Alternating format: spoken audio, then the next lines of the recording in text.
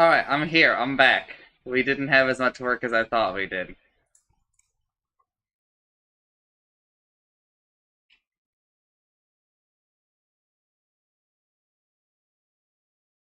Oh my god, you guys didn't have the music.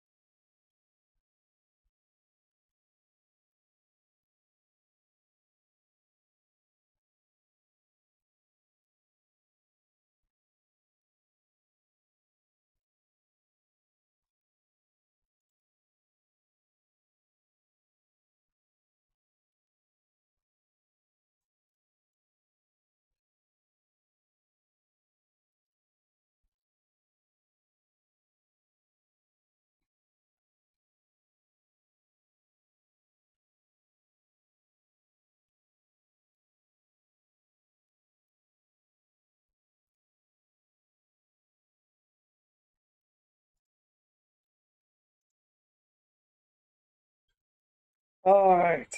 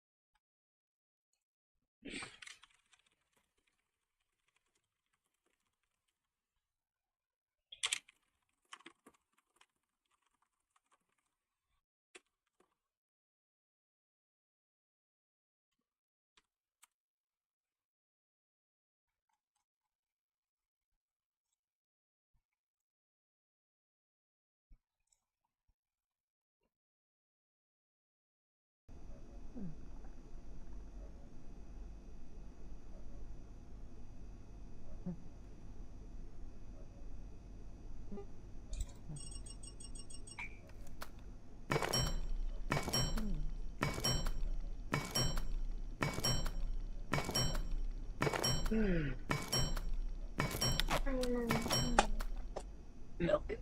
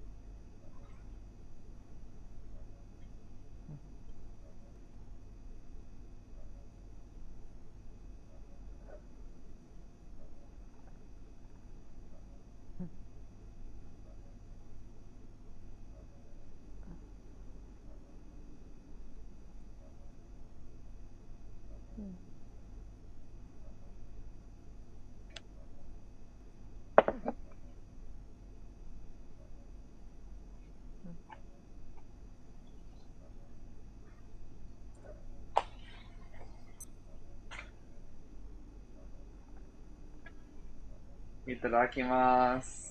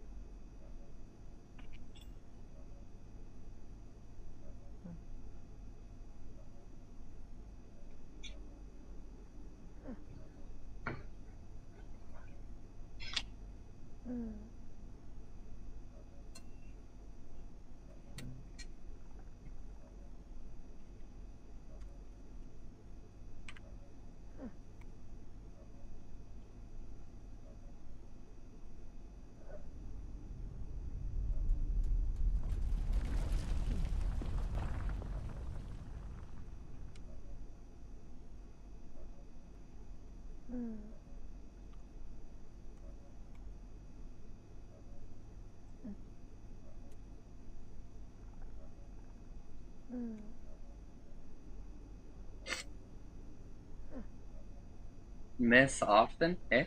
Nani?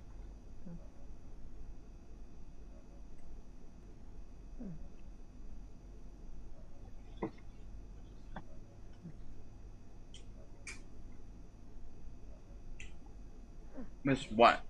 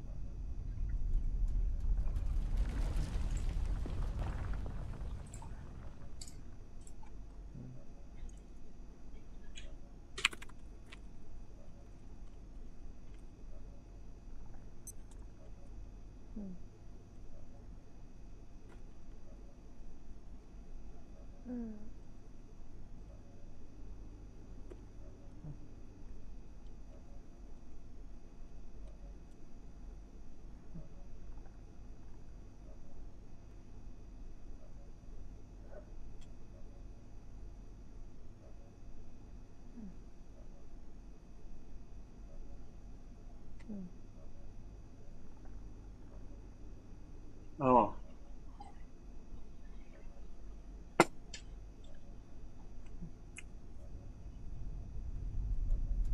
Eh? It tells me that, oh, you're talking about, okay.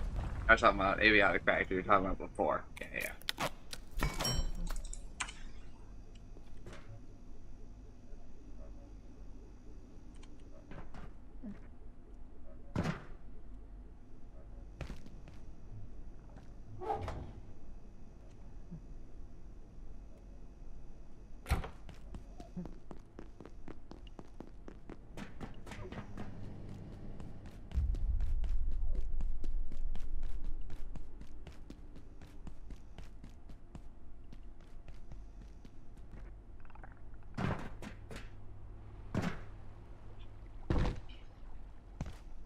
Get back.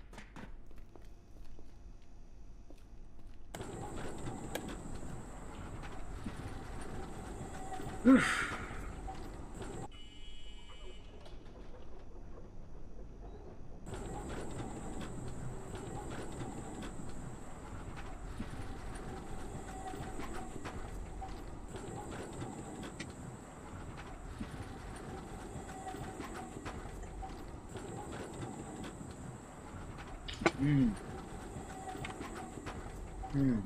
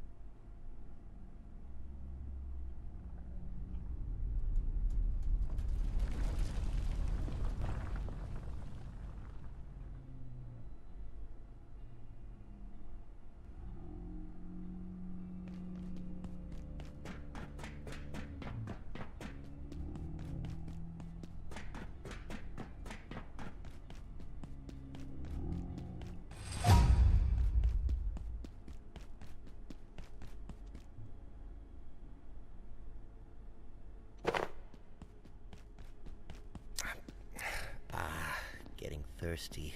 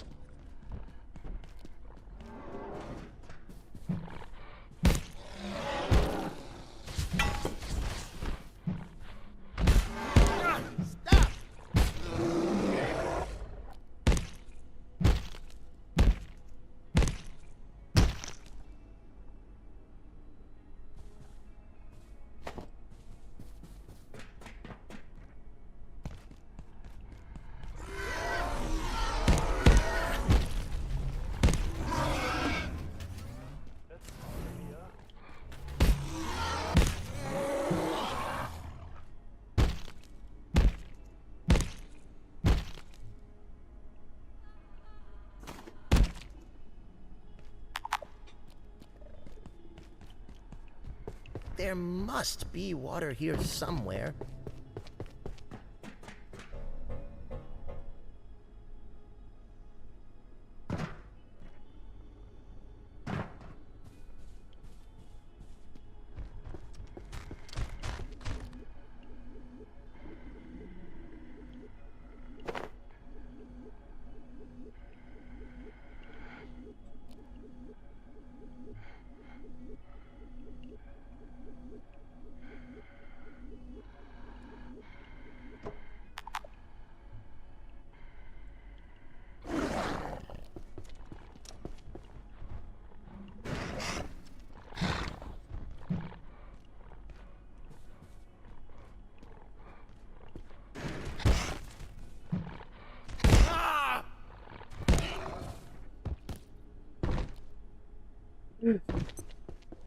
Power services for today will be stopping momentarily. If you have specimens out There they are! return them immediately. Have an efficient and fast Granadas! Boogies! I must reload. Renova! Renova!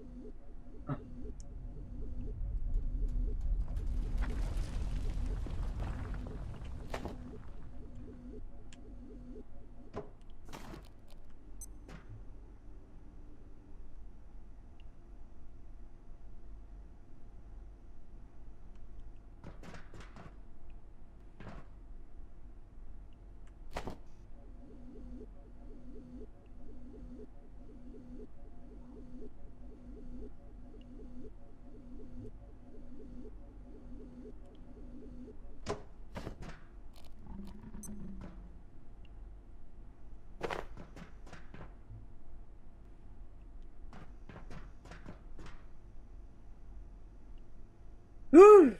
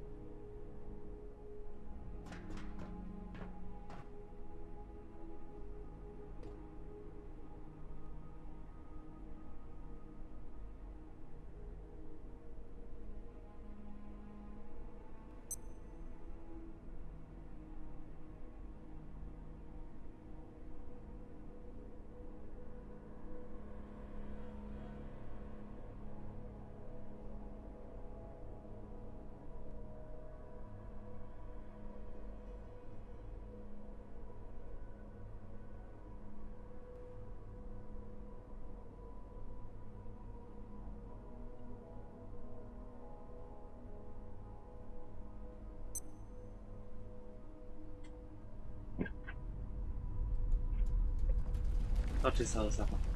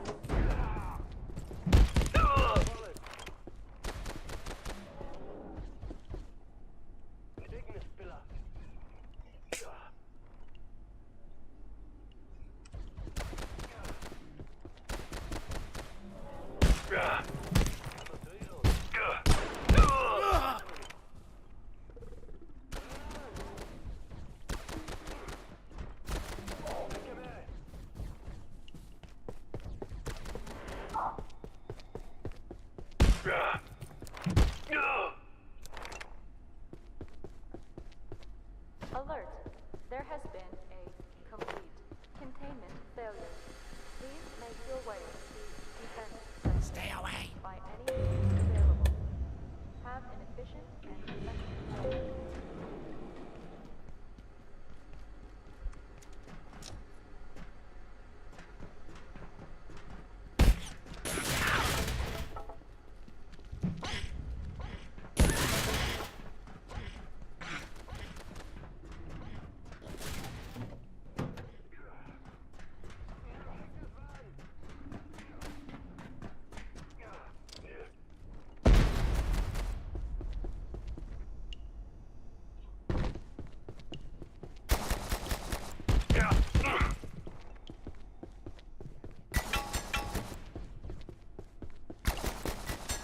Reloading.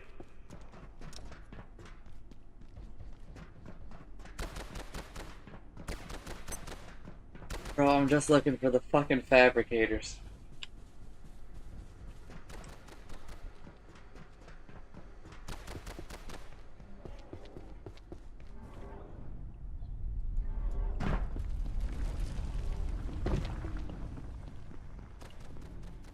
That's one, but not the one I need.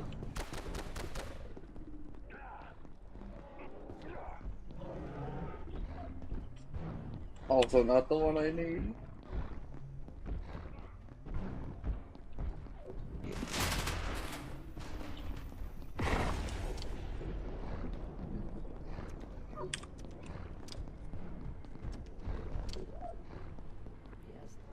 Oh!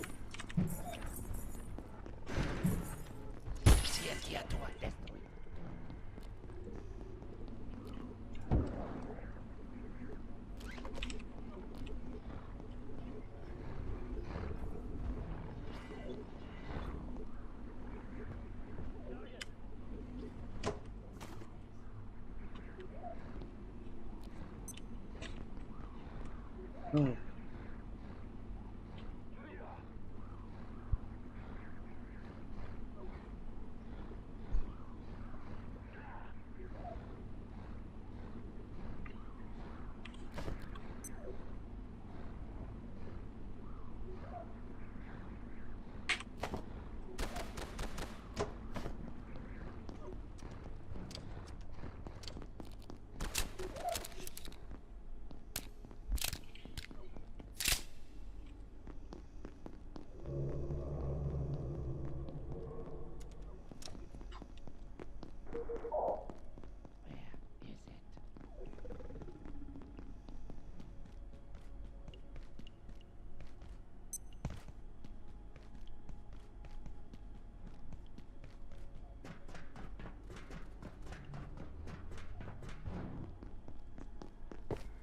Feel like if Itsumi got lost in here, I'd understand that, dude. It's all the fucking same.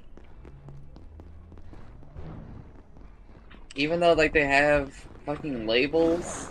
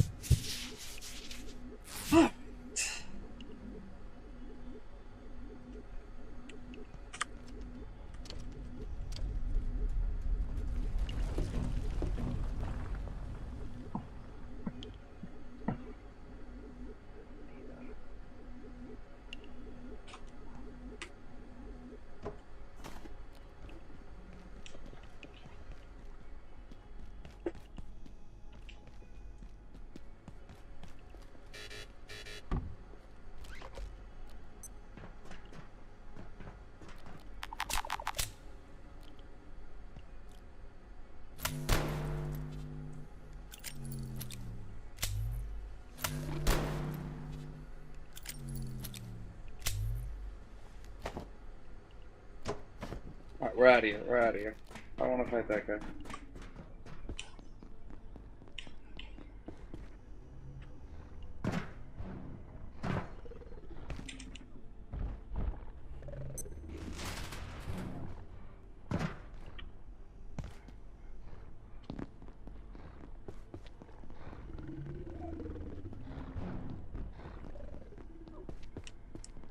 No, it's around here though.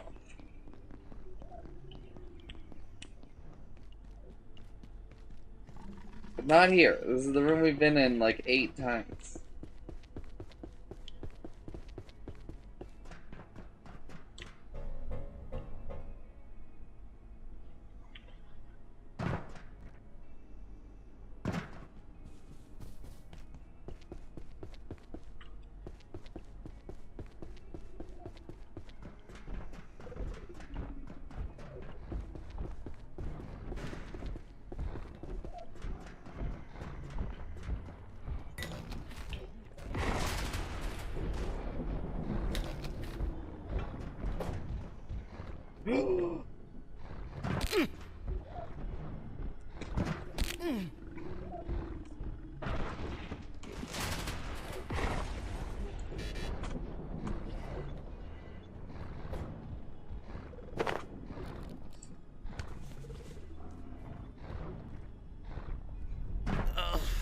Water.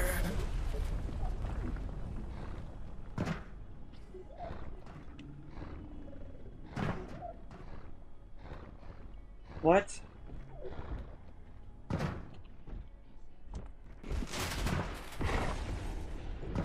What?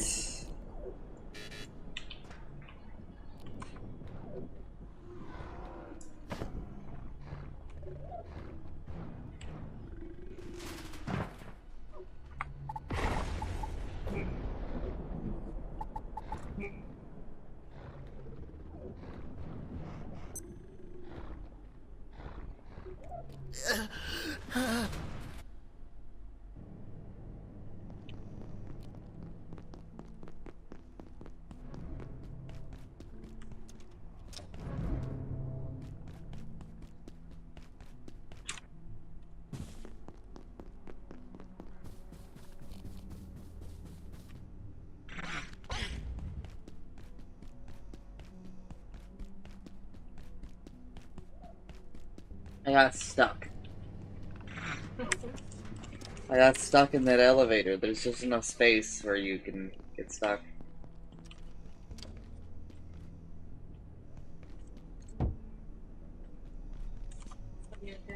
Yeah.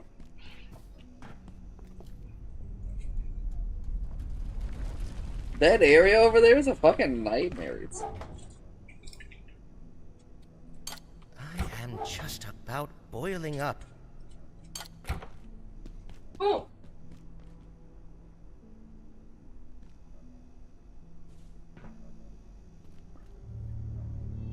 You can't attack him! You just have to run!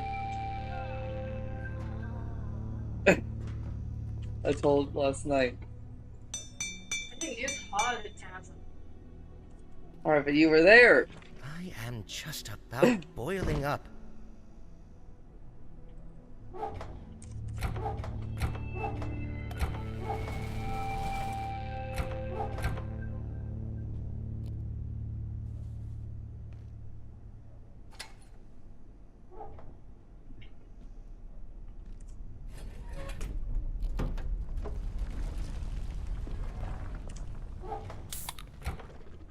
Oh, it's him. Over there.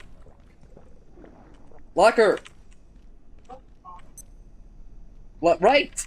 Locker! Locker!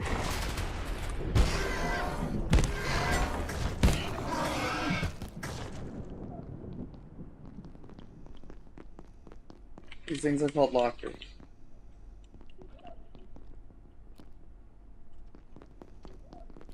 Alright, well, that went pretty well.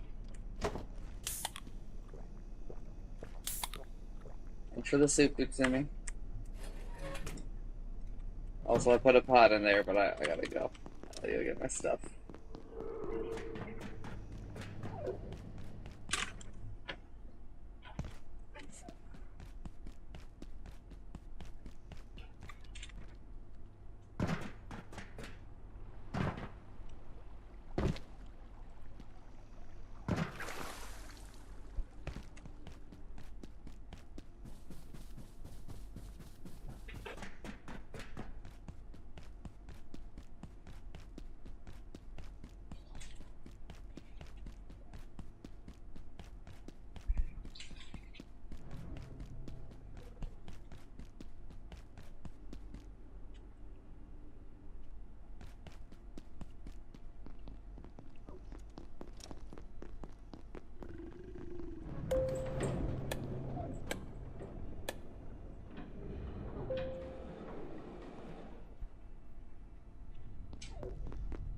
I actually need your help.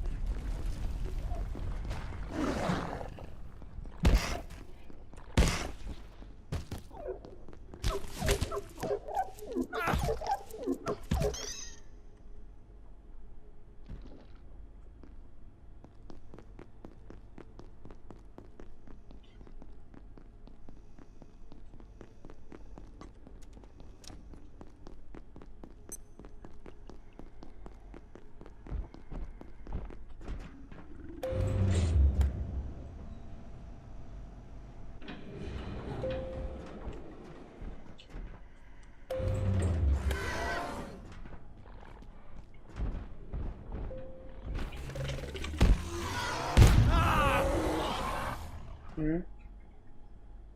You said you needed help. Yeah, here.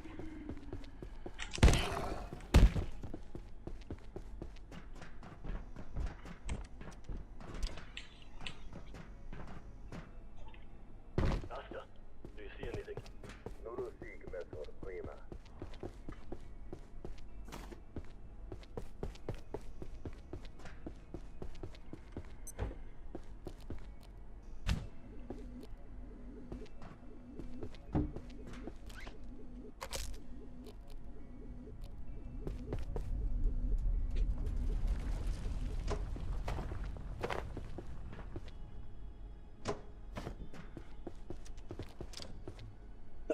Yeah.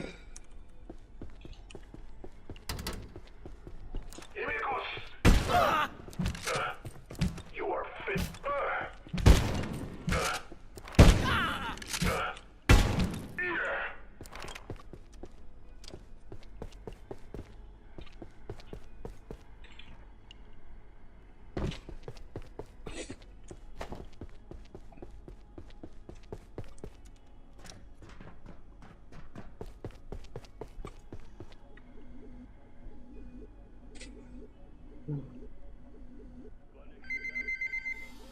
It's too early.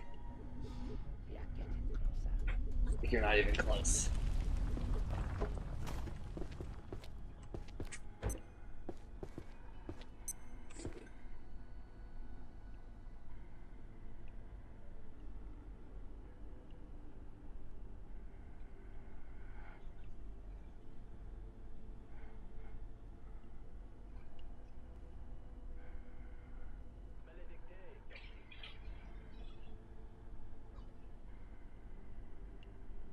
No, go back.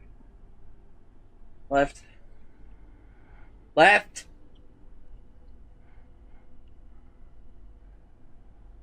Left. Go there. Ah,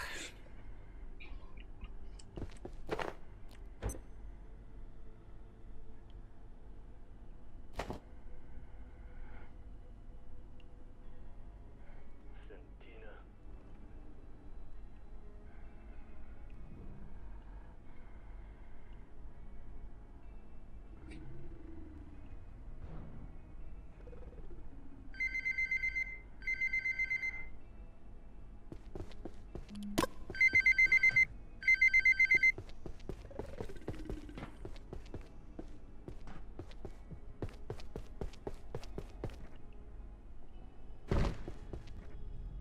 Los soldados. Adversary. Adversary.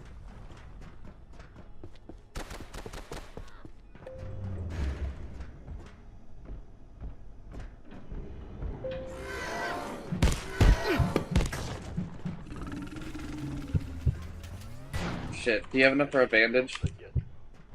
No, There's no one here. I only have Can you make a bandage? No. Well, guess I'm just gonna fucking die again.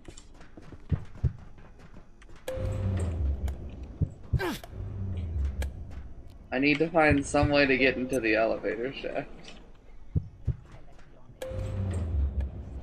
There we go. Test are in the air. Vidal. Right in sight. Yeah. Parma. Alright, I need you to press the button up there. Your time. I'm looking for Australia. Granadas. Granadas.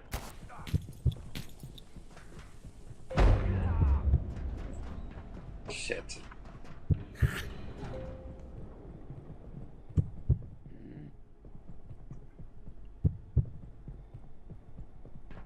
Alright, I guess send the elevator down again.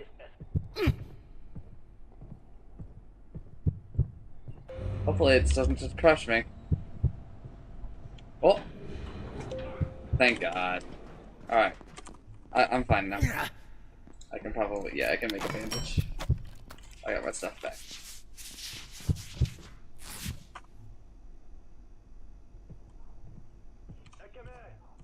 Adversary. Alright, I am not there anymore. You wanna come with me?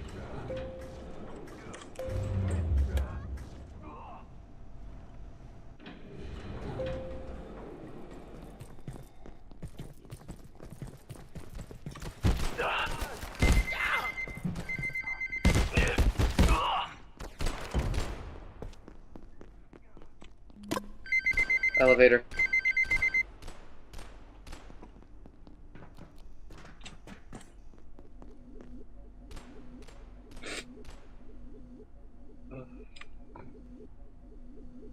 Place is dangerous.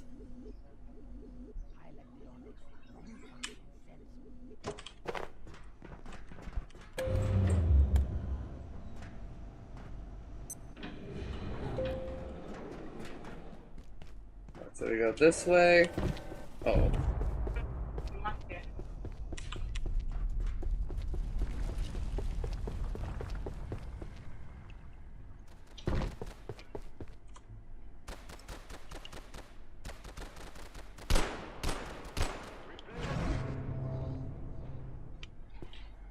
Okay.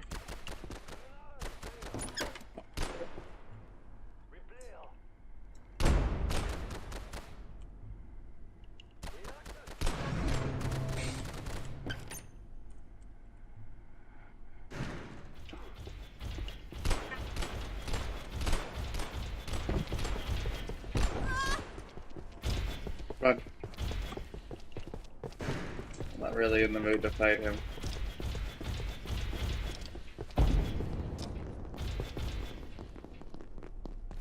Quarry sighted. Vidal. Vidal. Science.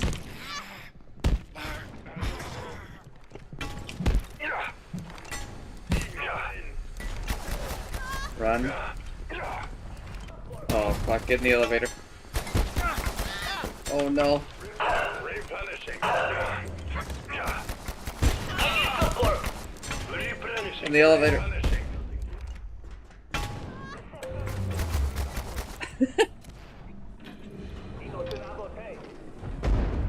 Tigre, Vites octopus.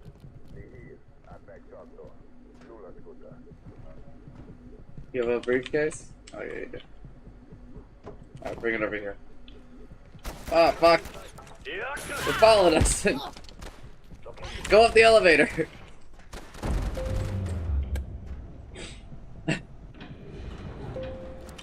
Ah! Opus Auxilium! Fredomatis! Reloading!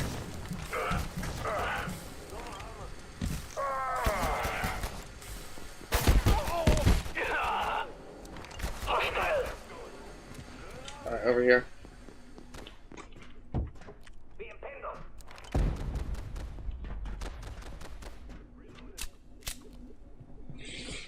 Seeking shadow! Oh!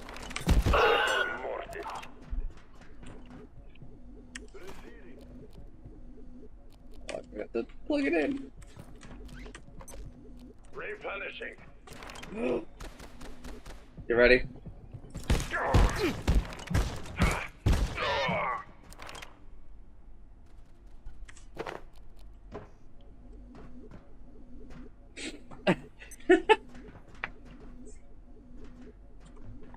What a funny set of circumstances.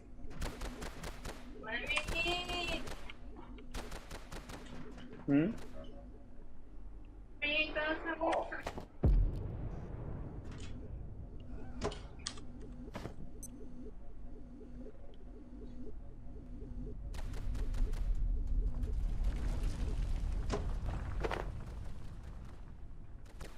Take. Or no, set on charge.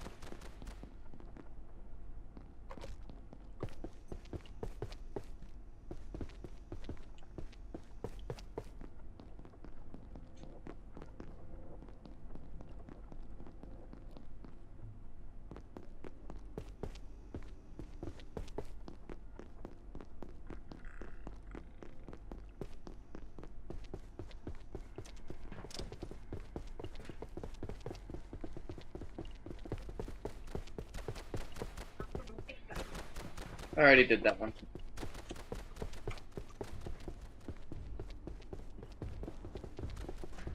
This way.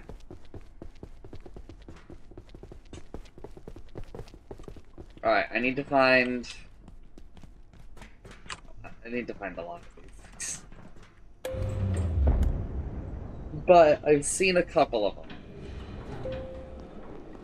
Like this one? Yeah.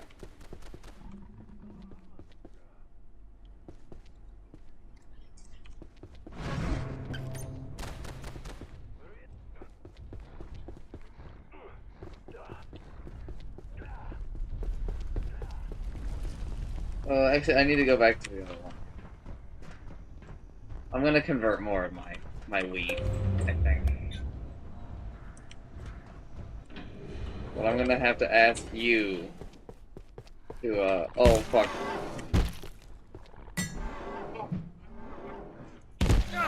Oh. Oh, he's still alive!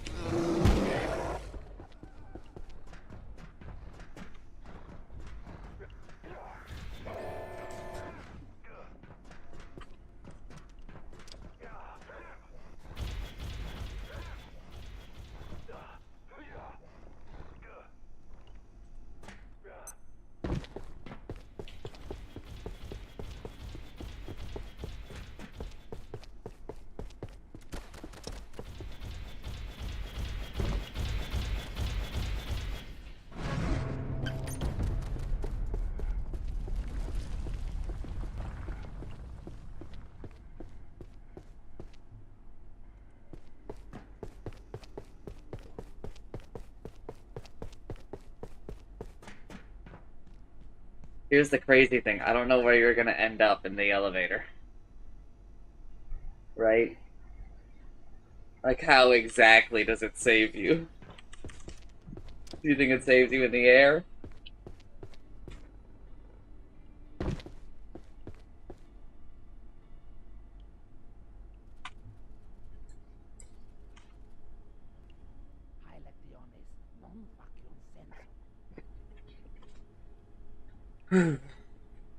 Trouble Wonder!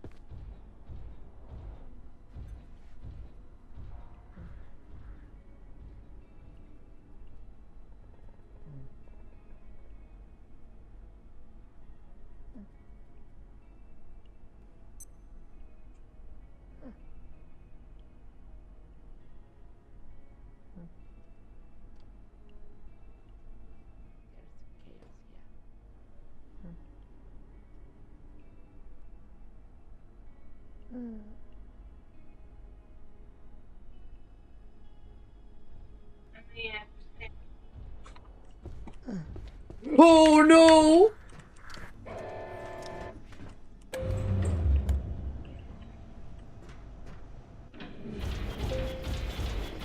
Stay away.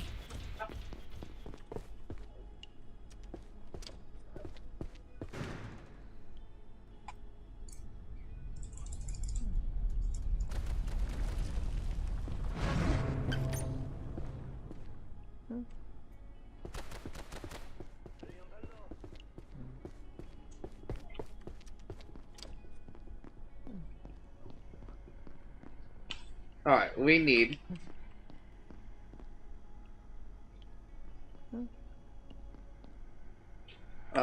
we need to find another one.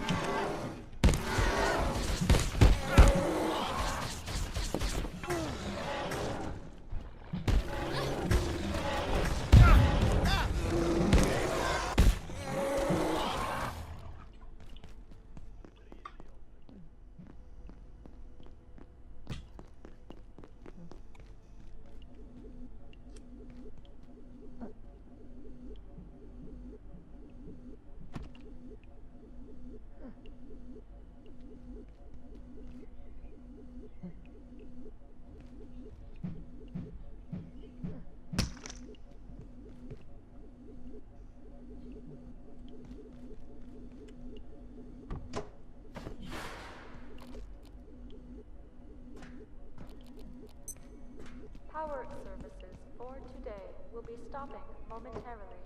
If you have any specimens outside of containment, return them immediately. Have an efficient and effective evening.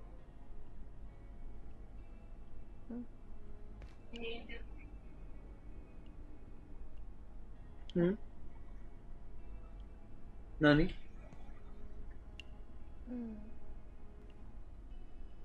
Oh.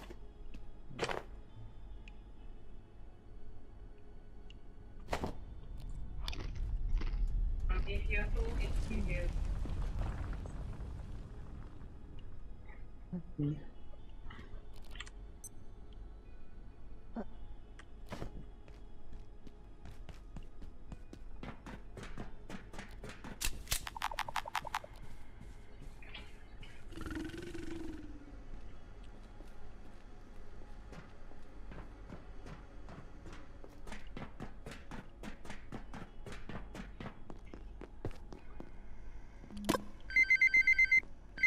Silverware. Fuck you, man.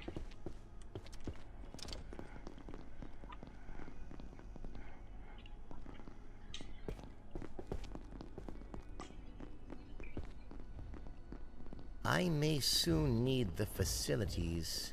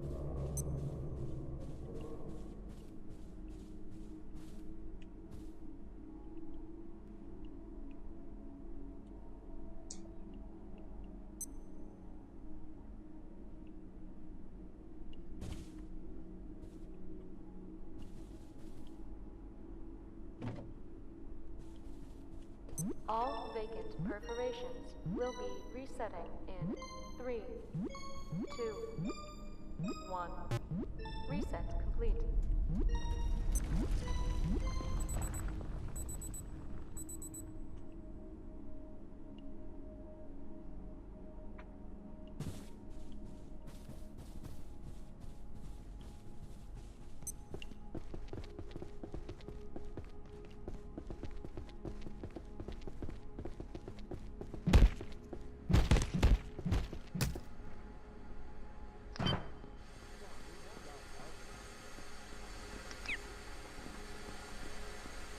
We gotta murder this dude. Oh, well. Alright.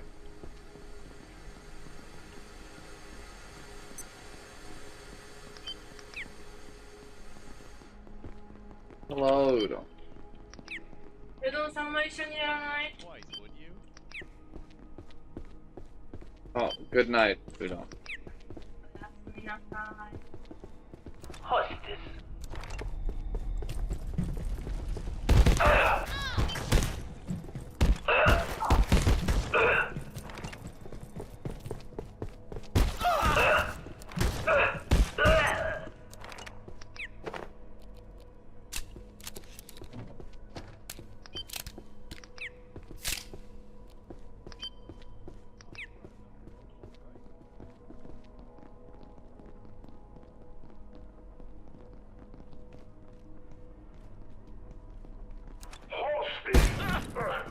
Darkness.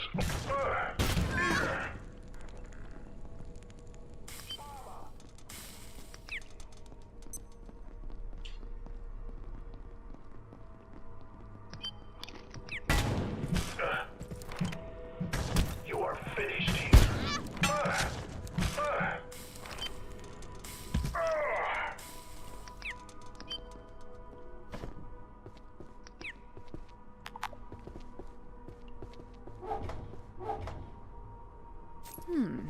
Nature calls.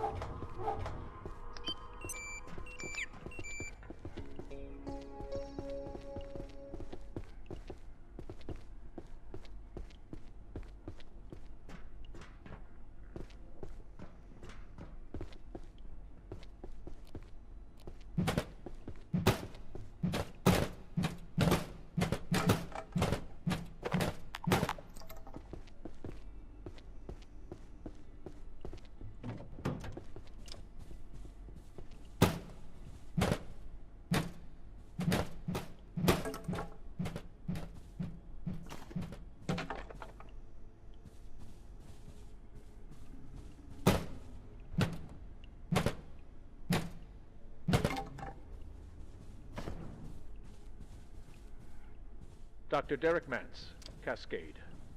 Report on the escape of IS-012. Seems 012 talked one of the new security staff into letting it out of high containment. There has been Exactly how it did this is unclear, but we found it, creature, eating in the break room an hour later. What point it was trying to make is equally uncertain, but this cannot be allowed to happen again. We were on the cusp of understanding it. So much knowledge lost. The Exor have secrets. Things we can barely even guess at. There is a force at work in their world. Something we haven't seen. But its effects are everywhere. If only we knew how to read it. Antiverse 2. There is so much more to it than we thought. We were so close. I'm not leaving.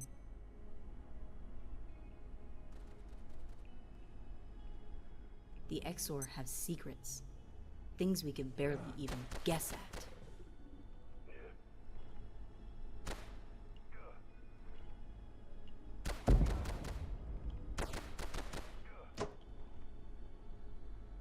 There is a force at work in their world. Something we haven't seen. But its effects are everywhere. If only we knew how to read it.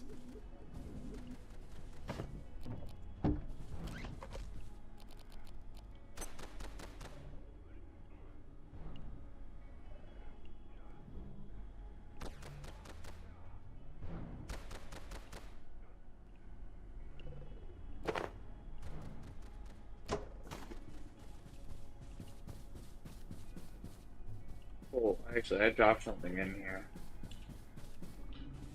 Oh, did you pick it up? I dropped like 30 of the gems. 30 点。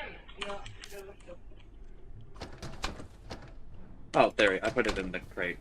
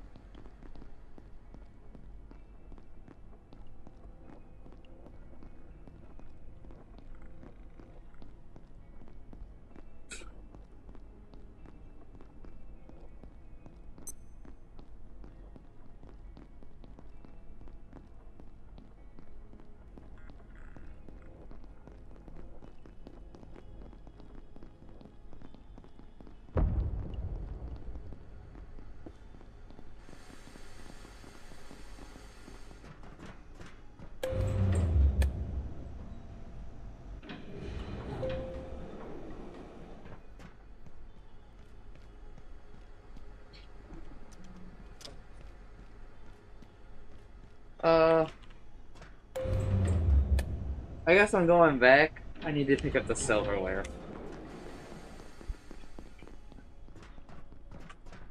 Whee!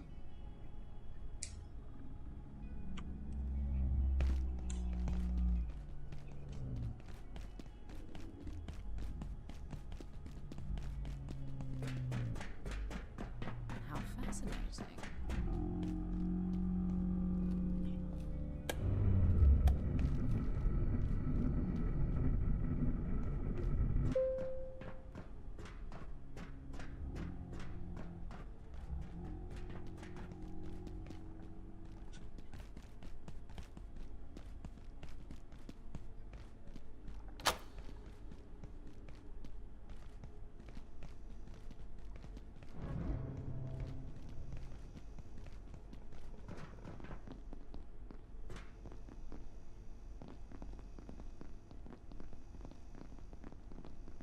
I don't want to get anyone's hopes up, so let's just say there's certain substances in the containment block that could be very helpful right now. We just need to get in there.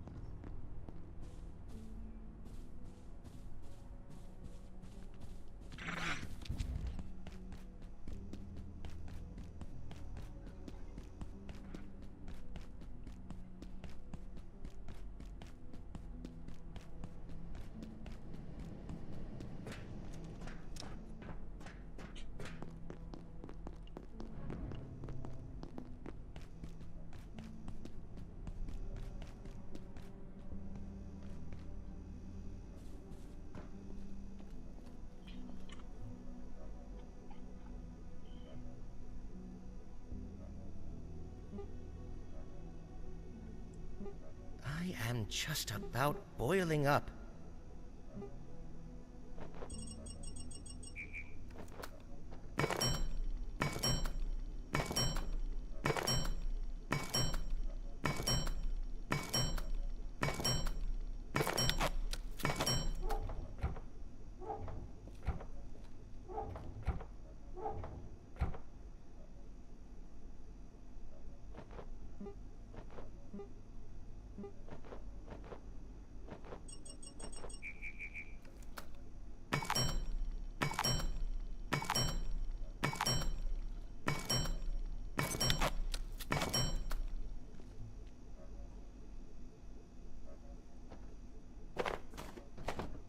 I don't think I can hold on much longer.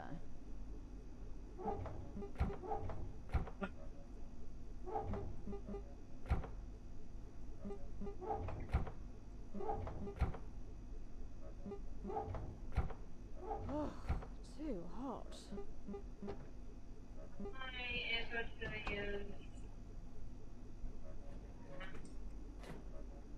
Hand? Gun? You have to use guns. You have to pistol, and we can also make a couple of guns. That's the gun I mostly use. Is the gun that we made, but it's fucking bad. One shot reload. I can just make you one if you want. But we have to also make the ammo for it.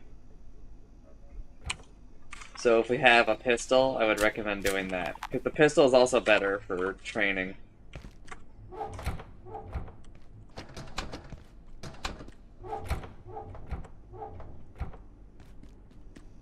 Right here. This chest. Okay. You also cannot repair it. Oh, too hot. So once it's gone, it's gone.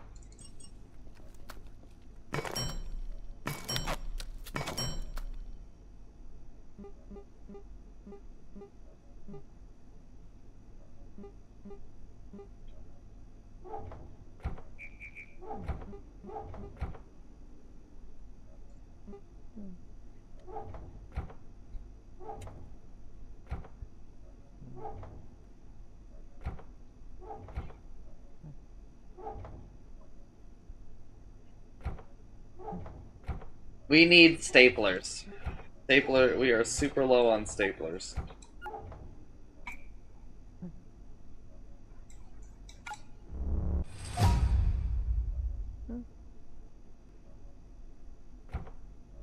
So if you see them, pick them up, okay?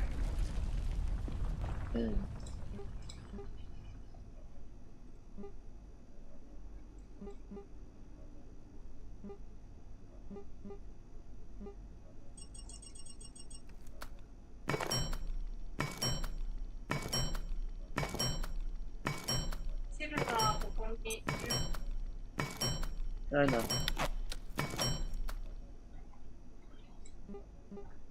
I just forgot that I needed to bring it.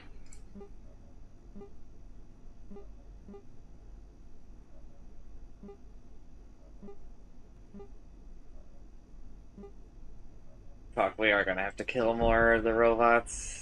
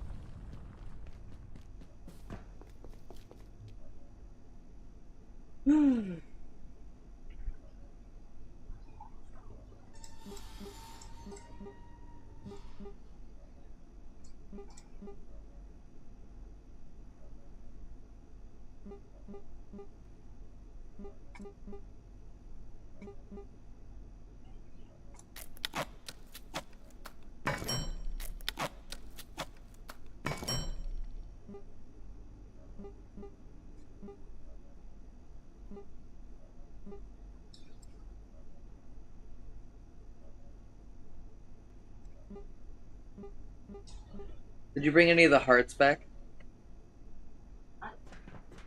Heart? Cool.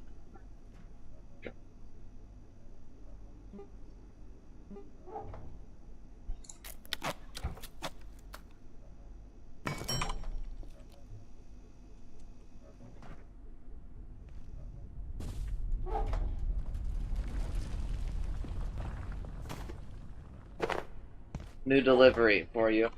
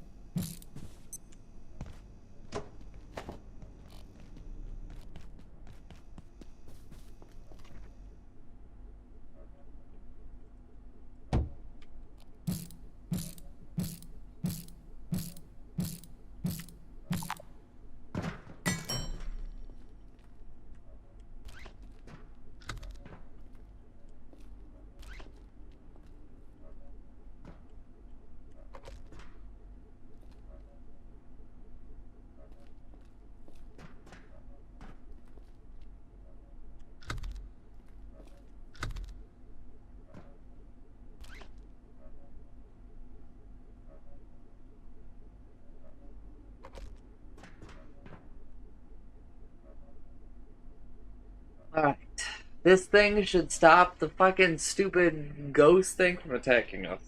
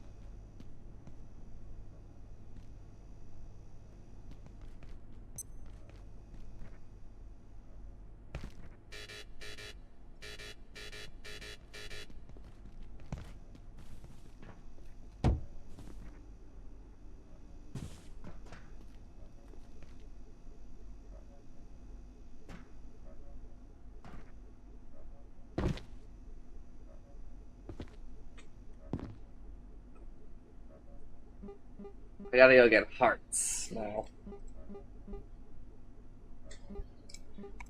Also, did you get your delivery?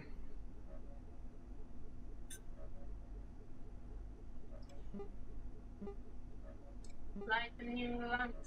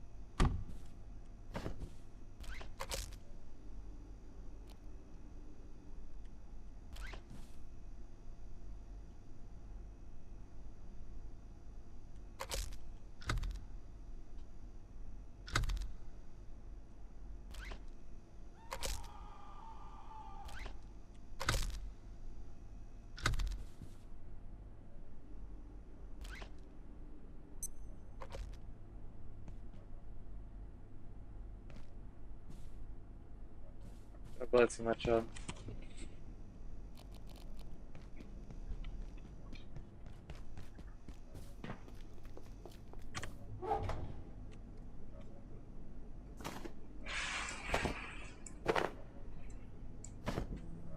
I have changed your power situation down there. You have one battery now. But it's bigger than what you had before. So you really should not run out of this. This is like the strongest battery we can make.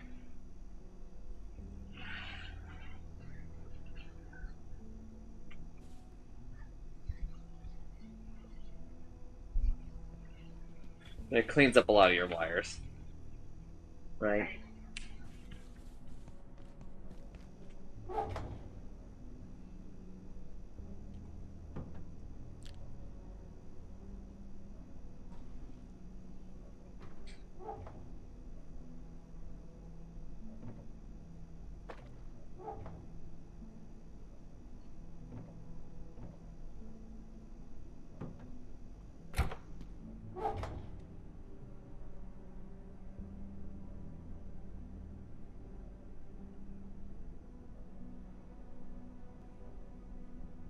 What was it? It was like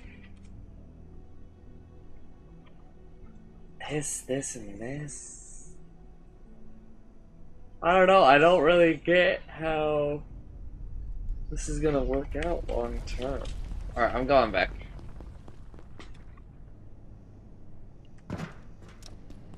I'm learning my way around there now. Should be less of a problem. Huh?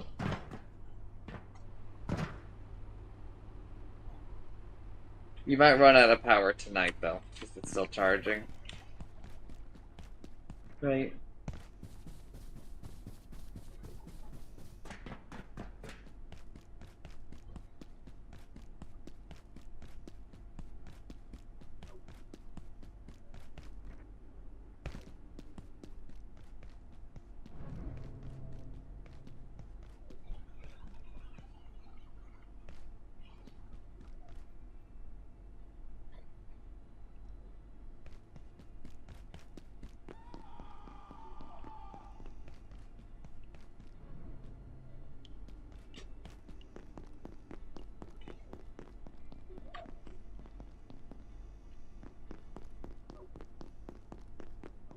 Did you plant that eyeball seed? You should do that at some point.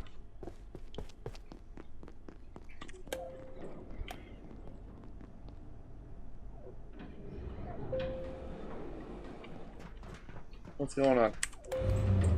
I think my leg would be wrong.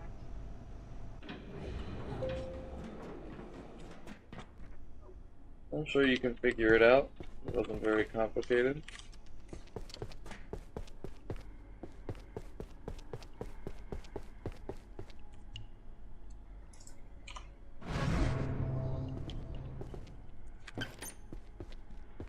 Adversary!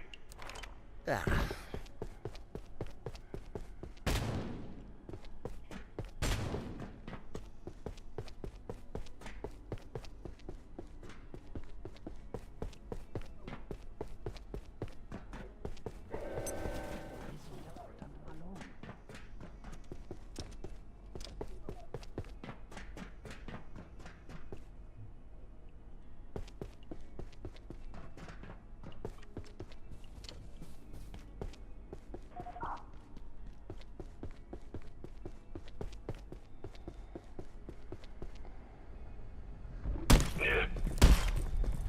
Rush both.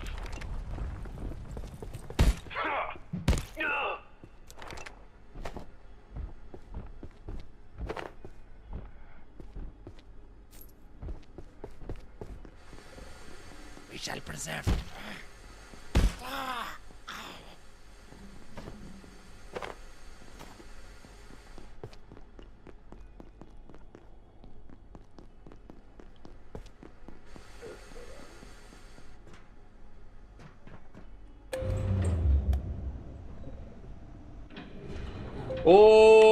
Okay. Oh, Jesus!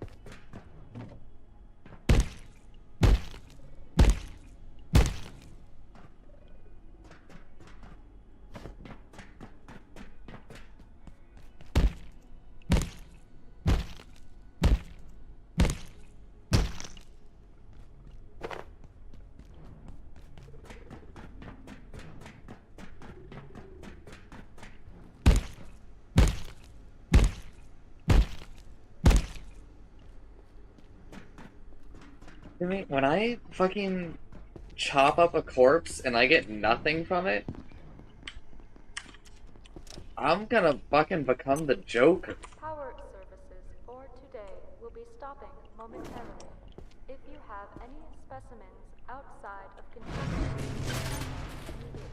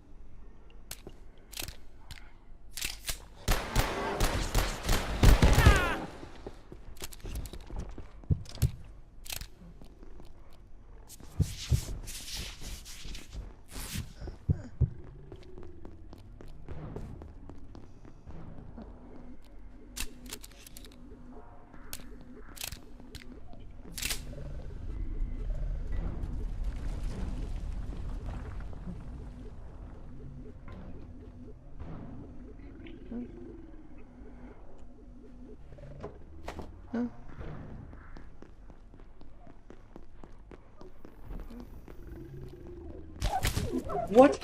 Oh.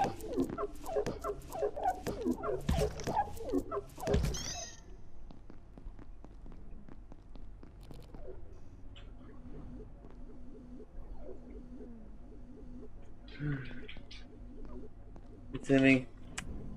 The goddamn fucking weirdo's following me.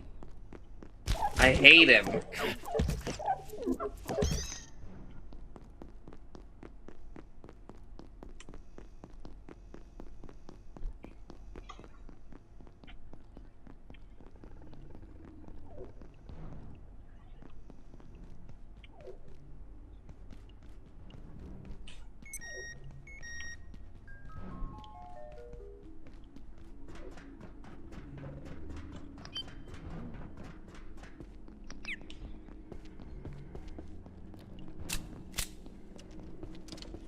It's absolutely Siberian.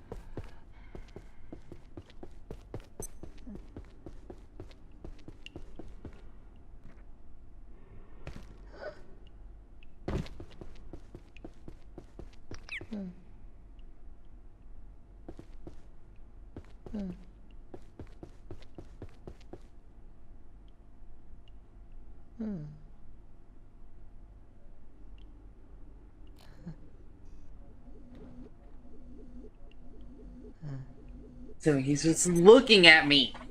Oh. It's gone.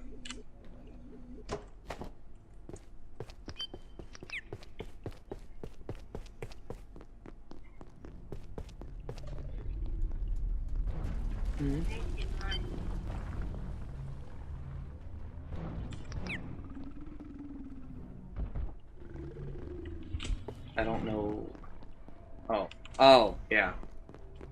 It's on me.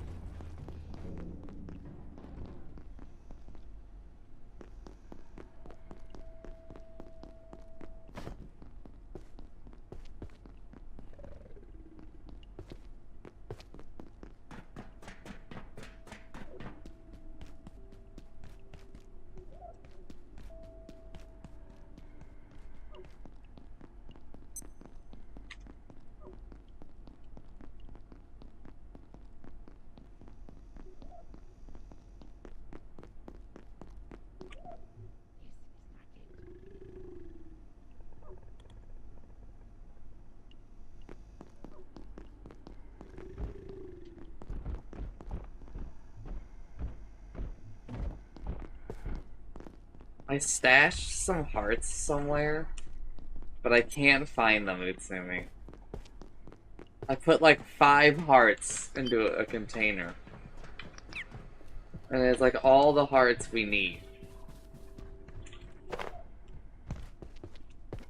There's just like no way that I find them.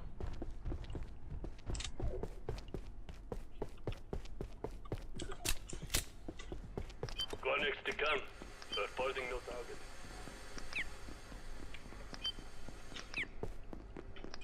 Häpeäpäs Juna.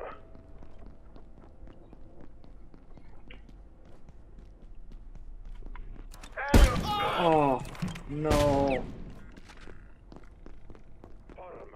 Target. You know what? I'm just going fucking home. Opus auxilium.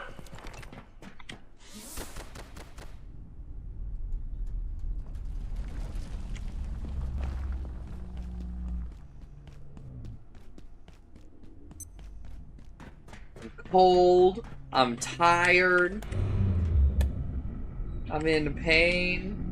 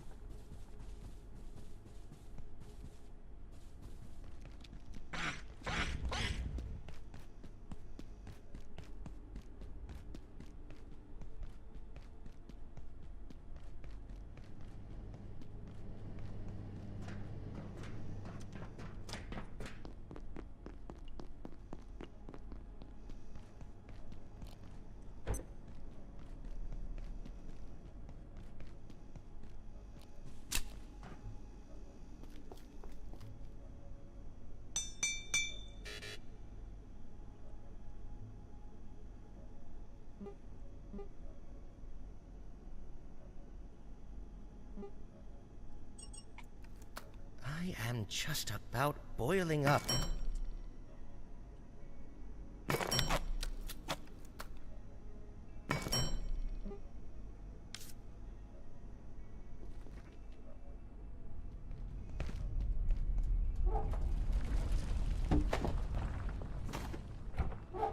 New delivery.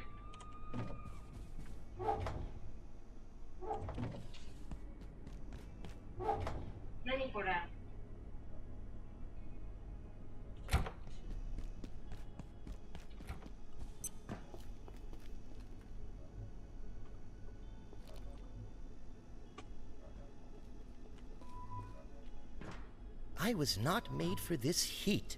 Ready? Woo!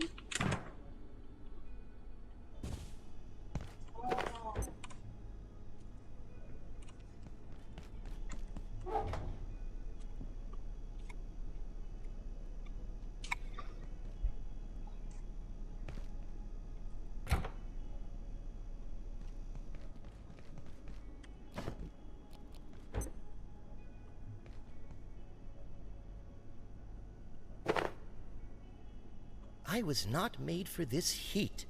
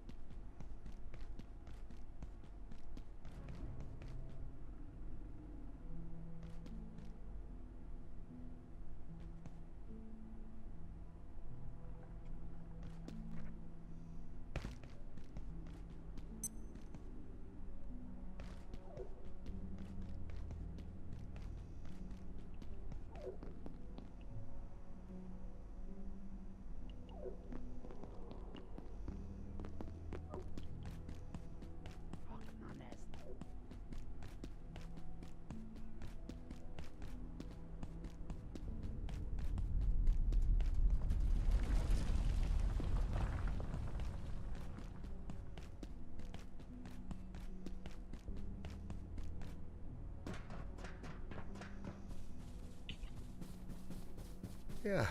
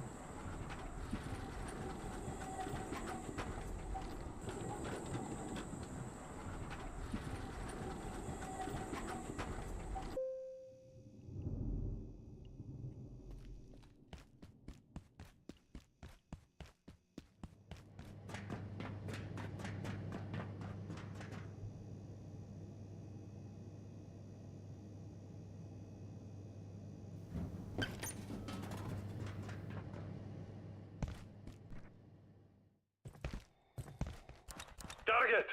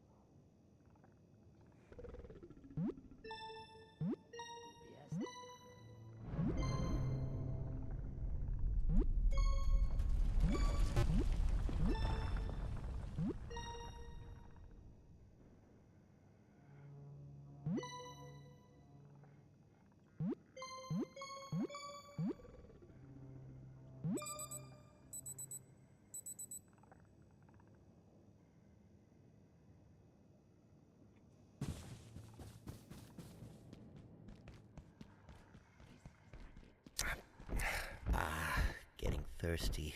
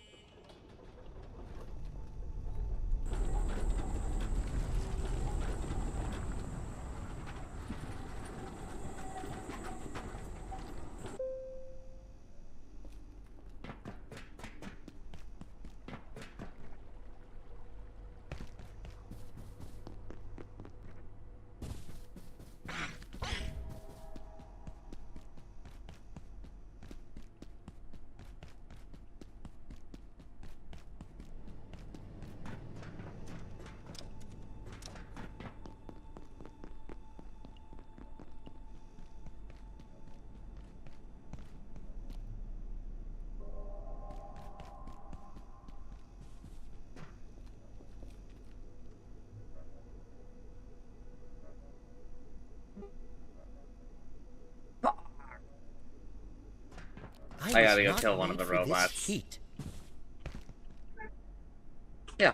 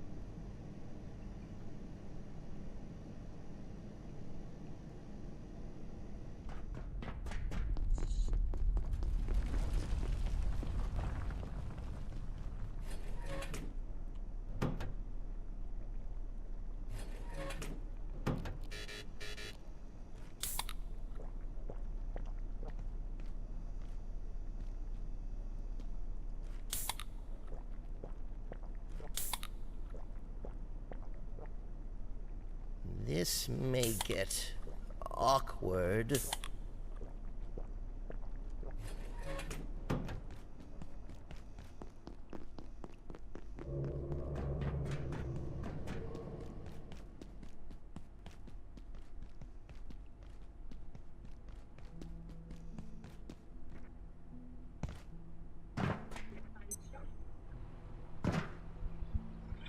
I'm taking the same path that I've always taken.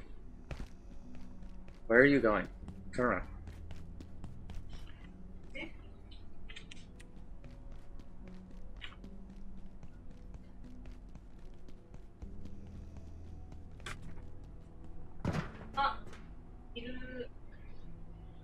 Huh? Oh. You know, let's run back to the base real quick.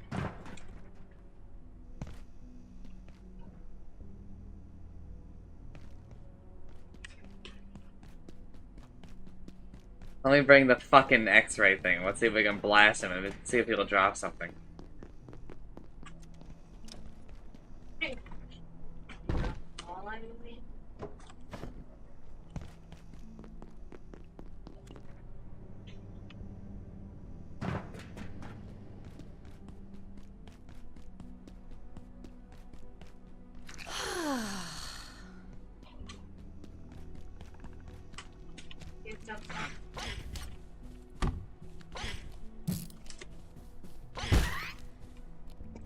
Build that.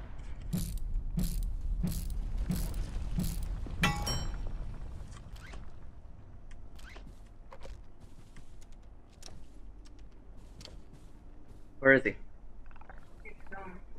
Oh. You scared him away with your poop!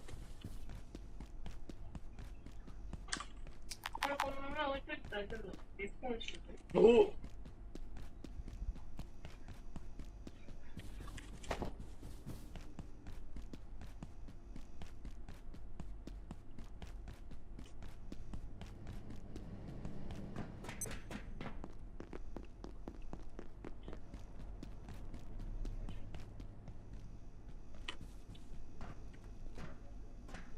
The roots will heal. In time. In time, the roots will heal. Perhaps I'm getting a little too endothermic.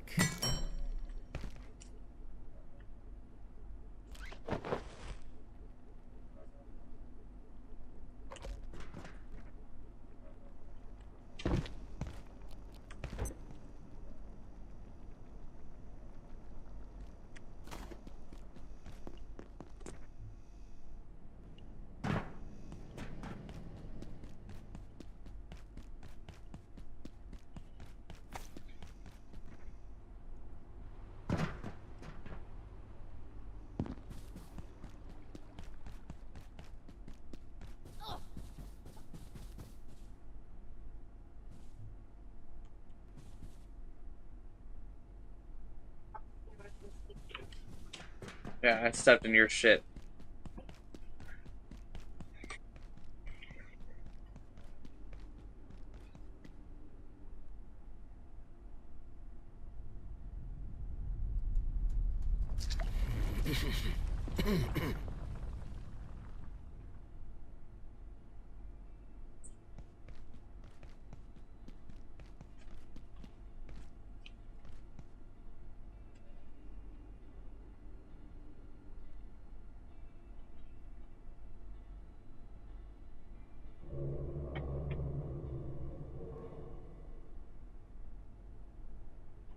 Wrong. Warcraft 3 is not where Blizzard earned their reputation for being so insanely beyond everybody else in terms of animation. Huh? I already did that. On the other run. We gotta kill a robot. It's usually where you make that noise. And then I tell you, it's dies over there. Easy. For 2 people. Super hard for 1 person.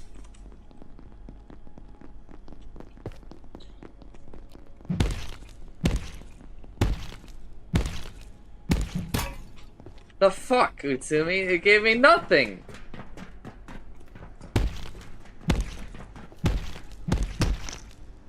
I'm gonna become the Joker.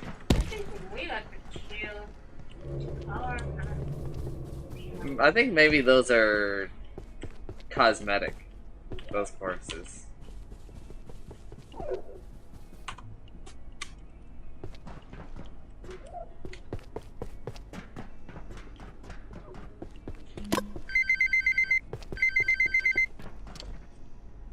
Alright, get out of here, you sick son of a bitch. Get him away from the charging station. Alright, there we go. We can do it like over here.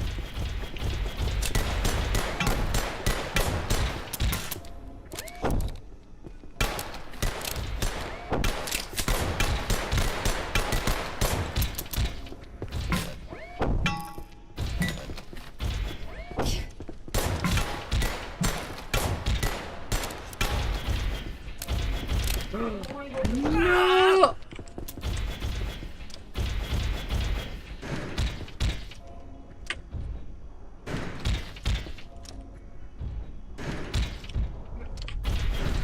No!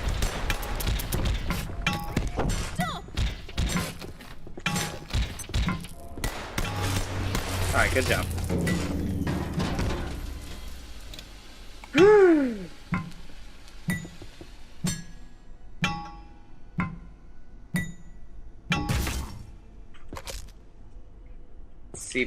CPU.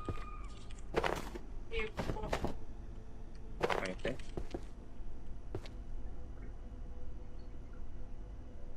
Alright, we should go try to kill another one.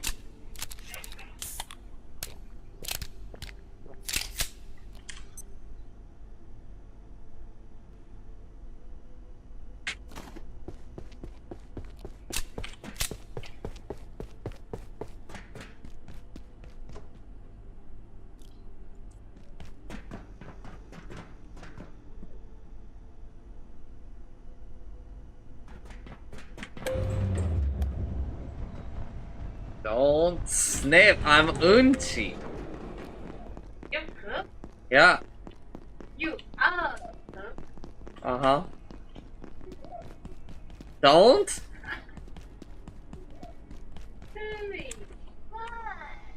Gonna put a comparison here to some other games that came out around the same time, but honestly, it wasn't fair. I couldn't make it look like I wasn't picking and choosing bad scenes from other games because everybody else is so thoroughly outclassed. As we move into the campaign, we find ourselves playing as Night Elves once again. Bayev Shadowsong, the warden of Illidan's prison, is tracking him with the full force of the Watchers under her command. As they split off, we gain control and start the second Night Elf campaign. This is a thing that Blizzard really liked doing in its early days, and I do not enjoy it. In Warcraft 2, you played as the humans and then the orcs. Then the expansion came out and you played as orcs and then humans. In StarCraft, it was Terran, then Zerg, then Protoss, and then Protoss again, Terran, and Zerg. And now, for the third time, we are playing 2 campaigns in a row as the same faction. Assuming you beat Warcraft 3 the day that it came out, which is just not how things worked back then, you had a good year between the base game and the expansion, assuming you never replayed it. But for everybody else, this was a rapid progression from elf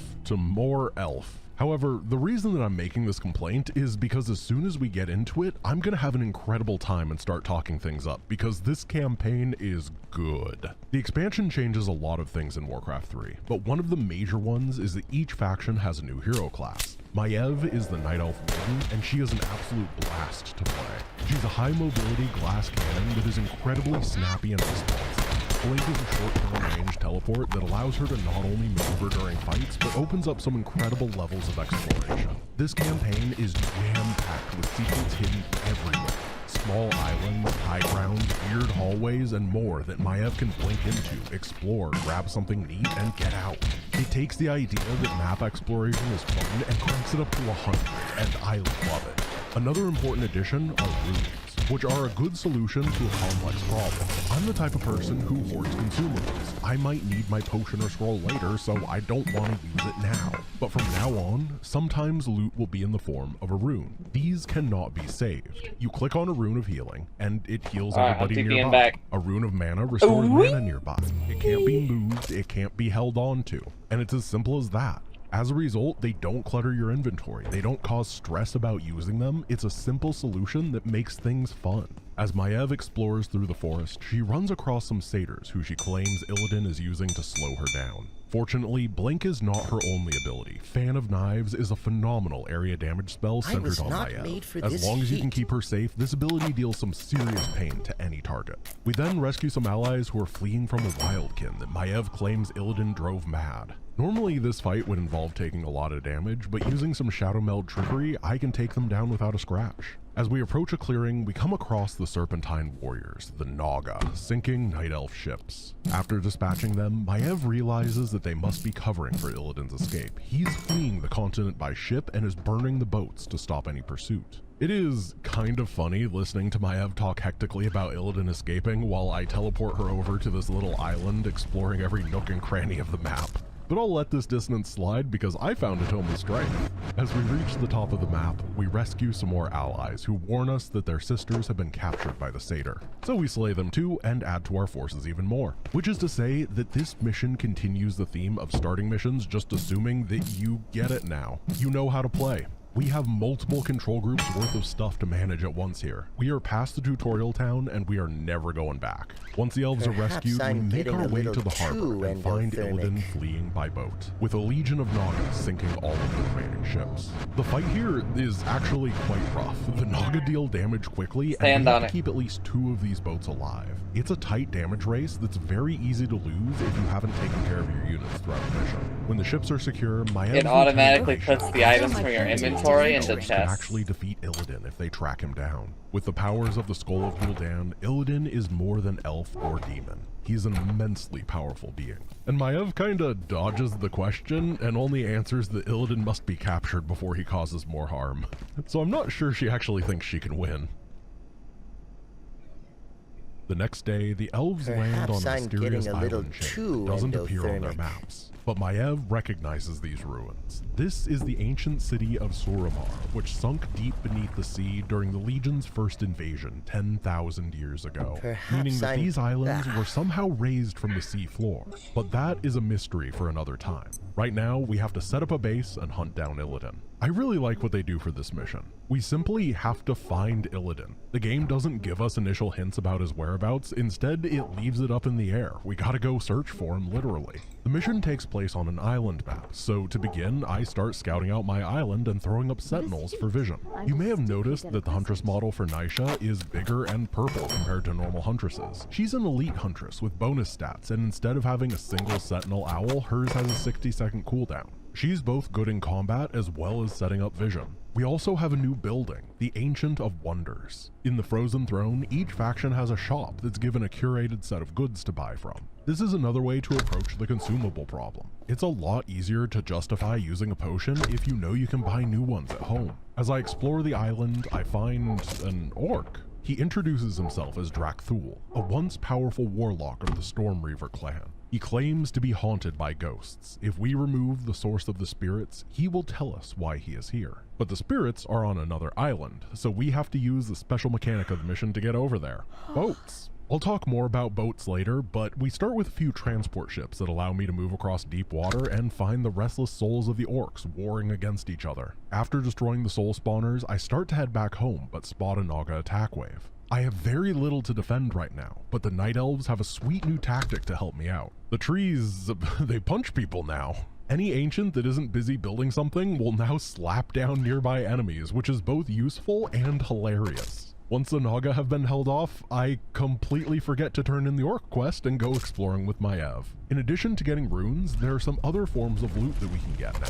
Killing these spider eggs on the west side drops gold. Just a pickup that gives me gold. I like it. These are simple changes that add a nice bit of variety, and having more things that don't take up inventory space means Blizzard is a lot more comfortable giving out more drops, which is fun. After using a combination of Blink and the transport ship to explore with Maiev, I remember Drakthul exists and turn the quest in. And so he tells me his story. Nearly 20 years ago, the warlock Gul'dan raised these islands from the ocean floor, seeking to open the great vault housing the corpse of the Dark Titan Sargeras, creator of the Burning Legion. Sargeras had been defeated in that initial invasion, and his remains locked in this tomb. Gul'dan sought it out, thinking it would bring him power. But the demons inside annihilated both him and his Stormreaver clan. Only Drakthul remains. So if you remember back to my story of Warcraft 2, that is why Gul'dan went AWOL in the moment of the orcs' triumph. It was a colossal power grab gone awry, leading to his death and the orcs' defeat. But we still haven't found Illidan, so we must search on. I end up spending about 10 minutes exploring with Maiev, and in this time, I build my forces up to 80 supply. Now that we're in the Frozen Throne, upkeep thresholds are at 50, 80, and we max out at 100 food. And I prefer it this way. The armies are a little bit bigger, but are still completely manageable. To supplement my forces, I use the shipyards to hire a bunch of frigates to escort my transports. These are very generic units that shoot air and ground, and that's about it. I load everybody up and start sailing north towards one of the Naga bases. It might seem weird that there are no boats in Warcraft 3 normally, but this is actually by design. Warcraft 2 was all about fighting by air, land, and sea. That was like their thing. And everybody hated the sea combat. There was way too much of it in the campaigns, and there was a really big lash against it. So when they were designing Warcraft 3, they decided to really back off of the naval stuff and just have it as a gimmick in a couple of missions. As I reached the Naga base, I was going to use this shot to showcase how strong the Naga were. I figured at 94 food, I could land my forces on the shallow waters near their base, and it would be a close fight, but I would barely eke out the victory, and then I could go, wow, look at how strong this faction is, and we haven't even fought their strongest unit yet. But instead, I mess up the landing a little bit, and the Naga forces are so overwhelming that my entire almost maxed out army is killed off in exchange for less than 10 Naga.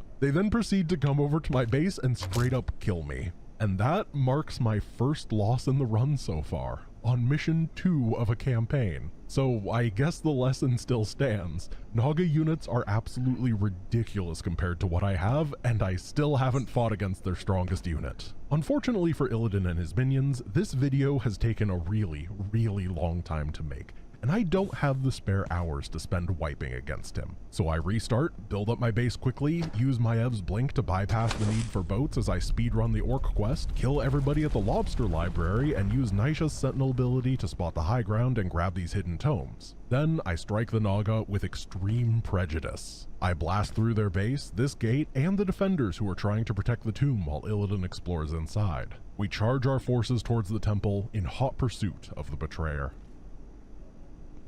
As the Watchers enter the tomb, they find a series of magical runes created by Gul'dan himself, logging his travels through this labyrinth. As we watch what happened, all I can think is, man, they did not give Gul'dan a flattering model. I feel like they could have put a bit more effort into depicting the supposed most powerful warlock to have ever existed.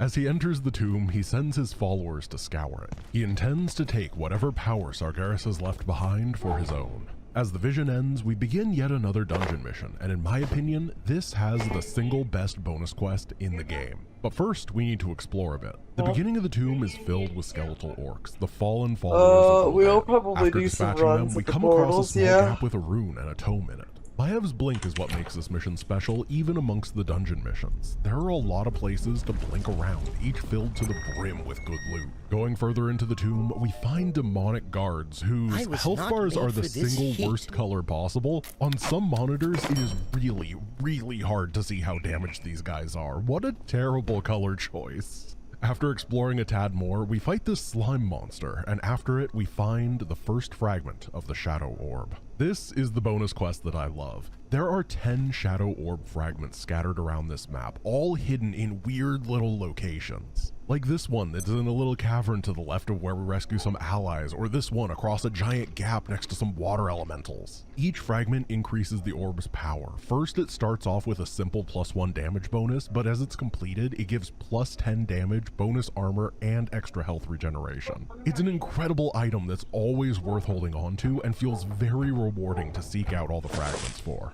As we're exploring, Maiev hits level 5, getting her the 3rd rank in Blink.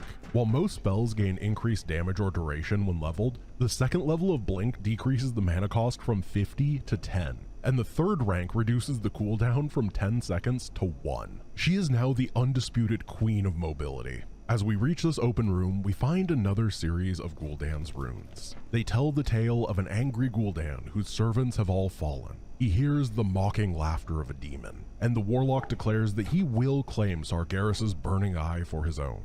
Naisha then comments that this is the 2nd time that Gul'dan has referenced this eye, which is just not true. They must have changed the script at some point, because this is the first time Gul'dan has said anything about an eye. Maybe we need to find Sargeras' ears for you, Naisha. As we move past the room, the dungeon shifts into a more watery and cavernous area with Murloc and Hydra enemies. Clearing through these with Maiev is just really fun. I love fighting with her. I like setting up her build with a bunch of mana regeneration items, blinking in, blasting the enemies with Fan of Knives, and then if I need to, I can dip out. The Shadow Orb means her auto attacks deal high damage, and if she gets hurt, the health regeneration is great. It's a wonderful combo. The Warden is by far my favorite hero to use, particularly now that we have all the levels in Blink. Further inside the cavern, we come across a statue of the Night Elf Queen Ajar. Maiev recounts that the queen led the elves to ruin by consorting with Sargeras during the first invasion. But why does this statue have a tail? And more importantly, what is going on with these Hydras? In Warcraft 3, Hydras are multi-headed units that when killed, plop out 2 smaller multi-headed Hydras, which is just not how Hydras work.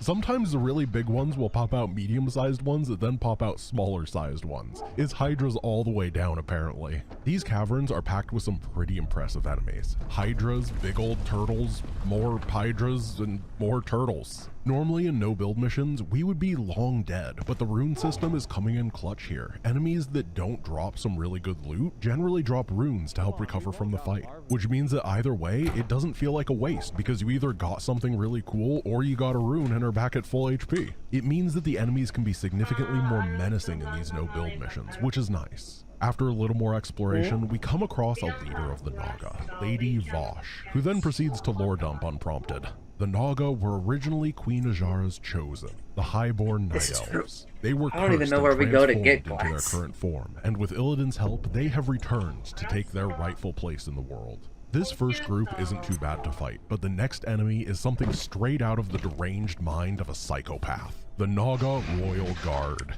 This unit does everything. It has more health than heroes, it does more damage than them. Its first spell is a massive cone of water damage that absolutely annihilates basic troops. It fires bolts of cold that stun and summons water elementals that have a random chance to stun with every attack. They're also resistant to spells because why not? The first Naga Royal Guard wasn't too bad, but the second one catches Also, me in you a hallway, can. ripping through my army with his crushing wave. flavor. Royal Guards are absolute these? units who should be considered heroes, but for some reason are not. Instead, the Naga will continuously make an attack with them just like normal units, and it's absolutely miserable to play against. They are monsters, and they know it. As my fractured army makes its way to the final set of Gul'dan runes, we come to the conclusion of his story. He's also bleeding out, defeated by a demon in the tomb. He curses Sargeras, and his story ends. Which, if you were an avid fan of Warcraft at the time, the way the narrative set up Gul'dan in Warcraft 2 was this never-seen master of a general and uber-powerful warlock who was defeating enemies left and right.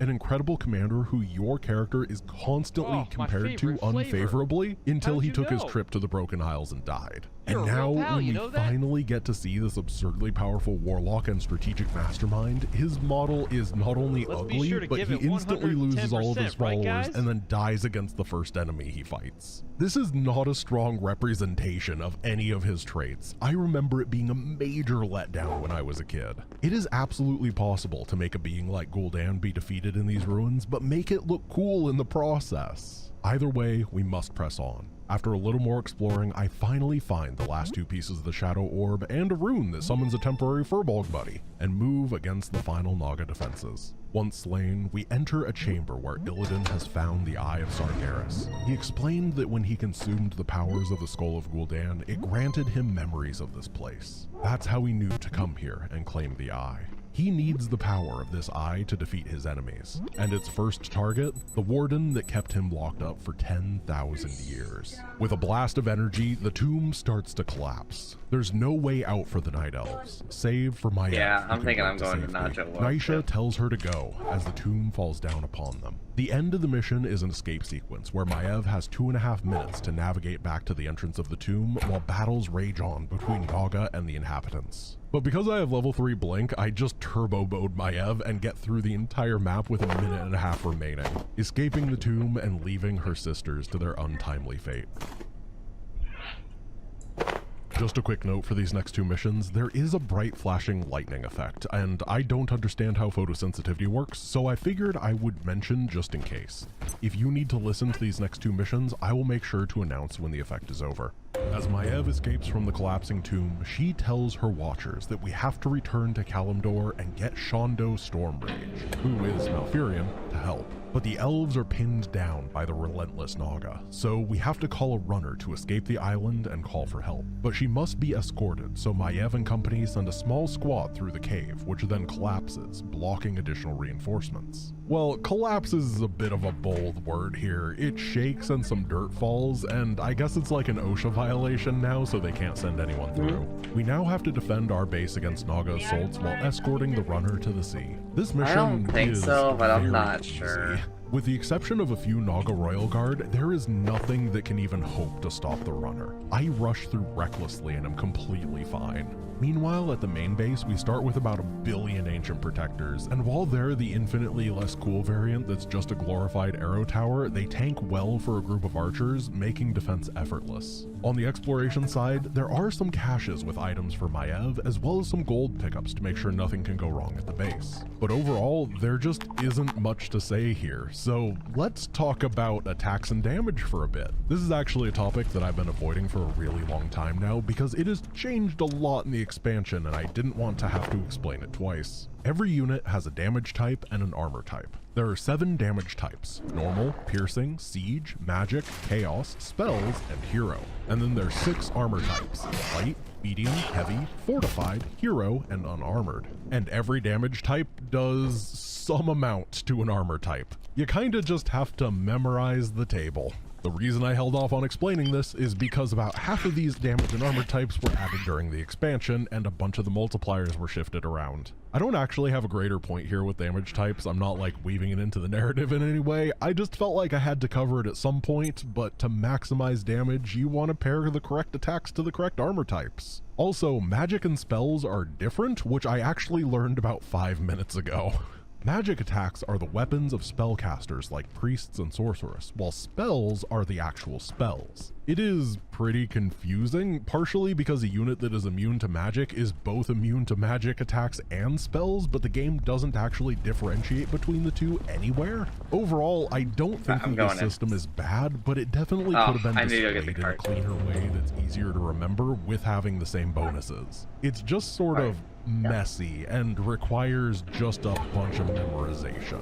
But once you have it remembered, it's pretty simple. After clearing a bit with the runner group, we reach the final Naga fortifications, so I blink over here to the secret Pandaren Brewmaster drinking area. This is important later, I promise. The final Naga defenses are super bad. They have 2 gates that Maiev can just blink over to and blow up. I know it seems like I skipped a bunch of the mission to get to the end, but this mission is just ridiculously short. Most of the missions take me between 25 to 35 minutes. This one was 13. The runner passes through the destroyed gates in her boat and sails away to request the aid of Shondo Stormrage. Malfurion and Tyrande are lounging around in Moonglade, discussing the aftermath of the Legion's invasion when the runner arrives to warn them of Maiev's peril. Tyrande offers to go aid because Illidan's release was her doing. Malfurion, being Illidan's brother, decides to come as well, so the power couple set sail and head to the Broken Isles. As they arrive, things are not looking good for Maiev. The Naga assaults are relentless, and she has no resources. Her base is moments from collapse. Tyrande's Sentinel Owl finds Maiev, and Malfurion animates the trees to start moving through the forest to reach her. This is another split attention mission, but this time neither side is playing the macro game. We have to clear through groups of enemies with Malfurion and Tyrande while defending with Maiev. Speaking of Malfurion, this is the first mission he's referred to as Malfurion in the game. Previous to this, he was actually Furion in Reign of Chaos before they did the retcon. So imagine my childhood confusion when Furion was the character through the entire base campaign, and then Maiev asked for Shondo, and then we get Malfurion here. I may have not been the brightest kid, but they sure could have not used multiple new names for a character in the span of 2 missions. The side with Tyrande and Malfurion thankfully is very easy to manage. Both of them start at level 10 with every ability unlocked, so they absolutely slaughter everything while Tranquility constantly keeps their forces topped off. Maiev, on the other hand, doesn't fare so well. Computers the can Naga drop aggression that, is crazy. The only chill the enemy has is from their frost arrows slowing my units. The Naga hit early and often, and our only income is from the other squad killing creeps and picking up gold on the way over. Fortunately, Maiev is now level 6, which means she has access to the Spirit of Vengeance ultimate that summons a ghastly figure that animates corpses into indestructible spirit ladies. This ability doesn't really fit with the rest of her kit, but the spirits have 100% uptime and can put a ton of damage out, so I'm not in a position to complain. if it turns into the furniture, additional elven units that we can rescue on the mission. You know, either pick it up and put it on the cart, or and then when don't. we get to the first one, it just doesn't have the special surprise in it, which is a bit of a letdown. After clearing through some creeps, all that stands between the heroes and Maiev is an Naga base. Elven units that doesn't really fit with the rest of her kit. Forces topped off. Maiev, on the other hand, doesn't fare so well. The Naga aggression is crazy. The only chill the enemy has is from their frost arrows slowing my units. The Naga hit early and often, and our only income is from the other squad killing creeps and picking up gold on the way over. Fortunately, Maiev is now level 6, which means she has access to the Spirit of Vengeance ultimate that summons a ghastly figure that animates corpses into indestructible spirit ladies. This ability doesn't really fit with the rest of her kit, but the spirits have 100% uptime and can put a ton of damage out, so I'm not in a position to complain. There are 3 boats of additional elven units that we can rescue on the mission. Malfurion teases something neat inside of them. And then when we get to the first one, it just doesn't have the special surprise in it, which is a bit of a letdown. After clearing through some creeps, all that stands between the heroes and Maiev is an Naga base. But if you were paying attention at the beginning of the mission, the game reminded us that we can use Force of Nature to clear trees, and they sneakily put a tree barrier down here, allowing us to bypass the base entirely. Which is just incredible design. Remind people how abilities work earlier and then reward practical application of the knowledge later. It's so good. When the heroes meet, Maiev is ecstatic to see Malfurion, and really pissed that Tyrande is here, rightfully calling her out for both releasing Illidan as well as killing her watchers. The two start to bicker, but Malfurion talks them down. The fight is not over yet, and they need to focus. If we want to beat Illidan, we need a base. Because we circumvented that area earlier, we need to take our combined force and clear it out, which goes very well. After walking our trees over and setting up a station, we head up to the second boat and get our special reward, the Mountain Giant. These absurdly beefy frontline warriors have incredible damage mitigation and can rip trees out of the ground to gain a temporary siege attack.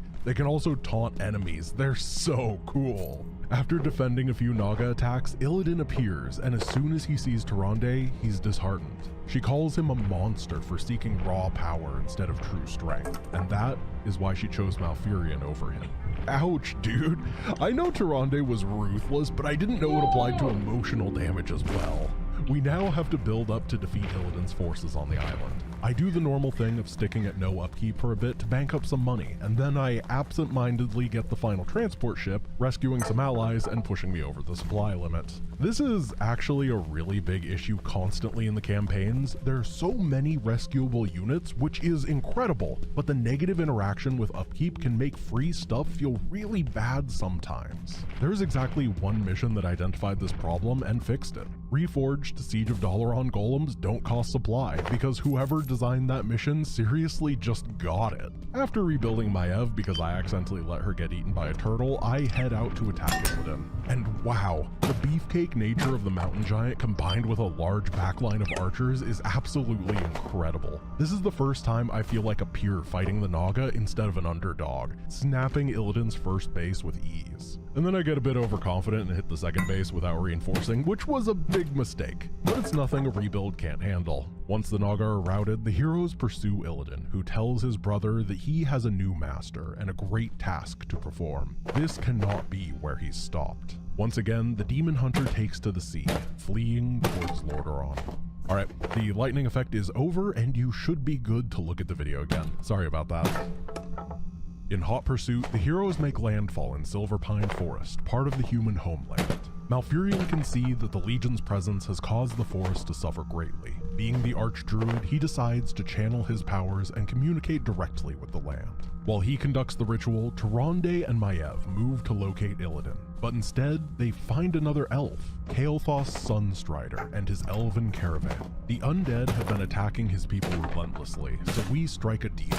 We help escort the caravan, and Kael will help us search for Illidan. As the mission starts, Maiev complains that this is a waste of time, and Tyrande responds that these people's brethren helped us against Archimonde, so we'll repay them in kind. Which is a neat little piece of character development from Tyrande. It's nice to see. For this escort mission, we have a pretty typical elven army, but the lack of Malfurion for healing can really be felt. Fortunately, there's a nearby mercenary camp with some troll healers, but we need money. Kael mentions that his people have buried caches of gold and other assets around. If we can grab them, we can use what we find. In theory, these caches are defended by the undead. In practice, Maiev doesn't care because Blink is the best ability ever. So now we have troll friends. Fighting alongside us are Kael'thas and his warriors. Kael is an idiot. He has a Flame Strike spell that does insane area damage, but he's not very good at targeting it and routinely roasts his own units or mine. He hits hard and is a bit of a nuisance. When we reach the first village, we stop for provisions and the heroes chat. Maiev asks where the High Elves are, unaware of Arthas' march on their homeland. And Kael responds that the elves are nearly gone, and what are left of them have taken up the name Blood Elves to honor the sacrifice of their people. The mission then continues on, grabbing more caches, getting more mercenaries, and reaching another village where we're given a choice. We can either take the long, slow road to the left or the fast and difficult way to the right through an undead bastion. Of course, being an adventurer, I picked to go through the bastion because everybody knows that the harder option gives better loot. That is game design 101. The undead base is exactly as difficult as advertised. They send a ton of units, have 2 different heroes, and strike the caravan from behind at the same time. And then we have to perform the long process of cleaning up a base with limited siege weaponry, which means that the quick route is actually substantially longer than the long route. And my reward for doing this longer, slower, and more difficult route is nothing.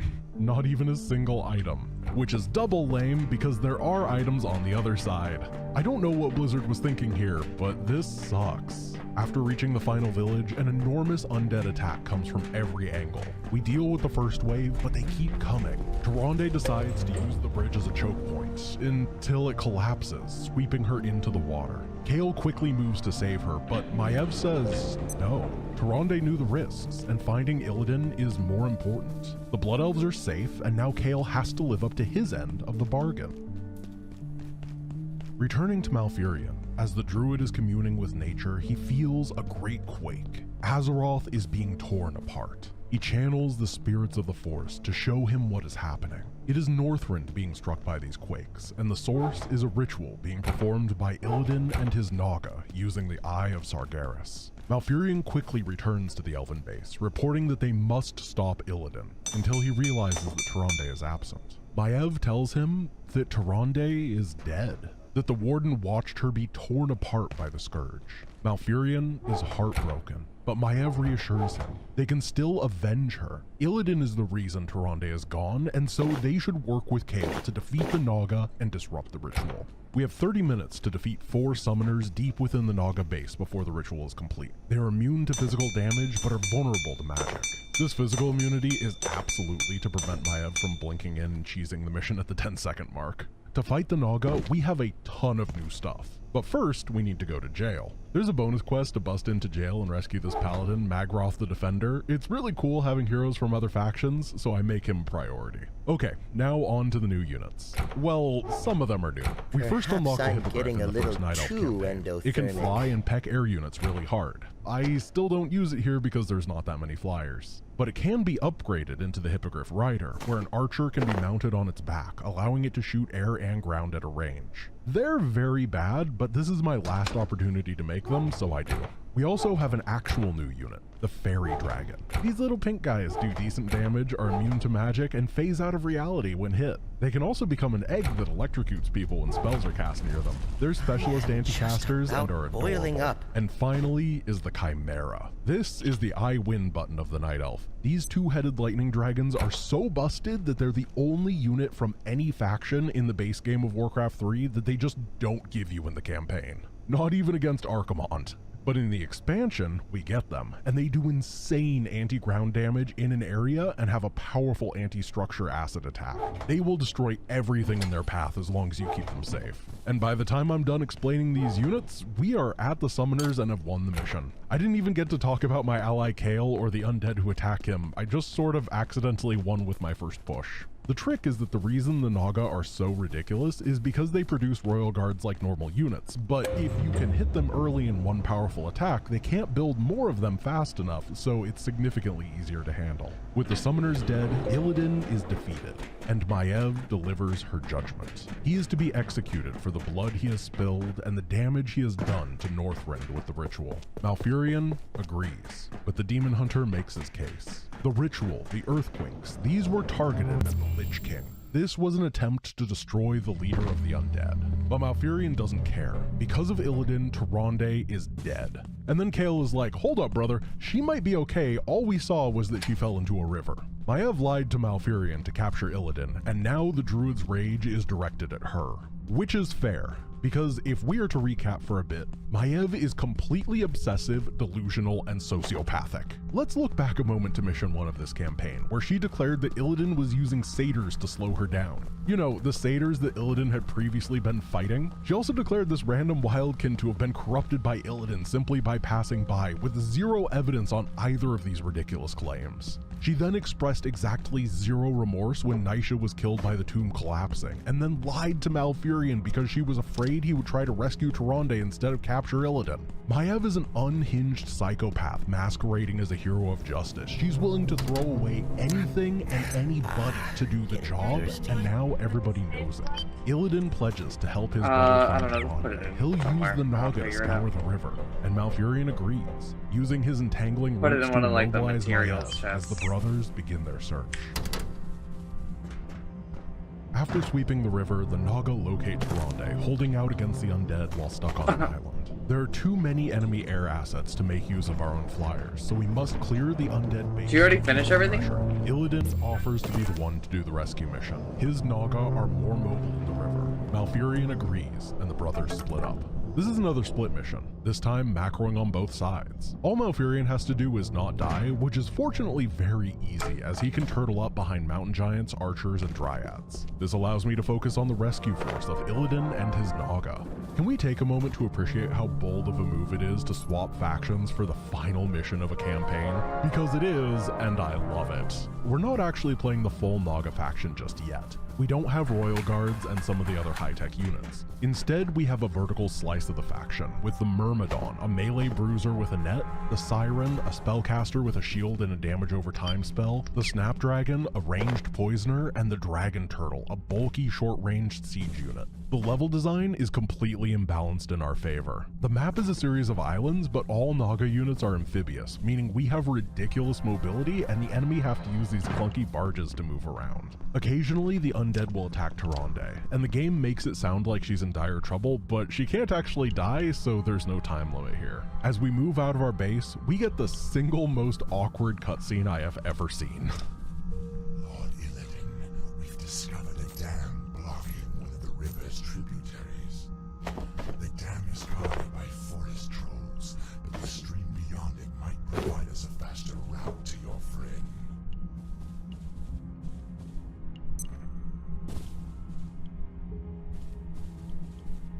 We shall see.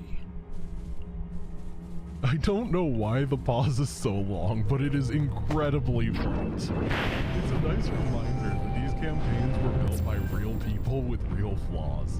It's so good.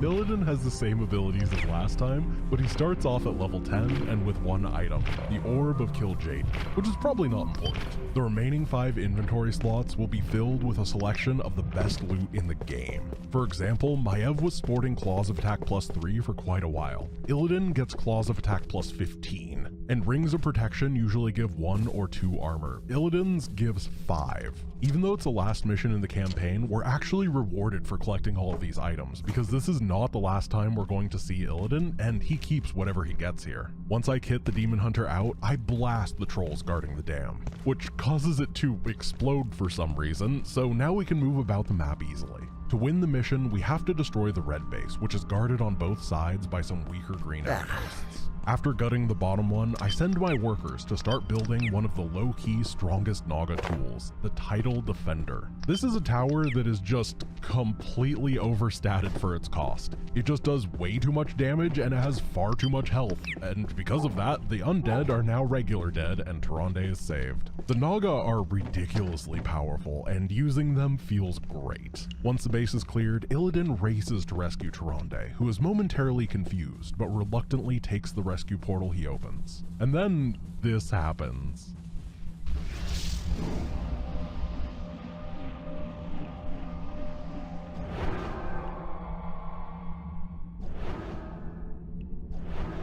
You risked your life for me. I don't understand. Whatever I may be, whatever I may become in this world, know that I will always look out for you, Tyrande. Tyrande! I knew you would not forsake me. I thought I'd lost you forever, my love. If not for Illidan's aid, I may well have. We have had much strife between us, my brother. I have known only ages of hate for you. But for my part, I wish it to end. From this day forward, let there be peace between us. There are deserts more hydrated than I Scratch am. what I said earlier. This is the most awkward cutscene I have ever seen. Sorry about that, Illidan. The Sentinels campaign concludes with Tyrande safe and the brothers making peace, even if Illidan is a little bit emotionally scarred. Prince Kael'thas arrives at the ruined Dalaran, where the human Grand Marshal Garithos accosts the elves for their tardiness. We very quickly learn that Garithos is not interested in excuses or elves in general. The undead have begun a new offensive, marching through Silverpine Forest. Garithos will be bringing his men to the front, while Kale, he can go repair some observatories or something. Kale is peeved that he and his men don't get to fight, but orders are orders, and he will follow them. So begins the Blood Elf campaign. We start with a small squad in the ruined city. A damaged observatory is being repaired by a single peasant, while Kale and his allies clear out the mutants, demons, and bandits that have taken up residence. This initial no-build segment is very, very slow. Our damage output is limited, with the majority of it coming from Kale's Flame Strike spell, which deals a strong initial burst as well as leaving a moderate lingering effect on the ground. We do have a very cool new unit to work with, the Spellbreaker. These are a low-range frontline infantry that are immune to magic and have an auto-casted spell that steals buffs off of enemies and puts them on our troops, or takes debuffs off of our forces and puts them on the enemy. They can even steal summoned units. They are absolutely incredible, and I'm going to be making a lot of them through this campaign. Not only are they good fighters, but their magic immunity allows them to wade through area damage spells like Flame Strike without the risk of harm. So why did they give me a group of a bunch of melee footmen with them that have lower range, lower durability, and absolutely can be blasted by Flame Strike? It really makes this section more annoying than it should be. As we explore it, Kale is excited to find another cache that he hid. Ah, the hidden supplies. Giving us some money to repair as well as items. After around 5 minutes, the peasant finishes up his repair job on the observatory, and whoa, that thing really does its job. Almost half of the map is now permanently revealed to us, including the second of 3 observatories that we need to get up and running. We fight our way out of the ruined city, and Kale finds another one of his caches, which he is equally excited about. Honestly, at this point, I'm convinced that Kale is half squirrel. The second observatory is on an island, but the undead have destroyed our boats. Kale is frustrated, but a helpful Lady Vosh, wait, Lady Vosh? What are you doing? Where are you looking? It's polite to face people when you're talking to them. Either way, Kale is defensive when Vosh appears, but she makes a simple appeal. The Naga come in peace. Both them and the Naga share a common ancestry as well as a common foe. She brings Kale some ships to help him traverse the waters as a sign of goodwill. Kale accepts the offer, traverses the channel, and builds a base. The items he uses to build up were from these caches. They're called tiny buildings, like the tiny barracks very rapidly builds a barracks, and the tiny castle rapidly builds a town hall. These absolutely don't make any sense from a lore perspective. I don't think Warcraft actually has miniature buildings that inflate like bouncy castles to help you build your base, but they help us skip what would be 10 minutes of setting up, and I appreciate the contrivance. This island is covered in trolls, so I move around to clear them out as I build up my army. And unfortunately, this island commits one of the greatest sins in gaming. Dear developers, please stop making me kill dogs. I don't want to kill dogs. I know it makes sense that the trolls might have pets that will fight with them, but I don't want to do it, and I never will. This right here is a very subtle hint for anybody who may have been the lead campaign designer of this game and now happens to be the president and game designer of a next generation RTS studio. I know your product has combat dogs. Please stop this. I don't want to kill them. I never want to kill them. Please make them into literally anything else. Anyway, the rest of the mission is really simple. There's an undead base on the island that we don't have to destroy. The second observatory can be built up, and in the bottom left, there are some ogres with a Chungus leading them. If we kill him, we get a rune that resurrects him onto our side, which is just lovely. One thing that the Frozen Throne changed is that consumable items now stack. You can hold multiple potions or similar items in the same inventory slot. I'm going to utilize this mechanic by building a vault of relics and buying a decent number of ivory him onto our side, which is just lovely. One thing that the Frozen Throne changed is that consumable items now stack. You can hold multiple potions. Frozen Throne didn't do that. Reforged did. I'm going to utilize this mechanic by building a vault of relics and buying a decent number of ivory tower items for later. The final island has the third observatory, guarded by the legendary Snarlmane. This knoll is level 11. I don't know how he managed this. The level cap is 10. Even Archimonde and Cenarius were level 10. But truly, this is the greatest battle in the history of Warcraft, with us barely defeating the double-digit brute, securing the observatory, and running out of lumber while I try to finish repairs, forcing me to awkwardly build a lumber camp, harvest some more, and send the peasants back to repair, and running out literally 1 second from being done before elegantly finishing the mission. Resource management is hard. The observatories have detected a large undead presence nearby. Garithos has ordered Kale to deal with the situation. This would be easy, but Garithos has also ordered every combat unit to the front lines, and Kale isn't happy. This is preposterous. Am I to assault the undead with nothing but sticks and harsh language? The Grand Marshal has great confidence in your abilities. Be creative. Beep beep. Garithos. I'm starting to hate that man. This mission is really neat in that we're effectively fighting in the same location as the last mission, but the map is expanded I a need bit you to and open the shifted door. to the left. We start on the same main island, and we have 4 peripheral bases, which are all instantly overwhelmed by the undead, leaving us without a gold mine or an army.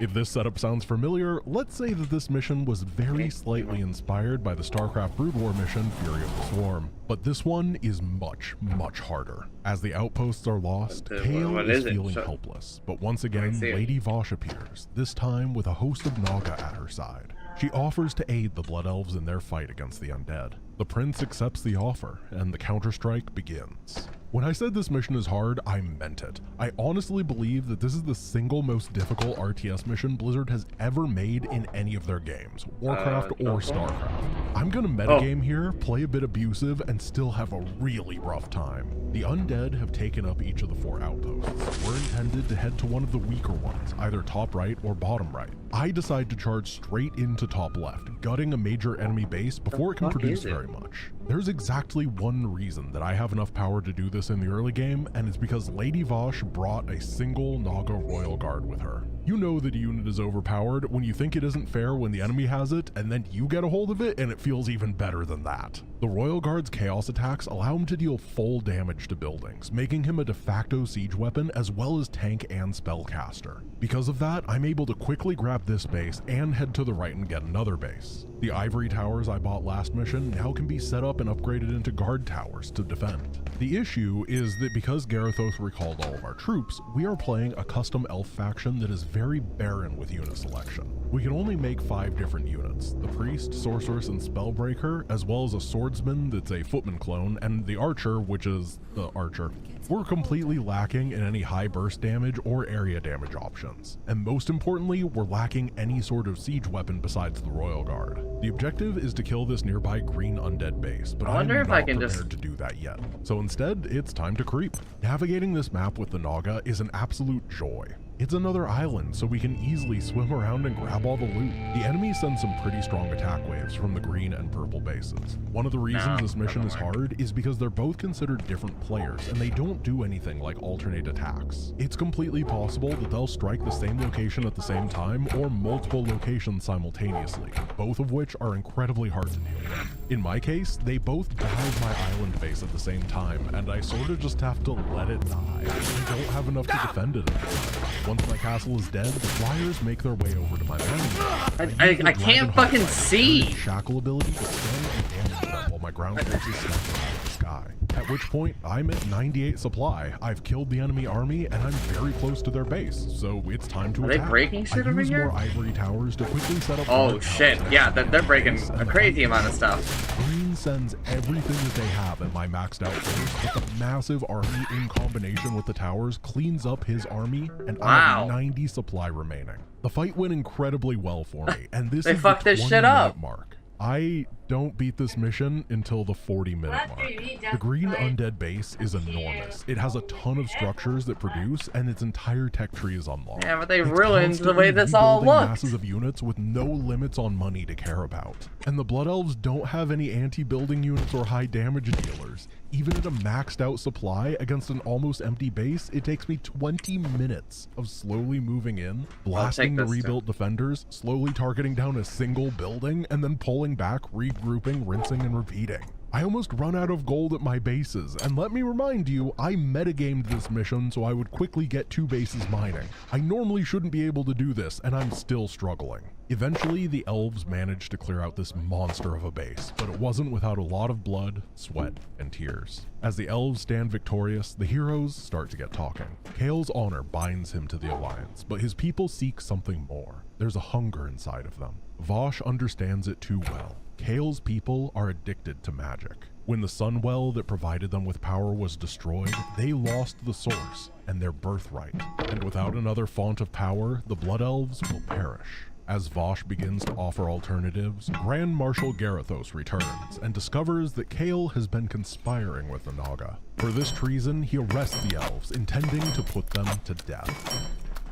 Kael and his kin may have been imprisoned in the magical dungeons of Dalaran, but Lady Vosh has a plan.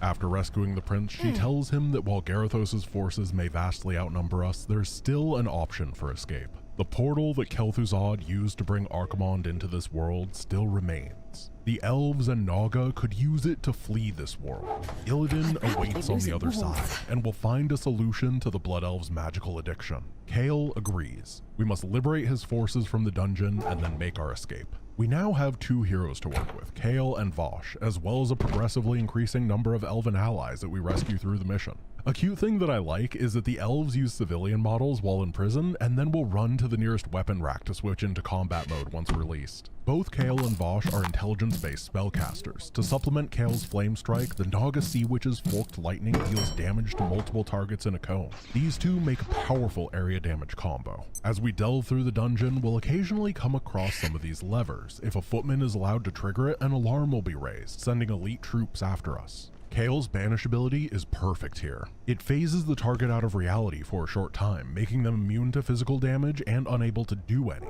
It also makes them extra vulnerable to magic. This is a quite interesting spell that can be used to save your own units or to snipe enemies with big magical power, and I just don't use it as much as I should. It's a thing I want to work on because it's got some very neat applications. Being a dungeon mission, there's going to be a host of weird and wacky events here. There are 4 spectral archmages that each drop a shard of a ring. There are also these colored runes on the ground.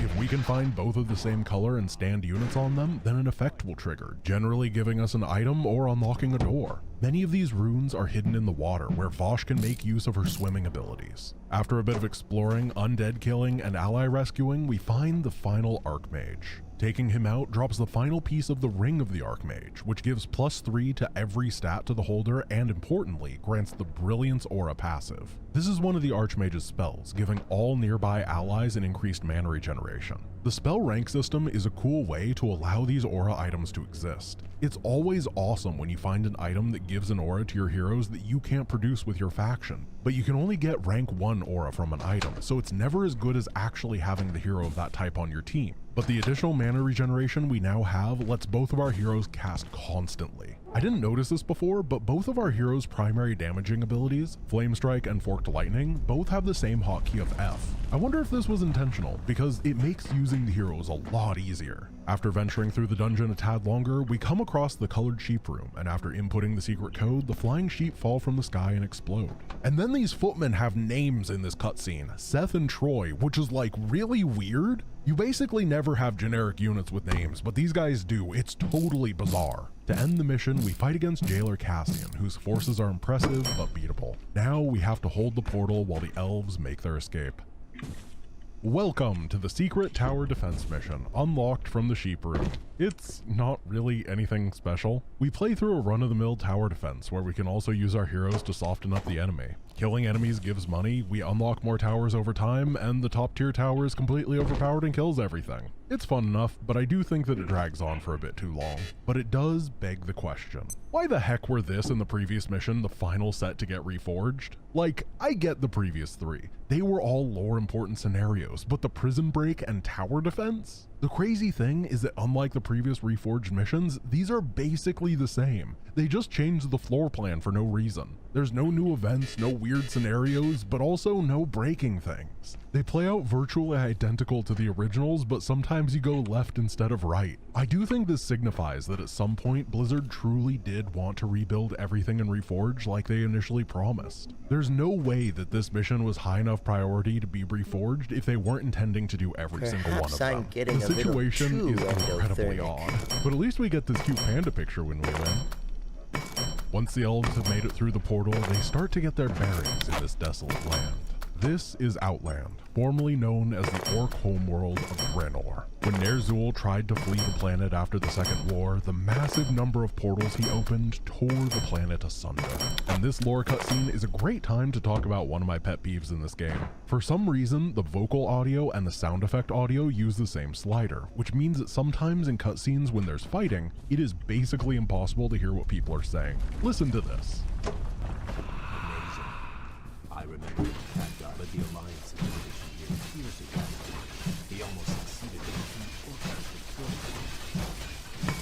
killing. The fact that we can't balance this is just ridiculous. After the Warcraft 2 backstory, we locate Illidan, but it seems that Maiev and her Watchers have done so first. The Demon Hunter has been caged and is being moved to their base. We have to rescue him. If you've seen my Age of Mythology retrospective, you might remember that the tug-of-war mission there was very weirdly put together and incredibly easy, taking around 7 minutes to complete. Well, it's gonna be 7:46 this time. We have a couple things going for us that are gonna make this mission a complete walkover. First off is this Panda Bear guy. We get him as an Easter egg for unlocking and beating the tower defense mission, and he's pretty strong as an area damage dealer. But the bigger problem is how the cart works. There are 4 players on the map, myself and an AI ally who constantly sends Naga and Blood Elf units, and then Maiev and her ally that send normal Night Elf units. The issue is that the cart can only be captured by myself and Maiev, meaning it doesn't matter how strong the elven attack waves are, as long as I focus fire the squishy warden, the cart just rolls right home and we're done. Once Illidan is free, sorry, I can't get over how this Pandaren is just chilling in the cutscene. Can you believe they decided to make an entire WoW expansion based off of the appearance of this one guy and then another one in the secret drinking area during the Sentinels campaign? These guys are the apex of Warcraft absurdity. Illidan thanks Vaush for saving him, and then is introduced to Kael. After hearing Kael's story, Illidan believes that he can help. There is no cure to magical addiction, but there is a way to feed the Blood Elves' hunger. After the defeat of the Legion, Illidan had been visited by the Demon Lord Kil'jaeden. In exchange for the power to feed Illidan's hunger, the demon commanded him to destroy the Lich King. The leader of the Scourge broke the pact that bound him to Kil'jaeden, and now the demon wants revenge. Illidan had attempted to use the Eye of Sargeras to destroy the Icecrown Glacier, eliminating the Lich King, but he was disrupted by the Night Elves. This is why Illidan resides in Outland, to escape the Demon Lord's wrath for failing his mission. But this land is infested with demons that must be removed if they're to avoid Kil'jaeden's gaze. After Draenor was destroyed and turned into this Outland, the Pit Lord Magtheridon took control. He bolsters his forces with demon gates. The plan is to close these reinforcing gates, defeat Magtheridon, and take Outland for our own. The beginning of this mission is absolutely crazy. We start with Illidan channeling for 3 minutes to close the demon gate, and we have to defend him with everything we have. The demons are strong and start spewing out really quickly with insane numbers. They cut through the majority of my forces and almost kill Illidan before he finishes the ritual, which causes the nearby demons to perish. This opening sequence is crazy, and I really like it. It gives a fantastic taste of what is to come. We're no longer playing the Blood Elves here, but a mixed faction of both Blood Elf and Naga.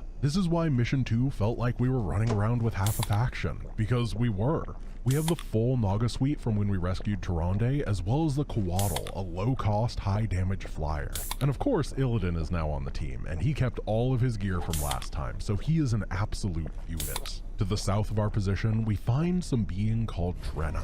Orcs under Magtheridon's command are attacking them. If we can defeat their base, they'll join us. So we do. The enemies are fell orcs here, but it doesn't matter. We have the power of 3 heroes that each have their ultimates unlocked. Of course, Illidan's metamorphosis gives him a temporary massive boost in power. Kael can summon a Phoenix, a flying magical attacker that constantly burns through its own HP and its enemies. Whenever it dies, it reverts into an egg, and if we protect it, it'll be reborn and jump right back into the fight. And Vaush's Tornado is an incredibly mid anti-building siege attack that also makes some enemies fly into the air. Listen, she's trying her best, okay? Please don't make fun of her. The combination of the 3 plus our mixed faction army makes quick work of the base. Once the Draenei are safe, their leader Akama thanks us for the assistance. He will now start sending out raids against the enemy, which is just awesome. His attacks are actually pretty decent. I think that more RTS games need AI allies to play with. It's a lot of fun. We have to close all 4 of the portals, but I decide to clear out the enemy bases first.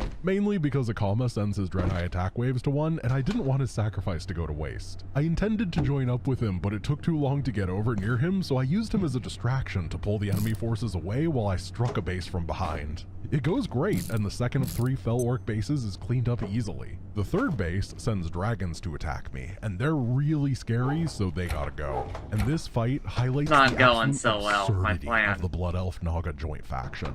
The ridiculous number of buffs and debuffs I have at my disposal is unmatched anywhere else in the game. I'm not going to show off any one buff specifically here, but as I go through them, just trust me that they're all being cast by someone right now. We have sorceresses slowing enemy movement and attack speeds. Our priests are healing and providing a buff that gives armor and attack damage. Naga Sea Witches are applying a damage over time that spawns a Murloc if it kills an enemy, and then buffing our allies with extra armor that slows attackers. Snapdragons are applying a poison that reduces enemy move and attack speed, and Coatls are in the sky removing enemy magical effects, assuming the Spellbreaker hasn't decided they want to steal the buffs for ourselves and pass off any debuffs to the enemy. We even have some rescued Draenei dudes who I don't even know what they do. All of this is in addition to having 3 heroes that were microing doing stuff. It doesn't really matter what the enemy sends against this force. It's gonna turbo buff my allies, debuff the enemy into oblivion, and then crush them. Once the map is clear, it's portal time. The portal sequence is really long. It takes 3 minutes per, and there's 3 of them left to do. So I end up just checking my phone while camping them. This works for the first 2, but it turns out the final demons have a mind control spell, and I wasn't paying attention, so I didn't micro. They stole half of my army and killed Illidan with 4 seconds remaining on the mission, which unfortunately means I had to spend 10 minutes rebuilding and doing the entire sequence again. This time with title defenders, which cannot be mind controlled, so it ends up alright.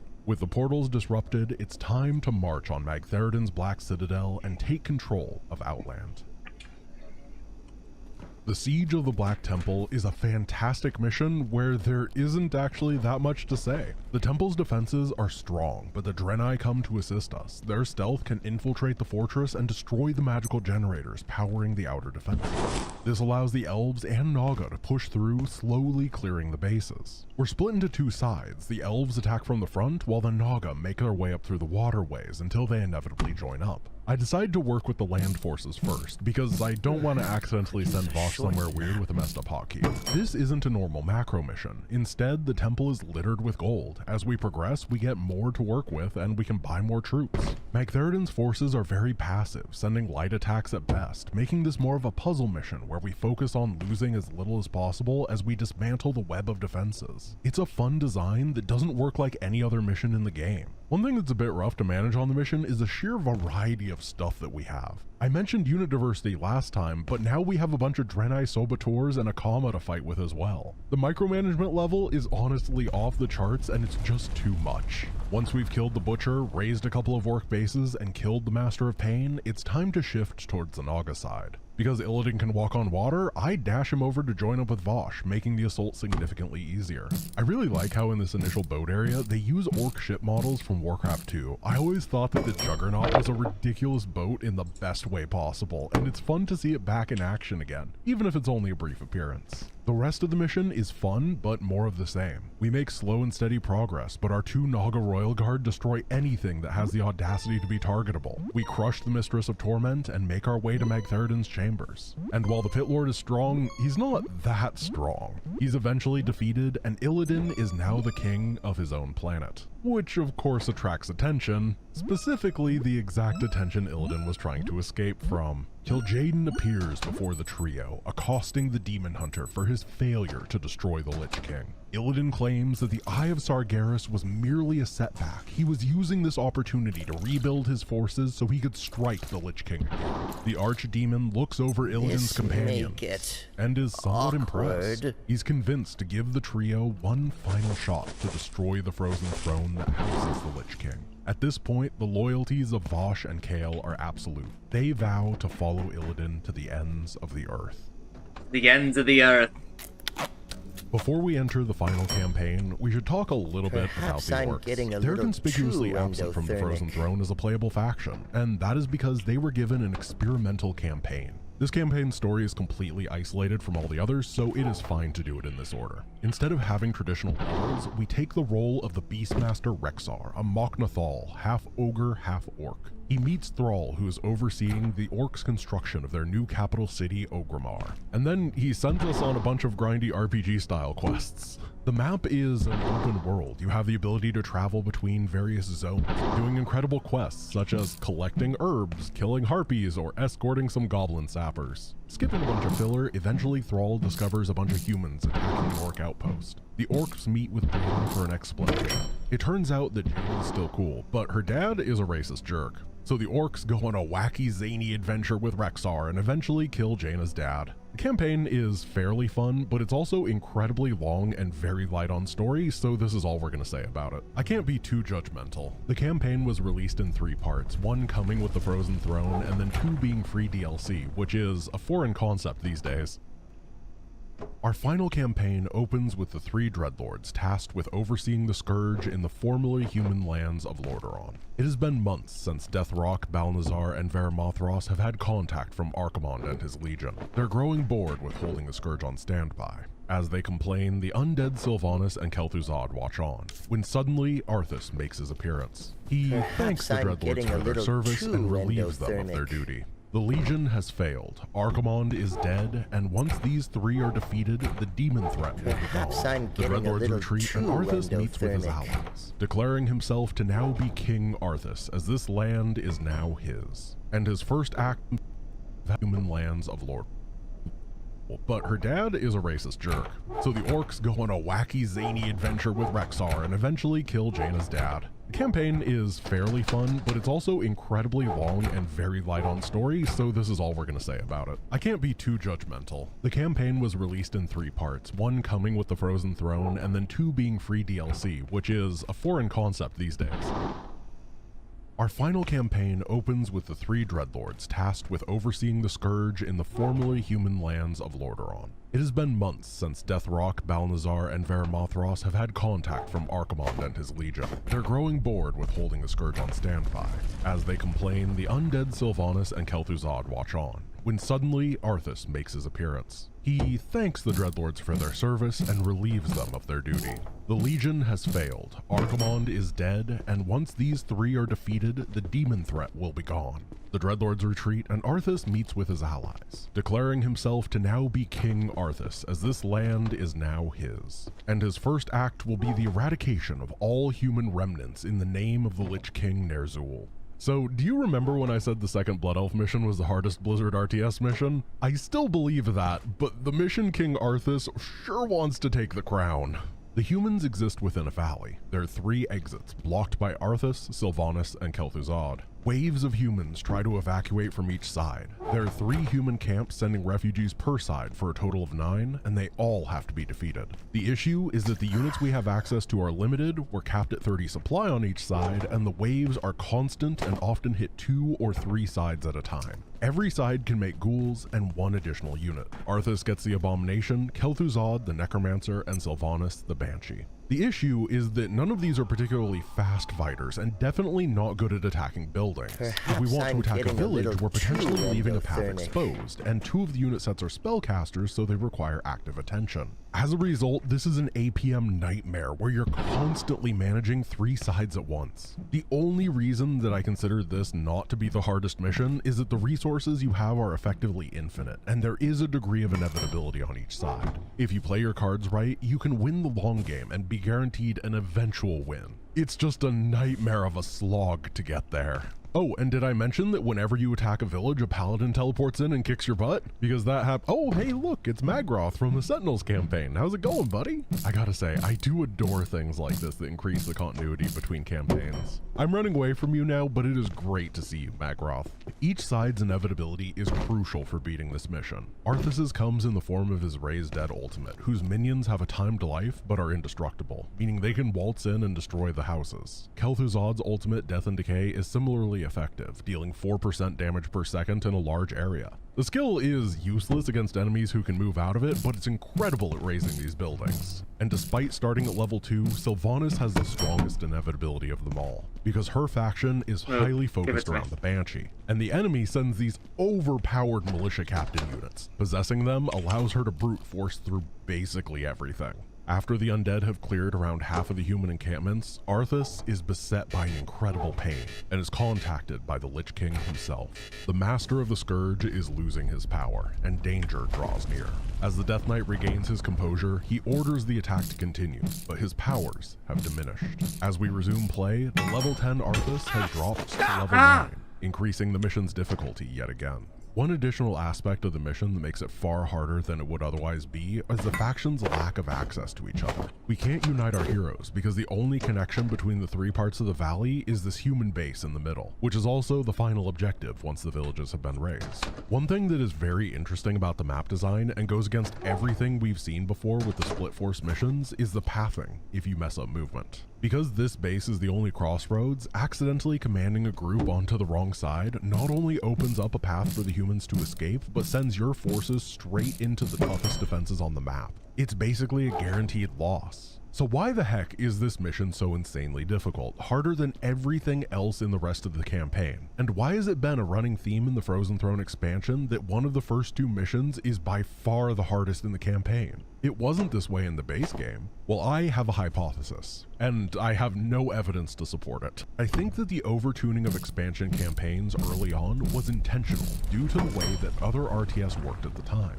A lot of other games at the time, like Age of Empires and Command & Conquer, were built so that you could play the campaigns in any order. They had no narrative connection between each other, they were all standalone. As a result, people would pick what to play based on what faction they liked. I think that Blizzard specifically designed these difficulty spikes as a go back and make sure you've played all the base campaigns first and learned how to get good. It makes me wonder if they were getting feedback of people that were, for example, skipping straight to the Orc campaign and then complaining that the plot made no sense because they missed the greater context. It sounds stupid, I know, but if you've ever worked in customer service before, it doesn't sound that unrealistic, does it? Do I think that they went too far in gatekeeping the early bits of these campaigns? Absolutely. But it does make some degree of sense to incentivize chronological playing when the game's narrative is far more important than any other RTS that came before it. As the undead successfully clear the Valley of the Living, Arthas experiences his second attack. This time, the Lich King directly calls for Arthas to be recalled to Northrend. Kel'Thuzad worries for his friend, and Arthas returns to the capital to prepare for his journey. While Arthas was distracted with the waves of pain washing over him, something very different was happening to Sylvanas. She meets with the Dreadlord trio to discuss how she can no longer hear the voice of the Lich King. She may be dead, but she has regained her free will. The Dreadlords make her an offer. The power of both the Lich King and Arthas is waning. This is an opportunity to defeat them, and the Ranger General has more reason than most to hate Arthas. But it does make some degree of sense to incentivize chronological playing when the game's narrative is far more important than any other RTS that came before it. As the undead successfully clear the Valley of the Living, Arthas experiences his second attack. This time, the Lich King directly calls for Arthas to be recalled to Northrend. Kel'Thuzad worries for his friend, and Arthas returns to the capital to prepare for his journey. While Arthas was distracted with the waves of pain washing over him, something very different was happening to Sylvanas. She meets with the Dreadlord trio to discuss how she can no longer hear the voice of the Lich King. She may be dead, but she has regained her free will. The Dreadlords make her an offer. The power of both the Lich King and Arthas is waning. This is an opportunity to defeat them, and the Ranger General has more reason than most to hate Arthas. She agrees to take part in the coup, but will do so in her own way. Meanwhile, Arthas and Kel'Thuzad move through the former capital of Lordaeron. The seizures have successfully clear the Valley of the Living. Arthas experiences his second attack. This time, the Lich King directly calls for Arthas to be recalled to Northrend. Kel'Thuzad worries for his friend, and Arthas returns to the capital to prepare for his journey. While Arthas was distracted with the waves of pain washing over him, something very different was happening to Sylvanas. She meets with the Dreadlord trio to discuss how she can no longer hear the voice of the Lich King. She may be dead, but she has regained her free will. The Dreadlords make her an offer. The power of both the Lich King and Arthas is waning. This is an opportunity to defeat them, and the Ranger General has more reason than most to hate Arthas. She agrees to take part in the coup, but will do so in her own way. Meanwhile, Arthas and Kel'Thuzad move through the former capital of Lordaeron. The seizures have been getting worse, and Arthas is losing control of his warriors. And now, the Dreadlords strike, separating Kel'Thuzad and ambushing the Death Knight. Arthas needs to find his own way out of the city and reunite with his allies. But can we take a moment to examine this cutscene a bit? The large majority of Warcraft 3 does a great job of providing logical explanations and reasonings for events. It's one of its biggest strengths, but this cutscene is bizarre. The door slams, locking Arthas in. A bunch of ghouls attack him as the Dreadlords just watch. Kel'Thuzad says he'll find his own way out. The mission starts, and then we blow up the door that Kel'Thuzad was on the other side of. And the Dreadlords just stay silent and let us go. I have no excuse for this one. It just doesn't make sense. But it isn't the end of the world. What matters is that we have to escape the city. And brace yourselves, because this mission is really, really long. Wait, no, not like that. Look at the mini-map. These white lines are the boundaries of the mission. Most maps in Warcraft are either squares or fairly close to one. And this rectangle is almost 4 times higher than it is wide. It's absolutely absurd. It's the Slender Man of campaign map design. We start the mission off with Arthas and a single necromancer, who shows off that he can make a ranged skeleton now, which he's very proud of. The first bits of the mission are quite slow. We don't do that much damage, and there are some quite bulky enemies, which brings the mission pacing down to a crawl. Once we rescue a few allied units, we fight our first Dreadlord. Not one of the main 3 Dreadlords, just some other guy. But he does give me a chance to talk about some of the Dreadlord abilities, because they're the only hero class that we never get to play the normal version of. This guy loves to spam the sleep spell, which is really interesting as a form of crowd control. It's essentially a very long duration stun, lasting a good 5 to 10 times longer than other stuns, but any damage will wake the target up. Units will ignore sleeping enemies so you don't accidentally wake them up, but the ability has counterplay where you can attack your own sleeping forces to wake them. I like this design. It's a monstrously powerful skill that can be played around in a way that makes logical sense. The Dreadlord also has a vampiric aura, causing nearby melee units to heal for a percentage of damage done, making early fights last even longer. Once we get some crit fiends and meat wagons for backline damage, things improve quite a lot.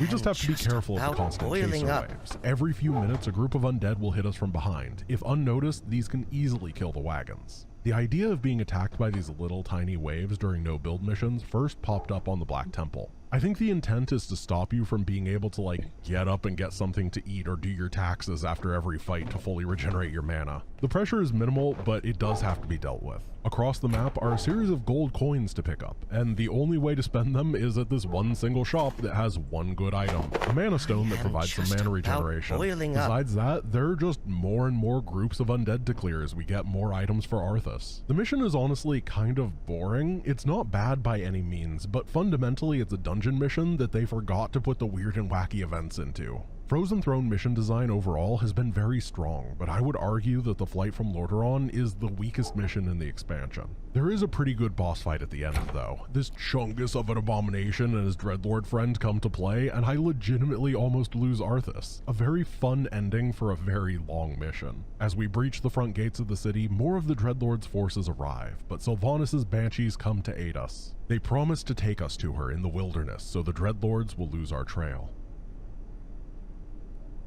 The Banshees lead Arthas deep into the forest, where he has another seizure, with the Lich King commanding him to return to Northrend. As he comes to, an arrow strikes him. Sylvanas has applied a poison, causing the Death Knight to be paralyzed. And just as Arthas denied her a clean death, she will make sure that he suffers. Or she would, had Kel'Thuzad not intervened, forcing the Banshee's retreat. With Arthas safe, the Lich brings him to the harbor where the undead are preparing their journey to the frigid north. Before departing, Arthas thanks Kel'Thuzad and calls him a friend, asking the Lich to oversee this land in his absence. This entire moment is quite wholesome for 2 genocidal monsters. This is the last we will see of Kel'Thuzad, and it's interesting to see how one of the first antagonists of the game is now leaving as one of Arthas' best friends. The king departs to the north, but it isn't time for his story yet, because Sylvanas is struggling with her newfound freedom, feeling a self-loathing as an undead monstrosity. As she laments her fate, a portal opens. The Dreadlord Varimathros appears, offering an invitation to be part of the power structure that will now lead this land. Sylvanas refuses. She will not relinquish her freedom again by shackling herself to the Dreadlords. Neither side is here to share power, so begins the War for the Plaguelands, and with it, one of the most unique missions in the game. Sylvanas' Scourge is a fraction of a faction, with ghouls, banshees, meat wagons, and the new obsidian statue that can regenerate health and mana for allies. But in these limitations comes endless possibilities, for the Dark Lady is the queen of the banshees, and makes great use of them. Before departing, Varimathros told us that his reply to the rejection would be coming soon, so before we do anything on the map, we need to build up. Fortunately, the Dreadlord is a fan of big and smashy units, leading the attack with 4 abominations. It is very odd that Varimathros decided to attack alone, but my 4 abominations are more than enough to hold the Dreadlord at bay. The remainder of this Scourge campaign is forked into 2, with 3 of the missions following Sylvanas and 3 following Arthas. Sylvanas' missions are centered around the power of the Banshee and its possession ability, and boy does it do some interesting things with it. As we venture out, we come across a clan of ogres. Normally it would take far too many Banshees to possess this giant clan, but why do that when we can simply take their leader? Using some abominations to escort, a few banshees head straight into the ogre encampment, possess Mugthal, and suddenly we're the owner of a shiny new ogre clan. As I'm bringing them home, Varimathros accidentally comes across them, so we get to take the Smashy Boys for a test drive, and it turns out their clubs do in fact work. Fantastic. This mission is already cool for taking an entire ogre tribe, but why stop there? The bandit captain Blackthorn has taken residence in this small town, and the ogres could really use some backline fire support, so we take them too. Unfortunately, this is where the possession shenanigans ends. There was originally supposed to be a troll, a gnoll, and a murloc leader that worked similarly, but they were never implemented. Not that it matters, we're only a few minutes into this mission, and my army is more than enough to annihilate Varimathros. So I do. The mission is short and superb, a unique experience that draws quality from how interesting and fresh the creep system is. I don't have numbers offhand, but there's so many different types of creeps in this game. Trolls, murlocs, ogres, gnolls, kobolds, centaurs, harpies, bandits, golems, dragons, and a ton more, each with a handful of variations. Because of this, each time when we get access to a large number of them, it's something different. It doesn't get stale because it's a fresh experience. I don't just love the creep mechanic because it gives something to do that isn't just attacking the opponent, or for the fact that they drop loot, which is a fun way to improve your character, but also for the multitude of ways that the mechanic is interacted with in the campaign to make missions that only Warcraft can make. Building such a large-scale and integral system paid dividends in so many different ways. It's one of the many things that makes this game so special. As Sylvanas' legions overwhelm Varimathros, the Dreadlord surrenders. He knows his brother's tactics, armies, and strategies, and is willing to sell them out to save his own skin. The Dark Lady accepts his offer, but that doesn't mean that she trusts him.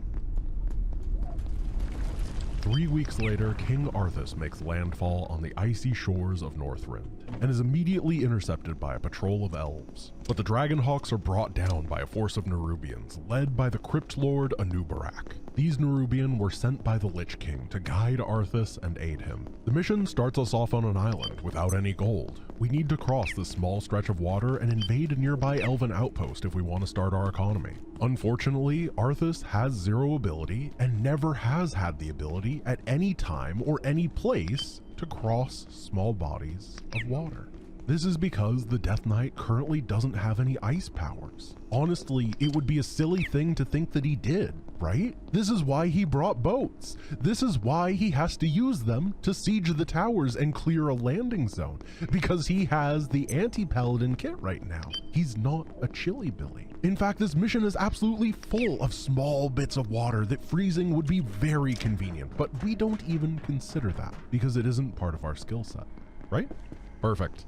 With that cleared up, the Scourge make a move on this elven base and take possession. As we clear the camp, I want to mention something interesting that Blizzard did here with Arthas. He's currently level 7, down from 8 in the previous mission. But instead of taking 1 rank away from an ability, they opted to take 2 ranks away from different abilities, giving you 1 skill point that you can spend on whatever you like. This is a nice little considerate thing that does a great job of approaching a problem that Borderlands gives. When you're losing skills, it might mess up your build, but this gives a little bit more control as the Death Knight weakens. I think it's a good compromise. Once the Elven base is in ruins, the undead set up shop and a familiar face assesses the situation. I'm not so seems sure that Arthas and what you're Kael'thas know asking. each Do you other, mean and the Blood Elf getting is to the looking to pay him containment back block, for or do you just invasion of mean the Quel'Thalas, task as that well I as currently something have? else. As Kael I departs, do Arthas not has another currently episode, know how to and do is the starting task to that I doubt currently he will be have. able I to don't want to last long know. enough to reach the Lich King. We're not trying to Anub'arak progress proposes right that now. they take a faster route through. Right now, we are just grinding because we have a friend that is not here that we're playing through with, but we're trying to, you know, farm up a bunch of stuff so that we don't have to do it later.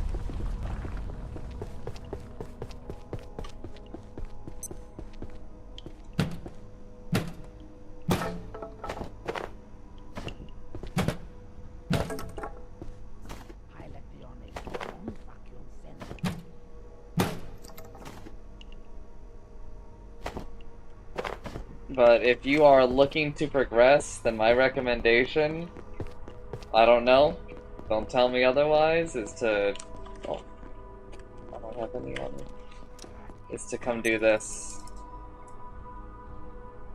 Get your laser reflectors and do that, and I think that that's gonna be what you need.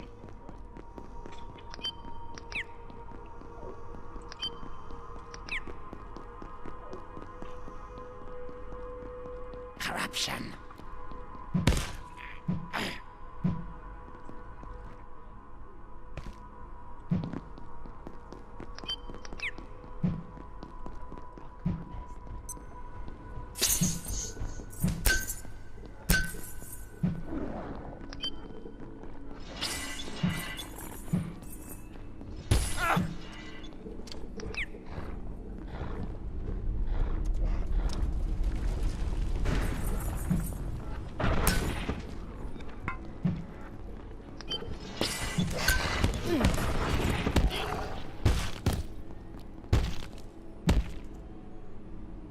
Through the depths of the old Nerubian kingdom of Esjal Nerub, Arthas agrees, but to reach the entrance, they must go through Illidan's forces. After building up again, we're attacked by Naga, and Arthas gets kinda confused and has obviously never seen one before, which I think is funny given how important they've been for the rest of the main characters for like the last 2 campaigns. At some point, Anub'arak informs Arthas that there's a dragon to the north of their position. If we were to defeat it, we could steal its treasures for our own. Because we're on an island and the idea of using boats scares me when fighting Naga, I decide to visit the dragon. The den is filled with multiple powerful dragons, and at the back is the leader of the brood, Sapphiron. And I just love this interaction. You dare enter my lair. I am Sapphiron, ancient servant of Malygos the Spellweaver. Explain yourselves. Sorry we don't have time to chat, Great Worm.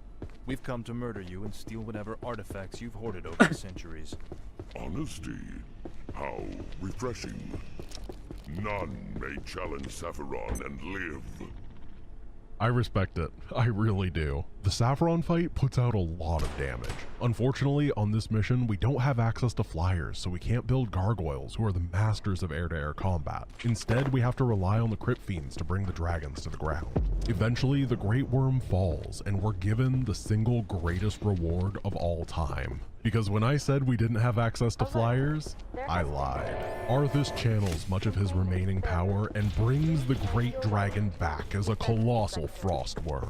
Sapphiron is exactly as powerful as he looks, and there is nothing in the world I would trade this reward for. We also get to steal his Hoard of Loot, so double win. With a colossal death dragon, I feel a bit more confident in assaulting the enemy. Also, if you're wondering why my navy is missing a frigate, I lost it to a polar bear, and no, I don't want to talk about it. As I make landfall, you may notice that I'm very backline heavy. This is because my new hero Anub'arak is the king of the front line. Not only does he have an exceptionally hard carapace that reduces damage from enemy attacks, but also constantly raises corpse from all sides. They aren't great at fighting, but they have a huge health pool. This infinitely refreshing wave of up to 5 beetles at a time means that no hero in the game can come close to putting as much durability onto the field as the Fifth Lord. This is a huge help, because we aren't fighting any podunk Naga. There are multiple royal guards as well as Vosh herself. Throwing beetles into the fray to absorb the borderline unfair area damage makes life a lot easier. And then my big old dragon guy kills everybody, and it makes me feel good. The Naga are there's an interesting choice to be made. We can either attack the Blood Elves, which takes time and resources, or we can head straight into the cave that leads to Azjol Nerub, exposing ourselves to counterattack as we brave whatever lurks inside. So of course, I choose to go to the Walrus People village. And we found him! It's little Timmy! It's been so long since we thought you turned into a ghoul, but it turns out you were a penguin! It's so good to see— Oh no. Alicia is going to be— Let's go into the cave. As we traverse the depths facing spiders and scorpions, we come across the powerful Penguin King, who gifts us a ring of protection +4. Timmy would have wanted us to have it, so I humbly accept. Between the scorpions, absolutely colossal living Nerubians, and weird four-legged dragon spawn, this final stretch has some very interesting one-of-a-kind enemies. They make a great final meal for Saffron before we have to say goodbye. Once the area is clear, we move forward, venturing into the unknown depths of Azjol Nerub. Returning to the Plaguelands, Sylvanas and Varamothras scout out Deathrock's defenses, when Sylvanas noticed there's an odd commingling between the living and the dead. Who are those humans? Deathrock used his telepathy to enslave a top-ranking human warlord. I believe his name was Garabon or Gilakos or something. Human names all sound the same to me. Love it. The enemy defenses are overwhelming, so Sylvanas uses her banshees to control a patrol and open the gates. We now have 8 minutes to rush in and deal as much damage as possible. Sneak attack missions are really fun for me. I love the idea of these colossal enemy fortresses that we get to charge into, cause as much havoc as possible, probably what we're missing, leaving them a shadow of their former self. Unfortunately for Deathrock, I had to optimize this initial opening to a ridiculous degree when I was building the route to beat this mission without losing a unit. This means that the Dreadlord's pet Garithos is not going to be very useful today. The human have 2 main bases and a small outpost, and the undead have 2 as well. My sneak attack goal is twofold: deal as much damage to the humans as possible, and possess a peasant for some fun. Breaching the initial enemy base goes incredibly well. Banshee steals some siege units, Sylvanas' black arrows spawn skeletal minions when an enemy hit by them dies, and Varamothras can rain fire from the skies to damage in an area and help versus the buildings. As Sylvanas hits level 6, the fight gets supercharged. Her ultimate ability, Charm, just permanently mind controls a non-hero enemy, and the cooldown is only 45 seconds. This is both incredibly fair and balanced. Suddenly, I have quite a few human friends. Unfortunately, Garithos is here, and while he may be an idiot and a racist, he's also very, very angry, cutting through about half of my army. But once he is gone, the humans are toast. The trick is to just focus on production structures, town halls, and peasants. If they can't build anything and they have no workers, then congratulations on the farms and towers, Garithos. They're never gonna do anything useful. As the sneak attack ends, we use a Scroll of Town portal to recall home and prepare for the inevitable counterattack, where Deathrock pulls everything he has against us. The way that this campaign is designed is very interesting to me. StarCraft 1 had a big problem in its Brood War Protoss campaign, where as soon as you got access to the mind control ability, it sorta was just the best thing to spam it always. I like how the Frozen Throne campaign splits the undead up, allowing you to get the mind control frenzy out of your system in the Sylvanas campaign, while Arthas doesn't have banshees most of the time. In the last mission, I couldn't even build them if I wanted to. I think this was a smart call, so the climax of the game's story wouldn't be dominated by one ability the entire time. Deathrock's counterattack against me is absolutely brutal. As I said, he literally pulls every unit from every base to assault me. And funnily enough, Deathrock's army looks really similar to my current army, and as soon as I get to the Dreadlord's first base, it looks like he forgot to build an army, so I guess I'll destroy it. As I prepare my final strike against the second of the Dreadlord brothers, I send Sylvanas out to this market to stock up on items, and then I decide to go, what would you call it, anti-creeping? I have the charm spell, and I might as well find some enemies to take control of and add to my— oh my gosh, a puppy! I have recruited the puppy, I am putting him safely directly in my base where the trolls cannot get him. After building up a bit, my secret weapon is complete. The peasants I possessed at the beginning of the mission have been hard at work building up a fleet of siege engines, and it's time to take them out for a test drive. The plan is to bait out the enemy army with an attack on the right-hand side while the tanks swing in from the left, wiping away their infrastructure. Siege engines can only attack buildings, so getting the army away is integral. Varimathros's Doom ultimate helps us fight a lot. This powerful damage over time effect deals 40 damage per second until the target dies. No exception. And when it does go down, a powerful Doom Guard spawns under our control. As the tanks sweep in, Deathrock's army and production is reduced to nothing, but at the cost of most of my own army and all of my tanks. Unfortunately, I sort of ignored my gold mine collapsing during all of this because I thought I would win, and then I tried to take a new one and I completely forgot about the towers in Garithos' base, which instantly killed my haunted gold mine.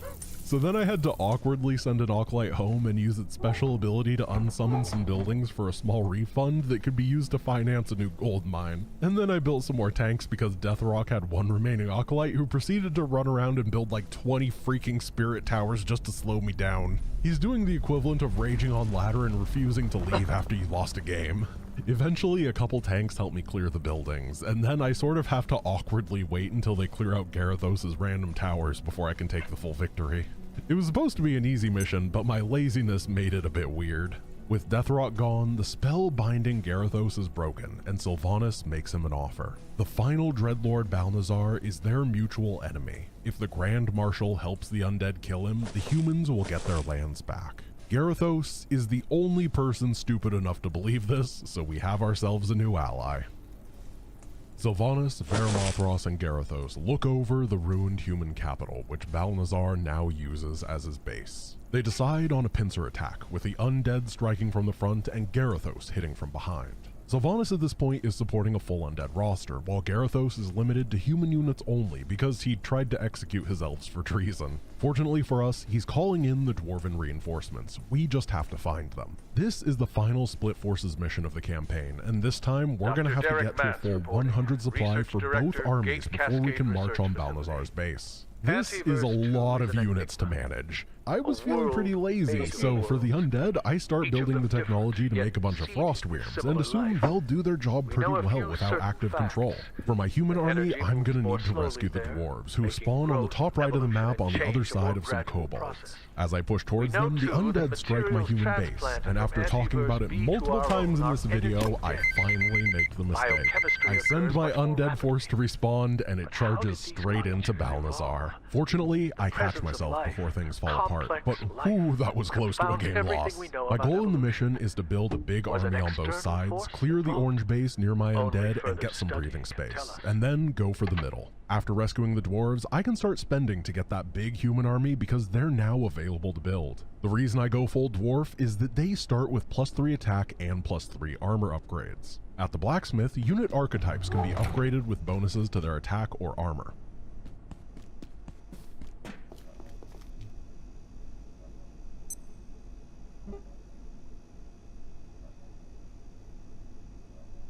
I am just about boiling up.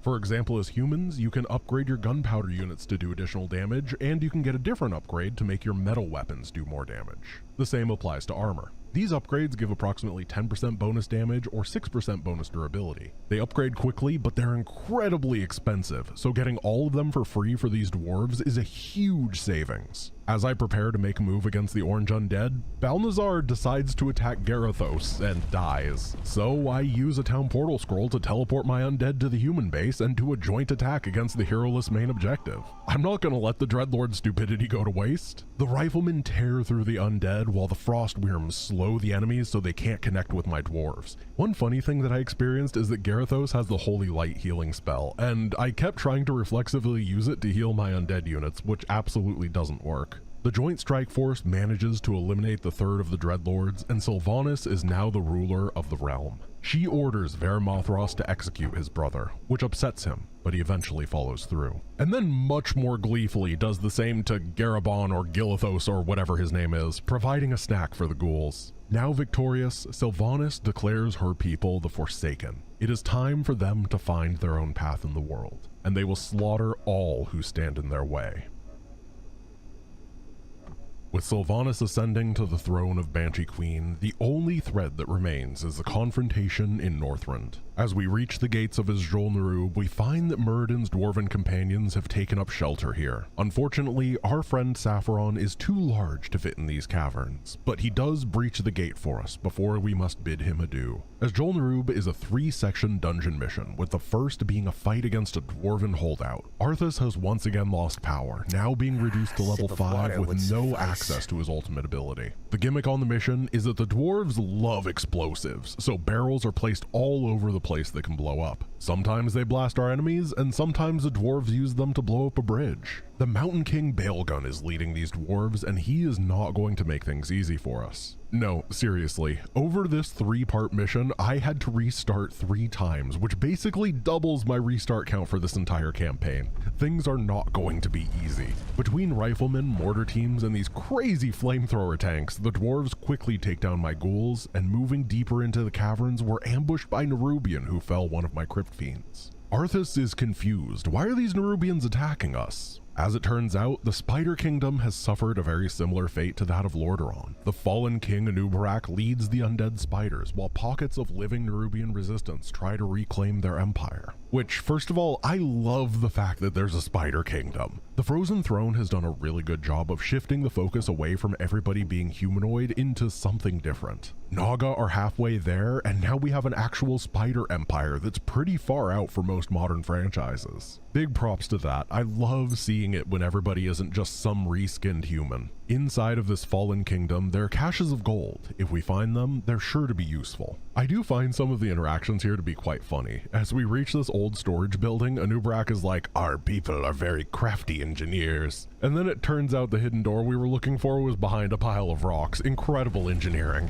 After looting the treasure room and making our way through an uncomfortably large number of dwarves, the heroes reach Bailgun's holdout. He holds quite the grudge over the death of Muradin, and is also guarding this gate. In the depths of the Old Kingdom, the recent earthquakes have caused something to awaken. As the dwarves are wiped out and only Bailgun remains, the Giga Chad chugs a potion, pops his avatar ability, and chunks Anub'arak from half HP in a few seconds, killing the Crypt Lord. What an absolute boss of a dwarf! And remember, in dungeon missions, if your heroes die, you lose. So after restarting and returning with a few more friends, the dwarf falls and we delve into the depths. The Old Kingdom is mostly a series of trap rooms that must be disarmed in some way. Also, this happens. Look, brothers, the traitor king.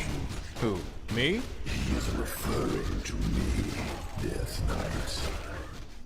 After that banter, we enter the next room, and we have to ask ourselves one of the most important questions of all time. How many crabs could a crab trap trap if a crab trap could trap crabs? A crab trap could trap crabs, but if a crab trap trapped crabs, would the crab trap also trap what the crab grabs?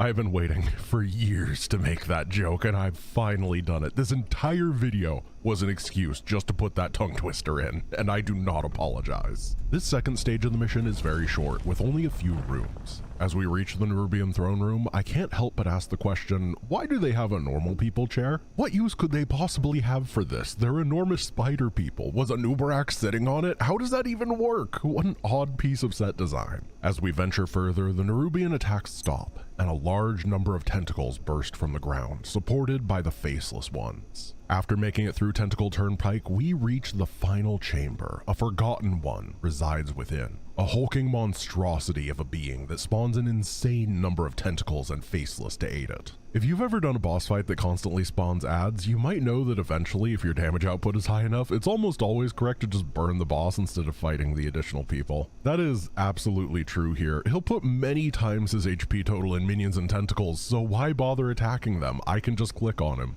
It leads to a fairly disappointing boss fight, but it also is a fairly random encounter with no real lore significance given to it, so I'm not too shaken up that it wasn't great. It also doesn't drop any loot, which is lame. With the Forgotten One slain, we move into the third and final part of the dungeon. We are getting close to the Lich King, and Illidan's quakes are getting more frequent. Rocks fall, and Arthas is separated from his allies. He must escape before the cavern collapses. This part of the mission is a series of fun little puzzles, but on a timer. I would really like this section, but it was ridiculously buggy for me, so I feel that that could be improved. First are some blue flamethrowers in a room that we have to navigate as they switch on and off, then a series of faceless and generators that project barriers. The enemies are pretty strong here because Arthas has fallen down to level 3.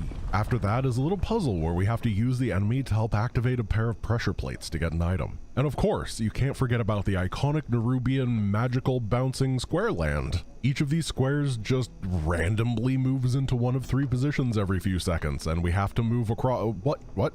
Oh, I guess Arthas is in jail now. Welcome to the first bug, where if you clip between 2 of the squares while they're moving, you get thrown into jail and you can't move ever again. I'm sure Tyrande will come rescue us in 10,000 years. Restarting the section, I navigate through the traps once again, and after watching the Great Crab vs. Faceless War, I make it off of the squares and reunite with Anub'arak. The remainder of the mission is a battle against the Faceless. The big boss guy at the end is fairly tough, and we get an Orb of Darkness which debuffs enemies so they're animated as skeletons when slain, just like Sylvanas does. And then— this door is supposed to open when the final boss dies to prevent you from running past, but there's a well-known issue where about 1/3 of the time, it just doesn't, and there's nothing you can do about it. This bug seems to have been introduced when Reforged was released and has been causing trouble for years now, so of course Blizzard hasn't fixed it. So the cavern collapses, everybody dies, and the Lich King is defeated by Illidan because door. So I use cheats to win off camera because if the game is going to play dirty, so am I. We escape the depths, and it is now time for the final confrontation, to fight Illidan for the Frozen Throne. As the undead forces move upon Icecrown Glacier, Arthas has his final seizure, and his final conversation with the Lich King. There is a fracture in the Lich King's prison, and his energies are escaping through it. Arthas' weakening is due to a bond with the Lich King through Frostmourne. Ner'zhul grants Arthas all of the power that he can spare, so that the Scourge may wipe away the Naga and the Blood Elves. For if the Frozen Throne is lost, the Scourge will be no more. As the final battle begins, we have a lot of money. This is because the previous missions had those gold pickups. They didn't do anything then, but they transfer over to here. This allows us to rapidly build up our starting forces and begin to assault Illidan. There are 4 obelisks surrounding the Lich King's chambers. Each must be claimed by the Scourge, but if Illidan is allowed to control them all, then the game is over. The armies of Illidan, Vaush, and Kael make up the remainder of the map, enormous bases with formidable defenses. It isn't worth assaulting them, as taking the time to do so would give Illidan the opportunity to secure the obelisks. Each faction is incredibly competent and strong, sending diverse attack waves, bringing heroes to the front, and sending more troops than any other attacks in the game. This mission marks not only the end for Arthas, but for Illidan, who has worked for so many campaigns to get here, for Vaush, who has been sulking in the shadows and planning, and for the Blood Elves, who have sought revenge since their lands were desecrated so long ago. This finale is only possible because of the failures of Maiev, because Tyrande freed Illidan, because of Malfurion mending his relationship with the Demon Hunter. It's only possible because Jaina and Uther decided to abandon Arthas in his time of need. Almost every plot point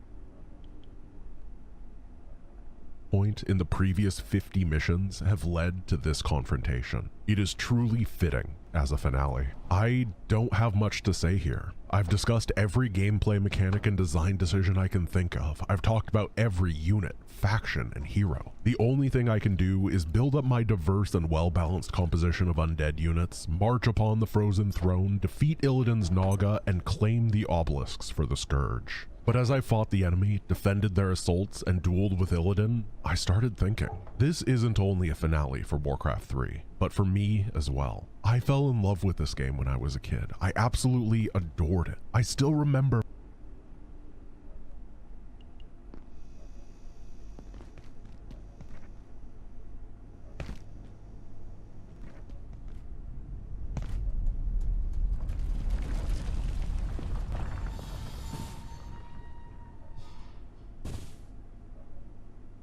Eat it!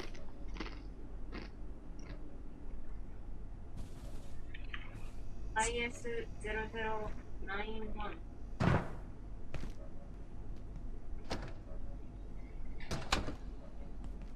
It's gotta be the fucking eyeball guy. The weirdo who stalks you.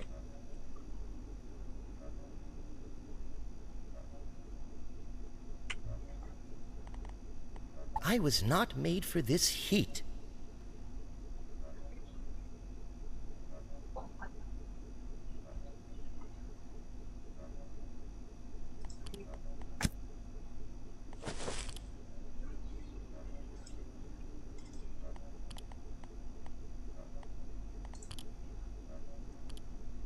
Yeah, it's the thing I said. It's the one that chases us. It appears invisible.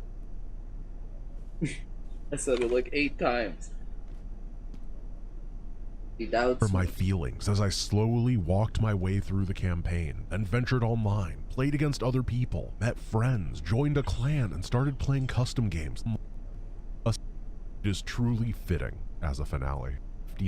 Is incredibly competent and strong, sending diverse attack waves, bringing heroes to the front, and sending more troops than any other attacks in the game. This mission marks not only the end for Arthas, but for Illidan, who has worked for so many campaigns to get here, for Vaush, who has been sulking in the shadows and planning, and for the Blood Elves, who have sought revenge since their lands were desecrated so long ago. This finale is only possible because of the failures of Maiev, because Tyrande freed Illidan, because of Malfurion mending his relationship with the Demon Hunter. It's only possible because Jaina and Uther decided to abandon Arthas in his time of need. Almost every plot point in the previous 50 missions have led to this confrontation. It is truly fitting as a finale. I don't have much to say here. I've discussed every gameplay mechanic and design decision I can think of. I've talked about every unit, faction, and hero. The only thing I can do is build up my diverse and well-balanced composition of undead units, march upon the Frozen Throne, defeat Illidan's Naga, and claim the obelisks for the Scourge. But as I fought the enemy, defended their assaults, and dueled with Illidan, I started thinking, this isn't only a finale for Warcraft 3, but for me as well. I fell in love with this game when I was a kid. I absolutely adored it. I still remember my feelings as I slowly walked my way through the campaign, then ventured online, played against other people, met friends, joined a clan, and started playing custom games like Wintermull and Defense of the Ancients. I make a living producing content about video games, and if it weren't for Warcraft 3 enthralling me, my life would be completely different right now. I wouldn't be here. So I don't need to play it safe and boring. I don't need to make a cinematic army with a few units of each type and balance and synergy. I've beaten this game without losing a unit. I can do whatever I want. And right now, what I want to do is beat the game like 12-year-old Grant would have wished that he could. With 1 billion freaking necromancers making 1 trillion freaking skeletons. So I fight Illidan's Naga and turn them into skeletons. Kael attacks and Arthas taunts him for being the one that won Jaina's heart. And then I turn his elves into skeletons. And then Vaush comes to stop me.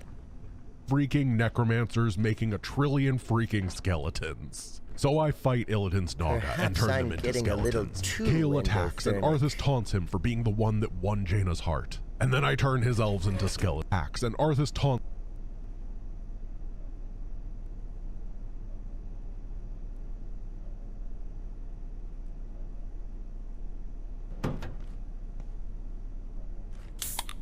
him for being the one that won Jaina's heart. And then I turn his elves into skeletons. And then Vosh comes to stop me, and believe it or not, skeletons. I kill armies with skeletons, I raise bases with skeletons, and I claim the obelisk, while Arthas is supported by skeletons. Just as little Giant Grant Games would have wanted. With his enemies defeated, Arthas approaches the Lich King's prison, and Illidan makes one final, desperate attempt to halt the Death Knight's advance. Arthas leaves the Demon Hunter's defeated body in the snow, and begins his ascent of the Frozen Throne. Oh. Meet them.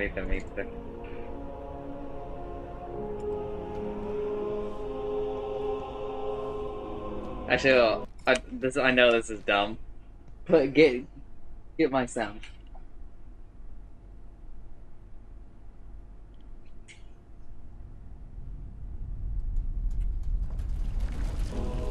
Oh man, this is one of my favorite cutscenes of all time.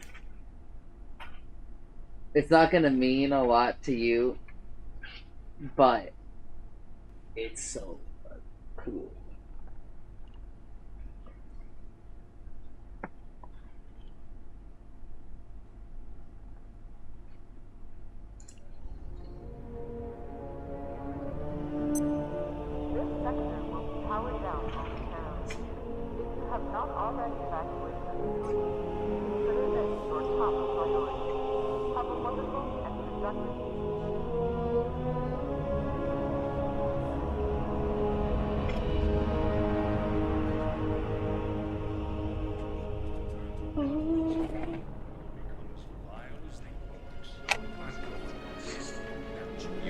Not my king yet.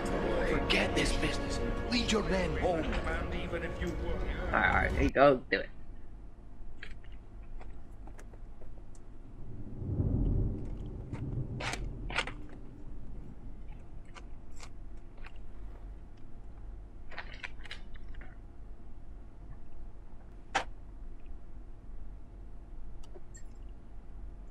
Damn it.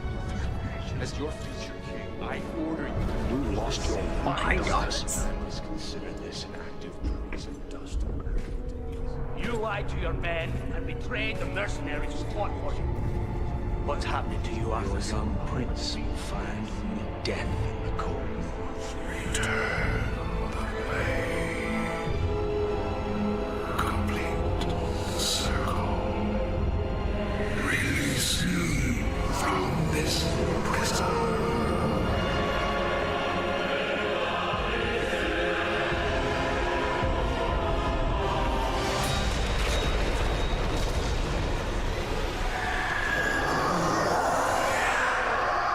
It's so good.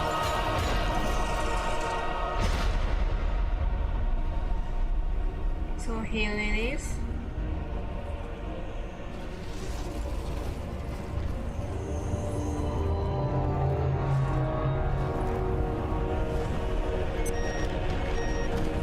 Fine.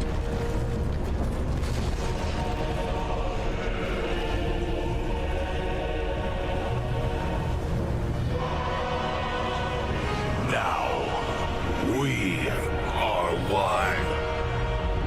Whoa.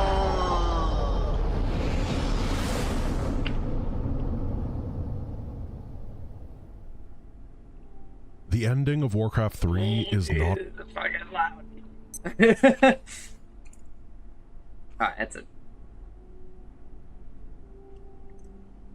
a happy one. Lordaeron has been reduced to a wasteland governed by death. Kalimdor remains scarred from the demon's invasion. The Night Elves have lost their immortality, and the unlikely band of heroes that sacrificed everything to save the world failed. Warcraft 3 is a game filled to the brim with flawed individuals, each with their own goals, ideals, and circumstances. A game where until the bitter end, you can never be sure where everybody stands. And that is what makes it beautiful. Warcraft 3 is a game that completely shattered the status quo of real-time strategy. It took the relatively simple Warcraft universe and elevated it to such a level, gave it such depth and intrigue that its plot points are still being addressed over 20 years later.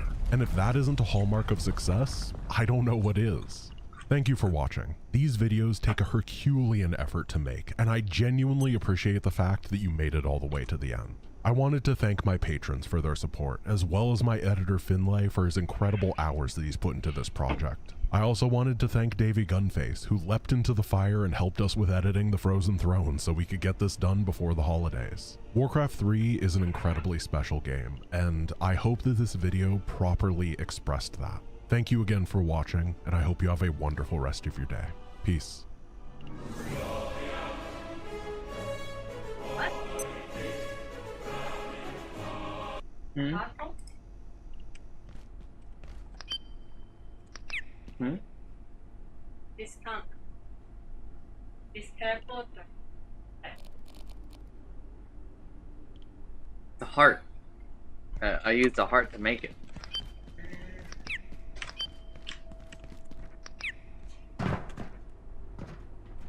Actually, wait, no. We gotta go over here. Oh no! Oh. I don't have a splint on me. Let me see if there's one over here. Oh, okay.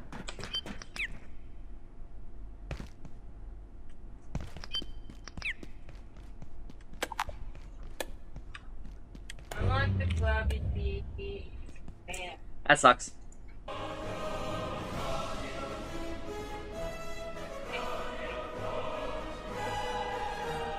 I believe I need to, defecate. Defecate.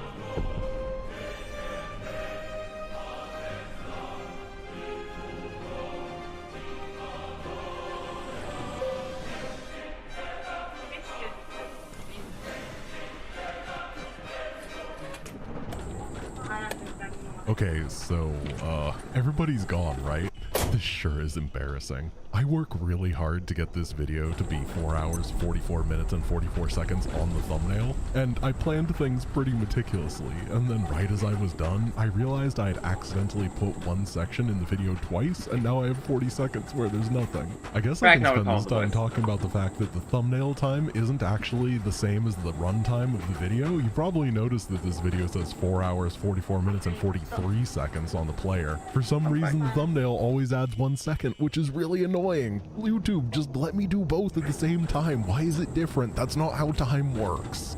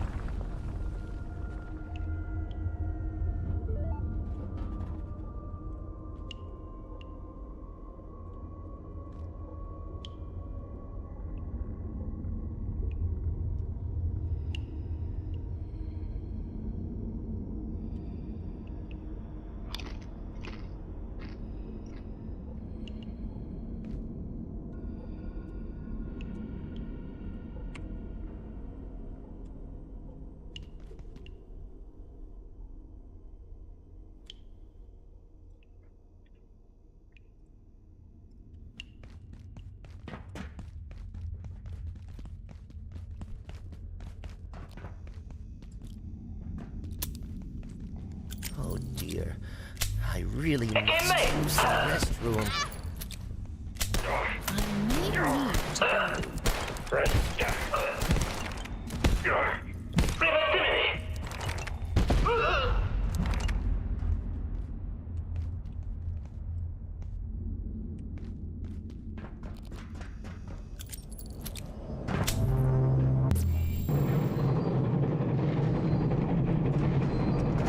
The auto system should have been failsafe.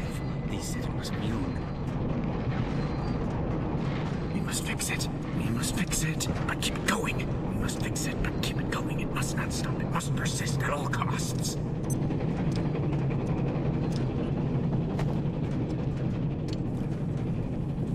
Hey. The guy isn't there.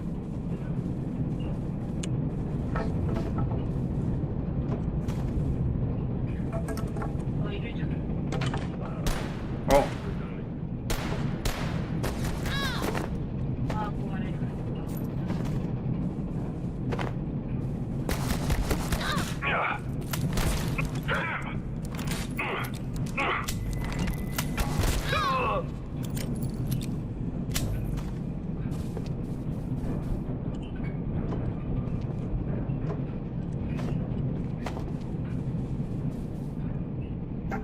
What percent do you have to get the lights?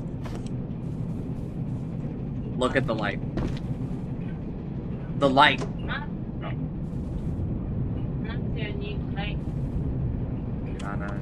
Okay, so I have an 8% better chance. So like every 8 of them, I will have gotten one more than you. If, you know, it all works out. Table. Chair.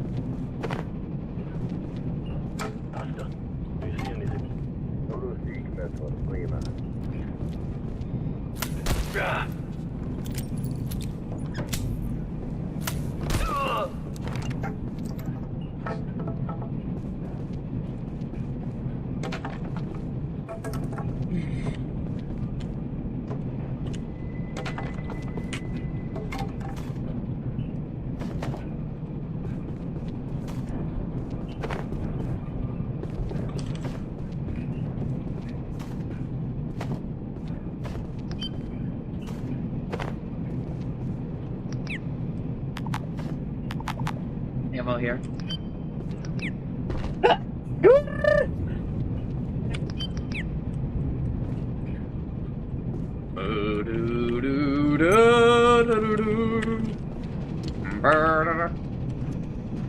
Adversa. Focus. Open to Auxilium. Stop!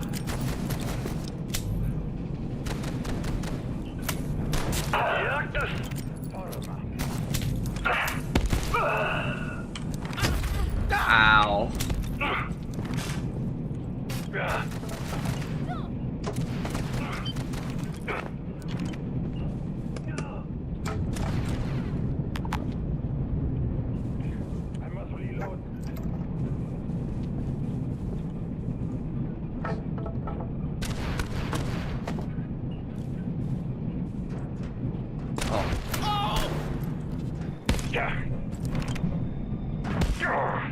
Erase them.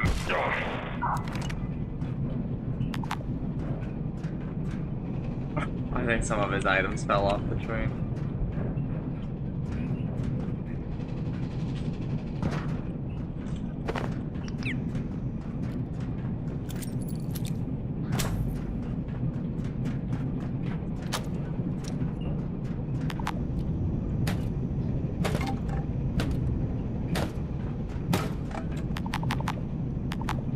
Well, we definitely need glass. So I guess I'm dropping some of these helmets. What are the helmets again? More ammo. More XP for shooting.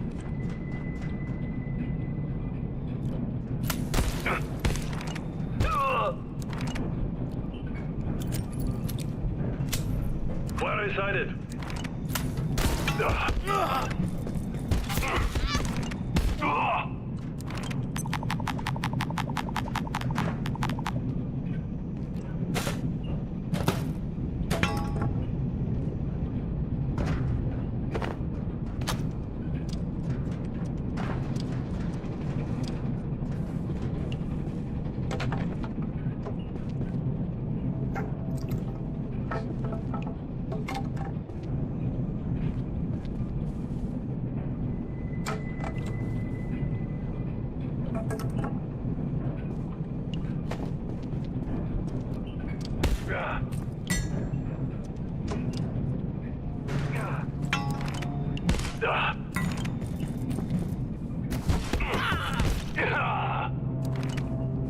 Alright.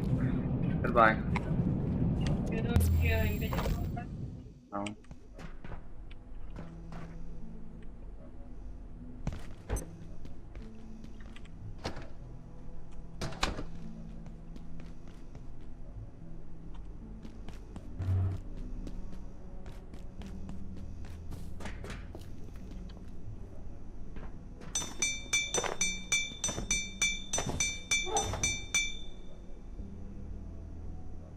I was not made for this heat. It was not made for this heat. Oh, too hot.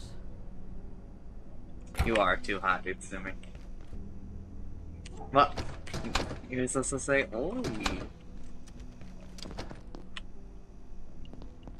What do you mean, too hot? That's what you're supposed to say, Utsumi. No, I'm saying that you're beautiful. What? What? She's all fucked up. She doesn't know how to act.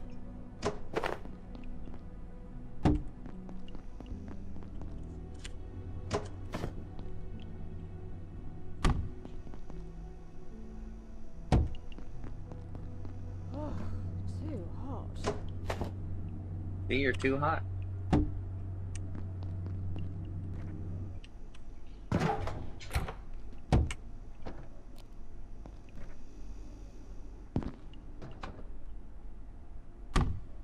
I love that they give us these lamps. I like having free lighting that hangs on walls.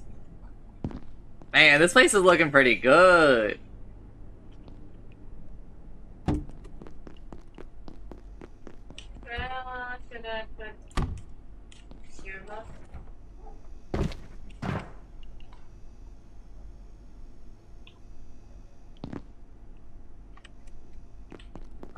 You put it in the train chest over here?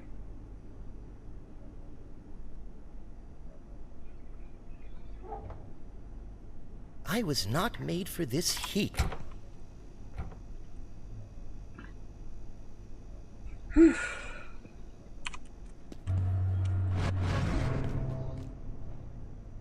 I can feel my proteins denaturing. Make sure you deconstruct the pocket watches. Otherwise they take up too much room.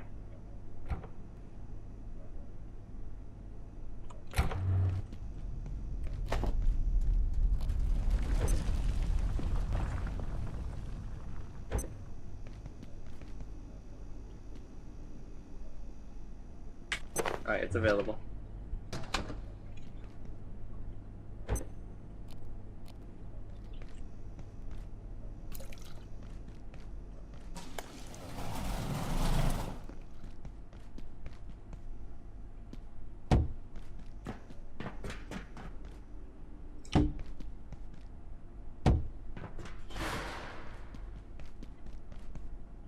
Do you want being light? Yeah, I do like those as well. I like to use them outside.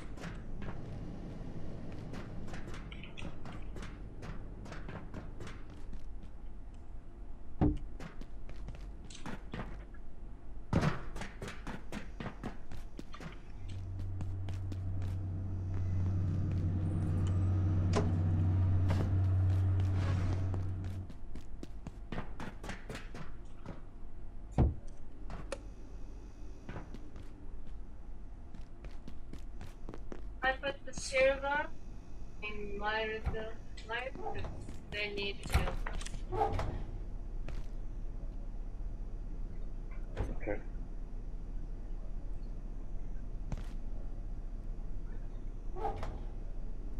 Alright, we're largely waiting for I forgot about FaZe!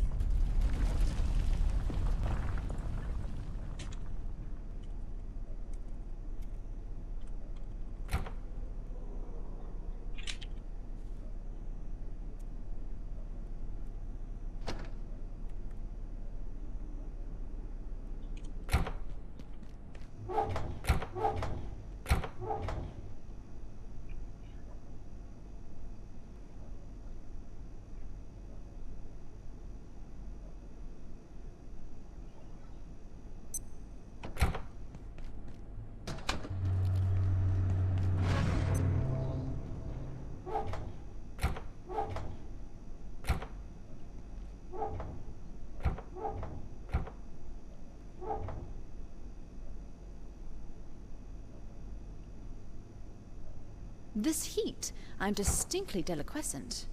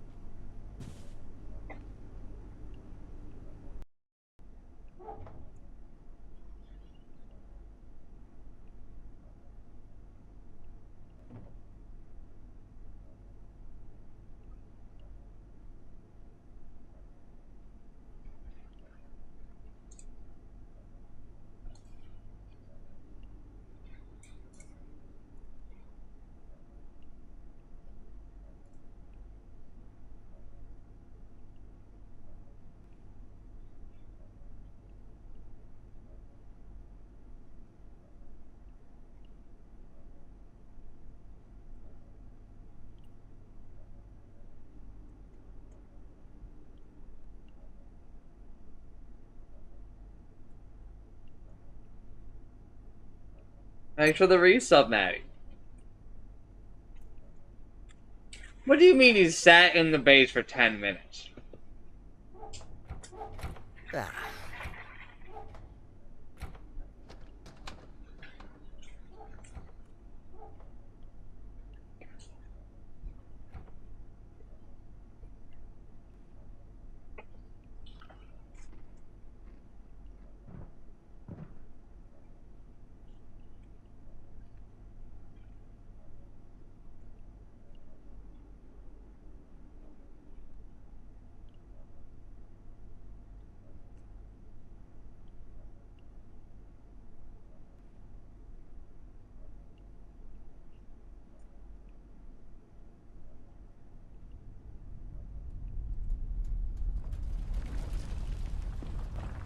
Yeah, but listen, I bet it pissed you the fuck off.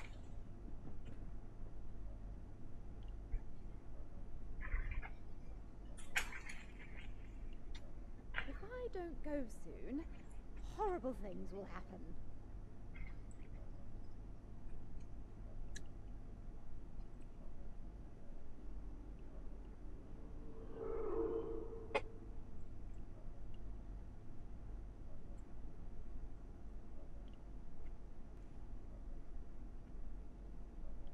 Yeah, but listen, you got to win the game, he got to win his game.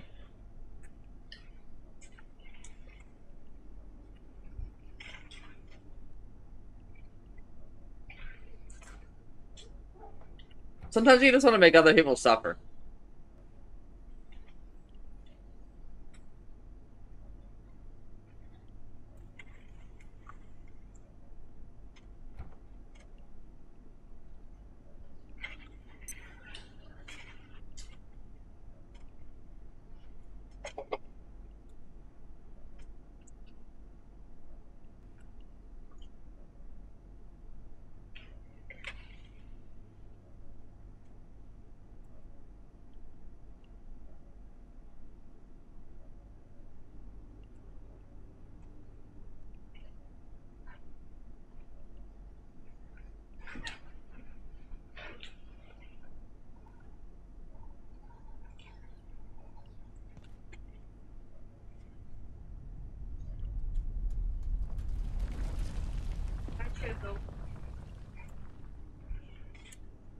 Find me.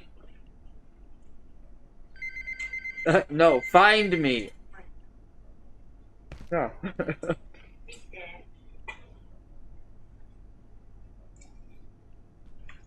Got me? And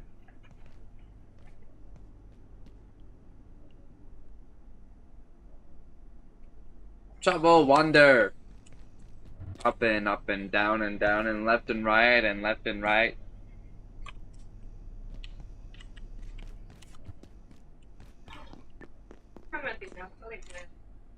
Huh? This hammer is actually good. Why? Gain your heal.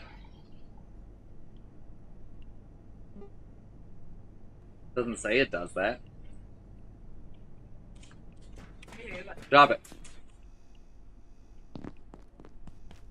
Drop it. Good girl. Good girl. Get it? Cause it's...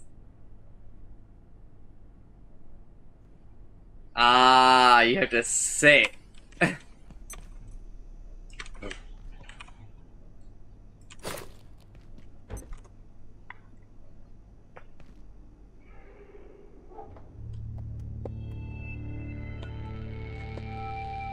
Perhaps I'm getting a little too endothermic.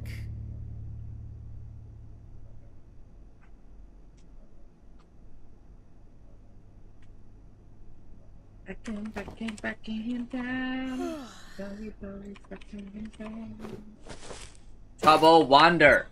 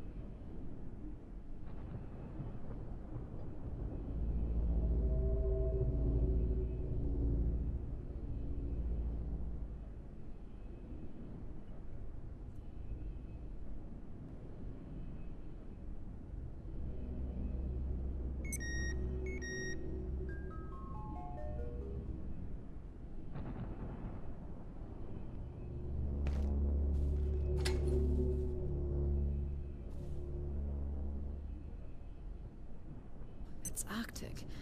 Or is it just me?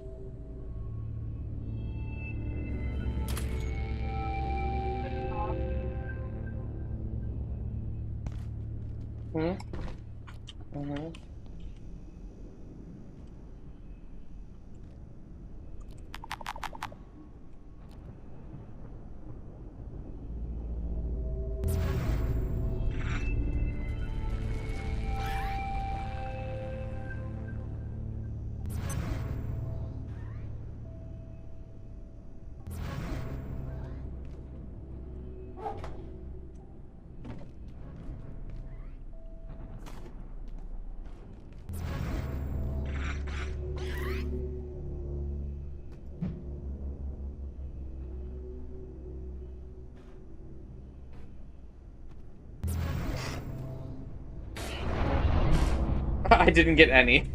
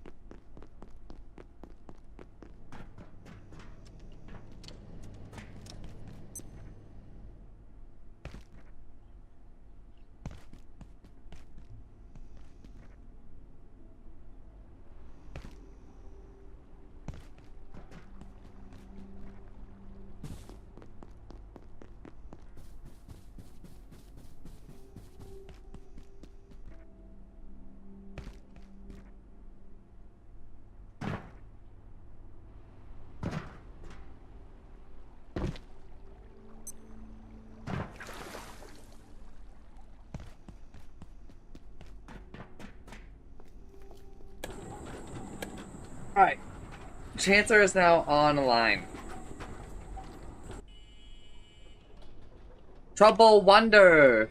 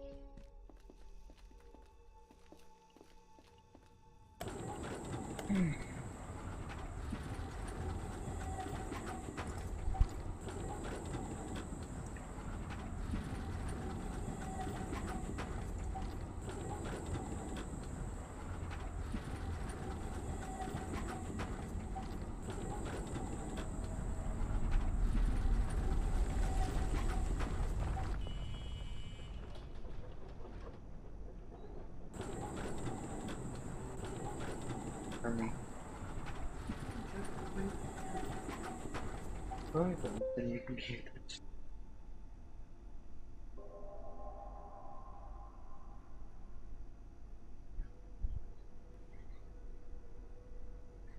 Alright. it take me to the officials? Omni?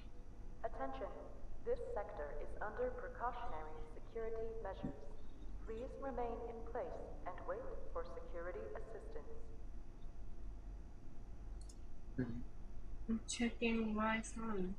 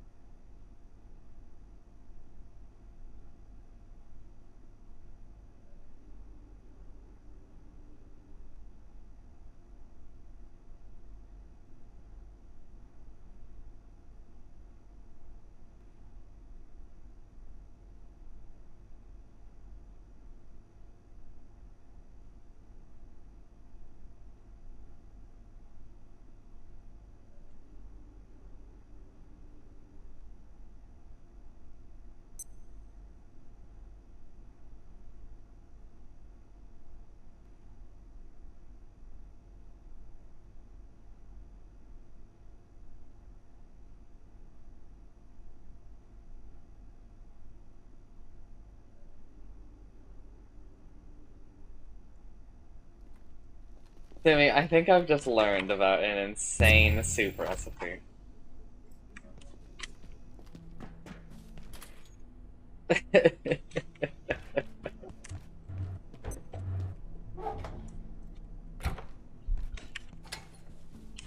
gotta try this.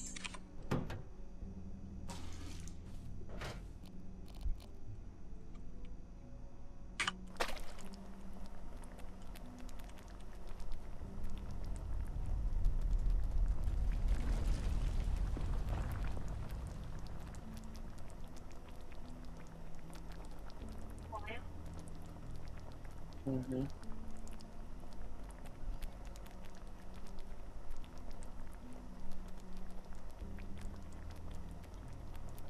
I'm looking at you.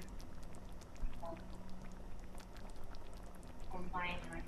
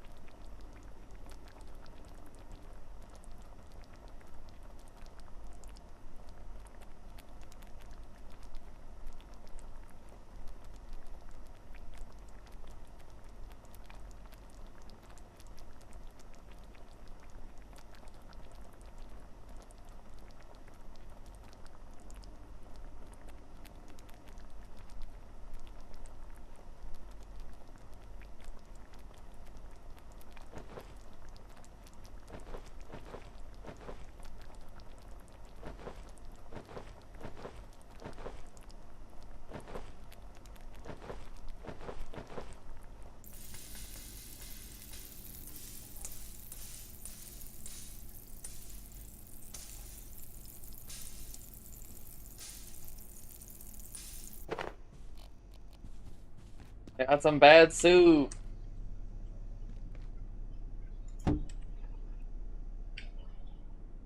Alright, I found a use for oil, Itsumi. How are you making bad soup currently? Grubbin. Oh, then never mind. Don't switch the recipe up. I have to turn off the server, Itsumi. It's Dota time. So, I have discovered part of our problem. There were more whiteboards, I think, that we needed to click on to learn stuff from. There were more boards to learn stuff from? Whiteboards, yeah. Like in the sector. We had done it for like 1 or 2, but I think that there's like 2 or 3 more that we're just supposed to go around and learn new recipes from. Oh. Should have done that then, I guess. I don't know. Yes. Also, that area is a little bit of a nightmare. I get lost in it. Even though everywhere has like a label, like it doesn't help me. And if you're getting lost, Itsumi's fucking doomed. Yes.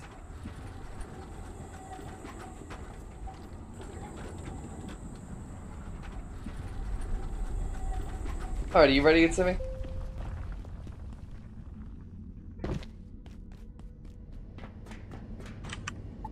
We've also started to run out of some resources that are annoying. Like what? Like glass. Oh. I get those from computers. Yeah, there's only like one place where it regrows. It's true.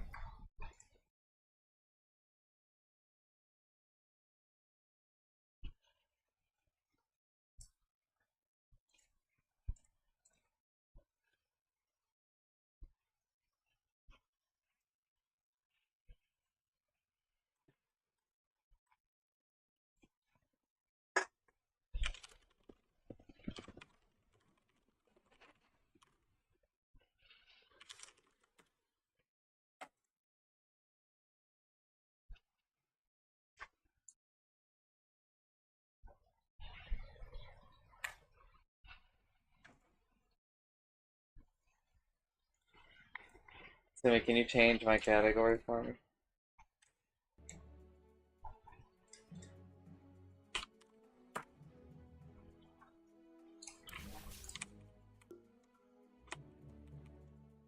Helldivers 2 now has the largest amount of negative reviews of any game that costs money.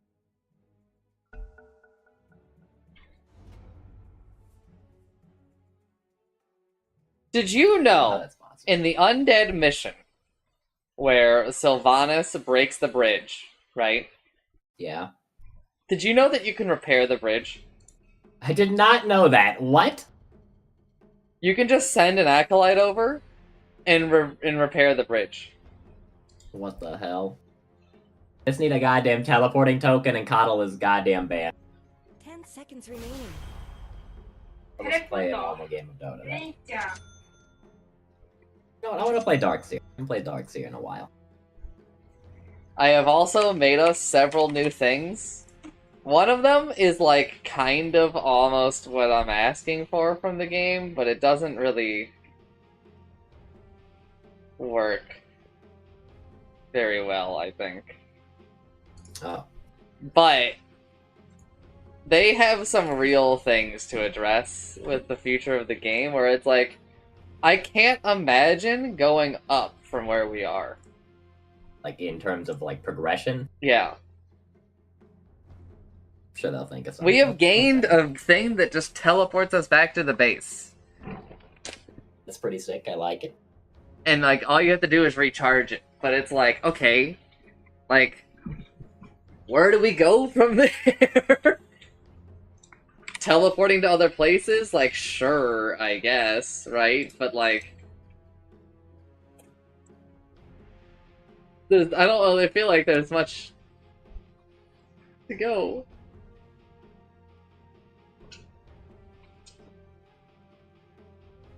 I don't know. We'll have to see where they go, I guess.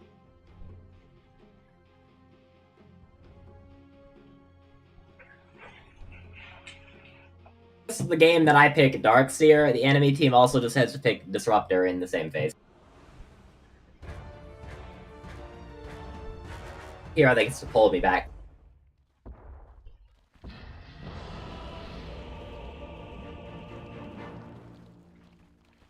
I don't think the enemy team has, like, no good illusion heroes either.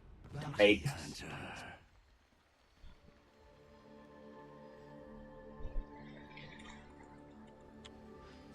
Prepare for battle. You landing with me? And all these heroes end up actually going. Yes. Wait, where am I? I don't know.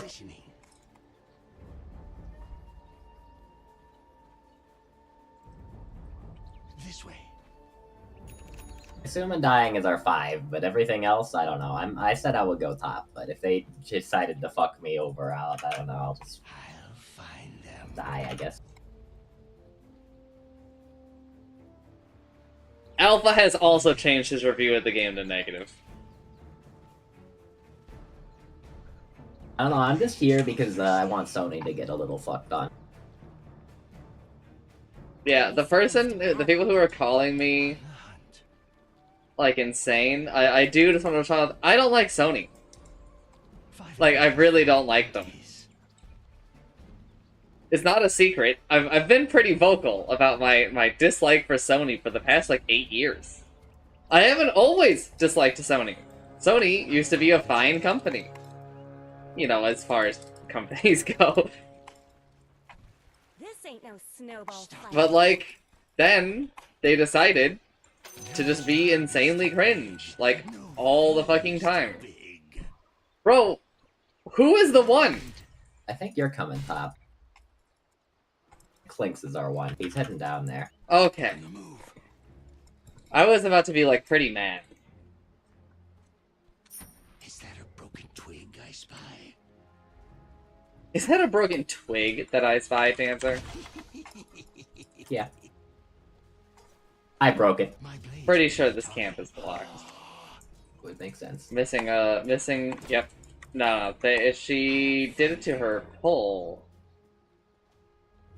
I really wish I didn't have to pick Darkseer in the first phase, because now I get to lane against 2 ranged heroes.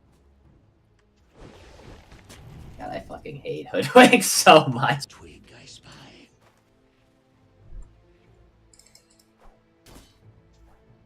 On the move.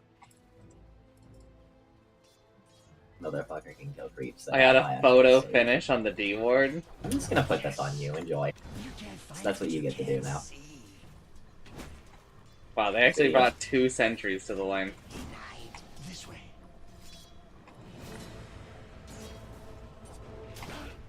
Well, not the fucking die. He's fucking dead. I'm not dead. A lot of damage though. I did. Are you going Greaves? Like to, but I'm kind of under the impression that this lane is going to be really bad after a little bit. Not going to get very much of money, so I don't know. Can't get Greaves. I kind of like to. I hate this game. What am I supposed to do about the range creep when he just does that? You just don't. No options. Generally, what we're supposed to do is we're supposed to punish him when we know the Shikuchi's off. But we don't really have the heroes for that. Yeah, but we don't really have, like, the lane for that. Well, at least Darkseer isn't here, I guess. It's fucking chasing you, right?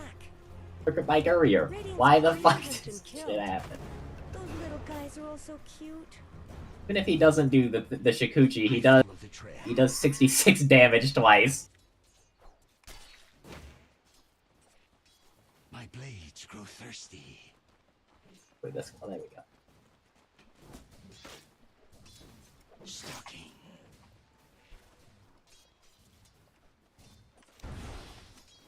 Repositioning.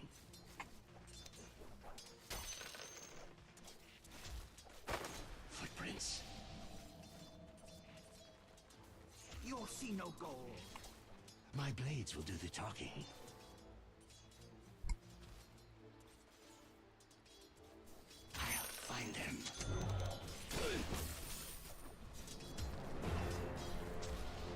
getting way more last hits than I should be ever getting. I'm just like right-clicking them too. I'm not even ion shelling them.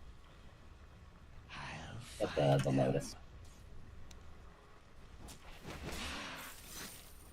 Maybe we do have a chance if he, you know, Hoodwink just doesn't come over here and we're allowed to just hit Weaver. 5 enemies, 5 bounties. The chase is on. I follow the trail.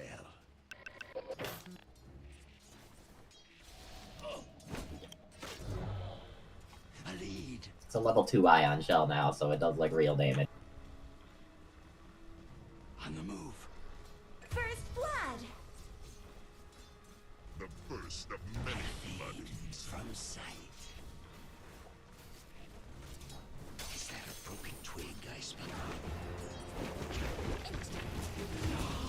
You're just dead to that? I'm That's so dead? bullshit. I don't know, I don't feel like you deserve to die. I Oh, really man, didn't think I that's was a lot of dying. damage for them to do at like level 2 or 3. That's just ridiculous. That's my bad.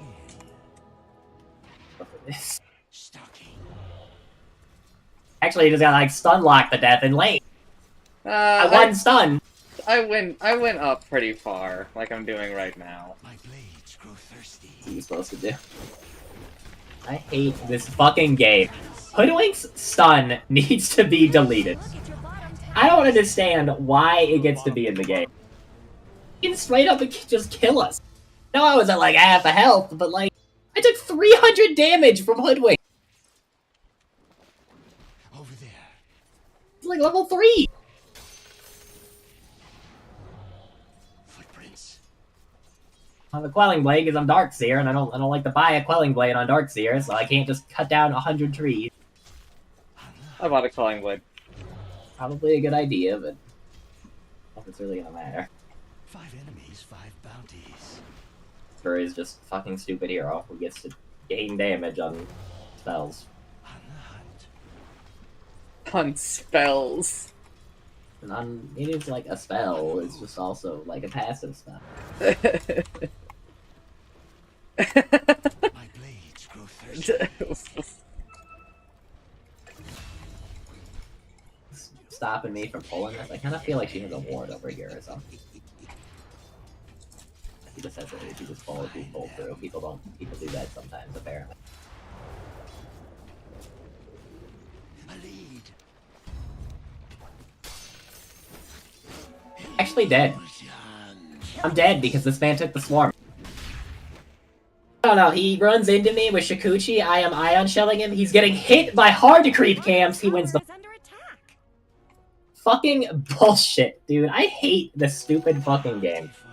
Where is that patch? Yes.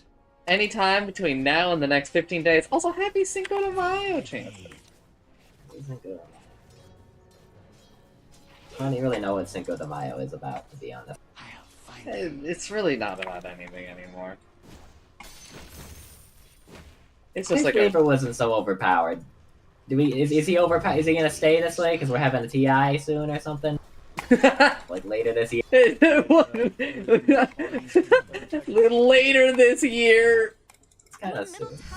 No, it isn't. It's Soon in Dota Stain. When was the last time we got an actual patch? It's this is our TI patch again. Ain't no way, man. And you just like right. Oh, good. Pangolia's here to kill me. Fuck Dota, dude. I don't understand. Enemy mid just came up here and killed me. Just don't actually get to lane as Darkseer because the enemy carry moves faster than me.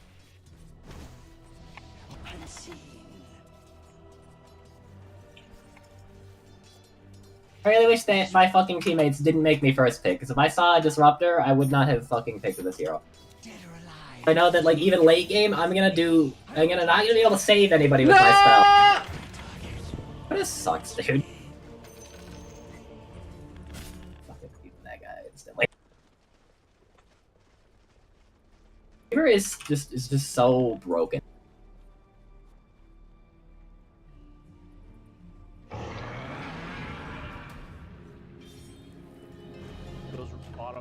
bottom. Blades will answer for this injustice. I fade from yes.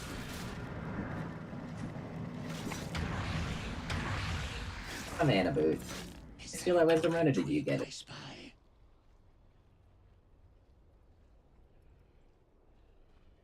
Stalking. Finn has allowed himself to take so much ion shell damage. I'll find them. Also has a maelstrom.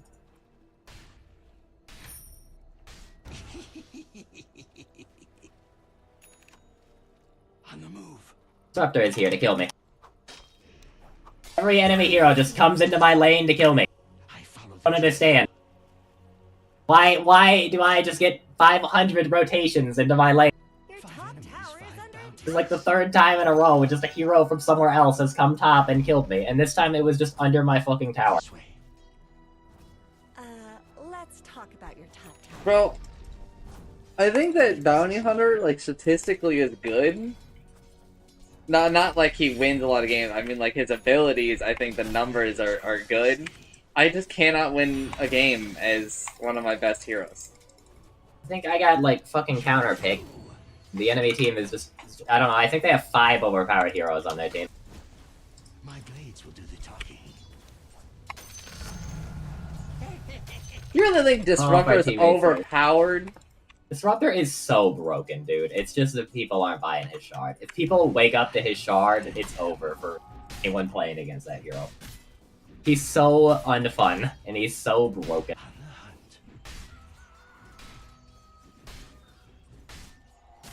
Man just clears creep waves in like an instant now. And we need to use Shikuchi. TP bottom, even though I really like this.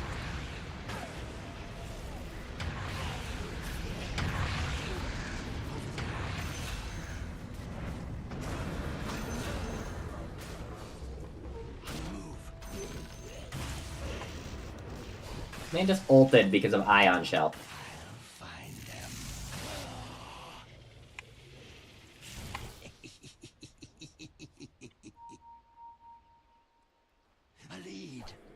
He has to like get back because he let himself take too much Ion Shell damage. Coming in here. This way. Shouldn't have done that. I should have stayed on the other side. I didn't think he was gonna come through the portal. Repositioning.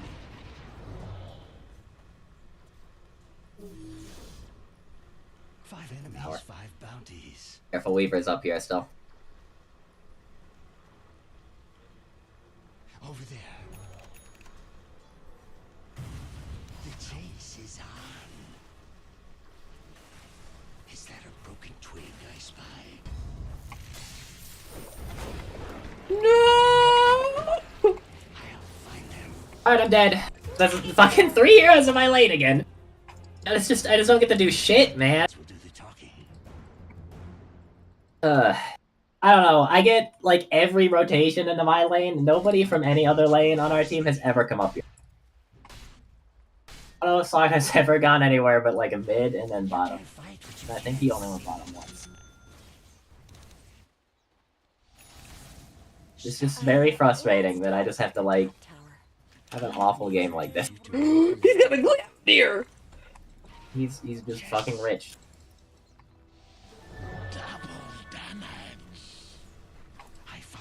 I think he can just solo kill you.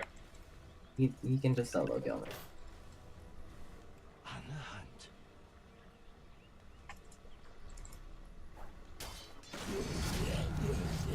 Footprints. Flew at me from all the way over there.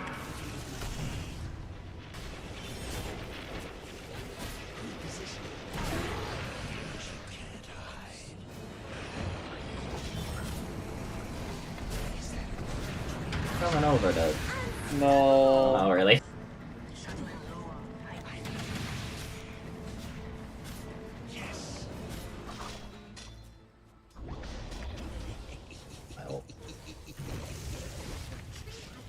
Oh, I guess I'll die then.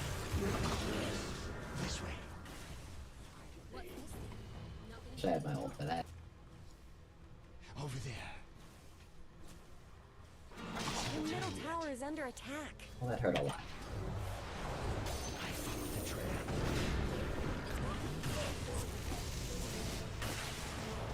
Reason he didn't Slithering Crush at any point. Couldn't Like tell that you. would have been a kill. My blades will do the talking.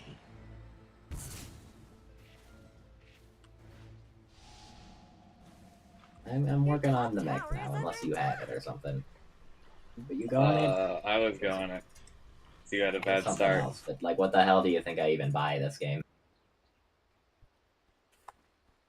Shivas? I don't know. This feels really bad when you're behind sometimes. This motherfucker smoked on. Honestly, maybe you go Dag. I am being so fucked on, dude. They tried to smoke kill Me avoiding Daggin? Me avoiding the fucking the wall Your teammate? of my teammate. Position 5 Undying has no points in fucking Soul Rift. It's not what I want from my Position 5 Undying. Dead or alive, you're coming with me. Footprints. I just wish that like I don't know, it feels like in all these bounty hunter games, I'm just like trapped in misery. Because like my team like never we never win a lane. And then I just don't get to like do anything. This man for the rest just of the showing. game. What the fuck? Why is Bang ulting on me? Wow. I literally was visible to the enemy team for like 1 second, and I get hit by like 2 ultimates. Man does not have an orchid yet, so there's like no chance in hell he kills me. I don't know, and like the teammates always show up like after I'm dead or like to places I'm not. I don't think I've ever got to actually fight with my teammates. All I get to do is just fucking die, like instantly. Guys, I don't know, they just have like a map hack or something, and they just wait for me to go somewhere and then kill me. I have 0, 6, and 0. Just don't get to exist. I don't see the item that helps me here at all. No more top tower. I thought this might happen. There's like there's no amount of plays I get to make. They always have more heroes than we do in every given location. Honestly, just want this game to be over. I would like to have any amount of fun when I play a video game, but I guess that's just not happening today. Don't let your middle tower Look, fall. the enemy team can see me. I bet they've sent 4 heroes at me.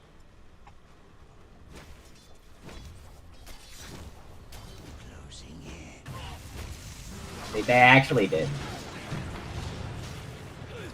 I'll die. So are you.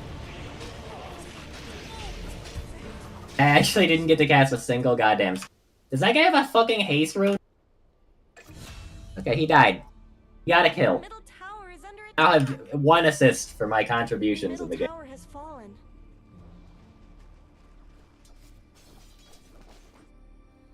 Here, we're not so overpowered.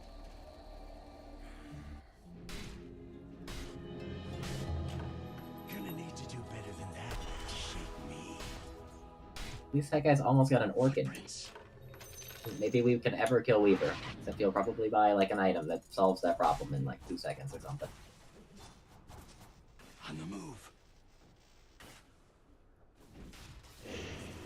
Disruptor is not balanced. Somebody who plays Disruptor, that hero is in an unacceptable state of broken. He is like almost a Witch Doctor level. 5 enemies, 5 bounties. Prince is dead because the enemy team loves to fucking smork. Smork. I said smork because he said smork. They love the smoke in this fucking unranked game. This is not cool. You really should look at your bottom tower. I follow the trail. Your bottom tower is under attack. Life is now to put Ion Shell on the creeps and then turn around and hide in the base or something. Blades will do the talking. My life is now for Ire. Life has never been for Ion. A lead.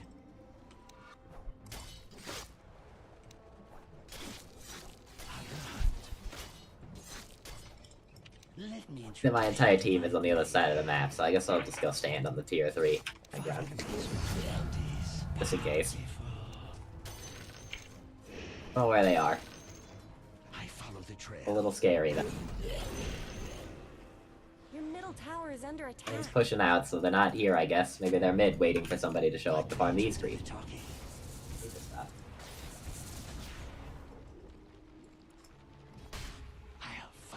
I'm TPing up there, but I don't think I'm gonna get there in time to save anybody or help anybody at all.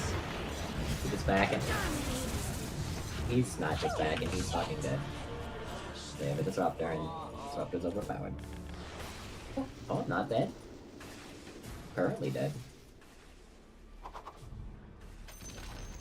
Holy shit, we're making it out with only 2 deaths? I don't think we should try to fight this Undying.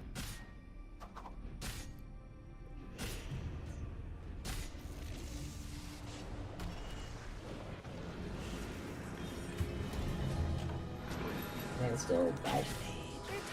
Very unfortunate.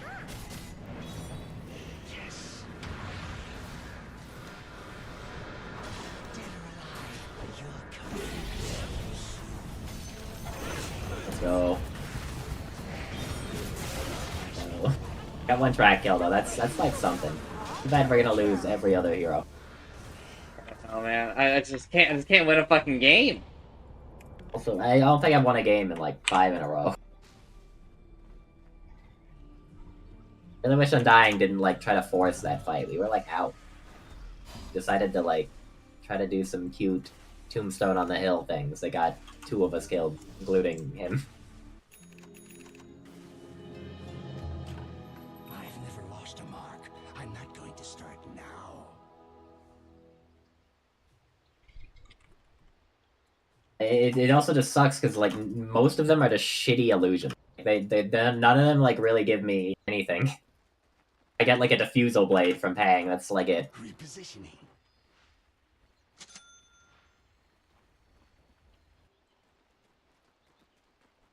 Well, rude in 20 seconds.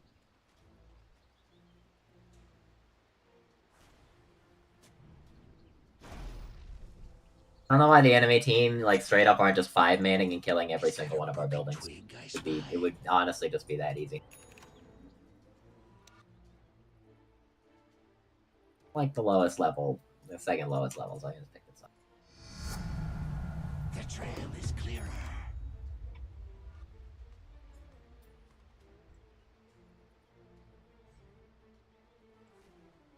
Almost have a pipe, but it's kind of nice against some of them.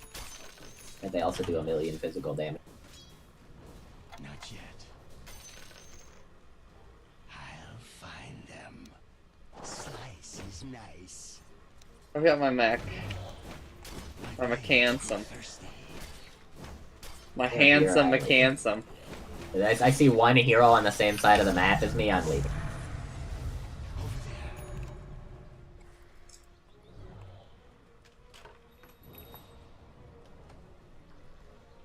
Footprints.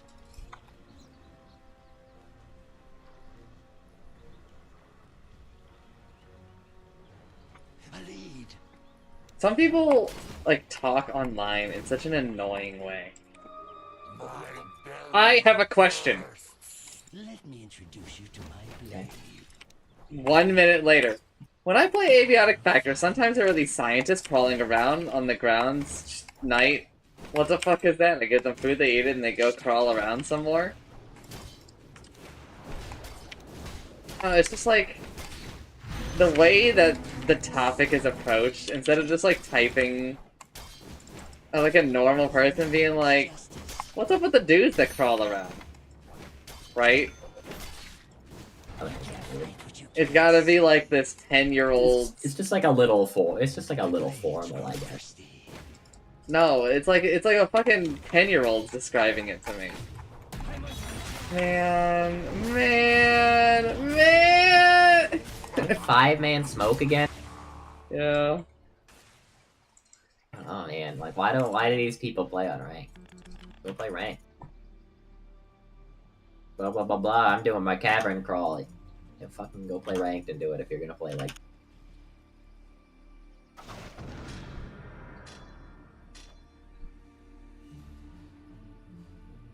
Dying is dead because he decided to farm that game. Tower is under attack. Shouldn't have ever done that. That's going to come out of my pay, isn't it? Let's talk about your You're the fourth of your health. Radiant fortified their structures. The third of my mana. Don't let your middle tower fall. I'll find him. That was more on me than it is on If him. he's rushing eggs as Slardar, that's gonna do like nothing, man. Your middle tower is under Of course, Disruptor buys his shard. What? They dealt the split perfectly? It's just like over, man. Pangolier is just such a balanced hero.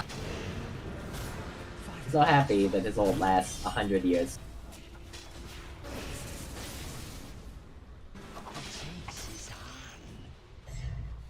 That sucks. My blades will do the talking. Love a game where it feels like all of my spells are useless. Yes. Go back to that. Oh, has he beat beat? Yeah, Did he? No, I didn't see him. I follow the trail. Guess at least we killed one hero. Did we? We killed Disruptor. The price Trouble of Arcadia. Wonder! No Trouble Wonder. Trouble Wonder can't help us now. Yes, she can.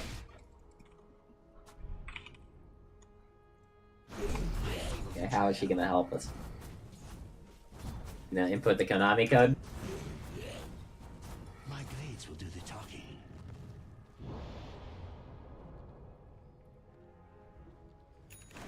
Over there.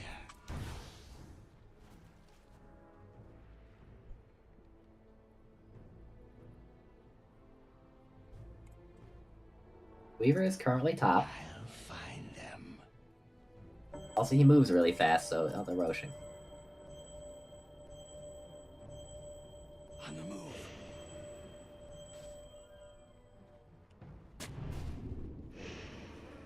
This way. Roshan has fallen to the dire. Immortality. People, why is Coddle unbanless? I don't get it. I know the hero's like pretty annoying, but like holy shit, dude, there are so many heroes in this game that need to be banned. Free game? Repositioning. Like a non-infrequent occurrence that I want to play Coddle for the teleporting token, and he is banned. They're taking our Torment. And they're going to take our tier 2, and then our tier 3, and then our bear. And hopefully they won't pussy out and they'll just come kill our fucking ancient. I know that these guys are just cowards, because you know they couldn't bear the thought of risking anything in an unranked game. They'll just leave, and then I'll have to play this game for another 15 minutes.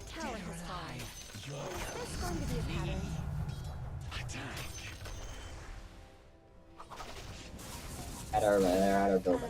We need to defend it if we're going to. Radiant structures have been snow fortified. This is not a we split push and they go back kind of situation. I don't think that's real, but it might be.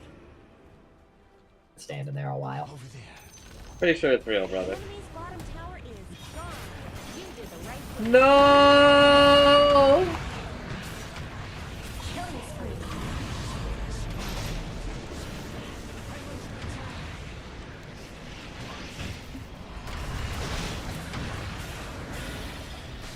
Shit, are we killing this guy? Let's go, we killed that guy. They're kind of low now.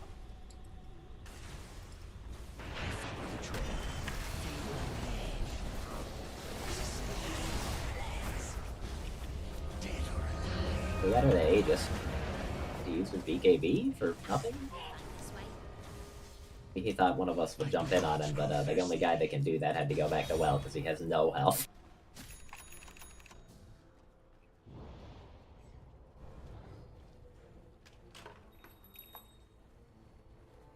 Footprints.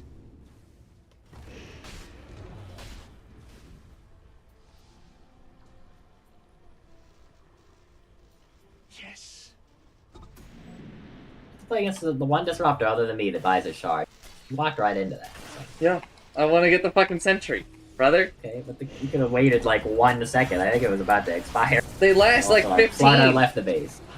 Yeah, but he put it there for a long time ago. Really wish our teammate didn't just like run outside of the base and die. We did get a kill from it. Oh, I guess you're just fucking dead. There's nothing really we can do for you. This is not like a go out here kind of situation. I'm gonna die. If I come with you, I'm also going to die.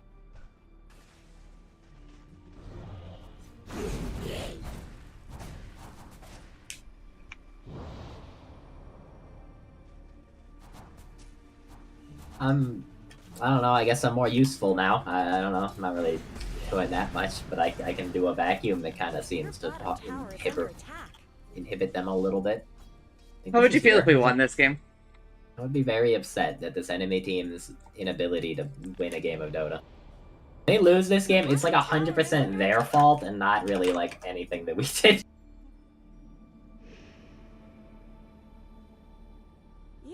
Are we gonna defend this, or are we gonna let it go? I think we kind of have to let anything go that isn't the high ground. It's just like not very enjoyable for anybody. Your bottom tower is under attack. Weaver has so many items. Your bottom tower is under attack. Your bottom tower has fallen. My blades will do the talking. The enemy's top tower just shattered into little pieces. Literally all of my mana has been burned. If we were here earlier, that would have been like crazy good for us. That was a really nice wall. Blargar wasn't here, I don't think. I'll find them. It actually drained like 100% of my mana. We're just gonna wait for this shit to stop being up.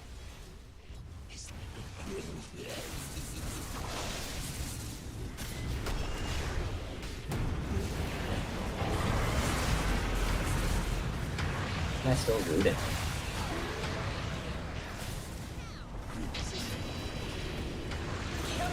Alright, we killed Pangolier because he sucks. Really, I don't know, there's like no excuse for that man finding a way to die here.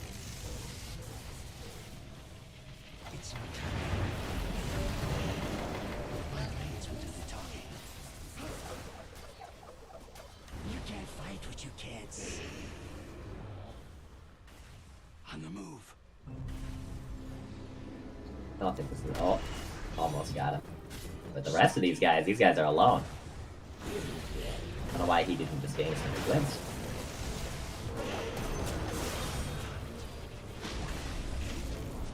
It's the wrong hero to go in on, but honestly, I'll take anything we can get if we can get a kill out of it. He can't attack the Centaur, he'll just... He's an idiot. But we did get a kill. And it was not tracked. Was it was untracked? Did he like cleanse He it loaded us again? right before he died. What a piece. Well, that guy got a kill. Too bad he's also dead. I'm really paying attention We to what we're can't doing, kill I this guess. guy, right? Which guy? Weaver? I don't think we can kill that guy. We don't have the damage. Well, you should go anywhere near him. Dead or alive, you're coming. I tried to cancel. I don't know why you went anywhere near him. There's so little to gain.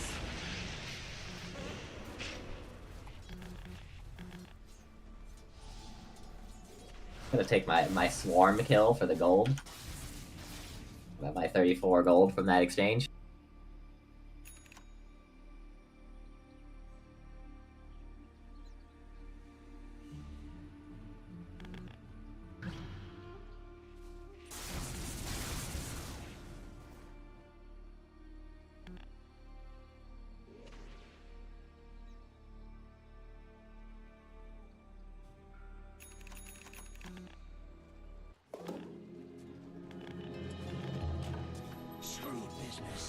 just got personal.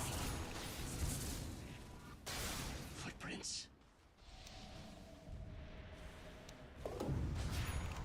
We're here at our high ground again. Radiant structures are fortified.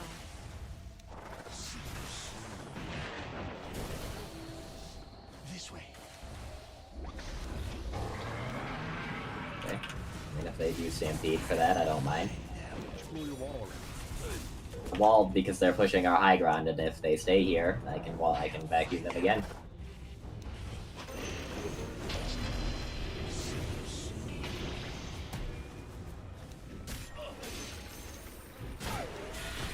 Broken twig. Watch your head. Your bottom tower just fell.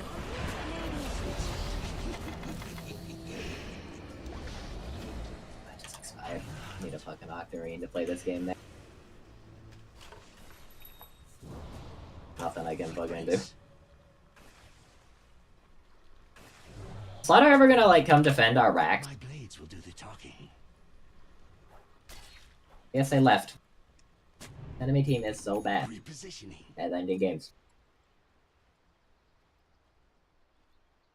Big headband, pretty good. Feed my blade. Hey, they're attacking your bottom barracks. 5 enemies, 5 bounties. My fees have doubled. Stalking.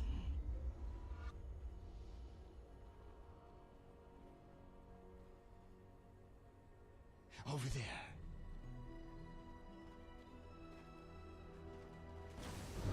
I follow the trail. Slice is nice. Also, 15. That gives me a nice talent.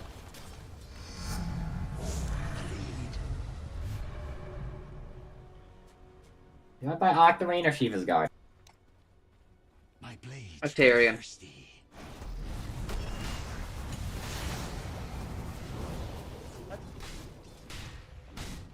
On the move.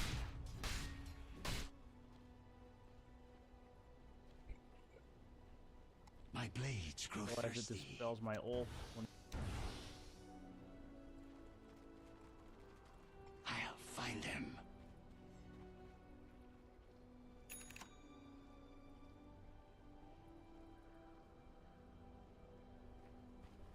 Five enemies, 5 bounties.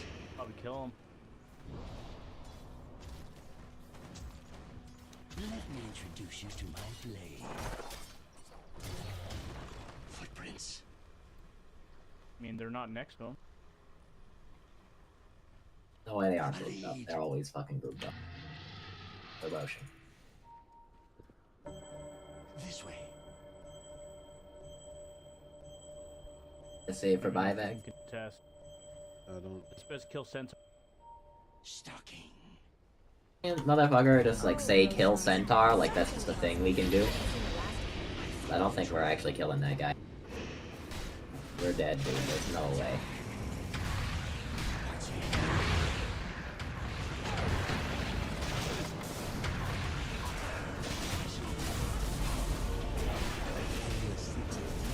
Where am I?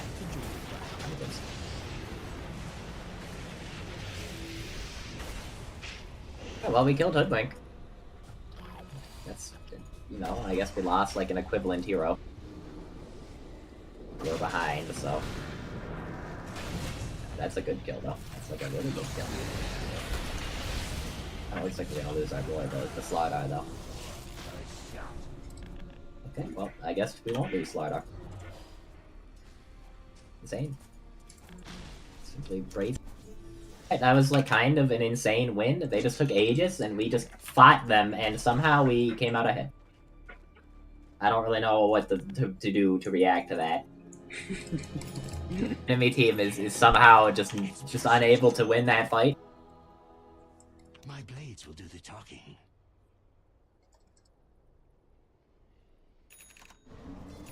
Reposition. I really want to be out here though still, because it's scary. On the hunt.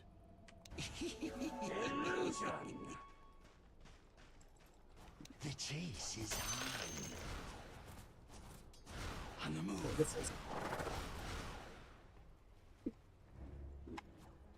I fade from sight.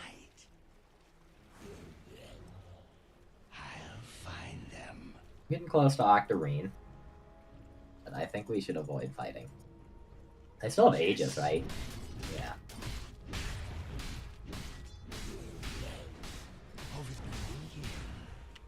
Seems like our team is very confident that we just need to farm the enemy jungle right now. I don't really know why.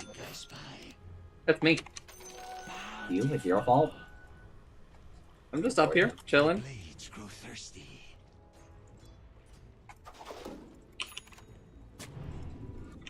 I follow the trail.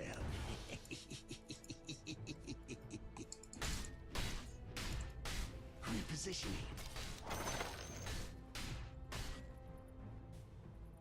Buyback or Octarine?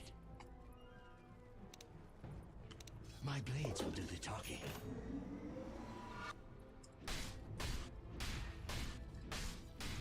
Five enemies, 5 bounties.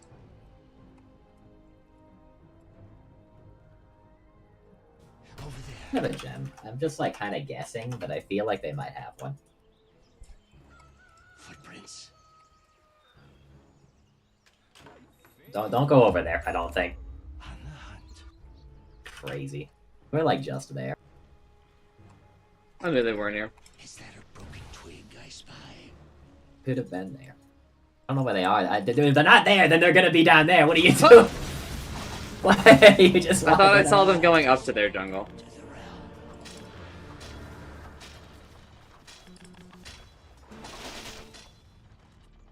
Dude, they were on our side of the map. I'll them come over here. I don't know why Slaughter is doing what he's doing right now, but I don't like it. It's so greedy.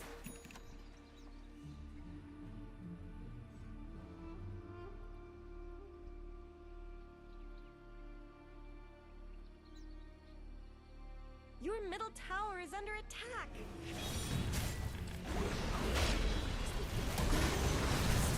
The enemy's top tower is falling.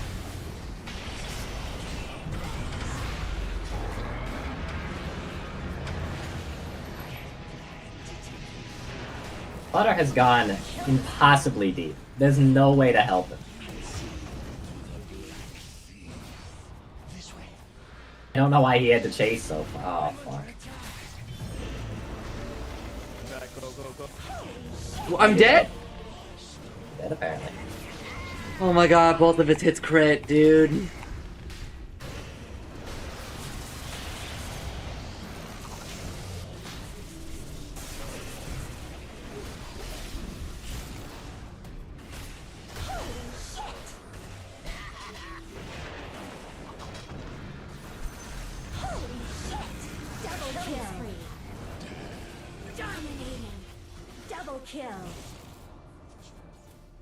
Tip him back, tip him back, tip him back! Too busy tipping to realize that, like, he's dying. My hero.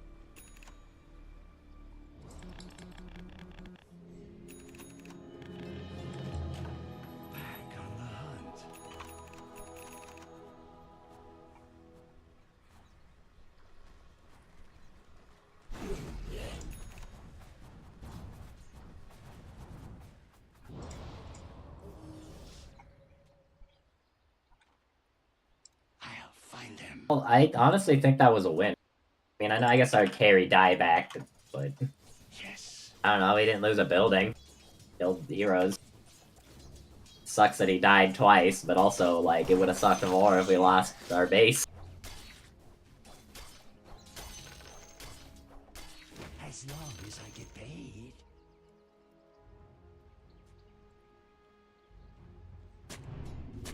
Something this up just because.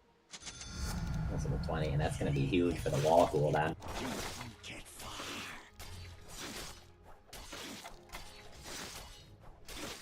I buy like an Aether Lens.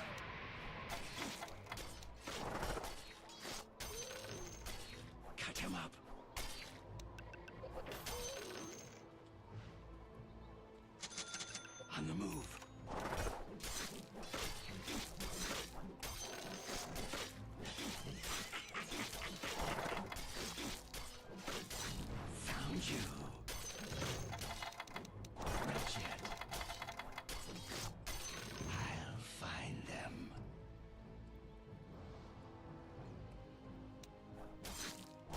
the realm's justice.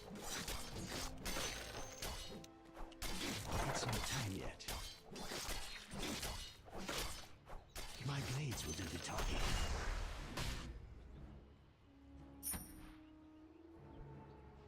Over there. Get back.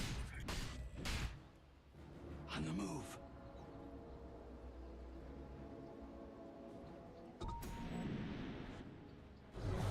Yes. They're on me. I would have laughed really hard if you died. Over there.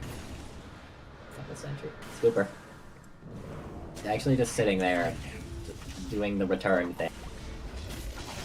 I'm not having it. I'm under attack. Your bottom barracks are under attack. I follow the trail. Your bottom barracks have fallen. I tried to warn you. You can't fight what you can't see. Kill his ass, kill his ass, kill his ass, let's go. They're being really stupid now because they lost like one team fight. Go, go, go, go, go, go.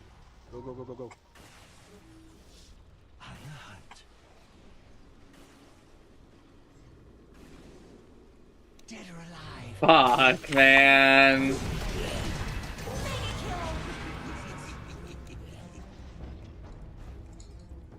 This way. Get that jab. A lead. Exist to slow this man, that's it. Stalking. There you go. I don't see it in here. Repositioning. Push, push, push. Footprints.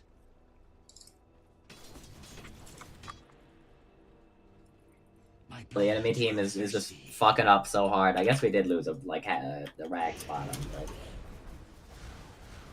Over there. Dire Snow fortified their structures. I'll find them. enemy team actually is just I don't know, man. The enemy's middle tower has It's so ridiculous that they're struggling against us. 5 enemies, 5 bounties. It's a centaur buyback. Holy shit, that building is dead. So stupid. The enemy's middle tower has fallen. Leaving? Because we're gonna get glimpsed, I think. Weaver's up to 5. Can't believe we're not getting glimpsed. Didn't feel like shooting out a single thunder strike to see where we would go. Oh, Roche may be up. probably didn't need to break the invis to do that, but saw a ward and I wanted it to die. You know how it is.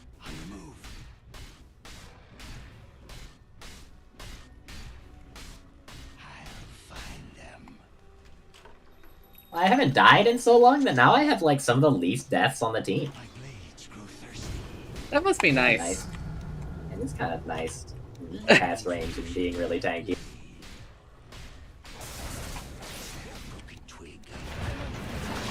Can we fight in top? Because there's like no way in hell I can get. Get out, get out, get out, get out, get out. This way. Shit, we're getting out and nobody's dying? Why do they suck so bad all of a sudden? I follow the trail. You can't. My blades will do the talking. Think I keep carrying the rattle cage, or do I go back to the psychic headband?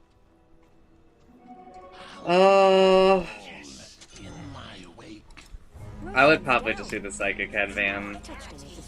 I follow the trail.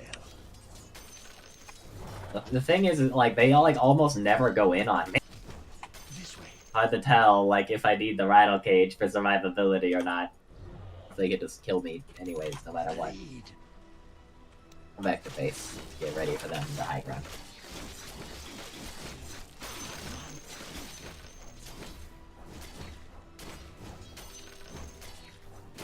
They're not just going to high ground. 5 enemies, 5 bounties.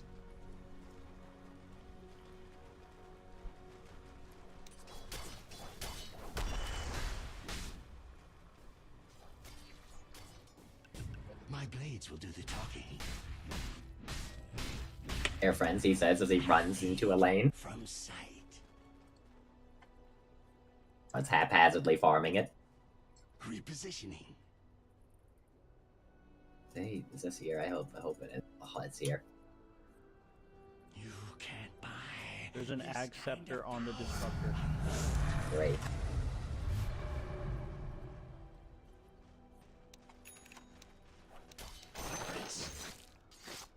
Unseen. I'll find them.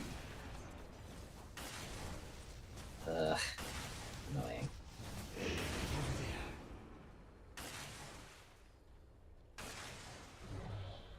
Probably have a ward here. My blades grow thirsty.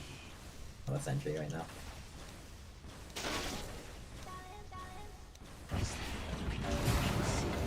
Fucking bolted me.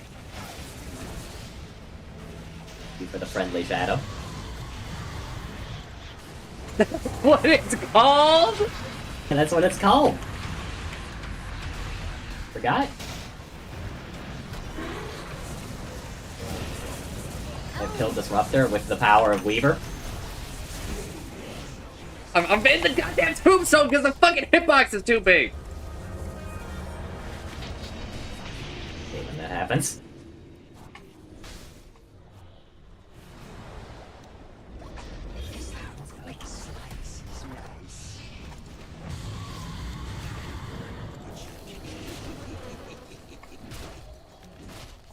Another, like, pretty big victory. Killing spree. Especially now, that happened.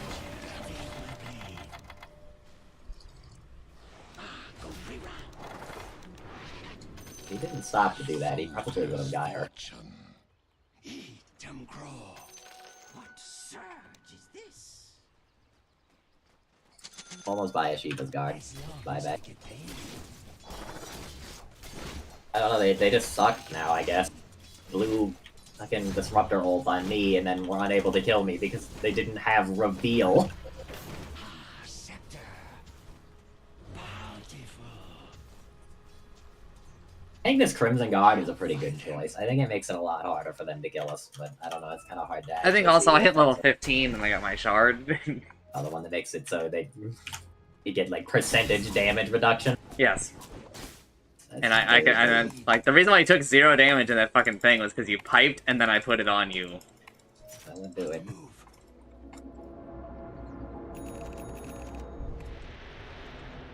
My blades grow thirsty.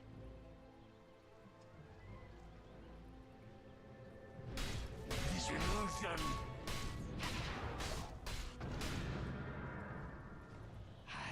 Centaur is the gem. Again? Stalking.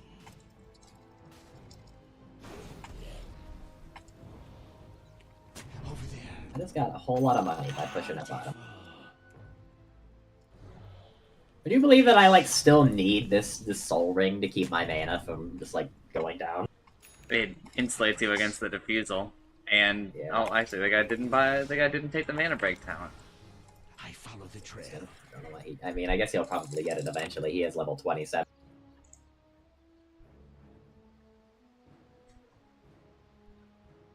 Repositioning. I'm gonna have to replace it sometime though. I don't know with what yet. Attack. I got a Shiva's Guard now, so that'll probably help. This thing still gives int, right? Oh, never mind. It gives 5. This thing just gives stats from nothing? No, it's Veil.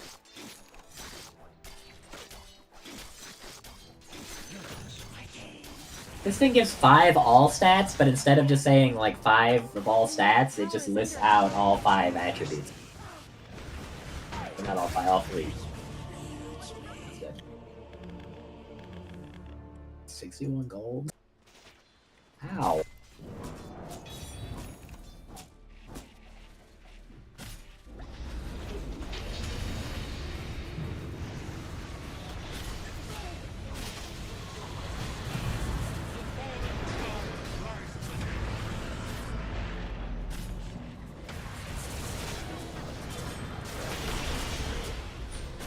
Nothing for him. He always chases like too far. Spanning ground. I can buy back. I think they're leaving because they took our racks. Slaughter bought back, so I don't know if there's much point. But they also have one buyback, I guess. Isn't that nice? Wait, did Clinks die and re-buy back? What killed him?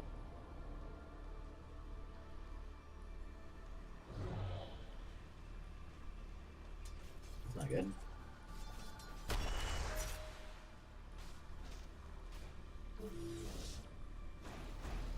Waker. I wonder if Slaughter was ever ready to do things. Slaughter has 2 modes. Not ready or and ready? We've actually come full circle. That motherfucker has a cart.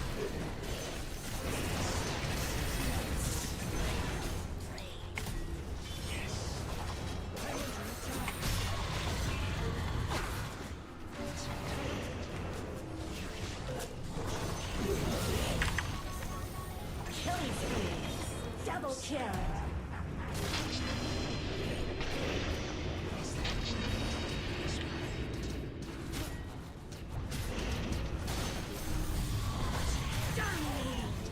Triple kill. The kill. Doesn't you handle that? I think Clinks wanted to handle it. I wish he would have gone mid instead because he is our best pushing hero.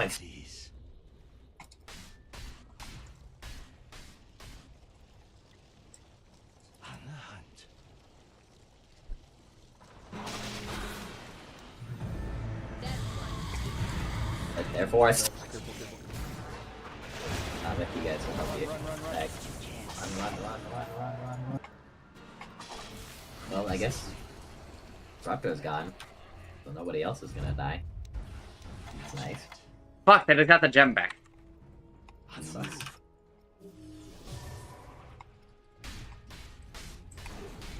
My blades will do the talking.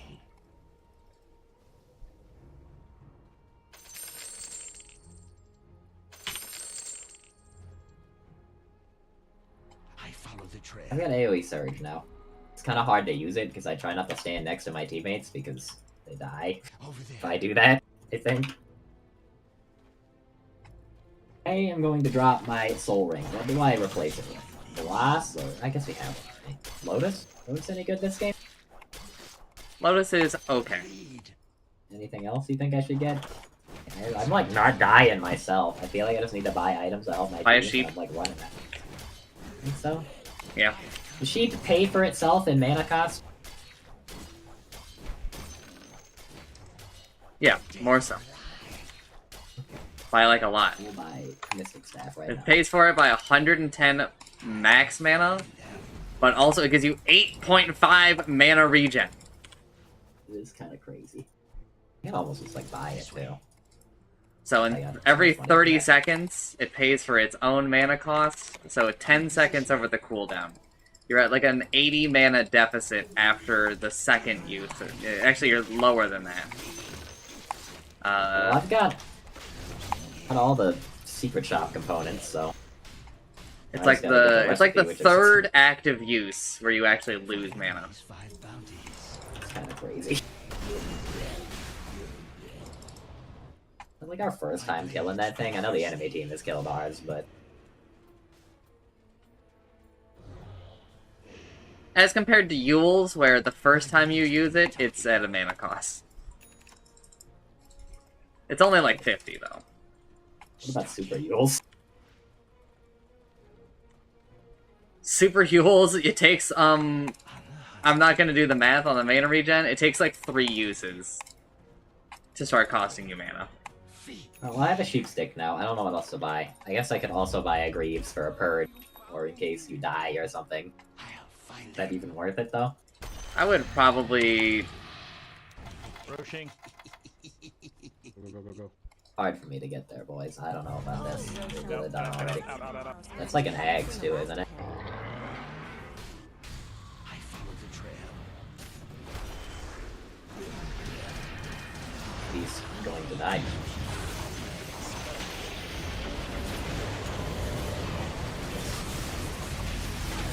It might have been a bad idea to do this, but I guess I'm tanky enough that I can get away with it.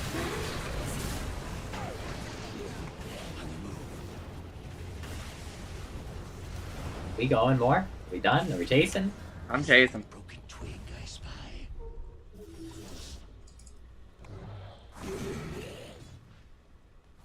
They just roached and we're like running them down.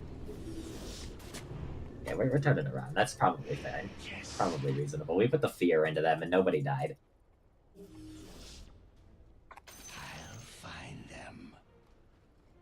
I can't believe that Disruptor didn't die. What saved him? I don't know. I got saved by a tombstone. I went down to like 100 health. Well. I'll find them. No, no, no, no, no, no, no! It's fine. Repositioning. You know, I just wanted to save that fucking, like, one of the best camps to have at 60 minutes. Eat them crow.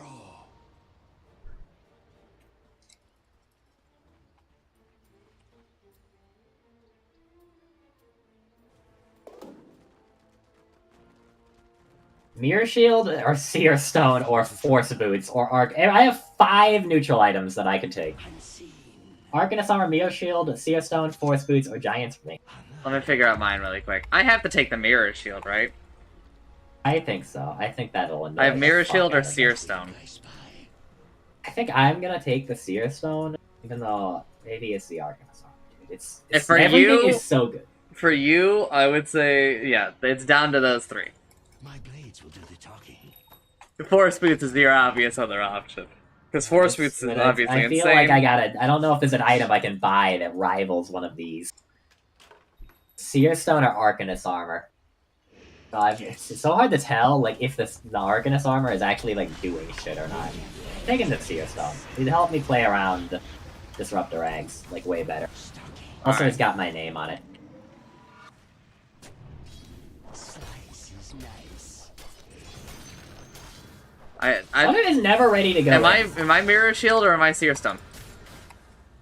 Are you Mirror Shield or Seer Stone? I think you take the Mirror Shield. I think I you take get the close Seer to the Stone. enemy and they like target the shit out of you with spells. And I think you're like you turn one of their spells into one of our spells if they cast on you. I think I'm Seer Stone. I don't even know if I can drop my Elven Tunic. I feel like I do actually need the evasion. You can drop the Elven Tunic.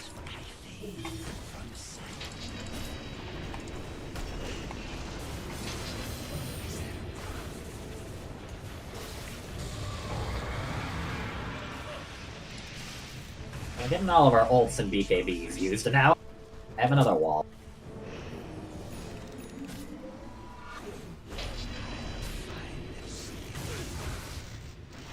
Honestly, if I see Disruptor, I kind of just sheep him.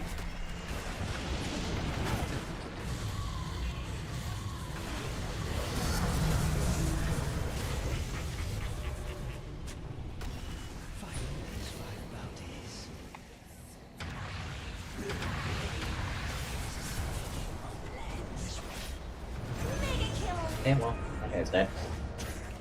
Where'd Aegis do? I should have taken the Seer Stone. I should have gotten that!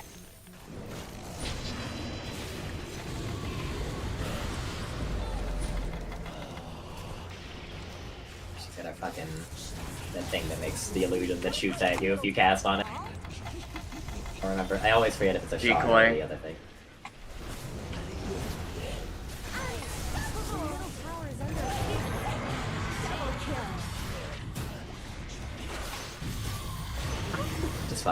You just fucking killed yourself, I think. There's so many gems on the ground! Triple kill. Picking up these gems, I'm breaking them home. Why can I not select my hero with my hero select hotkey? I'm getting fucking pissed off. I can buy and eat an eggs now. I don't have the money, but I can do it. I can start working on that.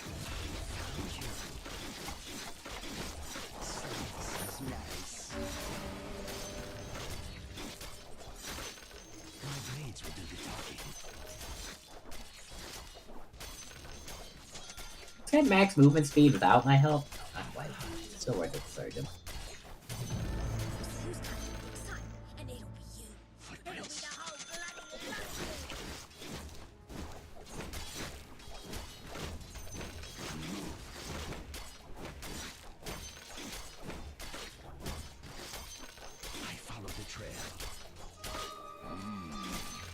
I am glad. So the thing I was just trying to say earlier when we got into a fight, we've come full circle. I'm buying bracers late game just for health. All it took was making it so they give 10 strength to get us back to this point.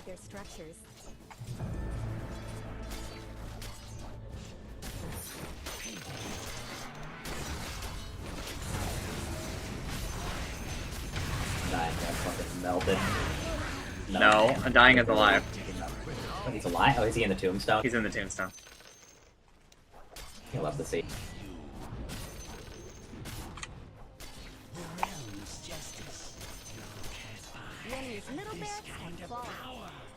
Hold on for 15 seconds. My blades will do the talking. Too bad. That's very bad time to go.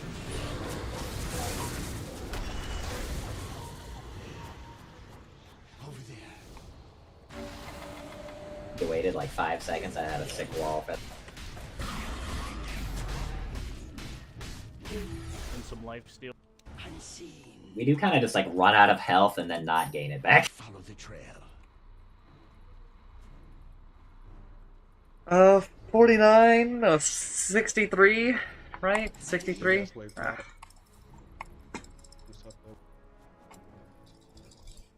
I'll find them. Regeneration. Yes. 300 more gold and I have an eggs blessing. Fortune. And I guess I can, I don't know, punch people. I don't know if I'm ever really gonna do that or not.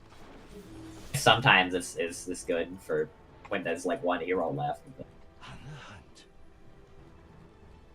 How long does the illusion last? It lasts 6 seconds. Huh? Yeah, it's not the longest. I think the main thing is just that it stuns. It's nice to have another stun. Broken twig I spy. Other Stalking. being useful.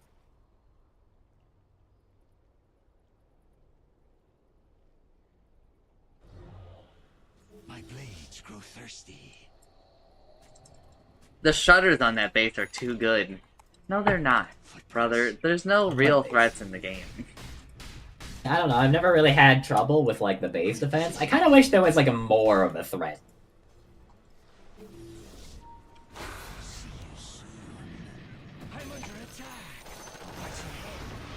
It's so lucky. Hello. Team.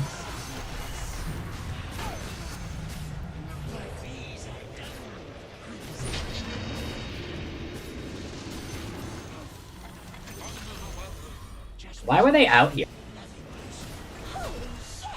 Double kill. They're getting ratted. Don't let your middle tower He is fall. fucking piecing out, man. There's really no reason to Thanks for spare catching him. I'm trying. Keep his end. On the move. Yeah. ED top. I follow the trail. Can't believe they just like walked out of their base like that. Over there. Killing spree. Alright, well he died. Dominage. I guess.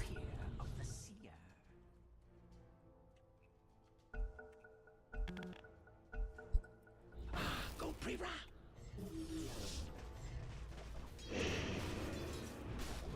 Stalking.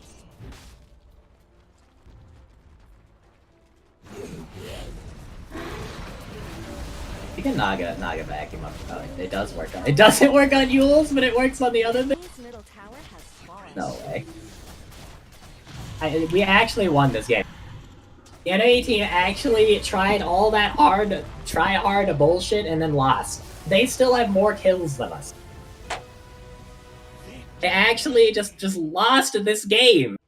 All they needed to do was just like 5-man and push earlier, or just like I not actually fuck think every that team the push. bracers I bought had a huge impact on the game.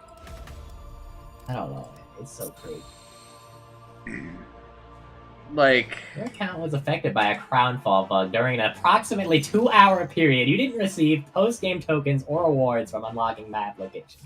The bug has been fixed and all rewards and tokens have been retroactively gained. Well, that's nice. alright, you have some time for some AVI. No, I do not have time for aviatic factors. Play a 70-minute game of Dota. That bug stopped me from getting a teleporting token in the past, so now I have one. So now I don't need to play Coddle.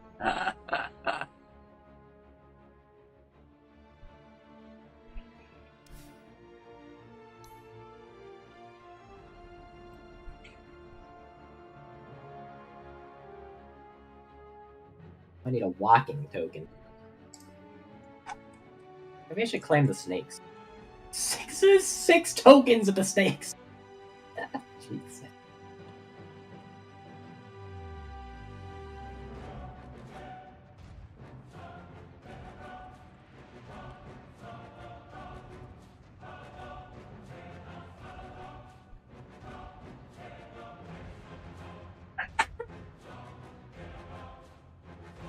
God bless my child.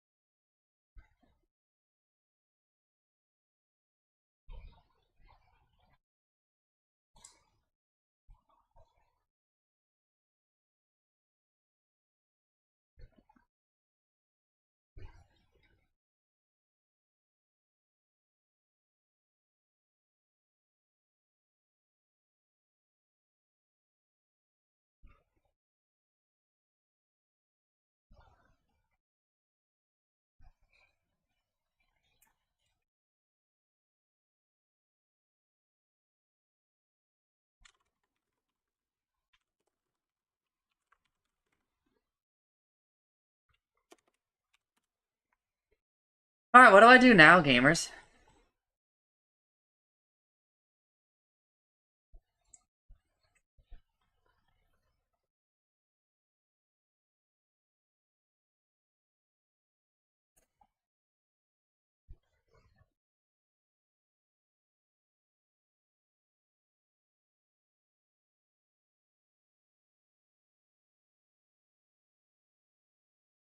Trouble Wonder!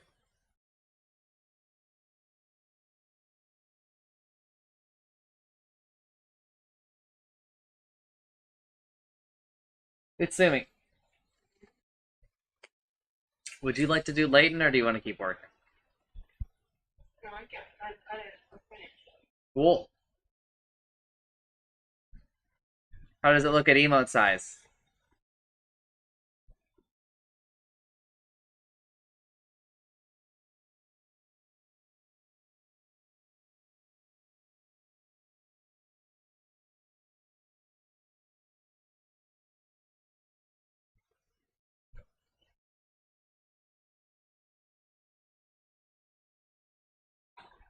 Something you should start doing at the end of these emote commissions, you should do what Artist does for me. One moment, let me show you.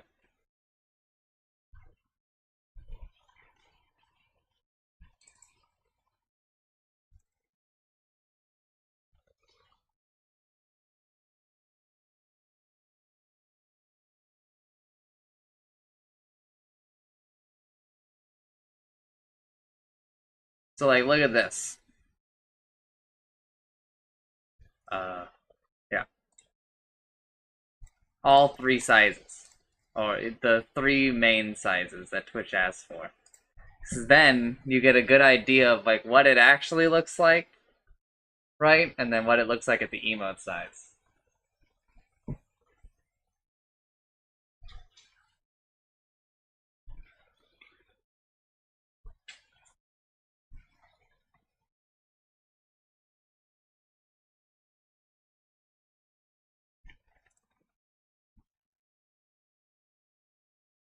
So, let's see, what is it? Show.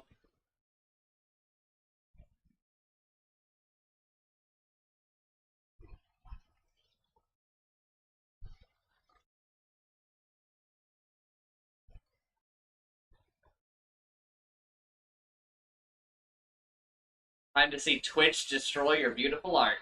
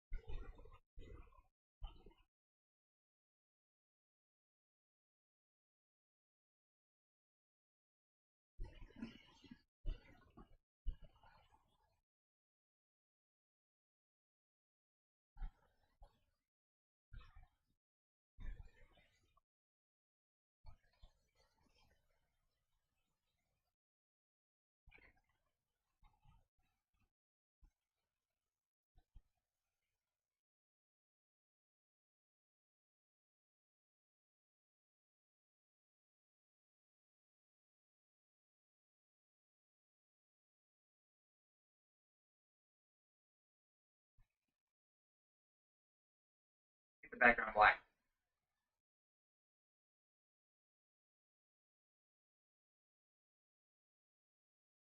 Ooh! You can still tell what it is. A little. Well, you might want to save another copy, right? And then let me make some revisions. Right?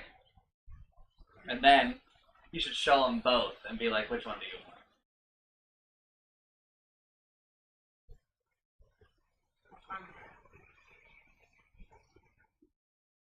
Which part do you need to correct? Can you wait for it? Okay. What should I send? Both. So I'm gonna have you. These are gonna stay, and I'm gonna have you make some changes. And then when you go to Fujiyama, you're gonna be like, this version, which one do you want? Right? Just give them both, really. Okay, like this one might look better on Twitch.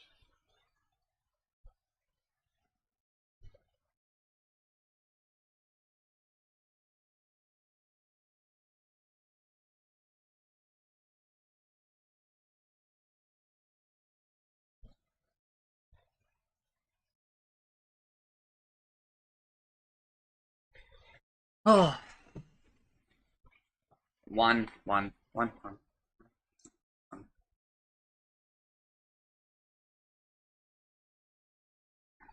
Alright, one moment, chat. I'm doing a little... Just send me the biggest one you have. Yeah, I know, but I don't want to have to download the zip.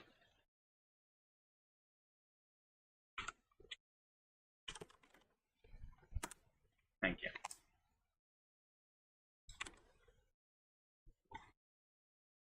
Alrighty.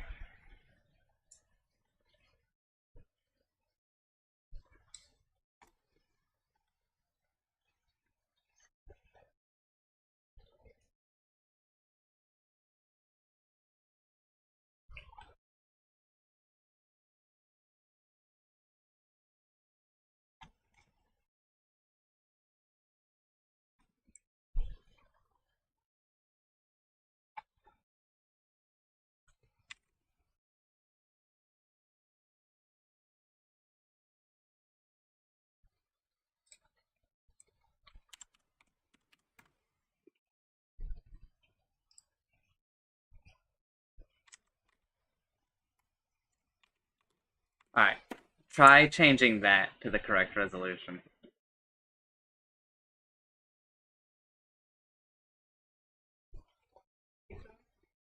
I cropped out a lot. Smaller vertically, I cut off some of the sides. So let me know how, show me what that'll look like.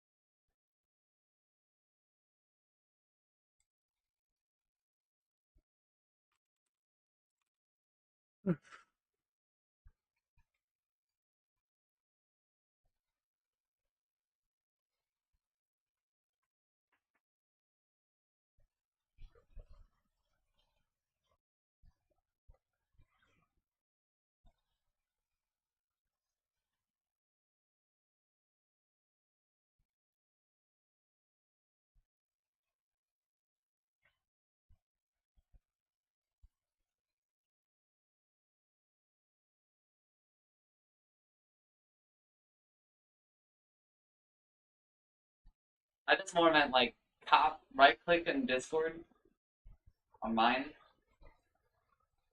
Copy. New canvas. Or just like another tab.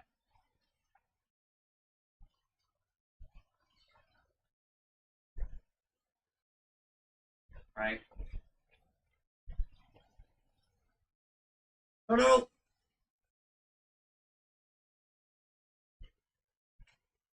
Are you saving over? Okay. I tend to go here.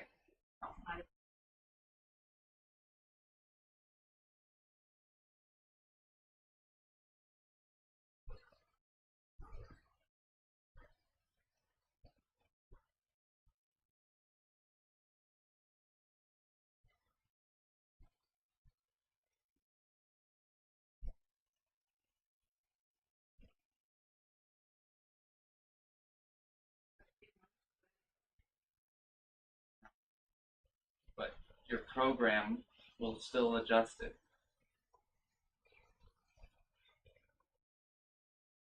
It doesn't matter what size this is. What matters is the size of the final thing. Right? And it's going to cut off and it's going to crop some of it, and that's fine.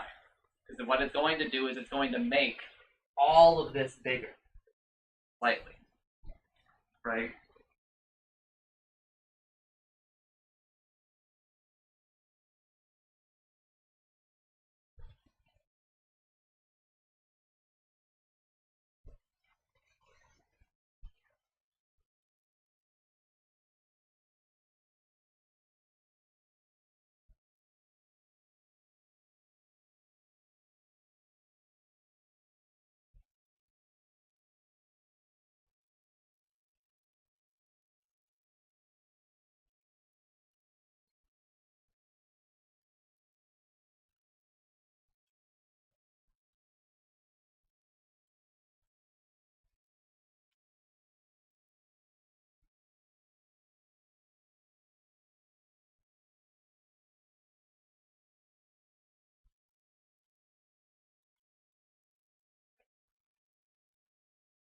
And I have some more edits I'm going to suggest. But I want to see what this one looks like at emote size. 28 by 28. Also, that's the same thing you just said. The color's different. But It sounds like cooperative.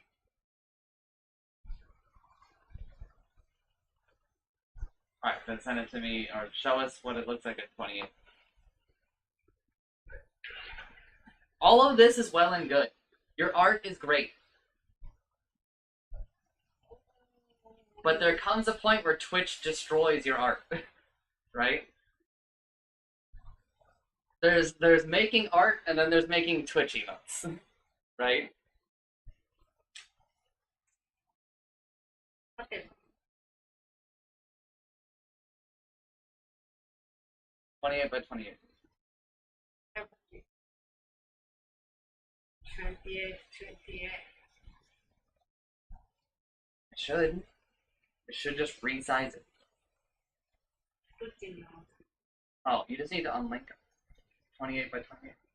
There should be a button here that says, like, hey, don't just listen to what I tell you. Don't try to fix it.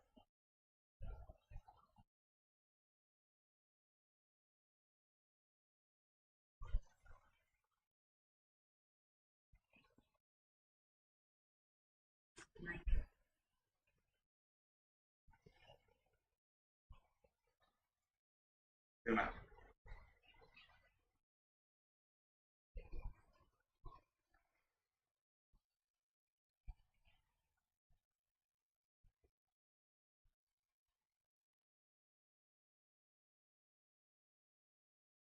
Open up yours. 28. First.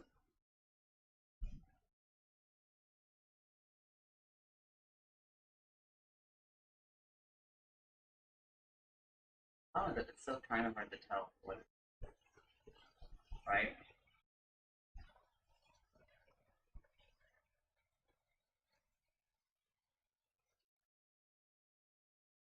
And you know, my editing is rough, but like the basic idea is that to go to your hole,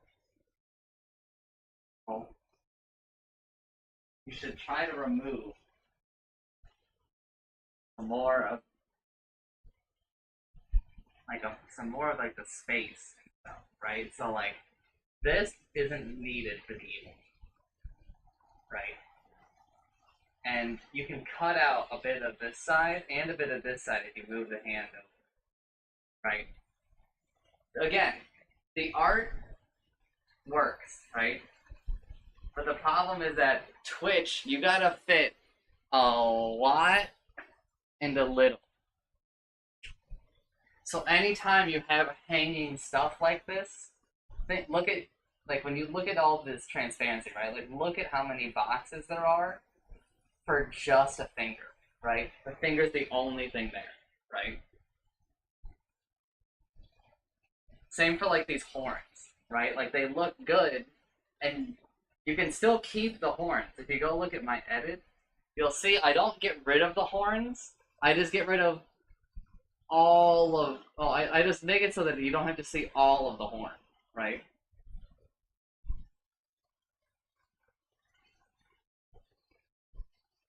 And those outline, like your outlines, like the way that you're making everything super thick is super good. That's really, really good for Twitch emotes, right? Because it makes it so much easier to see. So at least you learn that, right? And the problem is that, like, you actually care about what this looks like. You're caring about what the full size looks like, which is how you should do it. But you need to get to a point later on, after like you're done, where you're like, all right, I made it look pretty. Now I need to destroy it, right? You got to make sacrifices for like how emotes look, so that they look good at emote size. And that's just like kind of how it goes. I had to do a lot of this with artists, where I basically had to be like, you got to take out these details, you got to take out these details, or you know, you need to like squish it together, because at emote size, people aren't going to be able to see shit.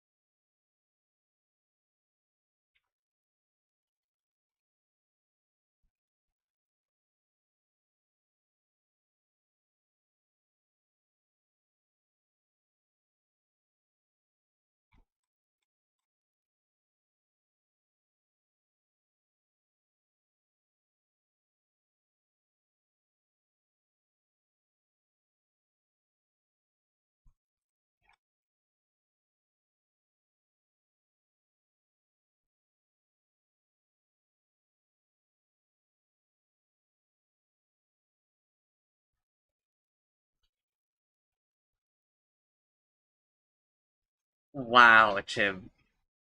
Wow. What an emote, Chiblee.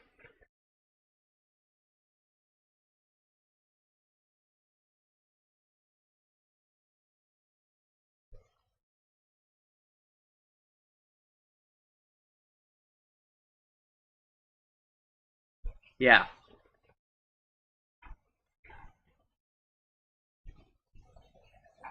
That's like a bit better, but I would probably still bring it up a little and also bring it down a little. Cut out a little bit more of the top of the horns.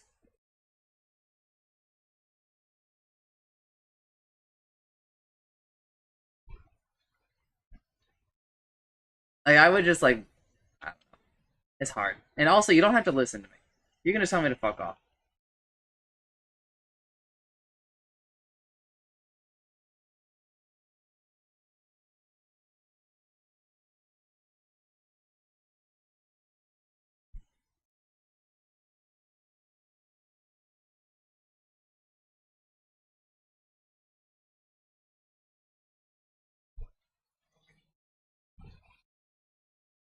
Got it. This is gonna be a mistake.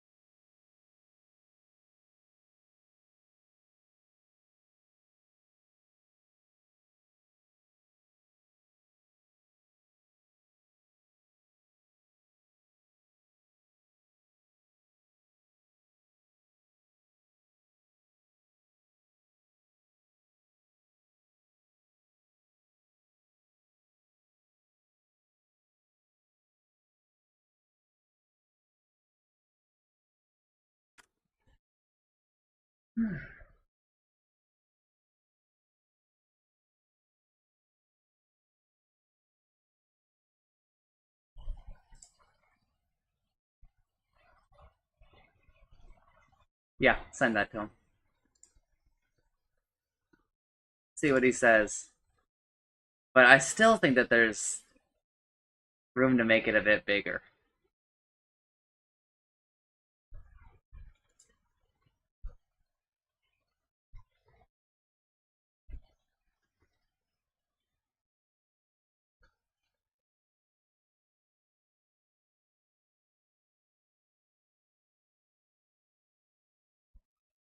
And we gotta talk to Satsuki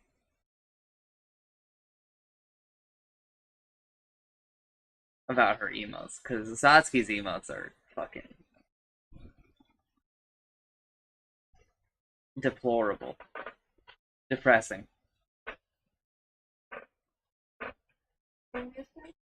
No. I've been vocal that I think Satsuki's emotes are not good. I think that she got affiliate and people subbed a lot, so she was like, "Oh, I really need emotes."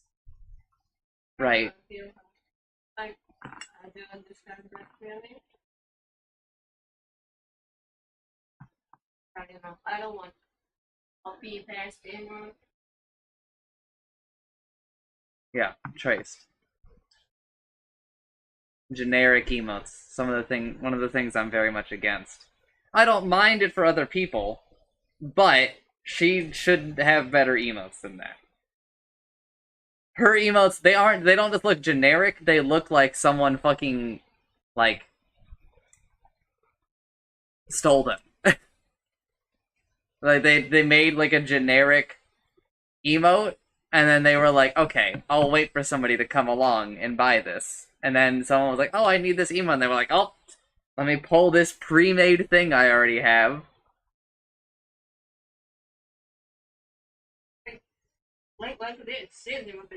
Yeah, yeah. I want this is my emote. Yeah, you want it to be recognizable. I don't care about that. I care that my emotes are distinct, unique.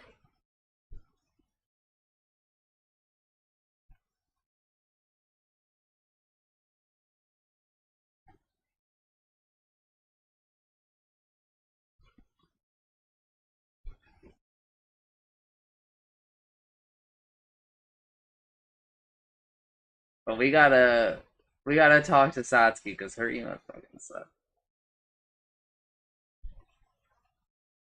I gotta be her stream senpai, who is much, much lower than her in terms of streaming status.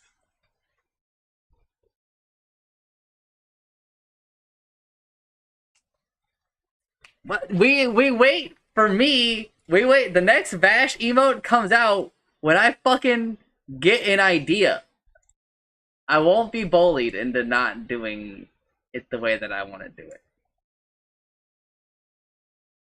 And that's also not, it's not even true that we haven't gotten new emotes, because we have gotten new emotes.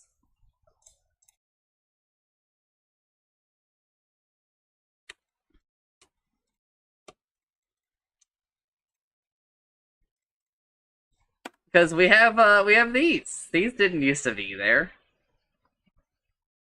It's not that I'm lazy, it's that I'm very picky. If I were lazy, here's what I would do. Alright, can I get a Vash Happy, Vash Joy, Vash Rage? Thank you, here's the $10.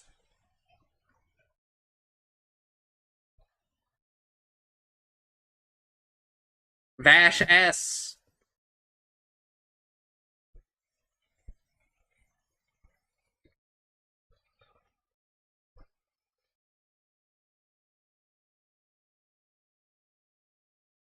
Oh yeah, Vash Love, or Vash Heart. And that's where Bayleaf is like, hey, what the hell? And it's like, he knows it's generic. He knows that fucking everybody has a love emote. I love this. Love.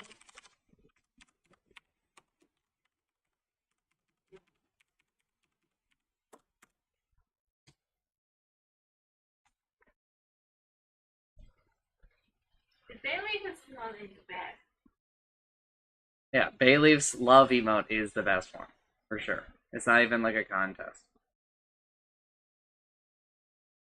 I want this. I want like. What? You want what? Bayleaf who loves me. I don't know who is that.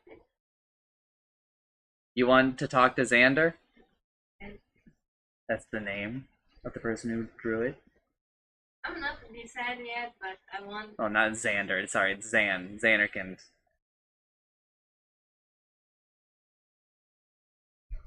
Yeah, she's an amazing emote artist. And she dropped off the fucking face of the planet. She started to post on Twitter again, though.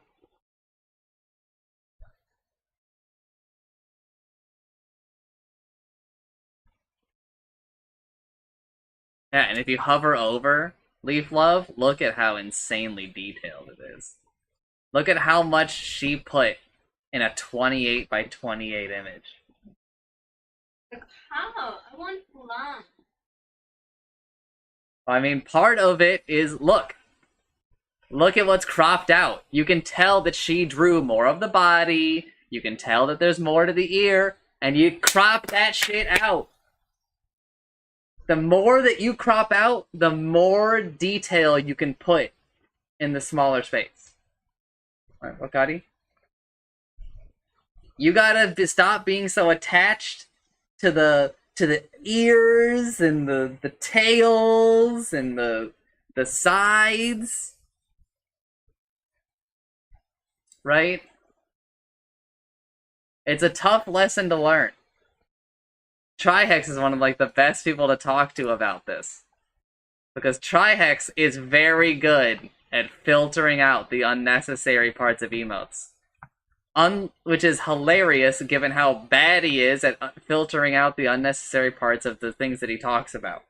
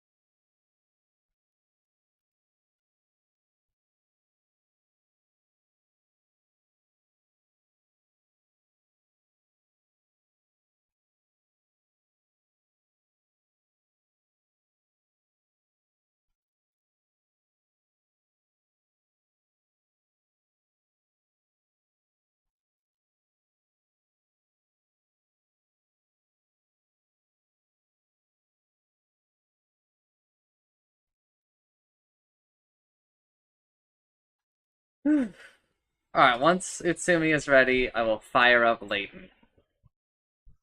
The problem is I'm just like not super in the mood for it. But I want to be in the mood.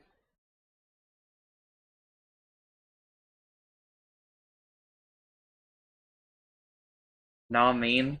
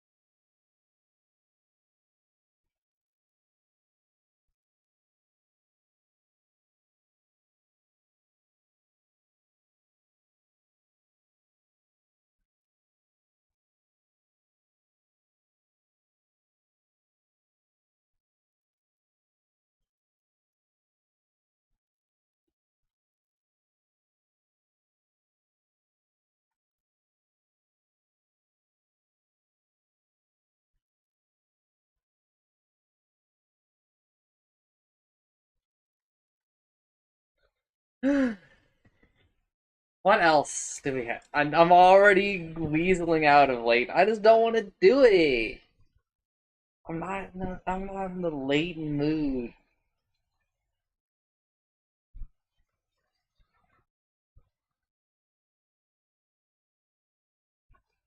But I don't know what else to do.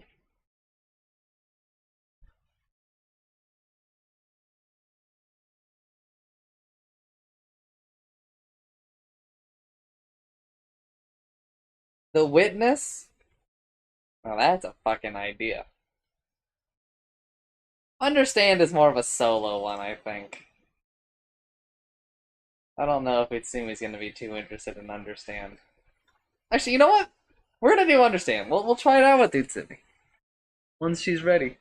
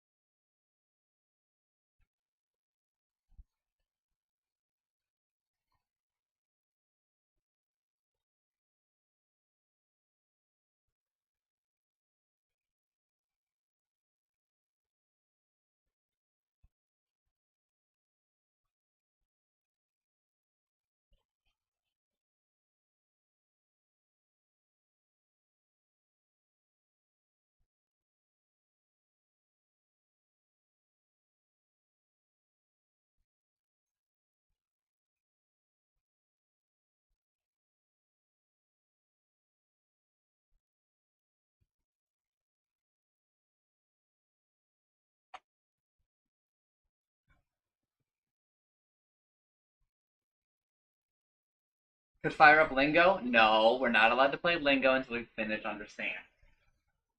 But also, I don't think Itsumi's gonna be super into Lingo. Because, she doesn't speak of the language.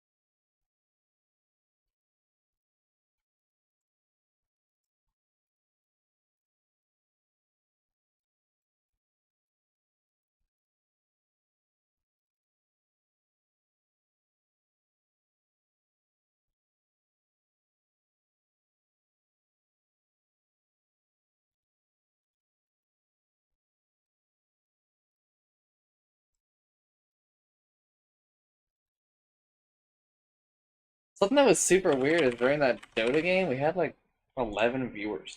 What the fuck? I'm going.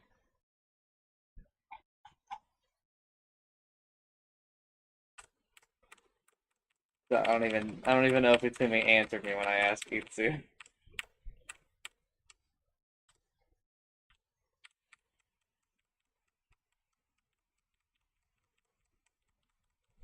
I had a scene for this, but I don't know what it was. Maybe it was in the Mist scene?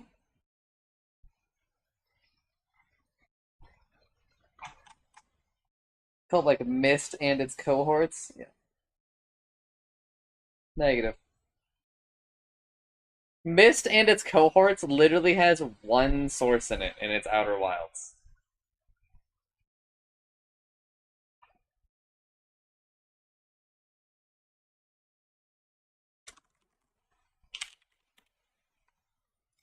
It doesn't even have the game that it's named after in it.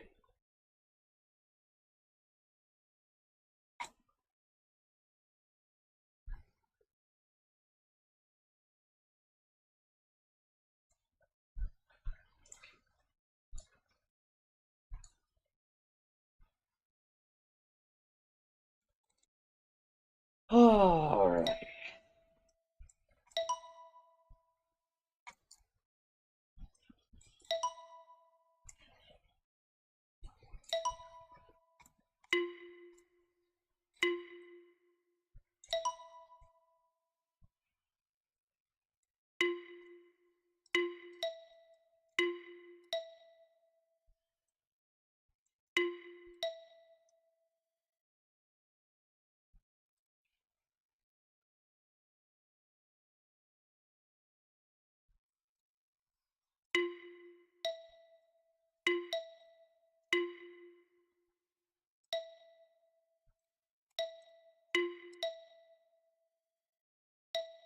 No choice, no choice, no choice.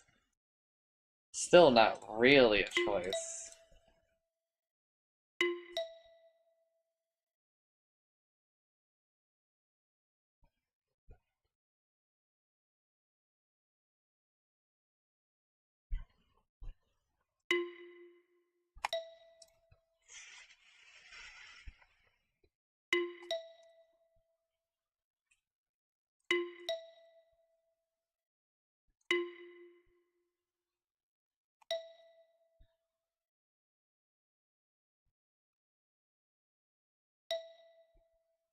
Not gonna finish the rest of World 3?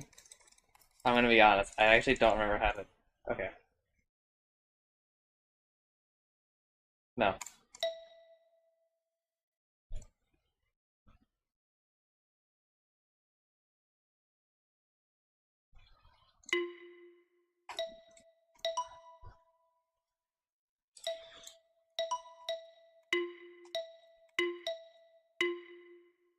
So start in a circle, end in a square. Don't touch, oh, don't go over a triangle.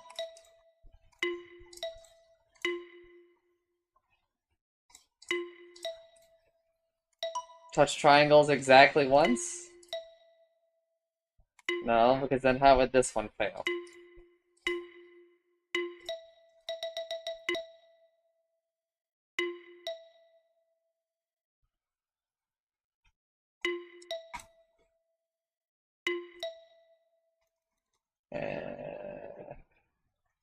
This one would also fail.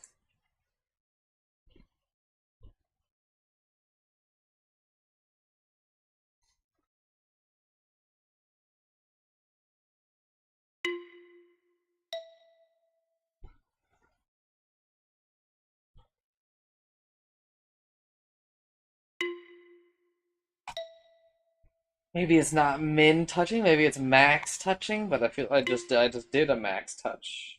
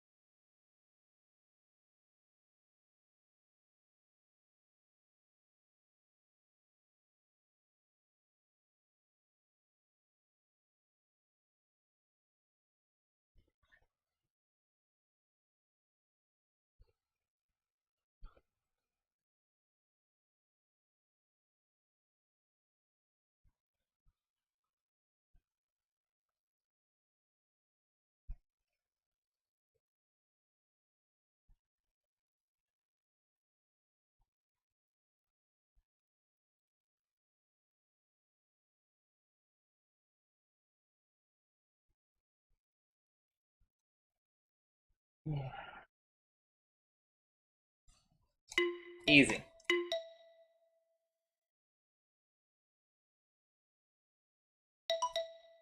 What? What?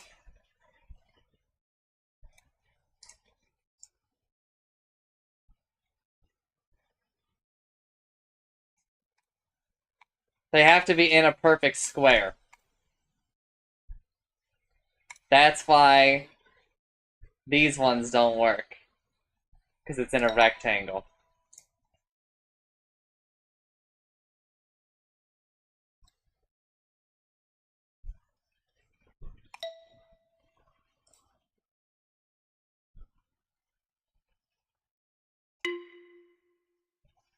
We still need to touch it.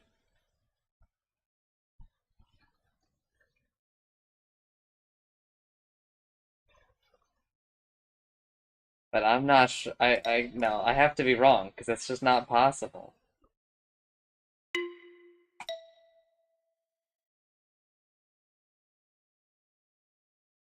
It's not possible to, like, touch it.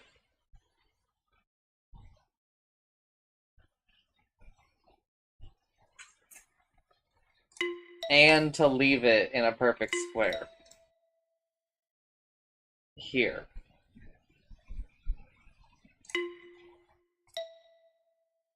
So maybe I'm wrong.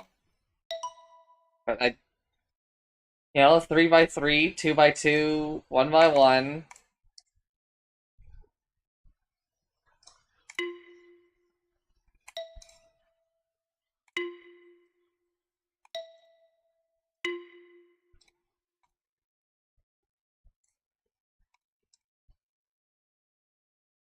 And the corner, or where its position in the square, doesn't seem to matter.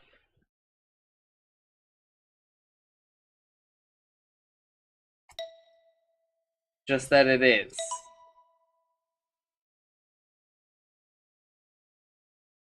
Okay, I don't have to touch it. Okay, yeah, yeah.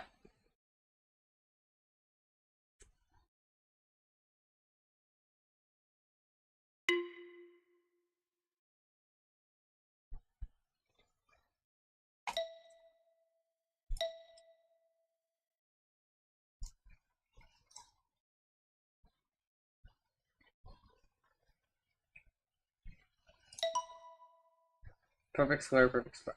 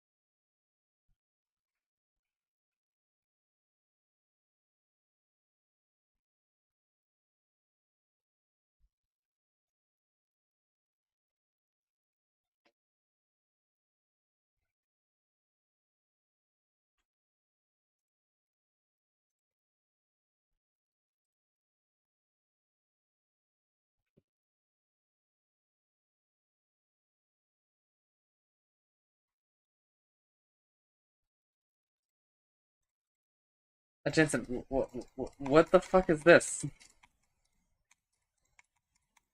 What are these visual glitches in my game?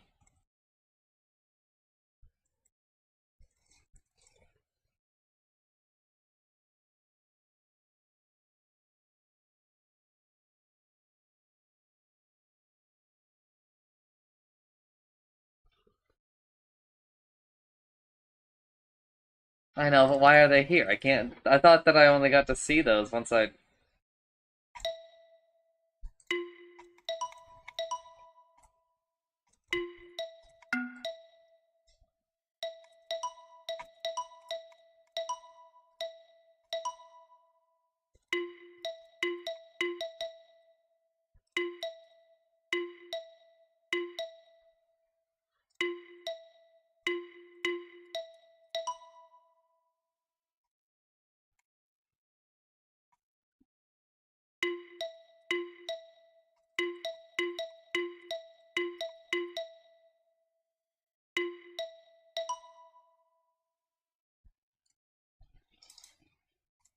It's not symmetry.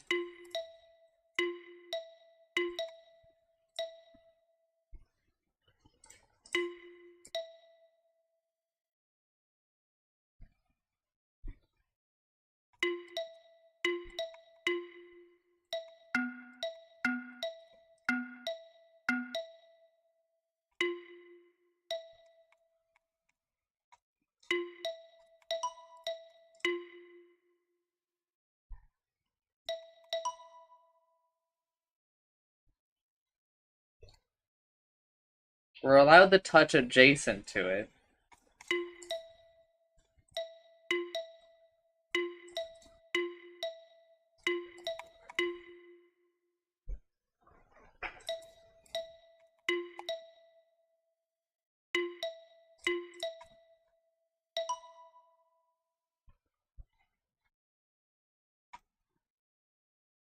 We make it so it always forms an L.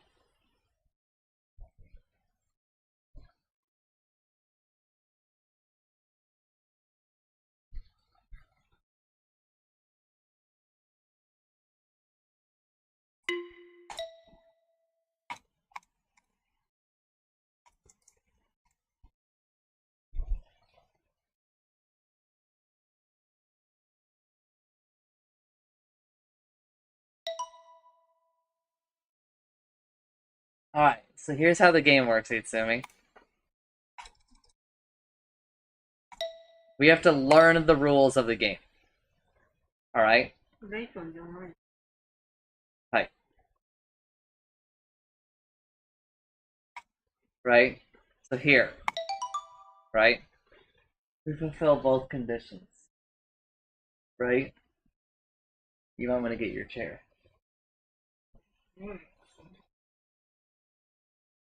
I also want a snack, but I don't know what I want. What are you thinking?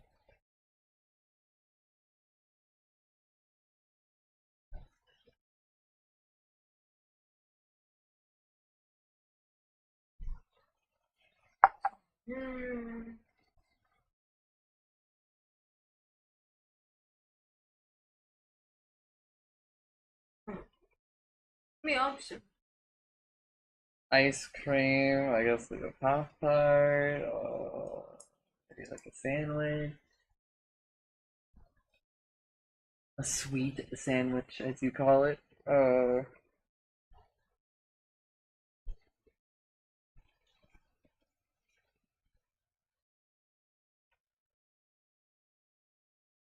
Maybe just some fries, I don't know.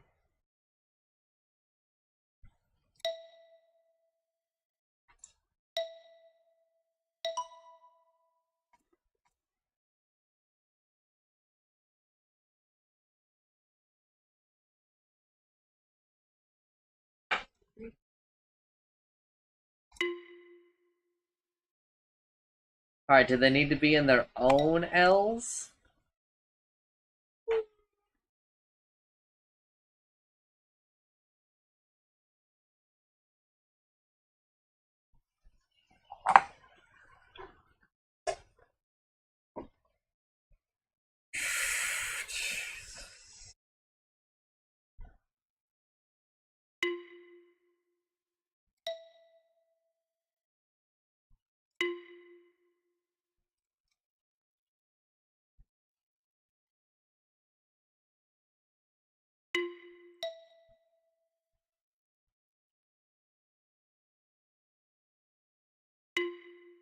Alright, so every space that isn't in their L has to be accounted for.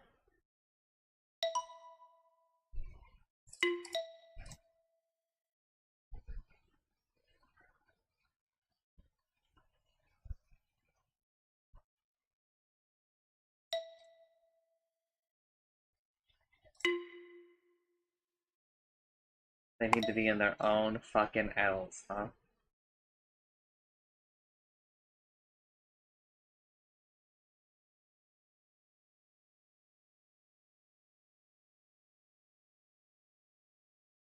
Bro, that shit is not possible. They put an impossible puzzle into the game. I can start from anywhere, though. Does that help me?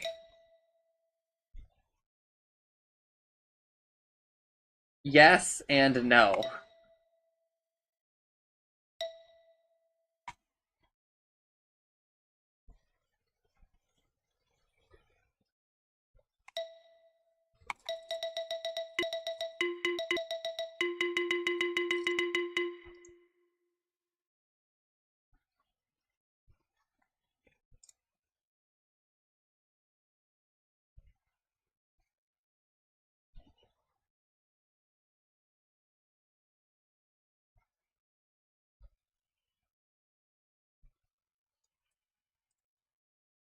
What the fuck is Chiblee doing, dude?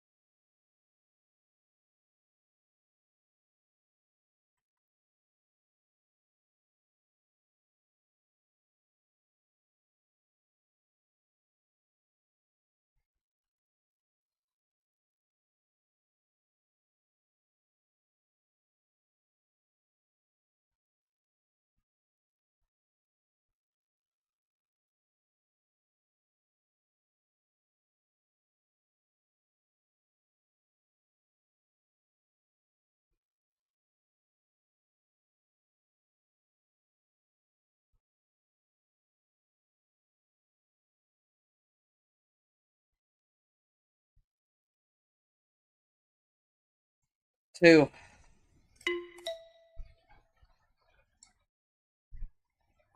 Just make me one.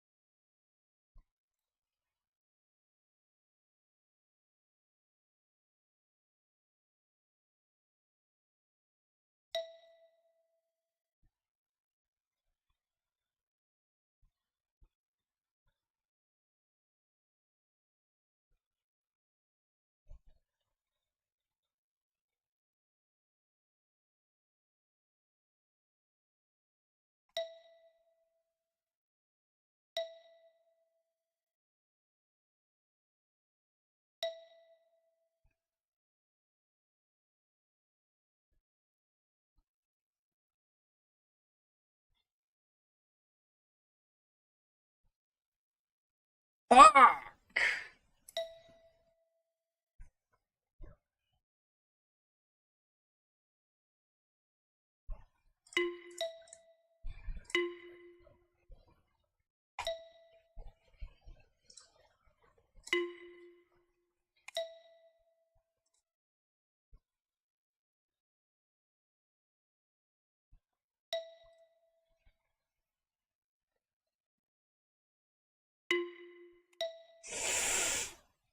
Yikes. I need to have like a separator, but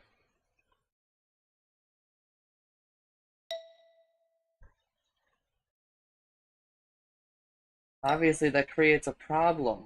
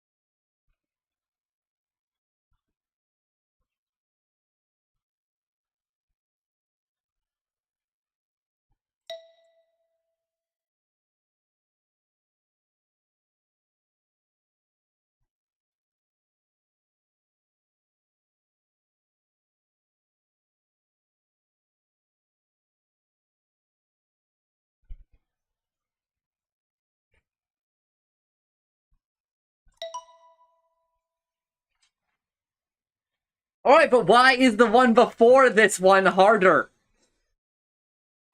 Why?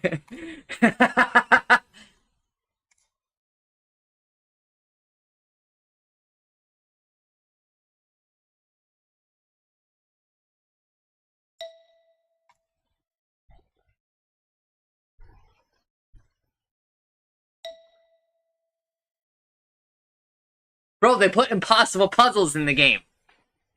It's so fucked up.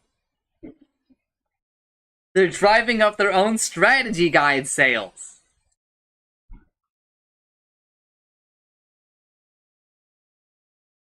Wake up, sheeple!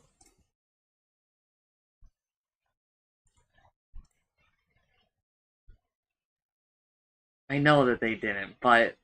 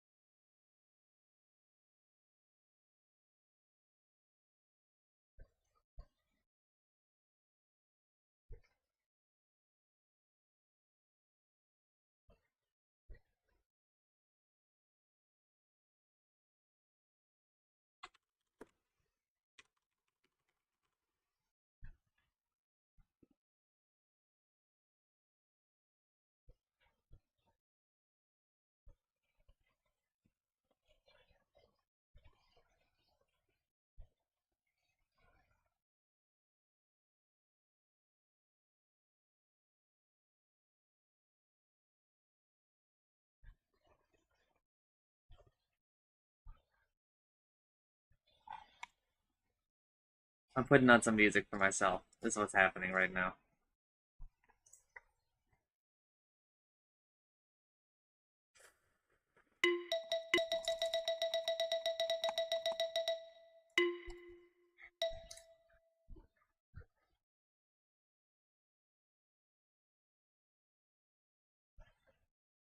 Dude, the puzzles preceding the final one were harder. I will not be convinced that that is not the case.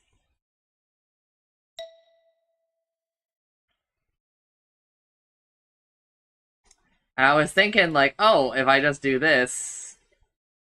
No.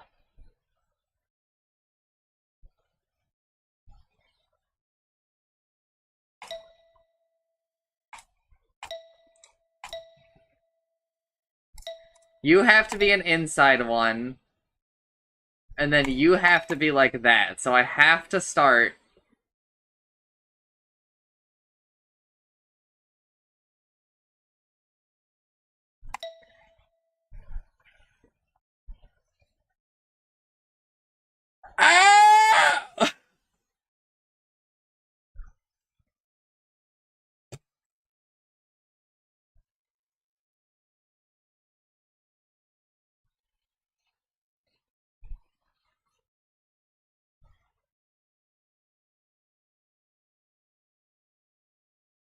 Listen.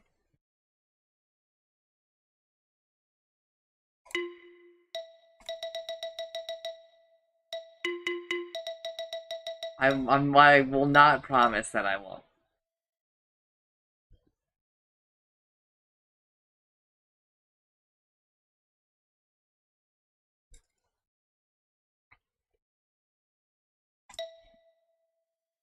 Because I can't.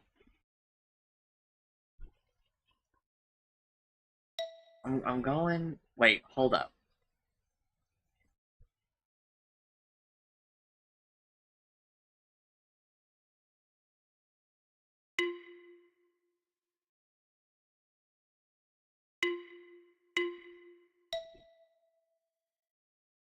Hold up. Everyone chill.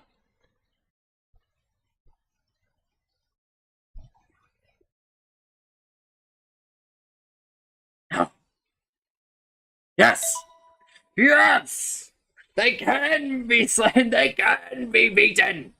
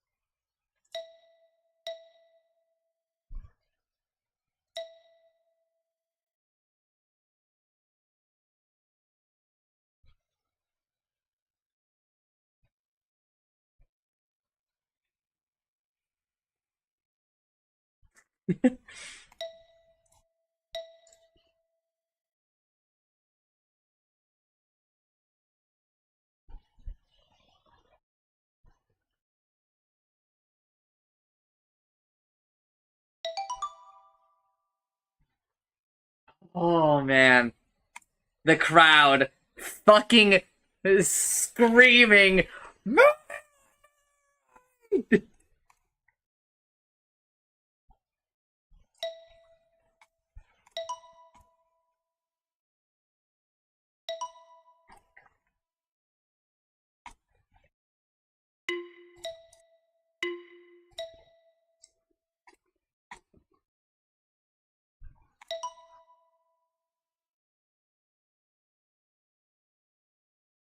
Huh?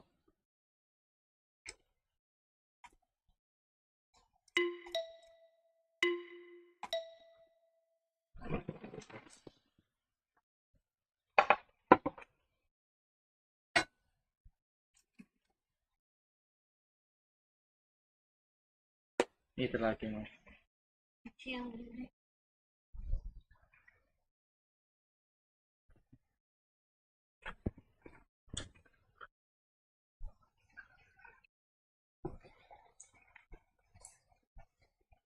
Alright. Here's how the game works, Utsumi. You have to figure out the rules. Game doesn't tell you shit.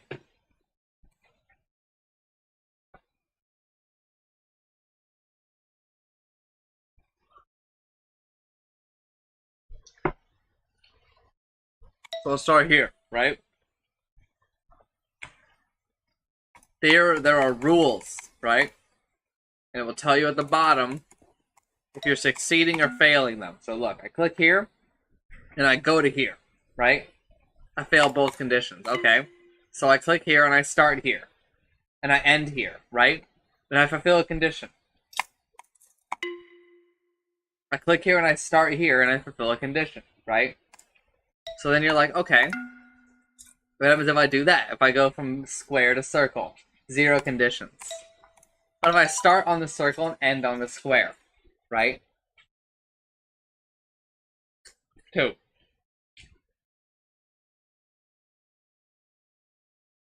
So what do you think the rule is here? I'll click to square.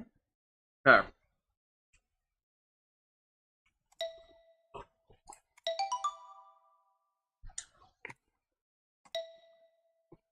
Alright.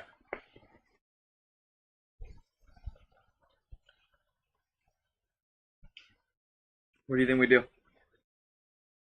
I know you already saw the solution, but... Uma, it just showed it. Right now, it just showed the solution.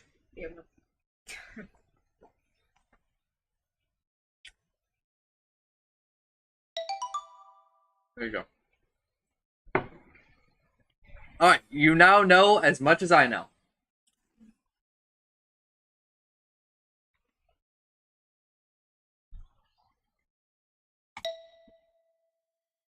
Alright, so here...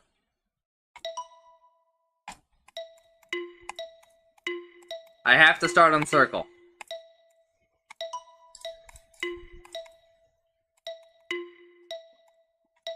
I have to end on square. Start on circle, end on square. Don't touch a triangle. And then, I don't know what this one is.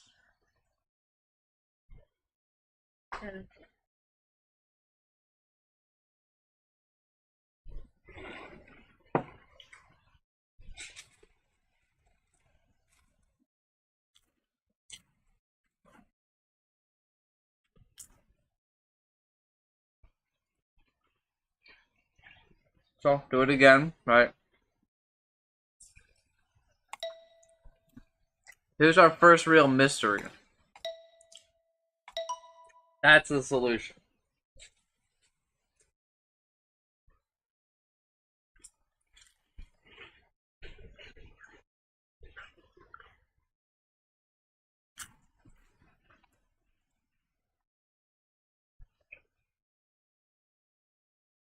Two squares every time.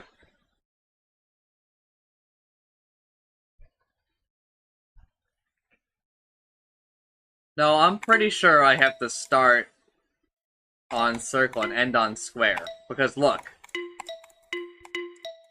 See how this second one only fills in if I end on the square.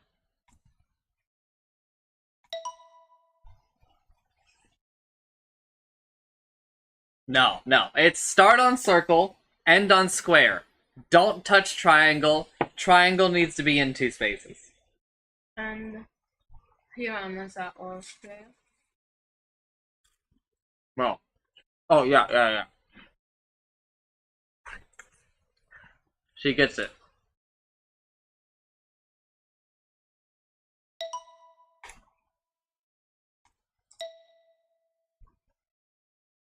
There's no triangle.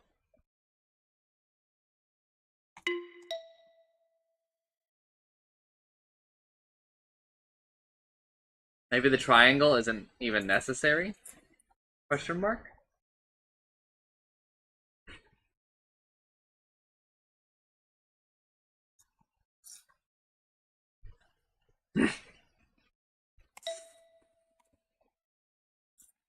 Sokoban motherfuckers!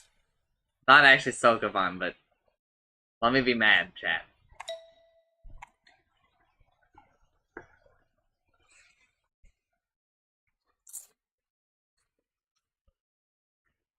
Remember to leave 2 spaces. Leave 2 spaces.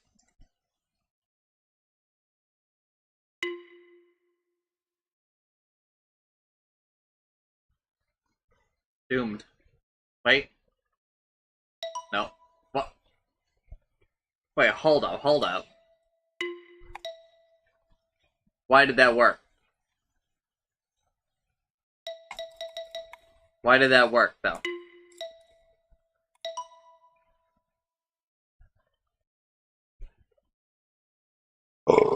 that violates our 2 spaces rule.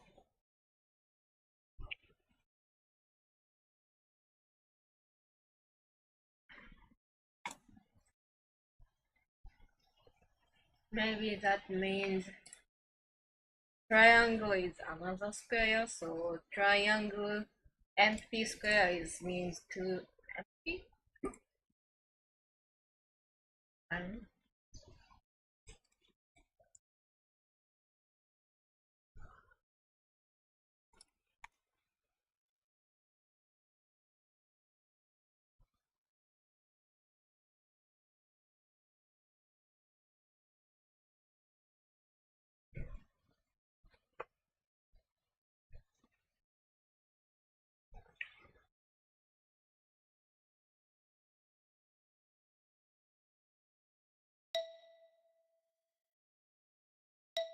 You're not very smart for a human, are you?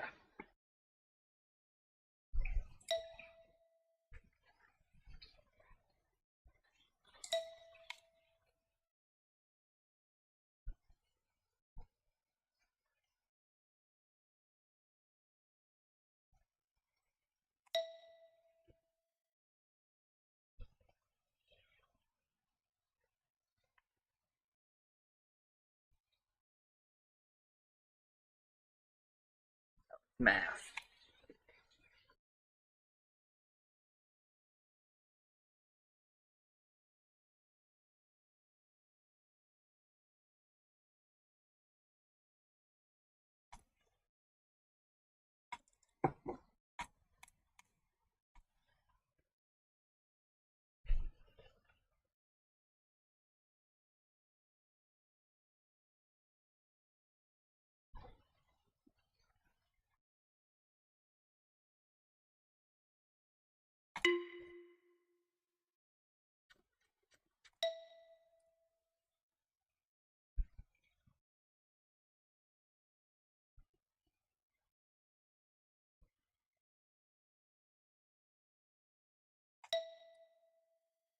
I'm about to start making fucking ape sounds, man.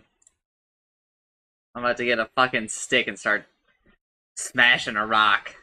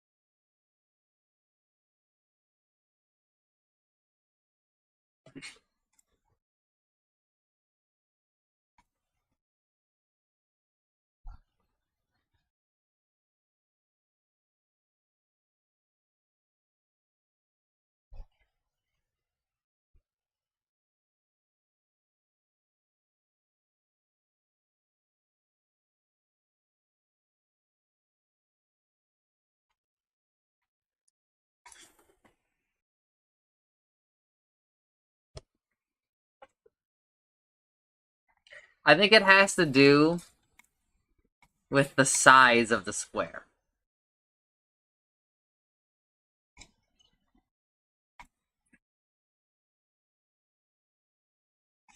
But I don't... or the size of the field, I should say.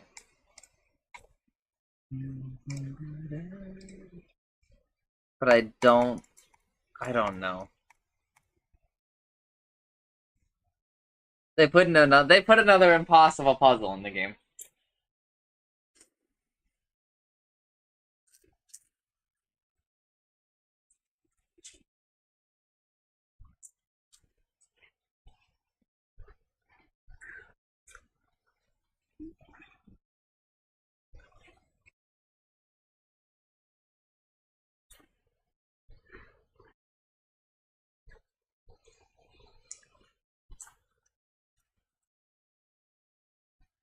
You know what? To me, it's just this easy.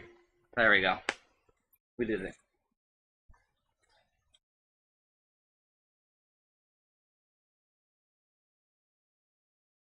Well, we didn't touch any squares. Oh, we didn't touch any triangles.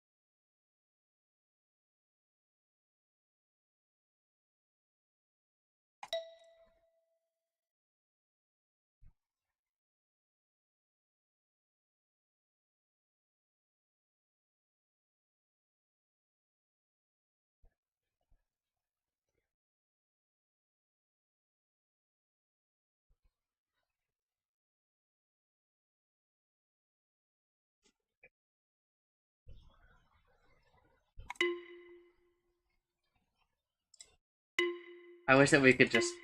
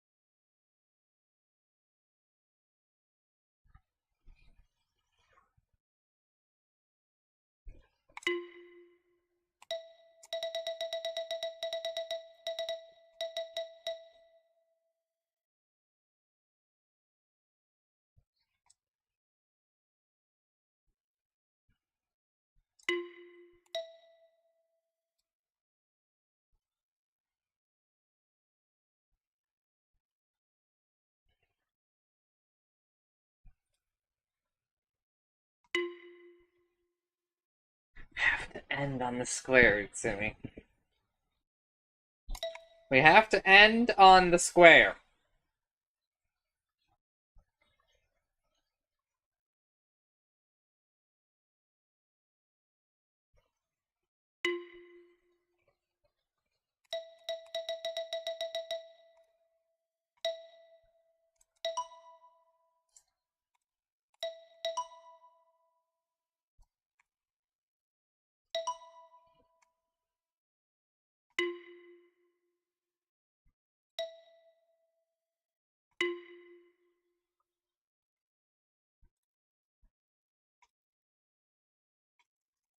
Alright, split the squares and the circles.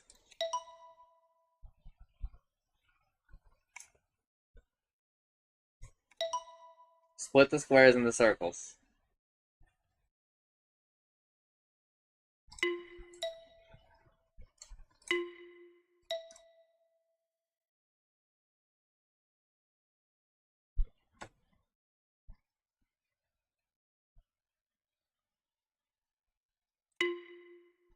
One, two, three, four, five, six, or 4.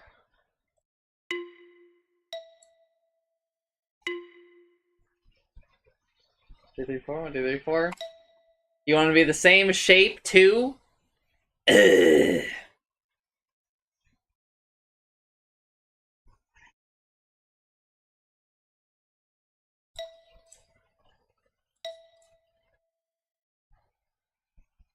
Can't do that.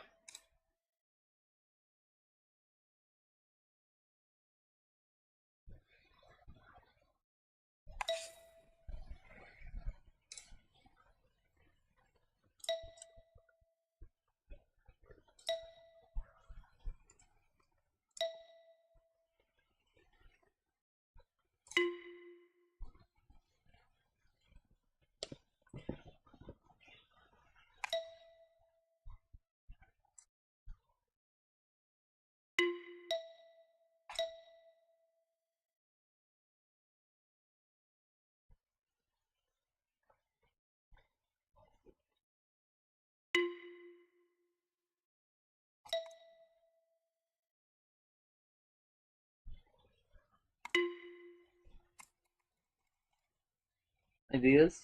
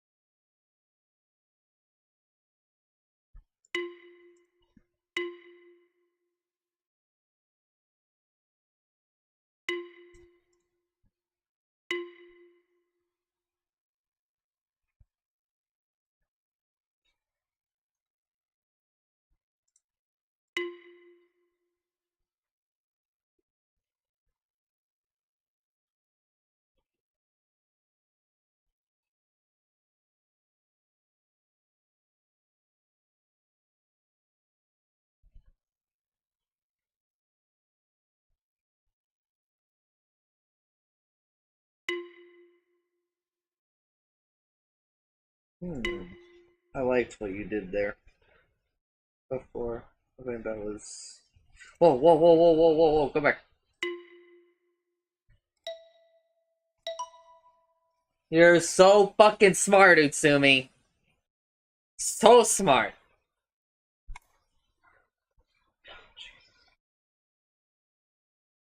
How could they do this to me? Alright, let's just do what Utsumi just did again.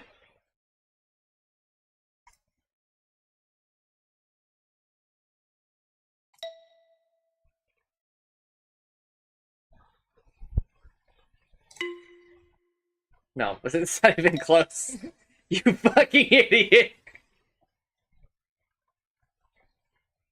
Utsumi, I'm fucking stupid sometimes.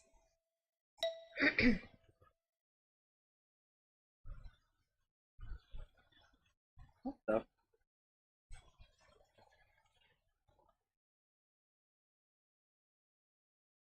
I don't recognize this.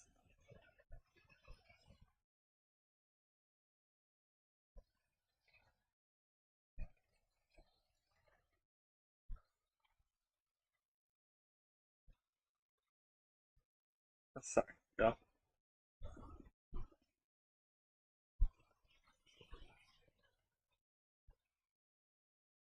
We gotta fucking watch this series.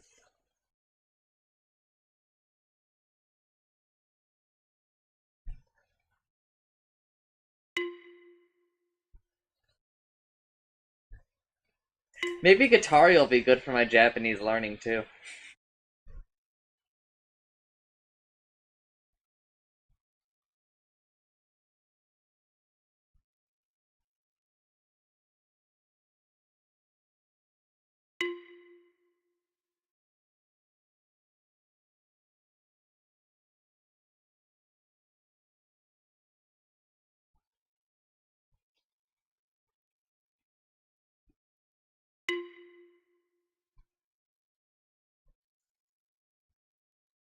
No, I just wanted you to just pause for a second, because I'm trying to take in what you're doing.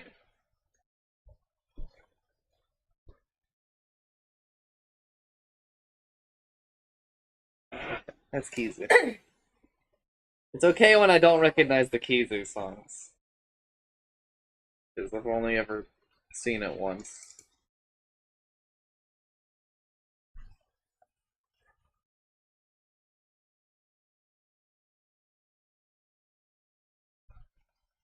Gamers! I think I'm gonna start... No. Never mind.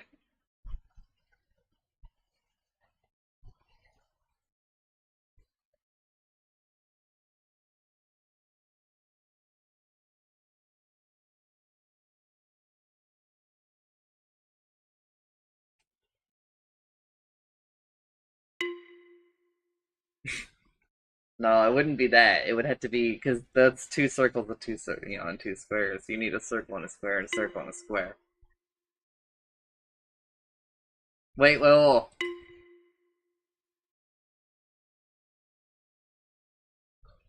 You're close, I think, with this. No, we're not. Are we?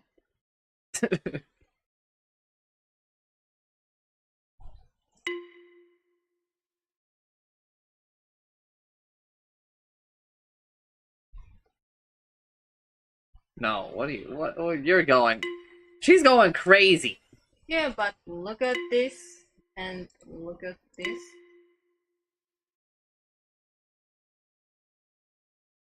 Well, yeah, but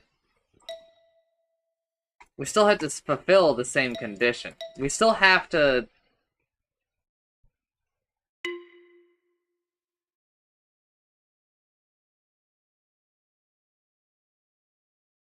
Wait. What the fuck? This should work. Do we have a rule wrong? No, this wouldn't work because it's still not right. We're...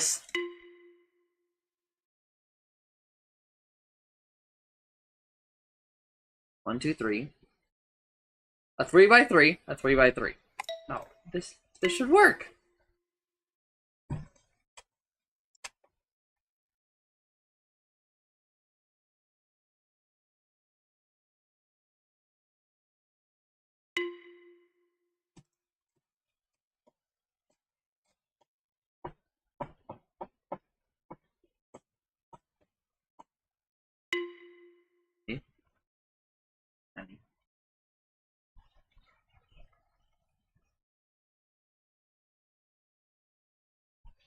Little sister.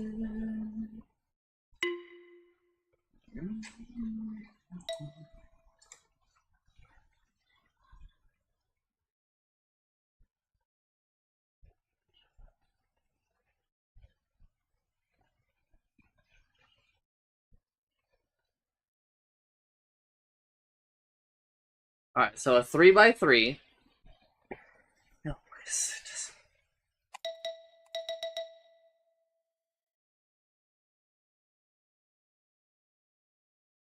Sometimes a future puzzle gives us the answer to the question that we have.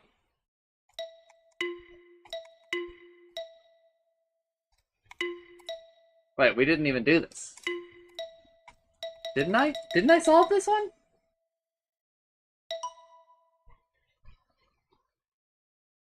They can be equal in size, right?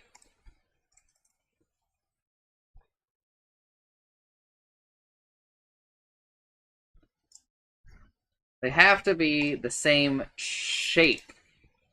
They have to be a rectangle.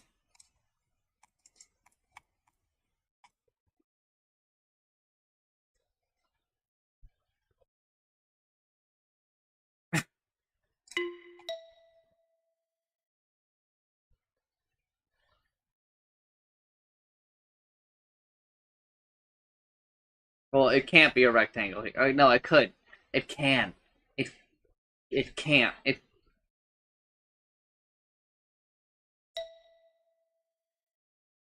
Alright, let's start by defining the shapes that we're going to put them in. Right? So, if we do this, then this one also has to be the same size. But it could be like this, right? But the problem is that we can't define a border for something that big.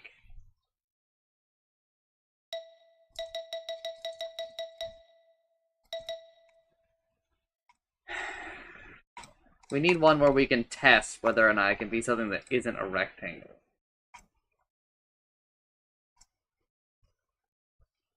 The problem is that that's this one.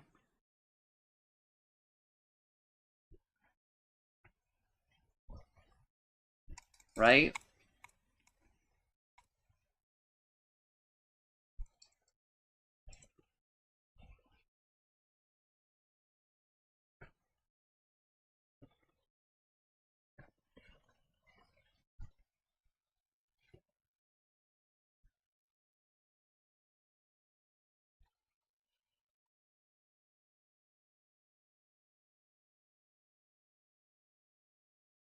Yeah, but how do you do that for the other one?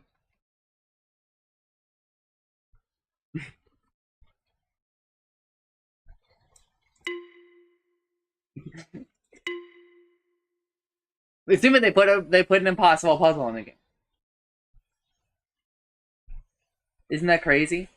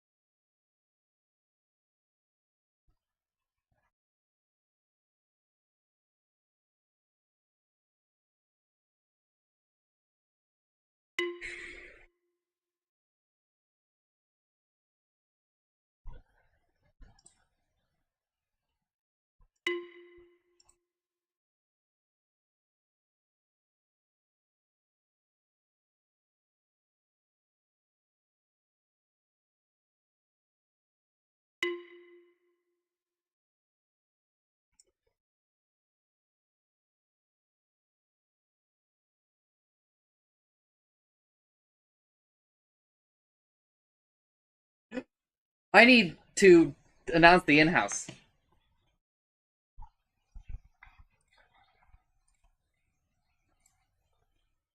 That's not.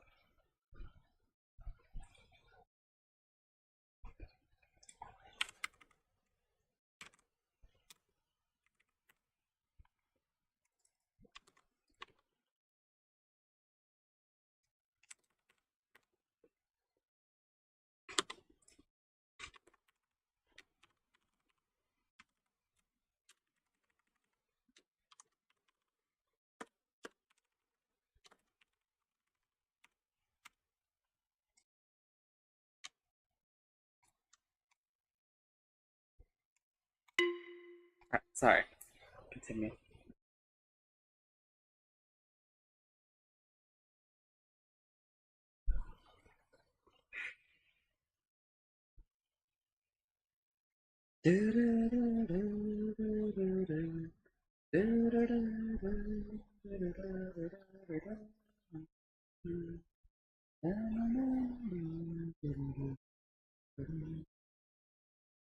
I kind of see what you're trying to go for, but it just doesn't work, right?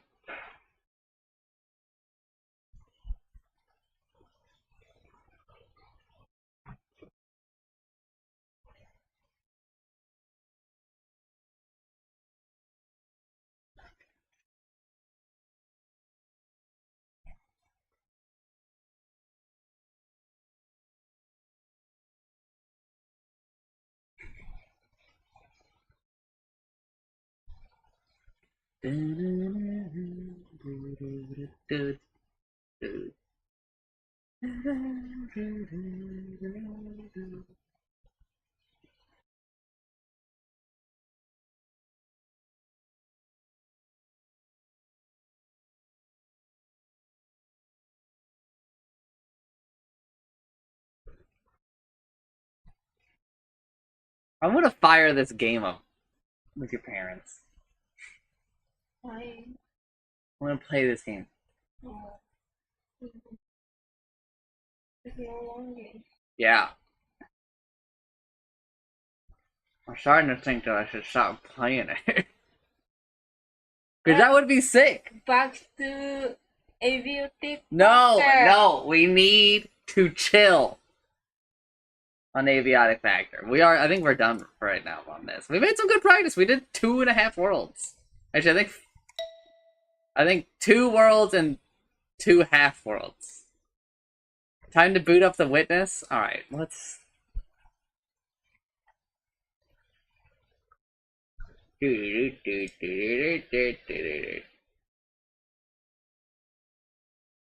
you active Black Isaac? You like may have vacation.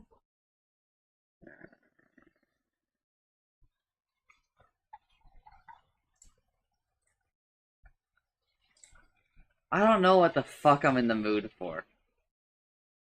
Text on stream. Okay. We're going offline on Twitch chat. We're going live on OnlyFans. We're going live on Chatterbait. Chatterbait is a live camming website for adult streams. That's where Project Melody started. Project Melody is a VTuber. She does live camming of her VTuber model, where she has a toy on her in her vagina and chat can control the toy.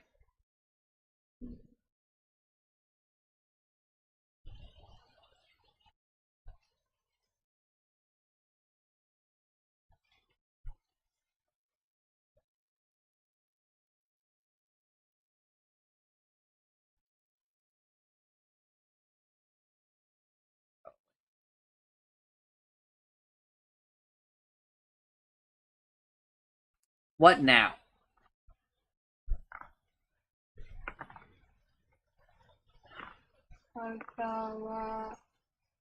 Outer Wilds or Outer Worlds? I'm not really in the mood for Outer Worlds. Outer Worlds is kind of losing me. I just hate the way they fucking talk. Why do they have to talk like such fucking idiots? Why can't they just talk like normal people? Like, it's hard for you, Utsumi. It's hard for me, too. Not because I don't understand them, but because, like, here's how much they talk, here's how much they say. Right? Like, here's how much you and I talk, here's how much we say, right? Yeah, like, they're not, like, people. Like, they're so clearly characters, right? But they're not, like, fun characters, either.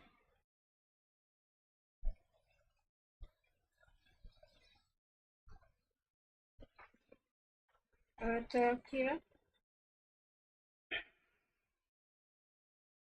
No one wants to watch me play Ultra Kill. Although, you know what? We are gonna Ultra Kill, chat, but it's gonna be slow Ultra Kill.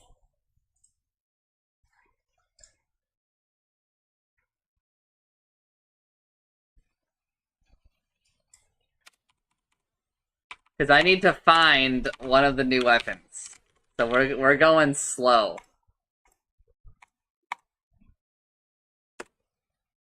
Eight hour factory achievement? Maybe.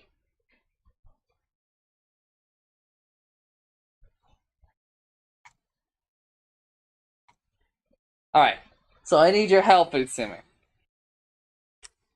There is a hidden weapon somewhere in this level. Oh.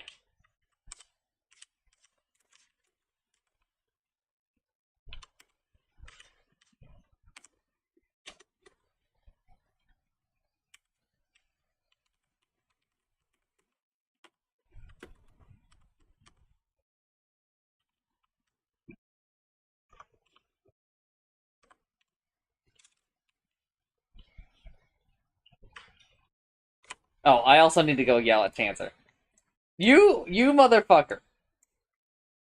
You're telling me that you found the way that you don't kill the optional boss on your own.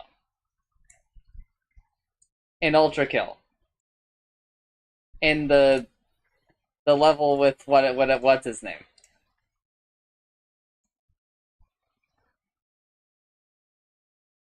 So there's a level of Ultra Kill where you the one where you're climbing the giant machine, Big Ben or whatever, right?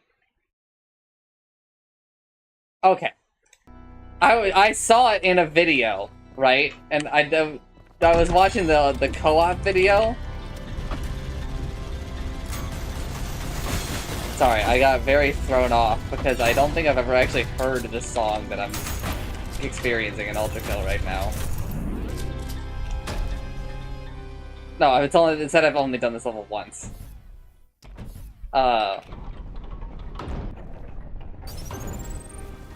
And I was like, there's no, and I thought you had told me you found it, like, on your own, right? And I was like, there's no fucking way.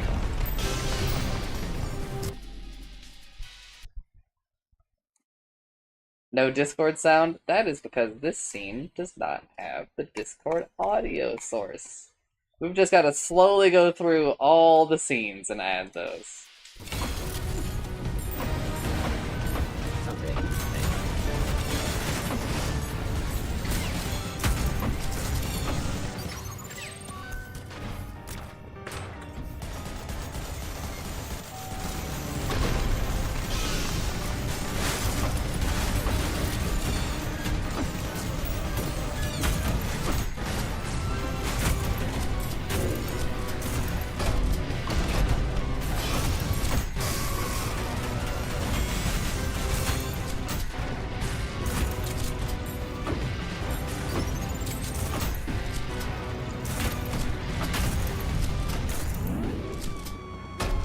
Alright.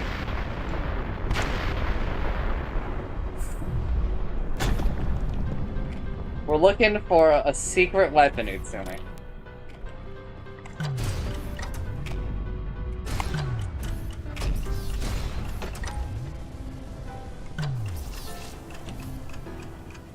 Is that it? No.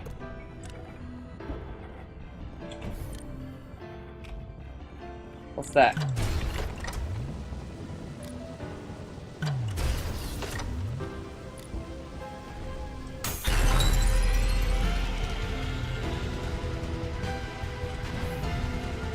Okay. That's... I was about to say, it's... Usually when you're given a health pickup like this, it is met with an optional fight.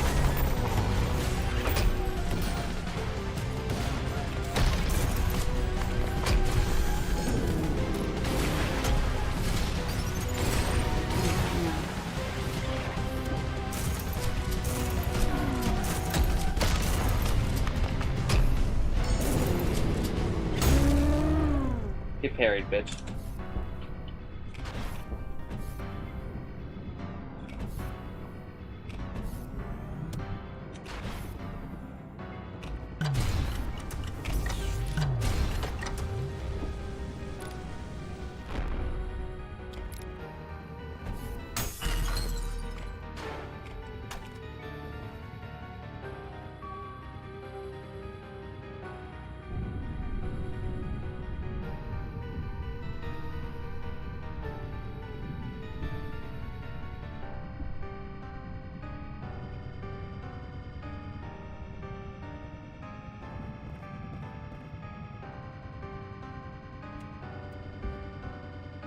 Right, left, left, right, left, left, right. Right, left, left, right, left, left, right, right, left, right, right, left, right. Bro, we gotta write that shit down. That's too much. That's too long.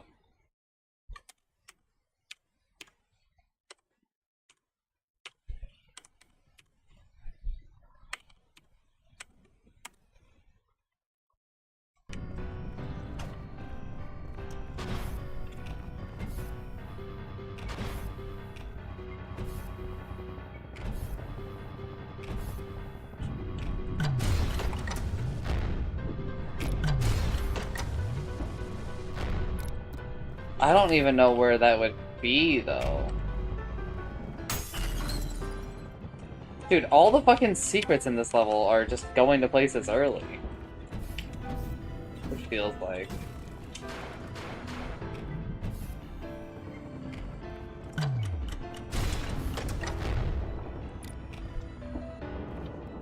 Alright, where were we? Before we started sequence breaking? We were over here. Is this the only grave on the level? Oh, what?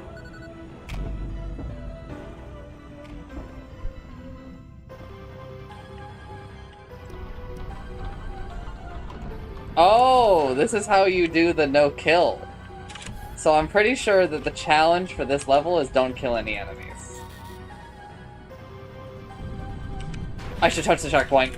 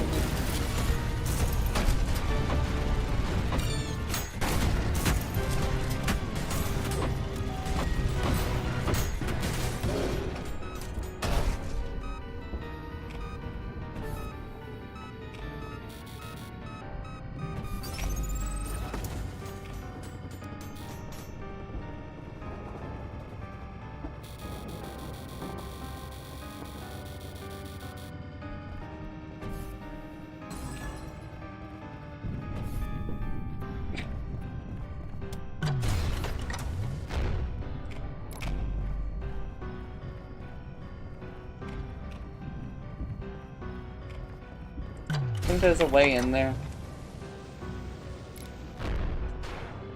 Without doing all this other shit.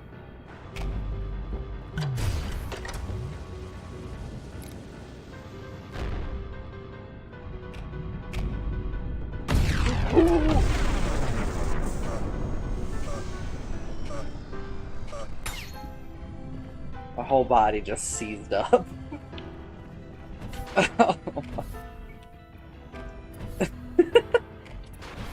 Think this statue is real? You think it's like an enemy? Think there's something here? They love the secrets. I'll show you.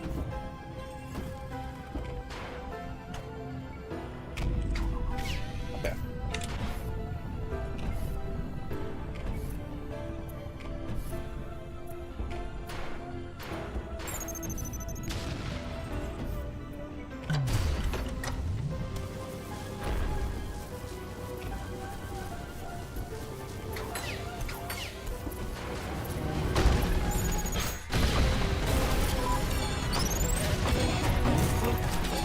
No! Can't parry that. Stop trying to parry it.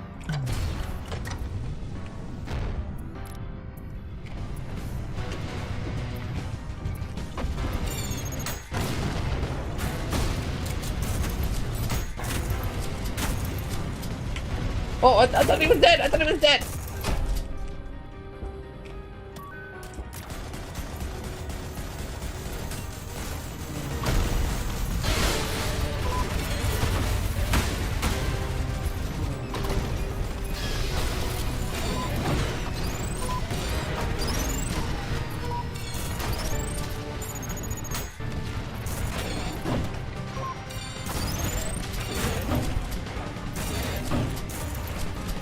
Stop trying to parry him! It's like legitimately as easy as not parrying him, or not trying to parry him. Sweet Jesus.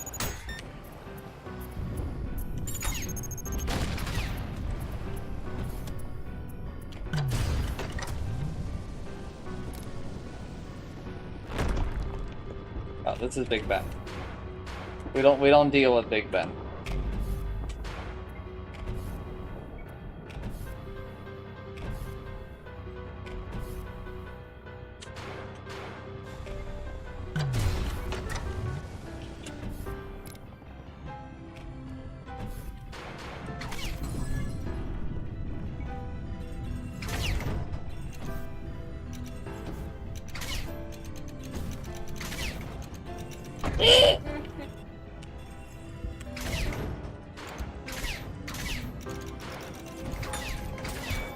I'm trying to take it slower because I don't want to miss anything that might be in this segment.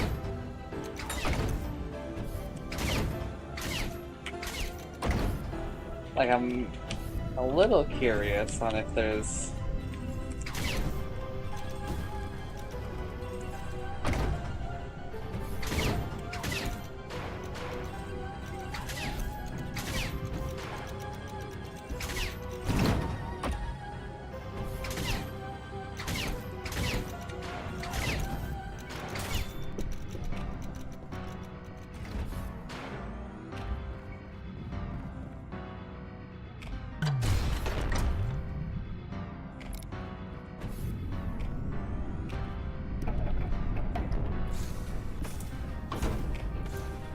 La bomba.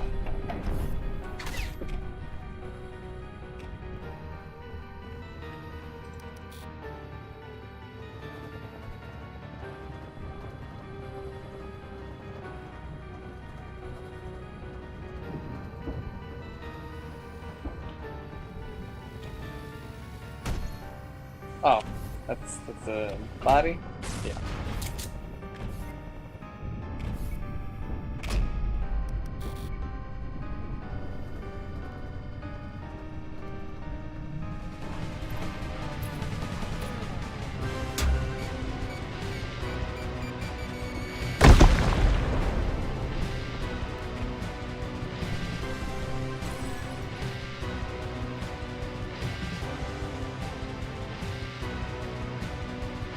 Left.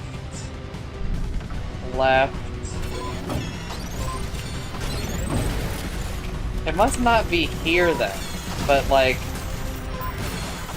where else would it even potentially be? To me, why am I still trying to parry them?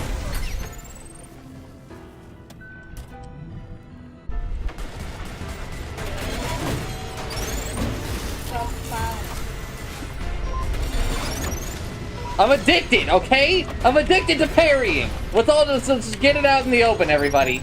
What? Never say. No, it's not you. I'm yelling at myself. It's to me.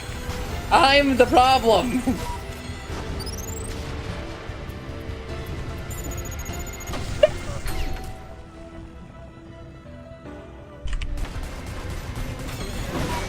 I'm the problem. Mom's the problem.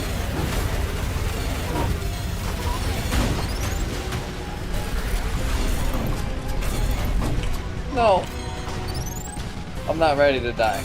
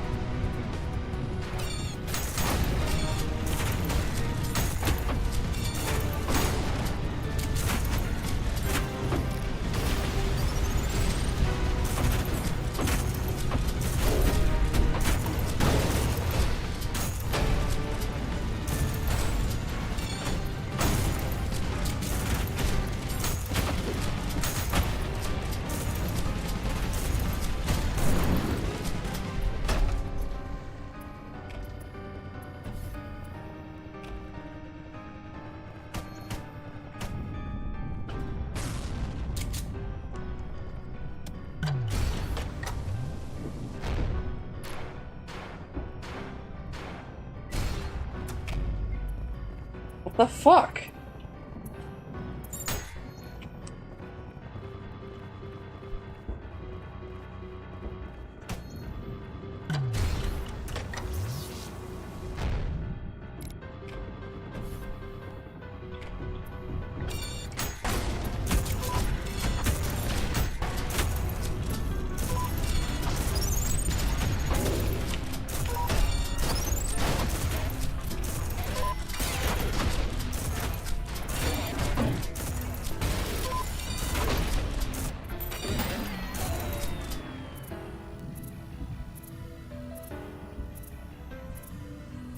I don't know where to even look.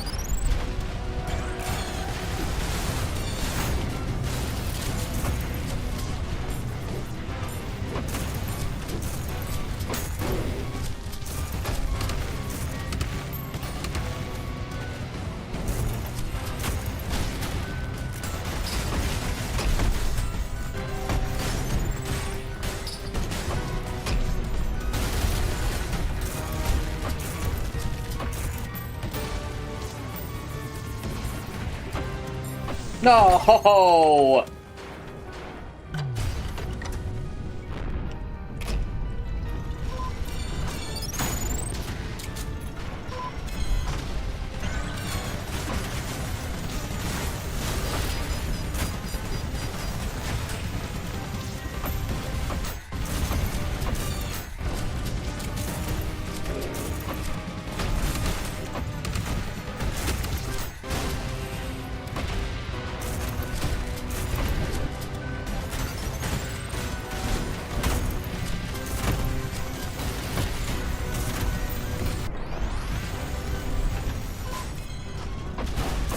Ah!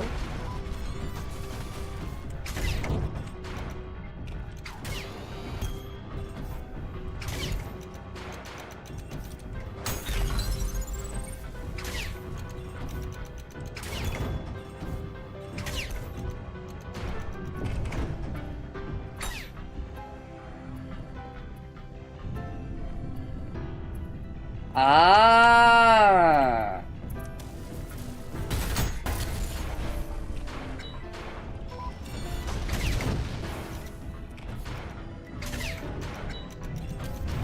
Fuck.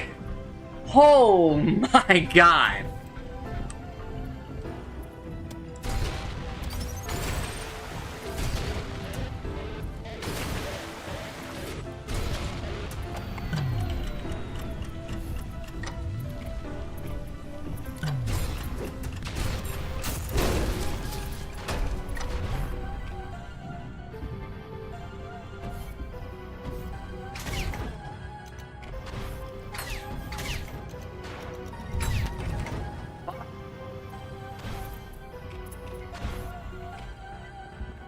That's gotta be it.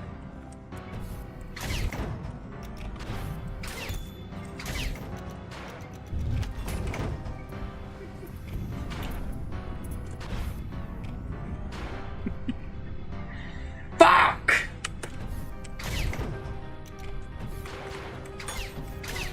That's awful. That wasn't even close.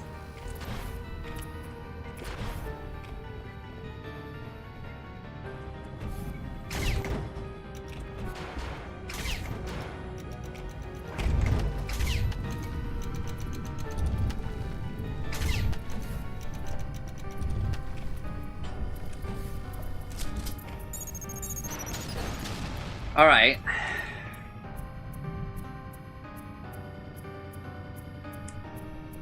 That button had a 2 on it.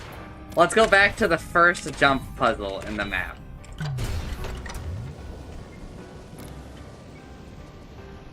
Which was...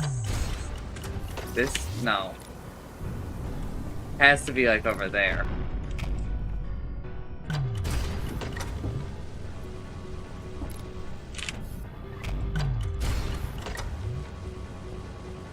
Tell me that the door did not lock behind me. Oh.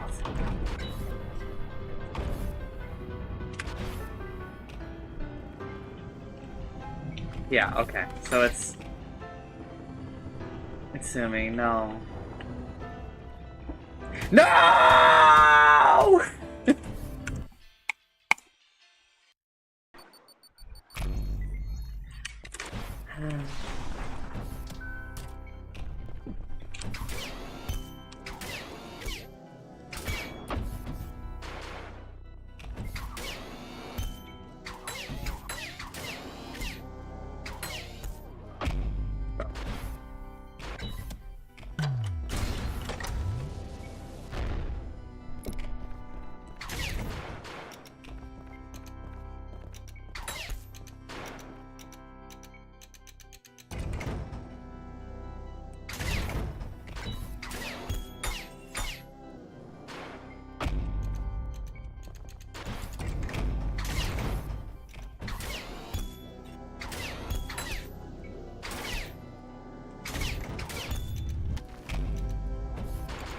Oh.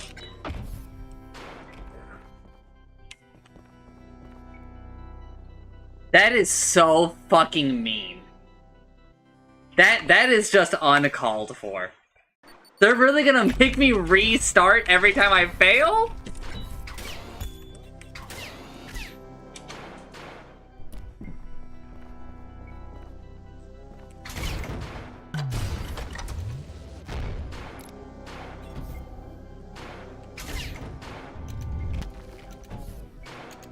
Doesn't matter. There's no going back.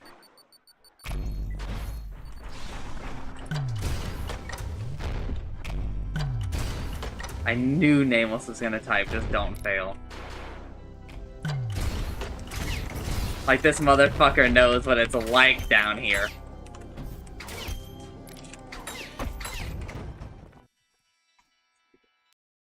Fuck you, Hakita!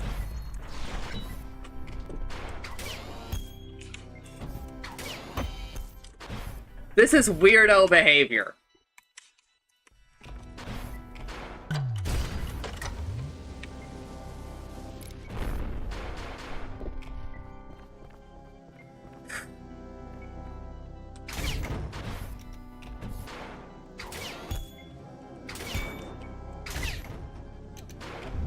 Ooh.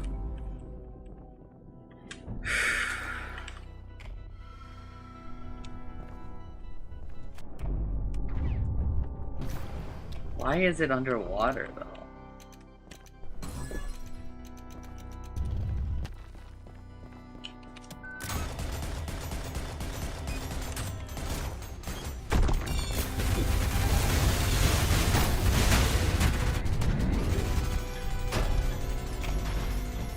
Give me a checkpoint.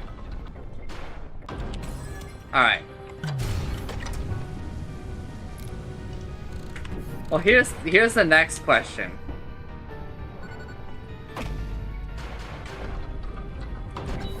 How do you get out of this room without killing it?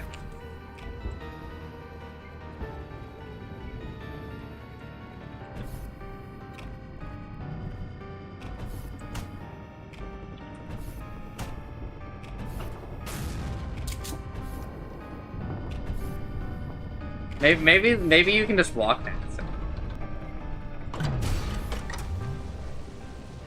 Maybe you just straight up tell him, like, later, loser.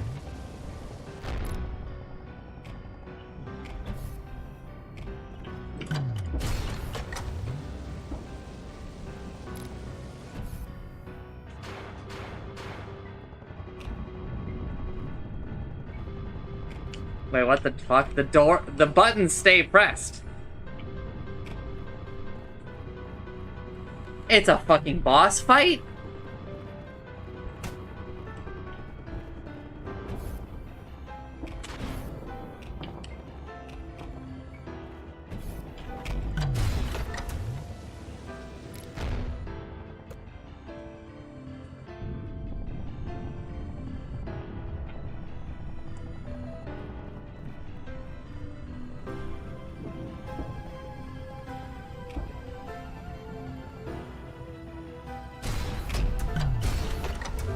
This is our 200 health, right? Yeah.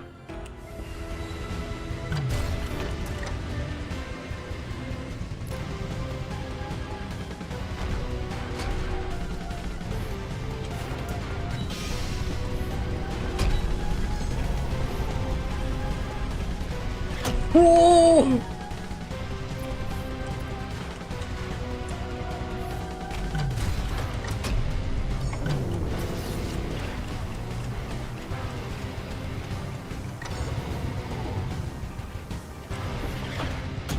Come on, kill yourself over the pit.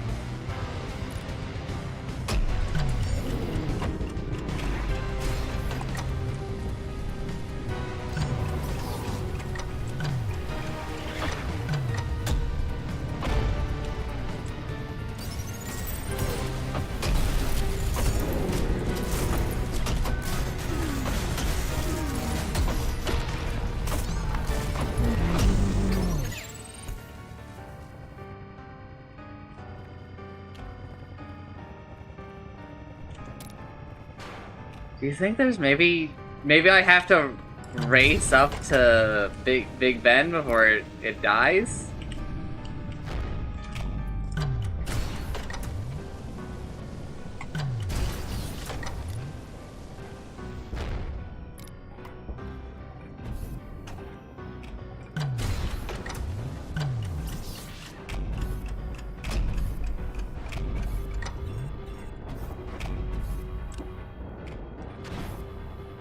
Alright, maybe there's a jump puzzle in Big Ben?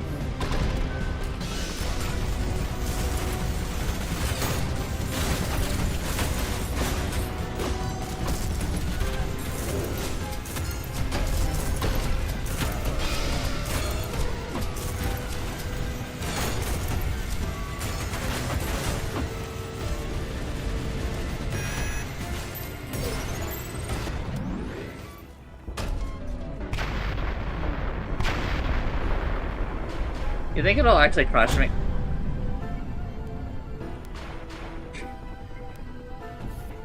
It did. For those curious, it did indeed crush me.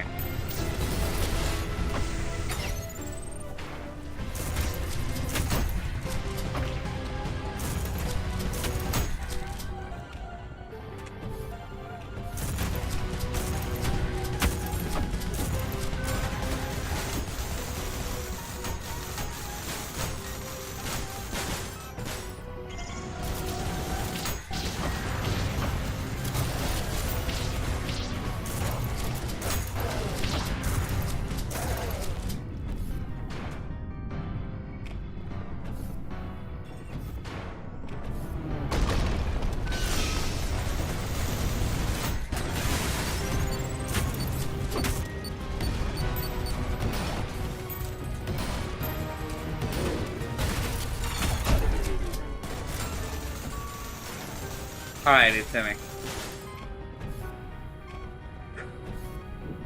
What was over here again? What was this? Was it just a hole?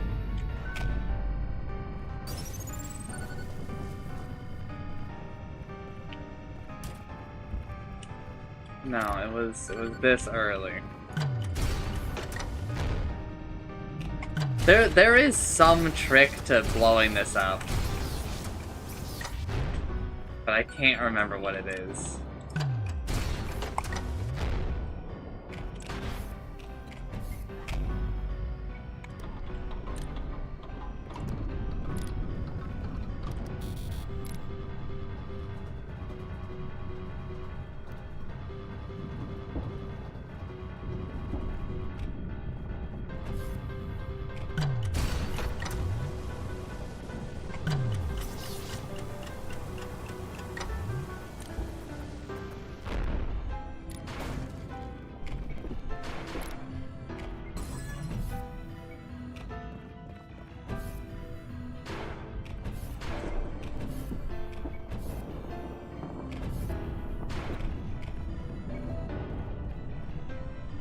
What the fuck does the code do? Said... What did it say? I was talking about like the archives or some shit, which is kind of what I thought down there, but...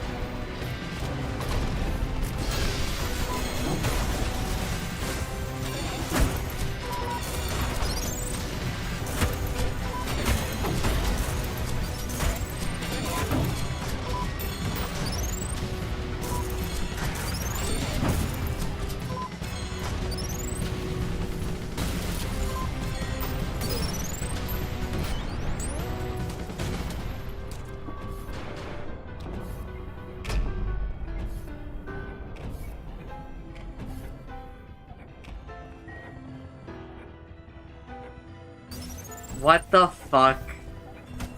Why did the hands actually move?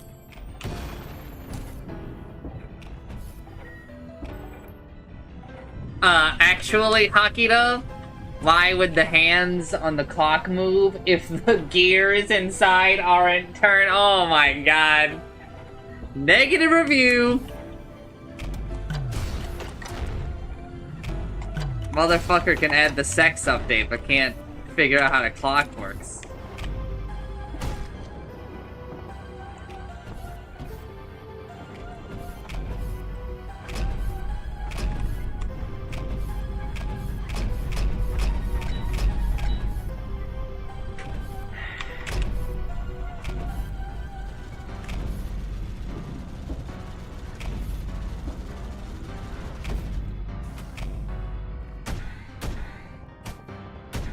Sorry.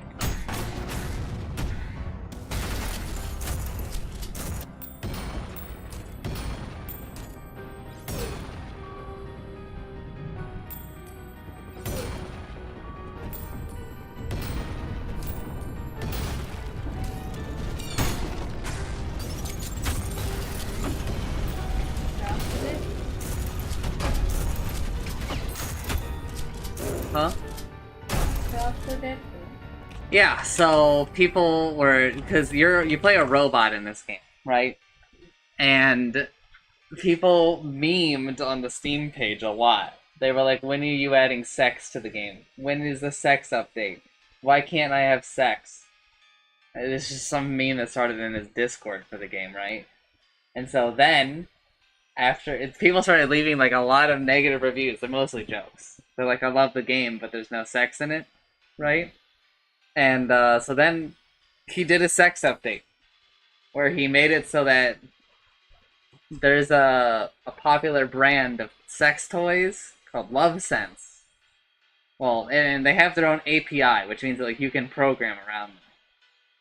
And he added it so that the game can actually interface with it. So you can get, like, a dildo that will give feedback based on how you're doing in Ultra Kill.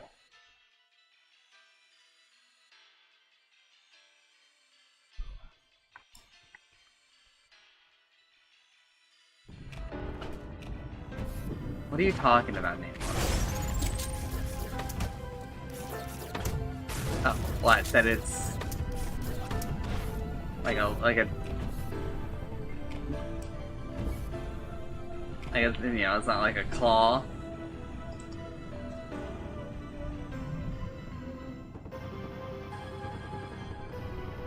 Oh, I didn't know that. Bro. Can someone look up where the third switch is and give me like a hint? I'm kind of at a loss.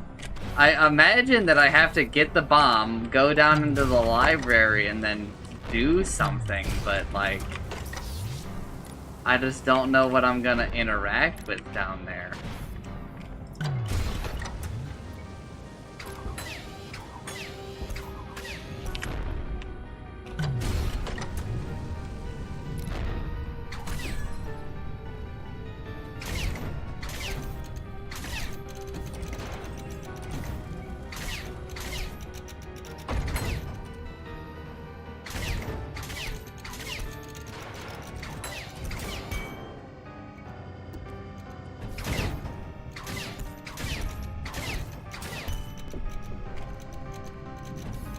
Wait, no, that's insane.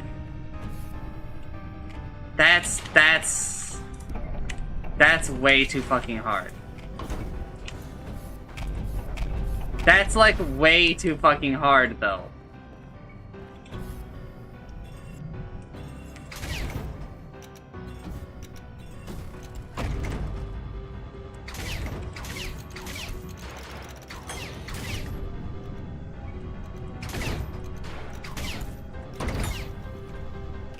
Oh my god, dude!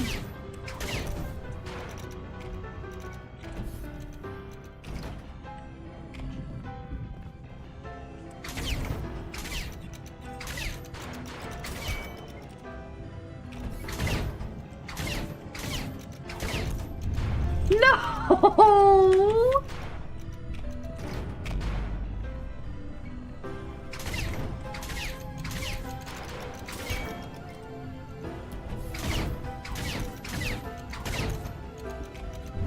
Oh.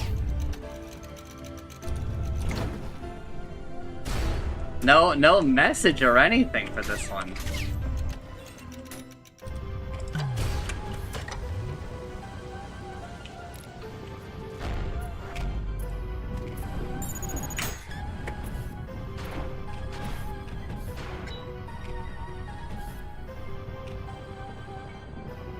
Alright, it's in it. You're gonna take 200 health? I don't think it's gonna be there anymore. Let me go look.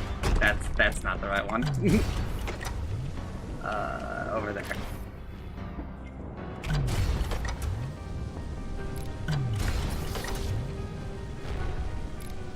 Oh, it is there.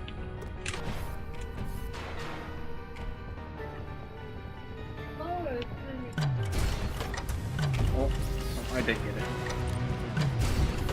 Goodbye.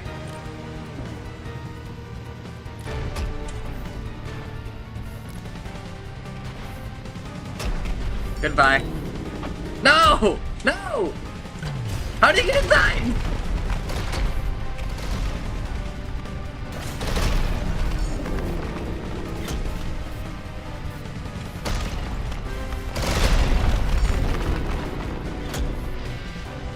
Alright, so I have the new weapon.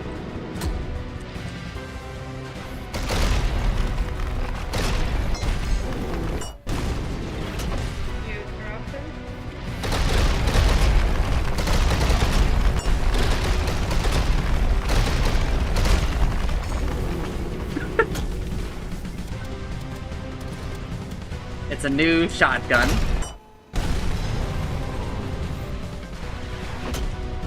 And it does more damage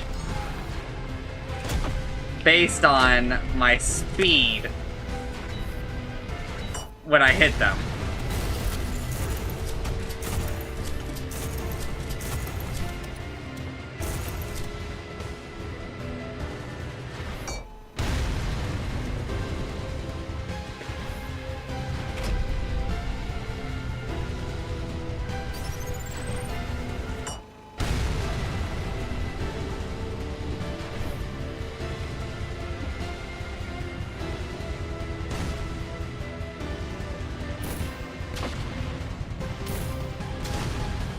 The fuck?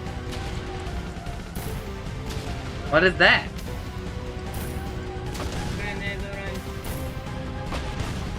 Yeah, but can I like...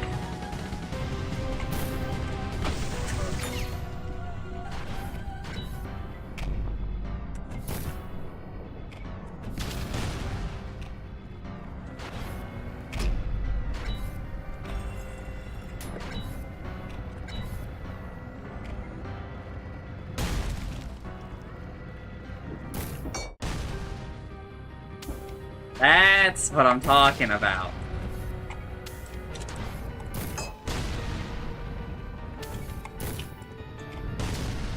Alright, like give me a little computer monitor though. Let's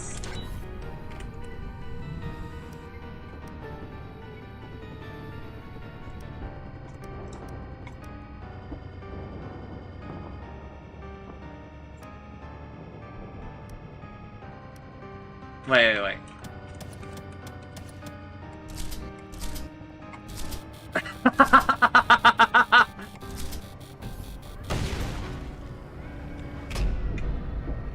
Alright, so I'm beginning to understand. Does that mean that you can have a third one that is a fucking chainsaw?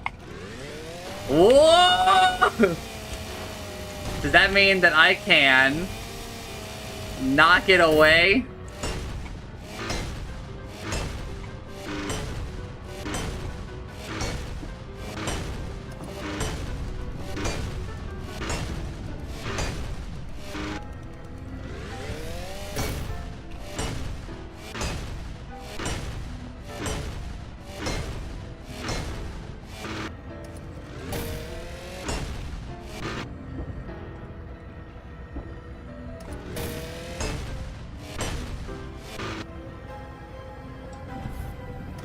I don't know. I think that it's gonna suffer one core problem. One, this is a lot on the brain when you're fighting, right? And the other thing, which I would talk to Chancellor about, was I don't think that it does anywhere near enough damage. I've seen like a little bit, right? And I asked Chancellor how he felt, and he was like, I think they're all really cool, but like...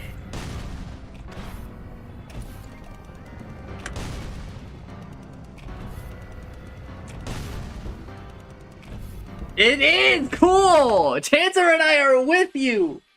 We just wish that it was easier to kind of work into the repertoire, you know?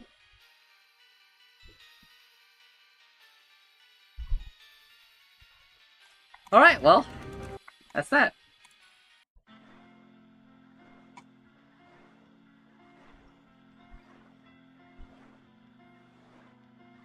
He added a new difficulty, which I'm not... I'm scared of at the moment. This is already hard. Like, this difficulty I've been playing on this whole time is already difficult. Right? So, like, the idea that there's a harder difficulty is a little scary.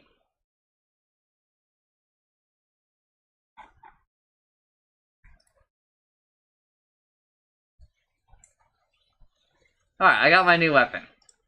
I will play more Ultra Kill at some point, but not today.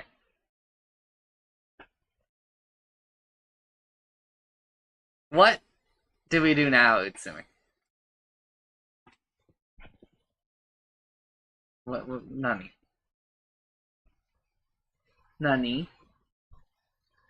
Nani?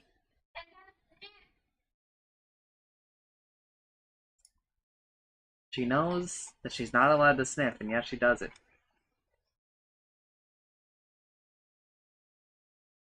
Alright, chat, we're firing up Skyrim. We're not doing that.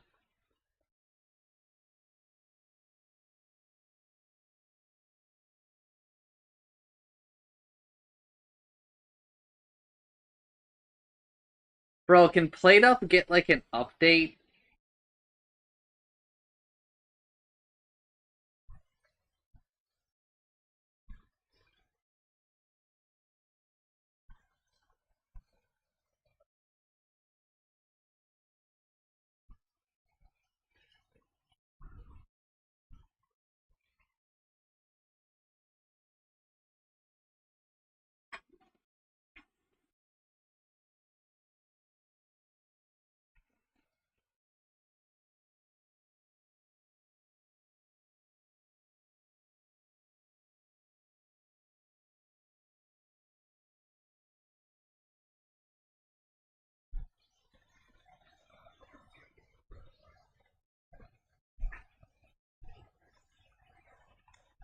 I just want PlateUp to get an updated something.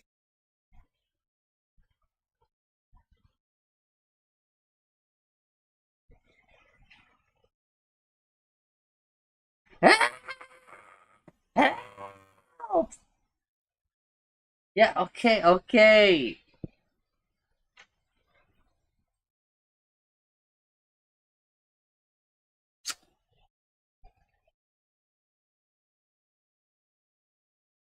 Yeah, what do we do?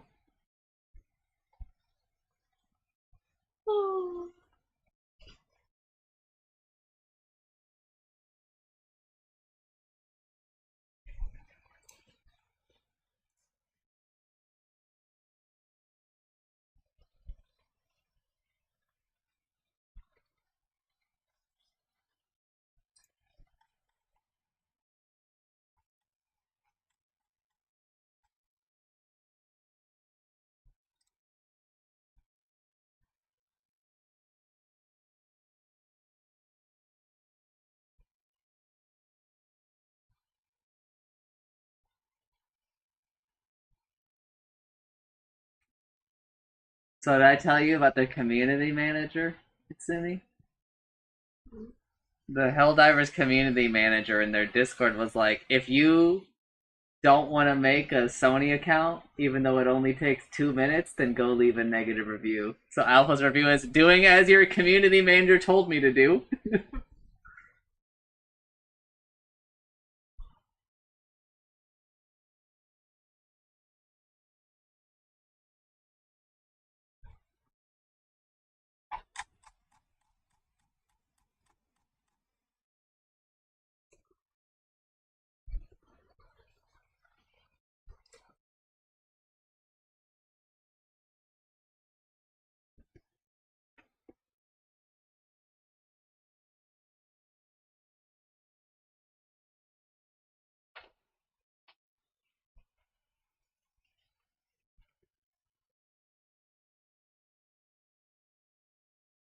Alright, when people are saying that Drake and Kendrick are dropping songs like this, what do you mean by they're dropping songs? Bro, how do you produce a song this fast?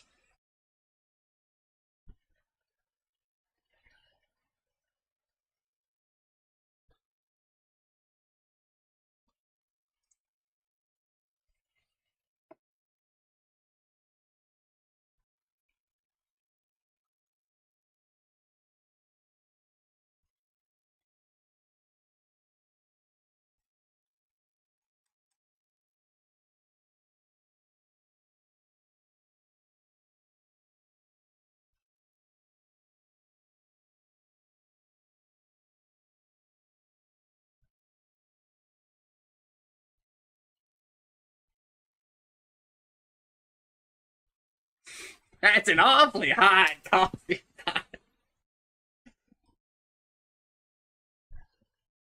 How would you feel if just for like a couple of seconds on one of these fucking songs, right, that they're just pumping out, that you just heard Chib rap for like a couple of seconds?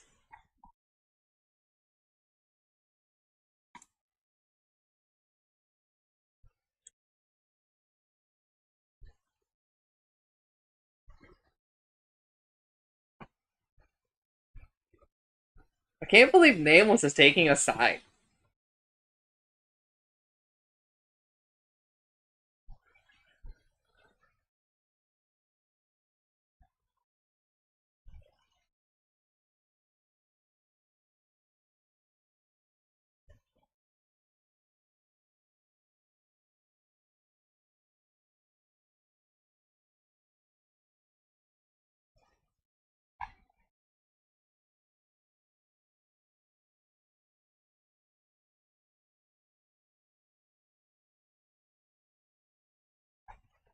What do you mean?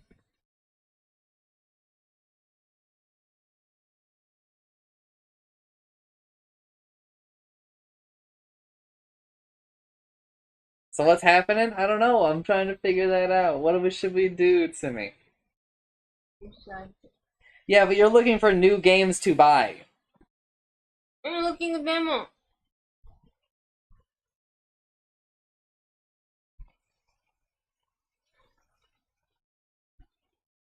What are you doing? You searching game? No.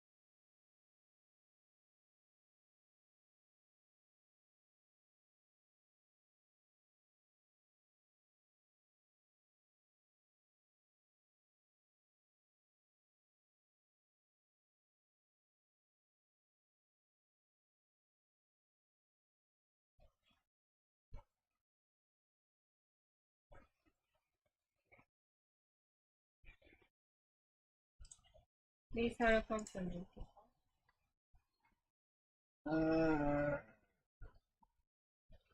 Now that Helldivers is dead for us, probably, we're probably, going back to Lethal Company for Candy Days.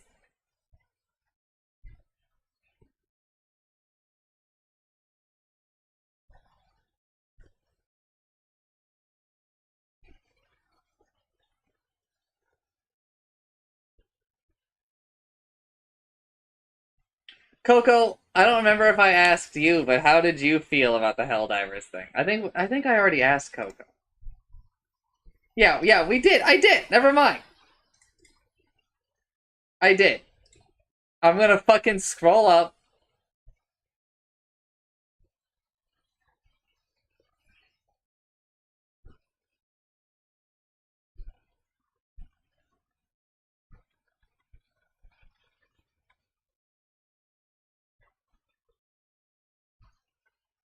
Nameless, what's your stance?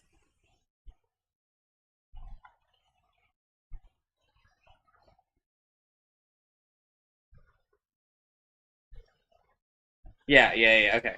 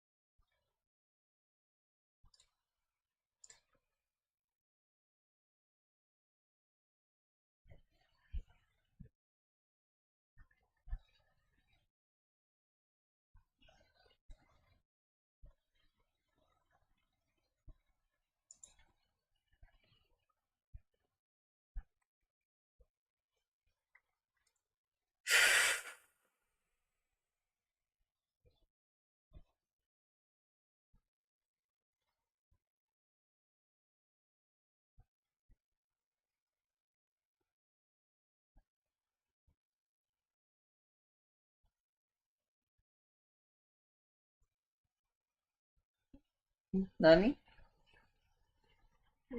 Nani? Nani? Nani?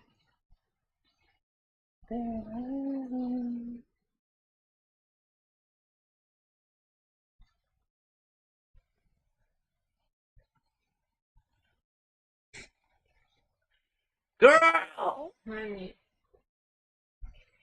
Tune!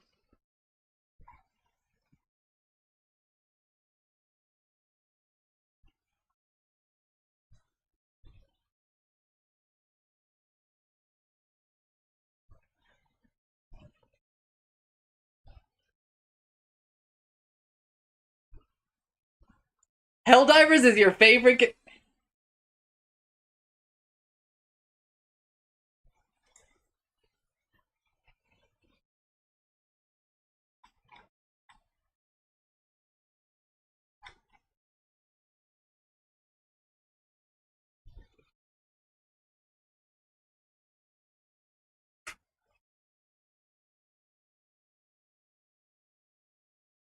Oh yeah, you have like a PlayStation, so you probably already have a Sony account.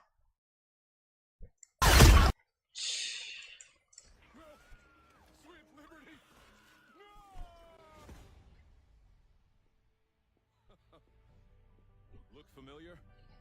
Scenes like these are happening all over the galaxy right now. You could be next.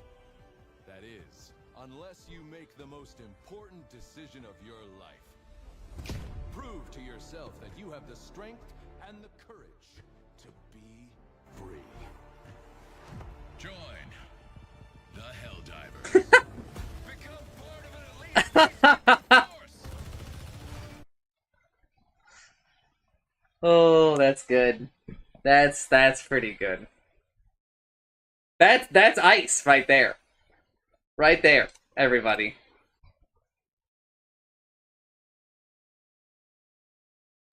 Let me scroll down to get Ice's review.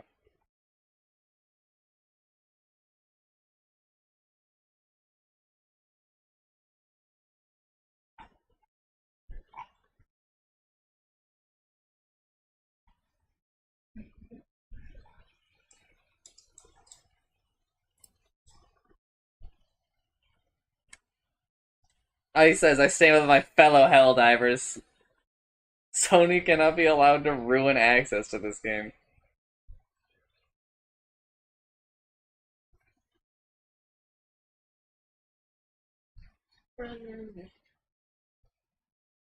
It's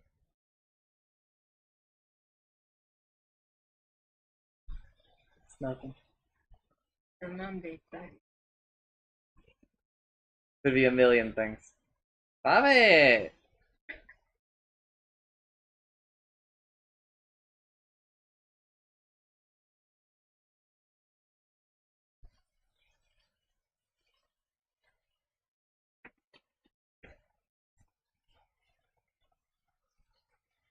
I can't believe Sony owns the rights to Helldivers, though. That's so fucking weird.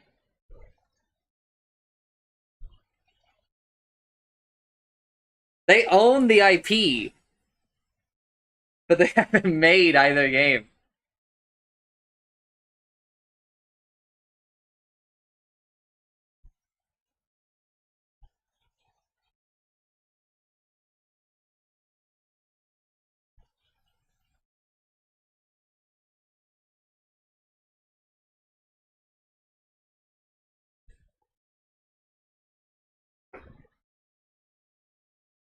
Did you know that in all of apparently in all the advertising for Warcraft 3, they never called it an RTS?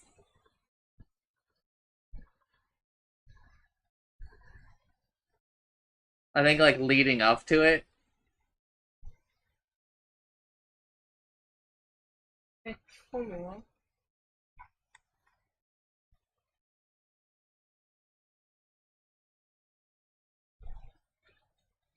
They called it a they called it a role-playing strategy game, an RPS.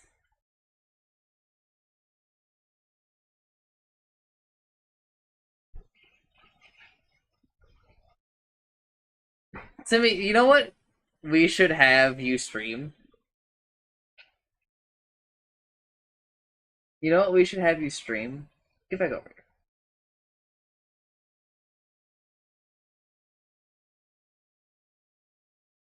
We should have you stream playing through Warcraft 3's campaign.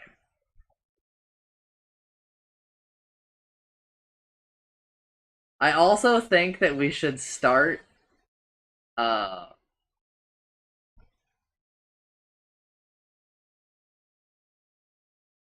doing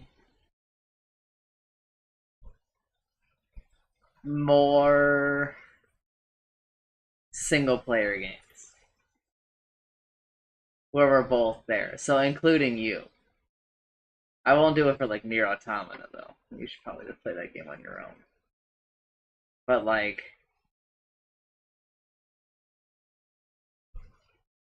you know what I mean?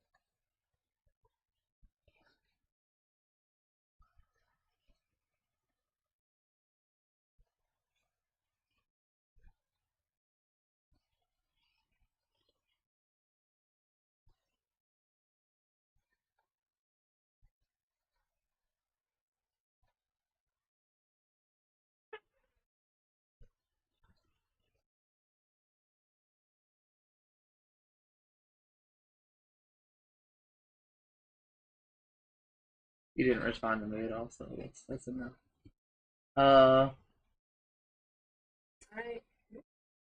I'll talk about it later. What? No, we'll talk about it later.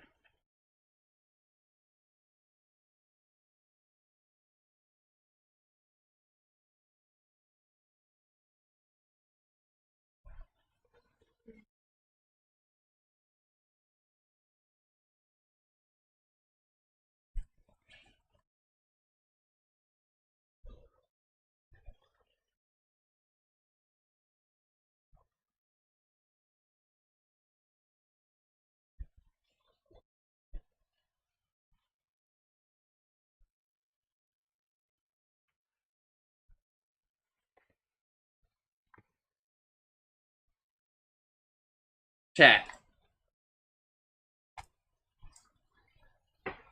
Save me from this nothing that I've become. Oak must die.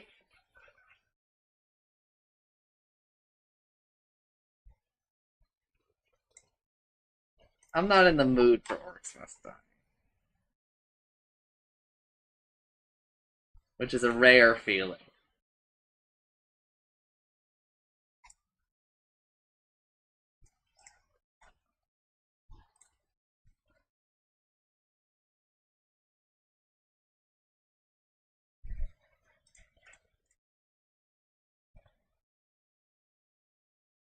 Have I ever had to knock on wood?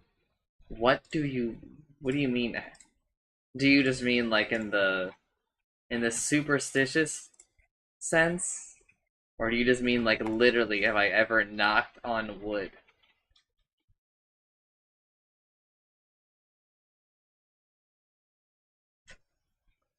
You never have to knock on wood. I don't believe in that shit.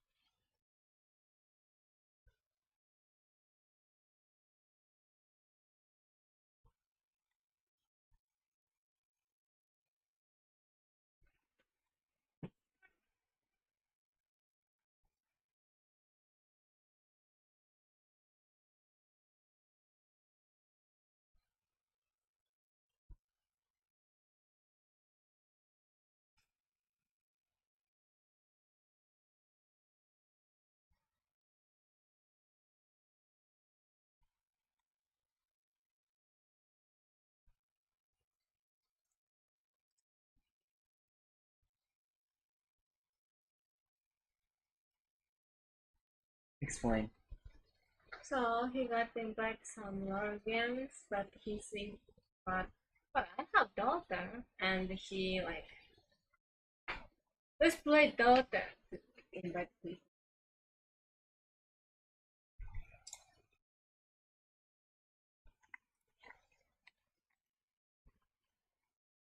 It was 2 hours ago!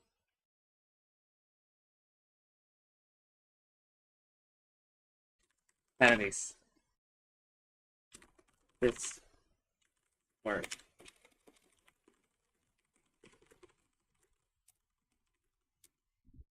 Wait, no, it's a reasonable time now in Japan. Oh no.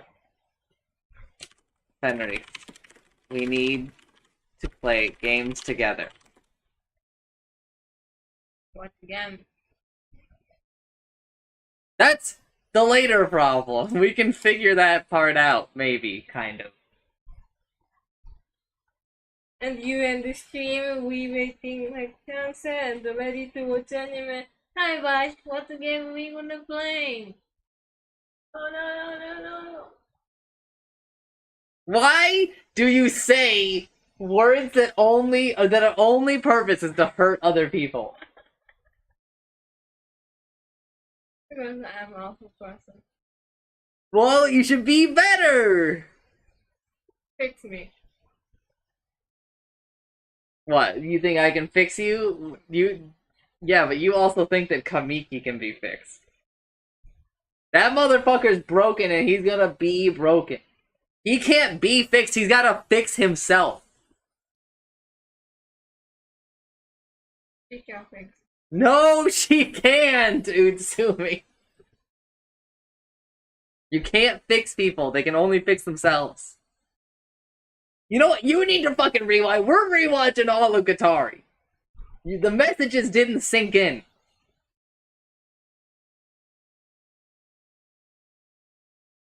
You can't help people.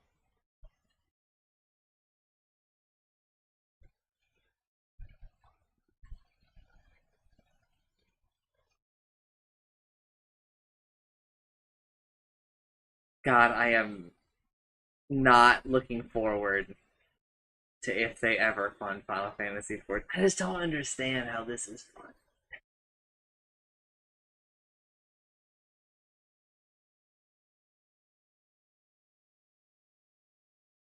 I don't find any fun with the film. Okay. Well, then what's fun about the game to you? This one? No, to you. Yeah. I'm saying, like, it's difficult. Have some damage experience, have some gamble, and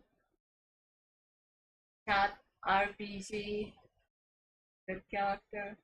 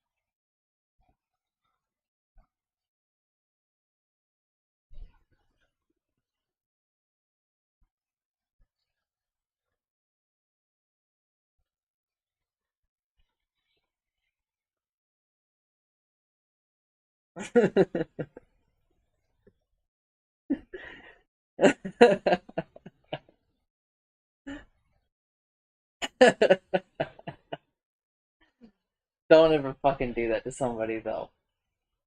We don't have to say it. Bye.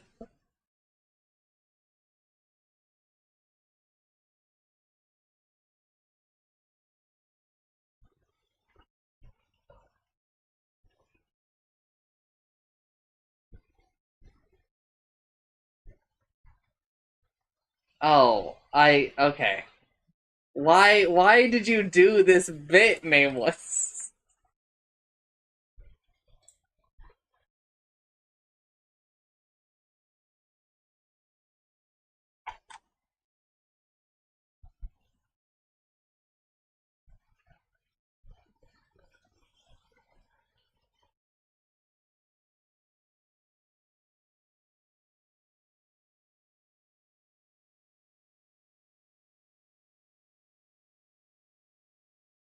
People are saying that Kendrick might be releasing 2 songs as a response. How do they do it?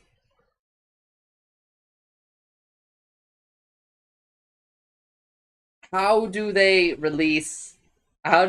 produce this so fast?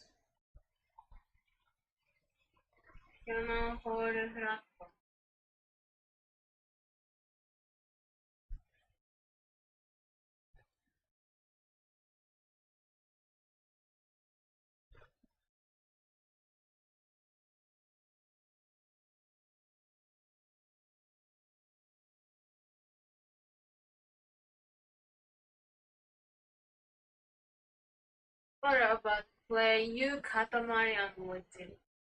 I don't own Katamari. You really want to watch me play? Oh, how am I gonna play it? It's in me.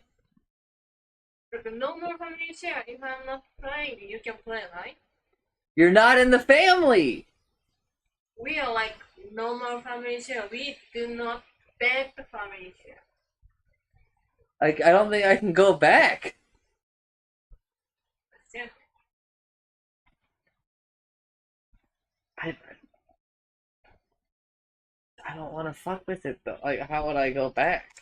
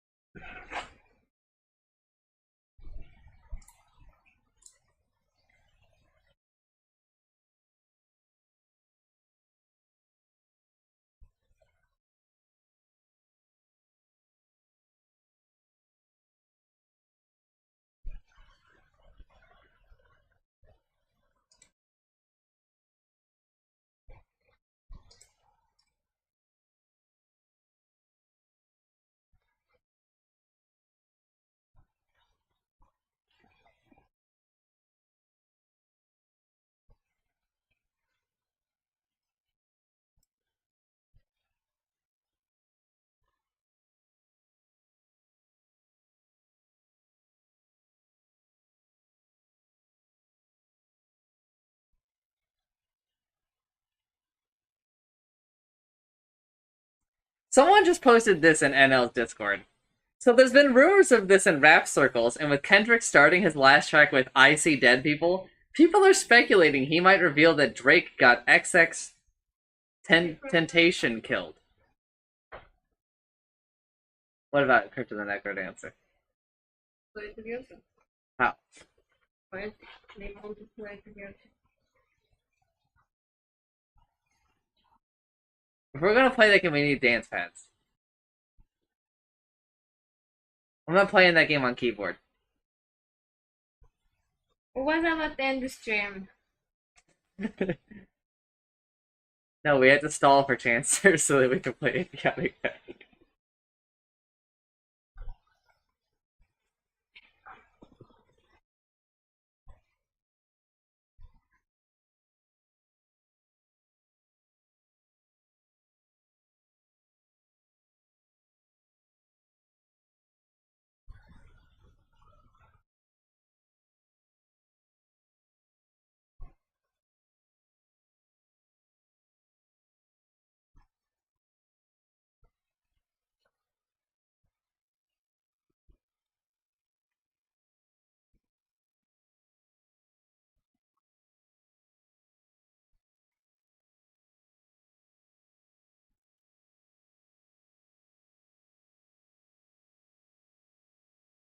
Kendrick has got unlimited trap cards. I just can't believe... It's so weird to me that Nameless is talking about this. Alright, so it's simple. There are 2 insanely big rappers. Right? Oh, there are many insanely big. There's 2 right now. Kendrick Lamar, and I actually don't know if Drake has a last name. And Drake. Right? And sometimes people in the rap community argue. They hate each other, right? So they write diss songs. They're called diss tracks. which is a song that they wrote basically to be like, this other person sucks, right? It's a long-standing thing in rap, right? And apparently Kendrick Lamar is just murdering Drake. Sometimes their song is so good, right? Or, sometimes you write a diss track, and then you're like, what the hell? This person hates me, or like they're saying all this shit about me. So you write a response. You diss track them back, right? But apparently, so Kendrick wrote a song about Drake, right? And Drake had a response. And Kendrick's song was pretty good. And Drake's song fucking sucked. But they've been going back and forth for like 2 days now. I think they're like 5 songs deep each. And no, they're not coupling. What do you mean? But this song about the song. Yeah. Diss track.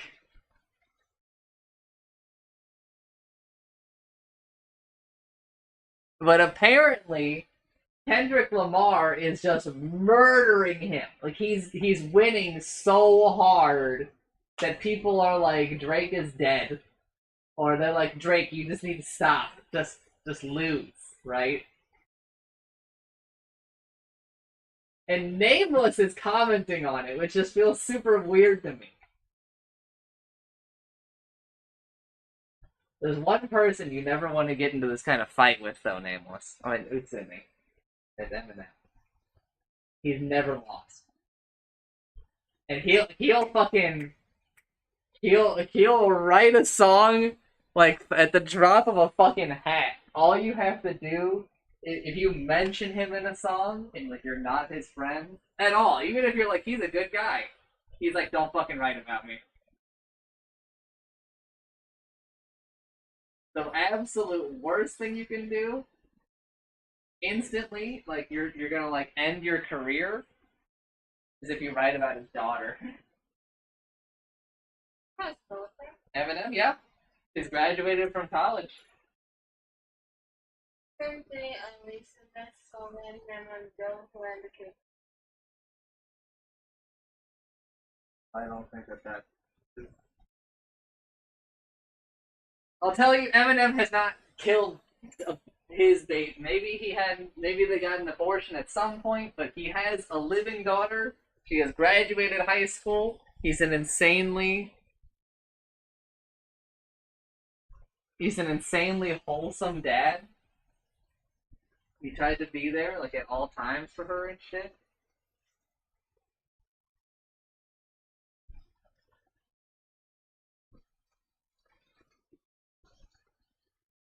There's another person you don't want to mess with? Who? Curtis Blow?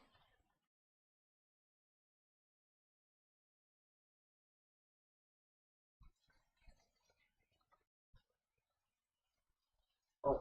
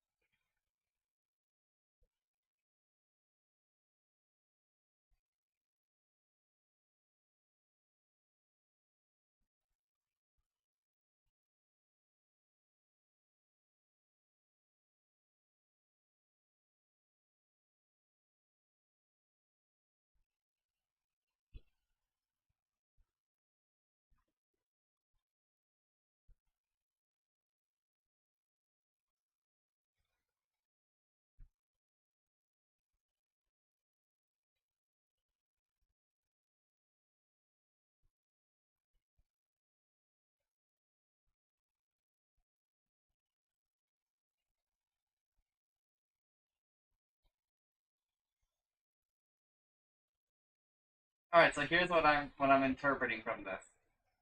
This other guy was in a relationship, Ed Sheeran, with a woman, right?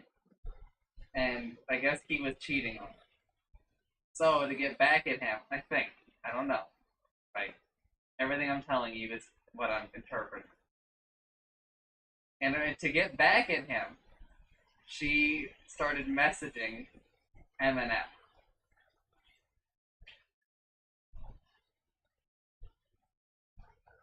No, never mind. Not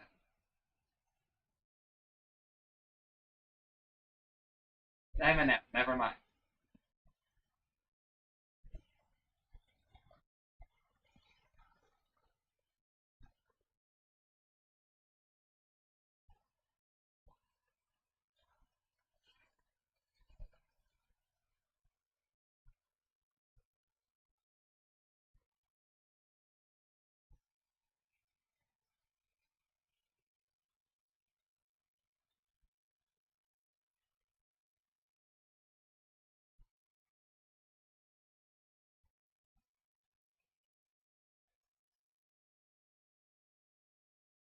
No, never mind.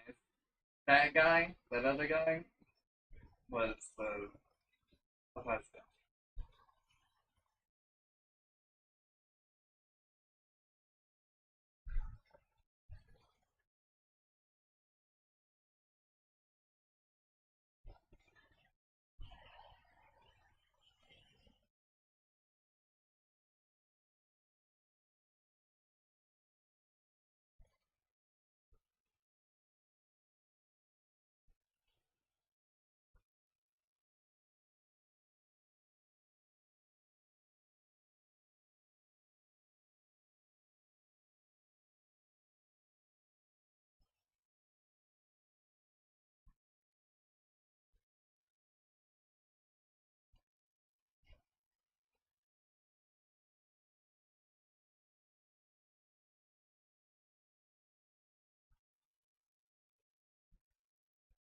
Alright, so she got pregnant and he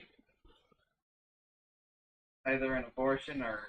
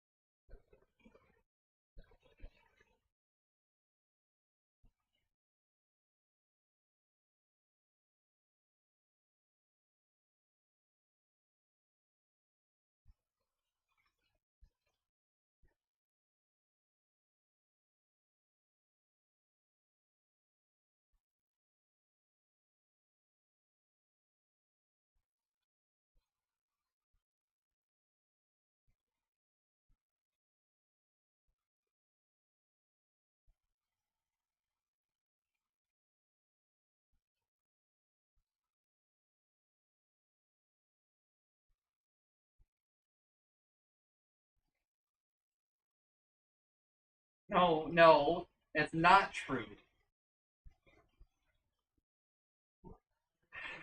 Okay, but there are surgeries you can get. I guess When she told him that she couldn't get pregnant, that's what he thought she meant. no. So she's lying. I say the whole true is like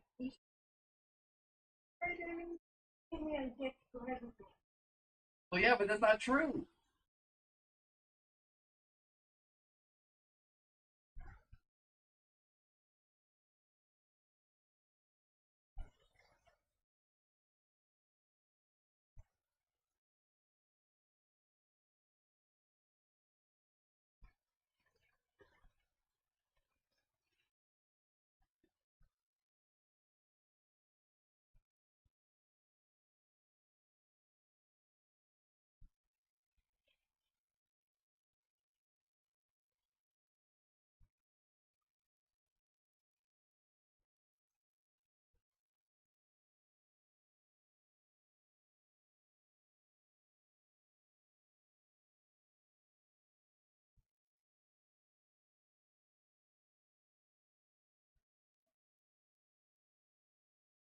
I'm not saying he's a good dude. He actually did say Curtis Flow.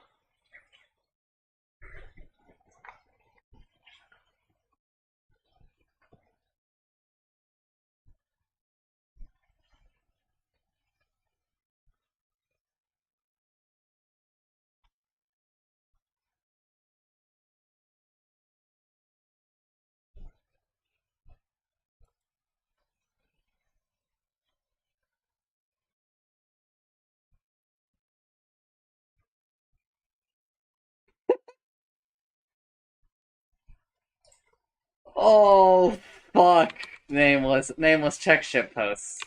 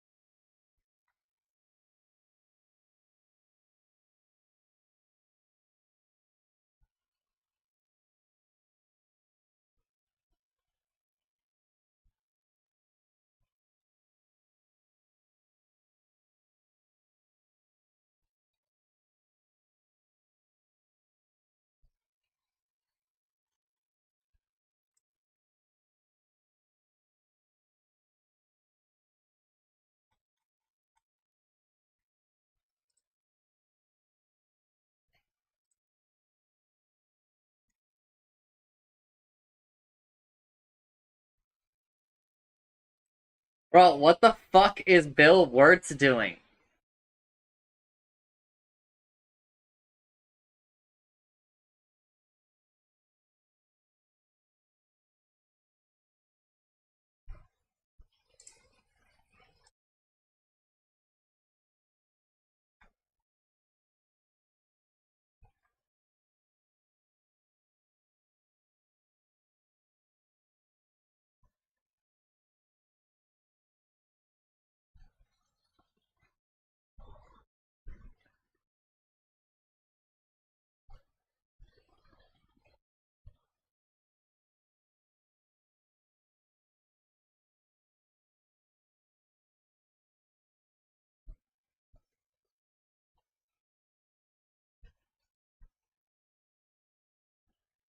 Local Thunk tweeted out, "Huge congrats to fellow PlayStack Studio at Jeff Keen / Deepfield Games for the amazing launch of Aviatic Factor." Oh, that's nice.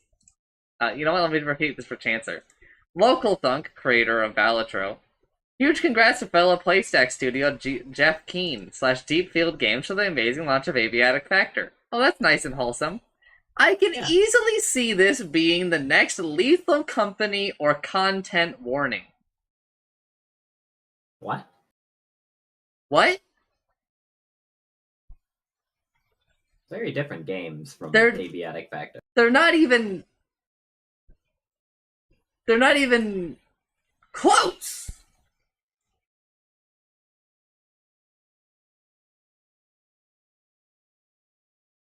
They don't even have, like, the same vibes, like, at all. Yeah, like at all. And Aviatic Factor is not, like, a clip farm.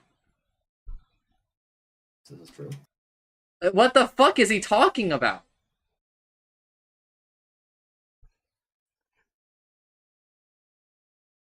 This message was written by corporate. Okay, I think it might have been, yeah. Weird, because he's not a corporate.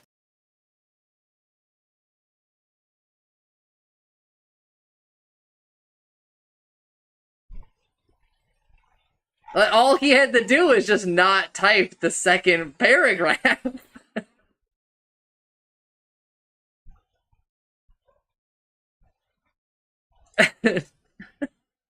Can you dislike a tweet? Sadly, I don't think so.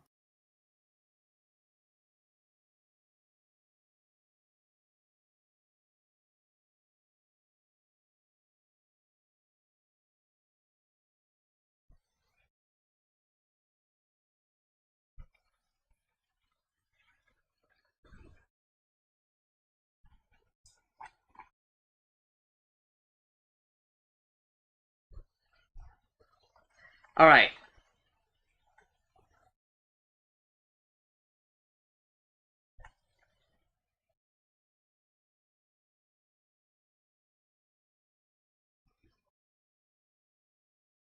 What the fuck am I gonna do, man?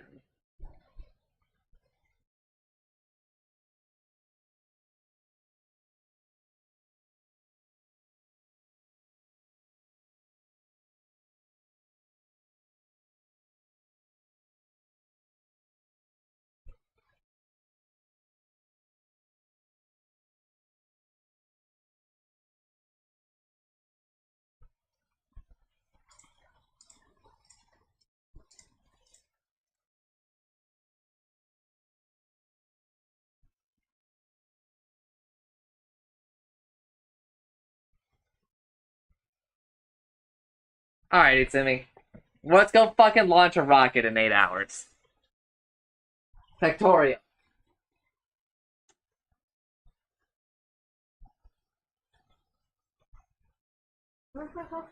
Yeah.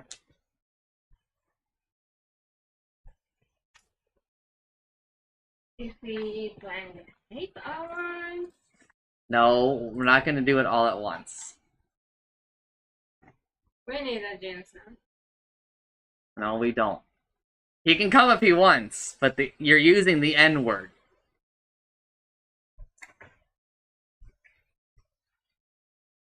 Anyone?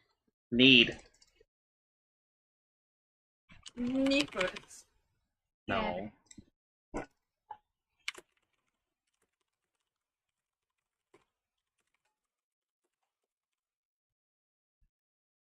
Nipple.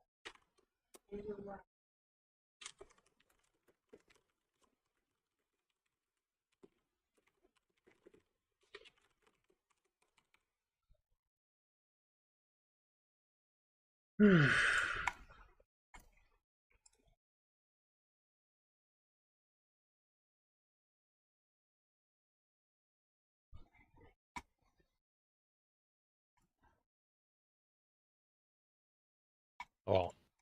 Hello.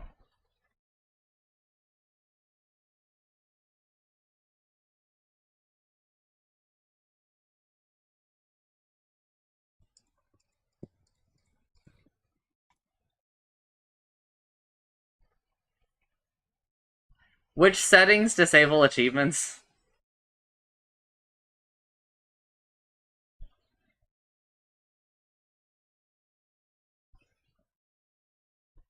You might want to unmute on Discord.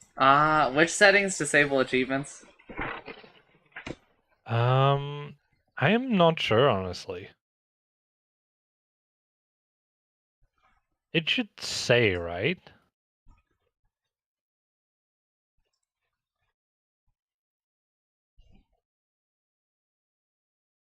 Yeah, it'll say if you hover over them. So I can just turn off cliffs? Um, That feels weird. yes. I think so. I'll just look it up. Factorial achievements.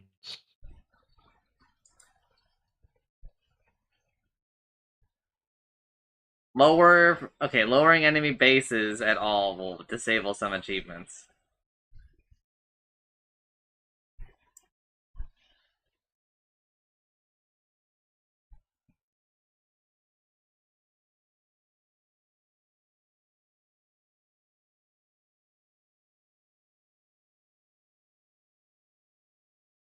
I would up the starting area size to the maximum. I did.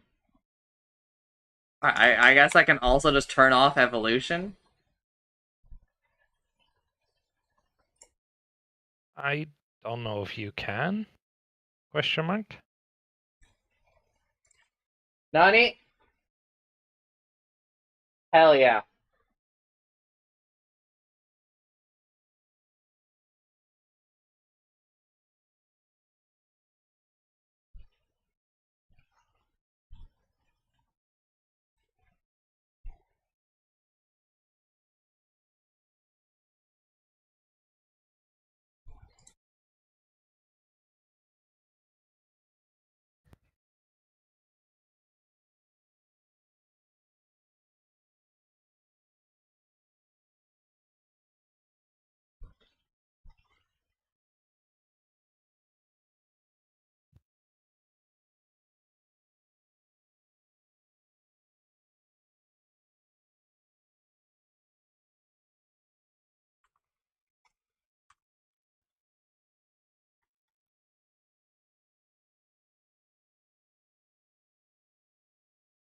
Holy shit, dude. The Factorio scene is so old. It only has 5 sources on it.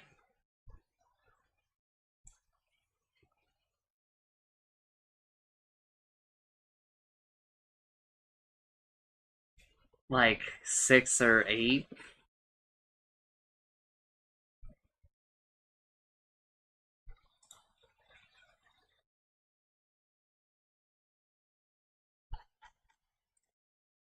That's crazy. Can you turn off pollution? Oh, they need it for an achievement, I think.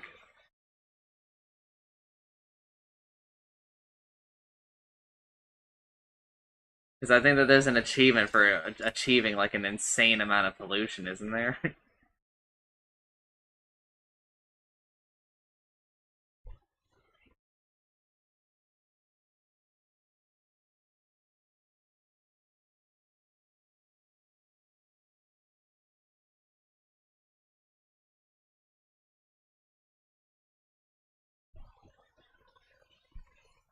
Yeah, there it is.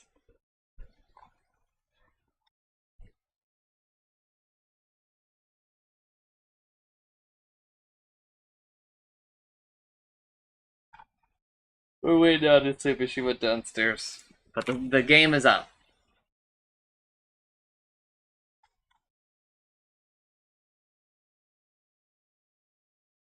Yes.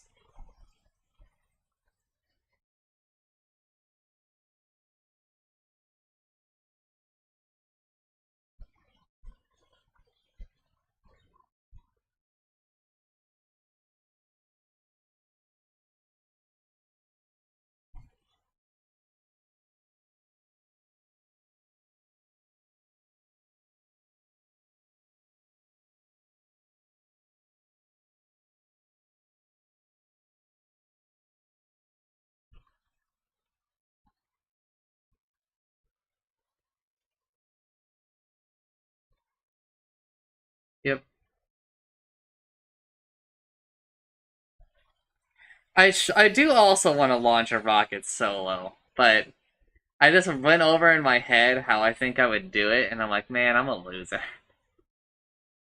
Just go into a save, right? Then make a hard save. Play out the scene. Blueprint your final factory. Place it. Right?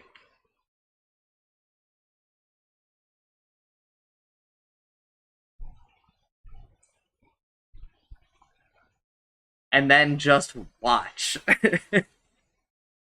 Yeah, I mean, like, obviously not just, like, watch, but, you know, to, like, build it, then just watch.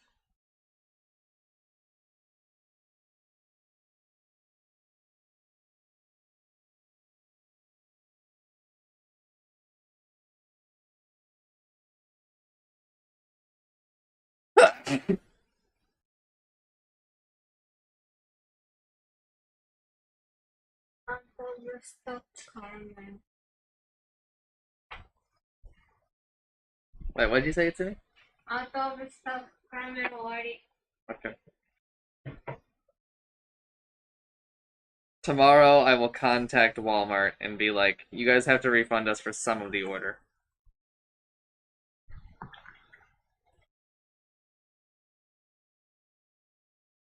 No, they delivered to the wrong address and some of the stuff we didn't get in time. It was frozen stuff and it like sat outside.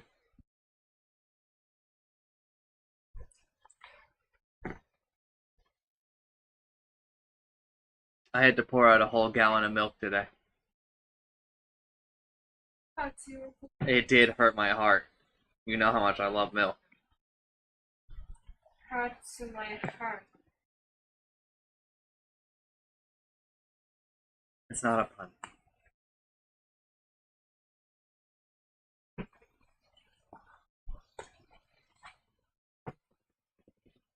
Well, she was saying hurts my heart. It's a pun, because heart hurt.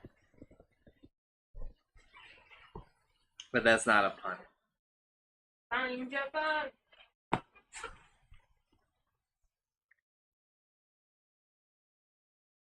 Because heart and hurt are still, they still sound different. You gonna take triple take? I triple take the triple take. That's a pun. Because you're using the same word. Ew. Are you in? Yeah.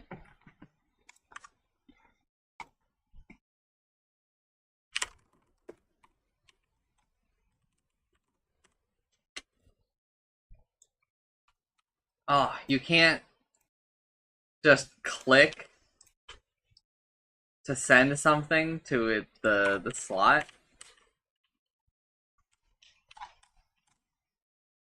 Holy shit, the ore fields. They're huge.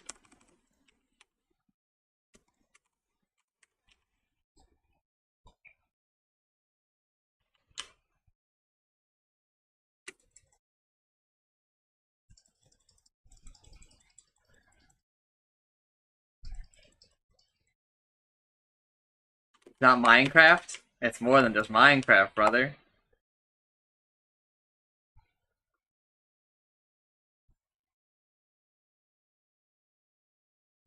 Yo, can I get another drill up here?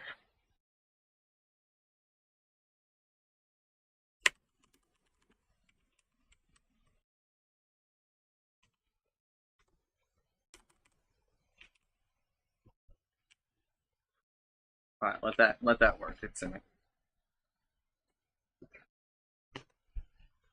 You are not the man.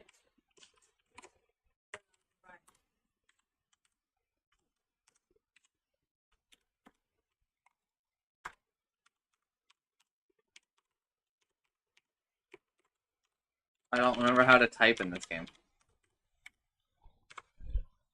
That is so fucked up.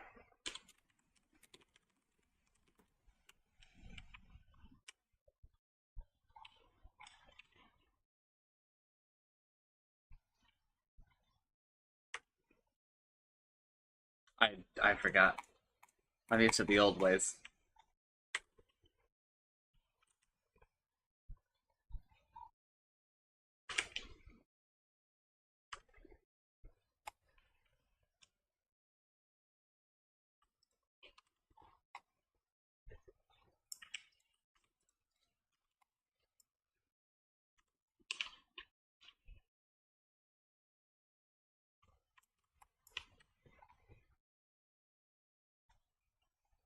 I don't particularly care. I would prefer somebody else make the call so I don't have to make a decision.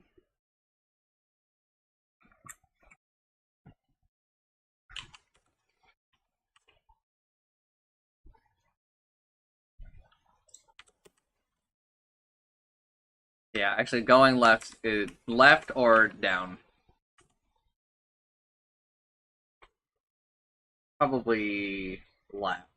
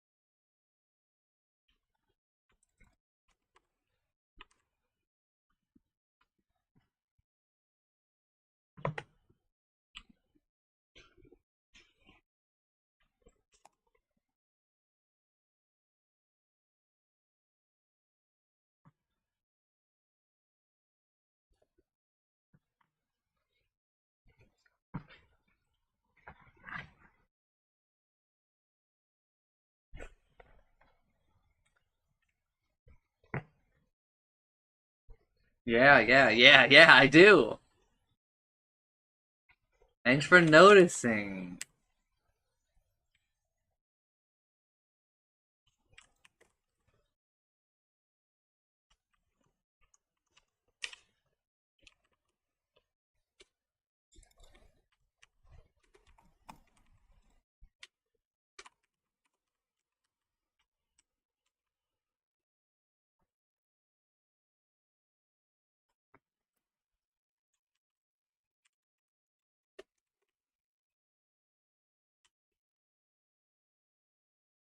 We might some more stone. We need to get more buildings going.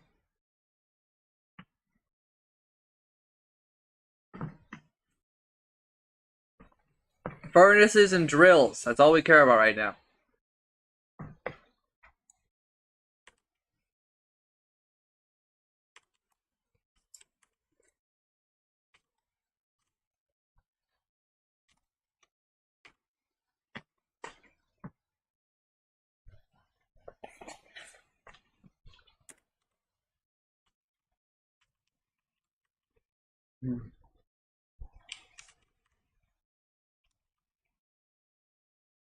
That's 191 million iron.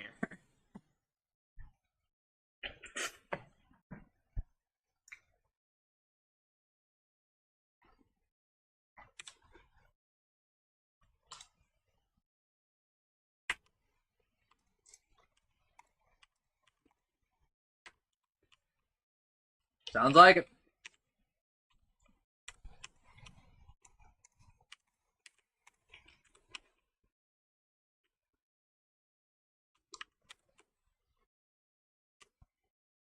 Where's my Utsumi? Oh, she's mine in stone.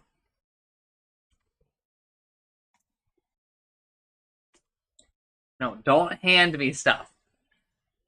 You need to make decisions too. You need to figure out how to do this stuff quickly. I'm not playing this game for two people. You're not just an extra drill. You gotta think and do stuff too.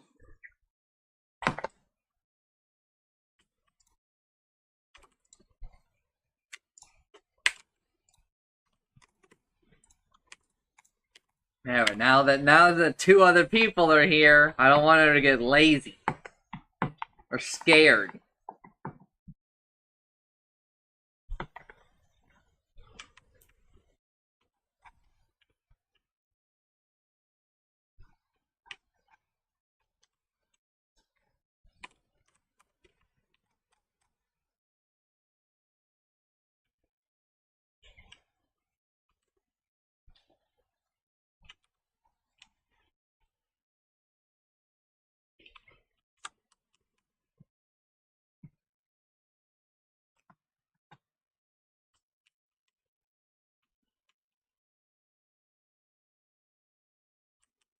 Nameless, let me know how this statement makes you feel. Mark Wahlberg is actually a good actor.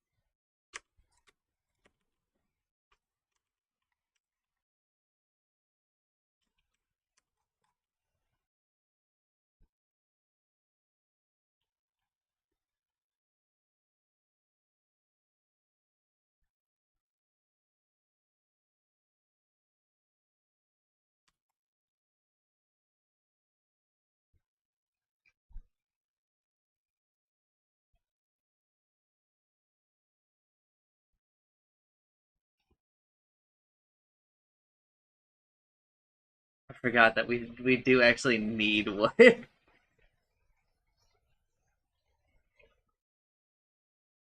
Goddamn power.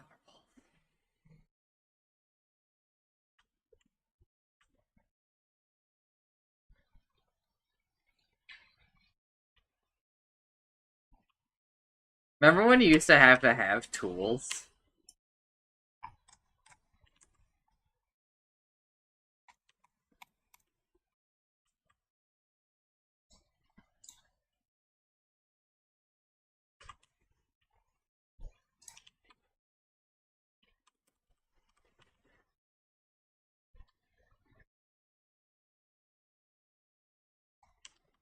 Is it 2 boilers or it's 1 boiler now, right? I mean, I don't need to have 2 boilers and then engines, right? Okay.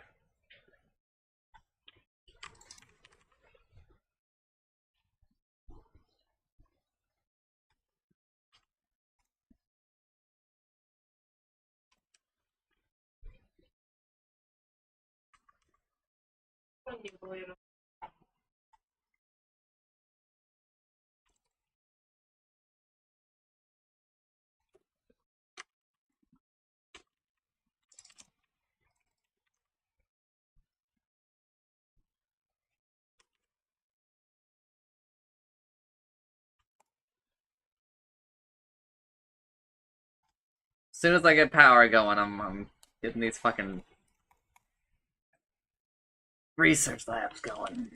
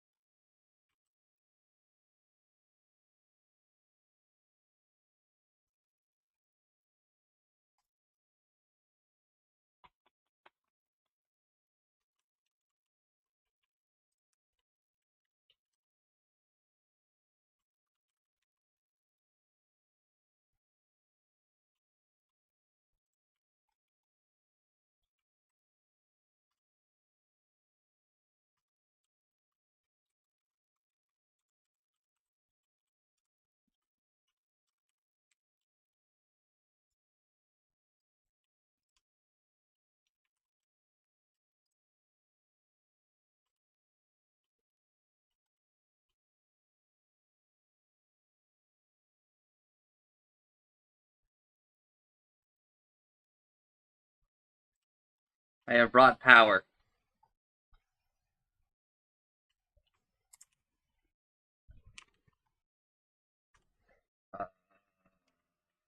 Need a little more of that.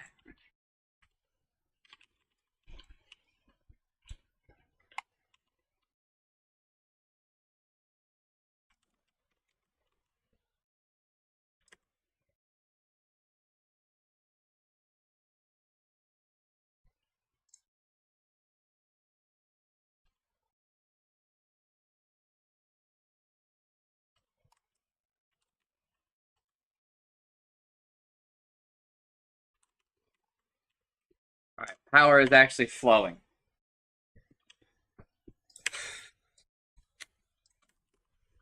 Research is going.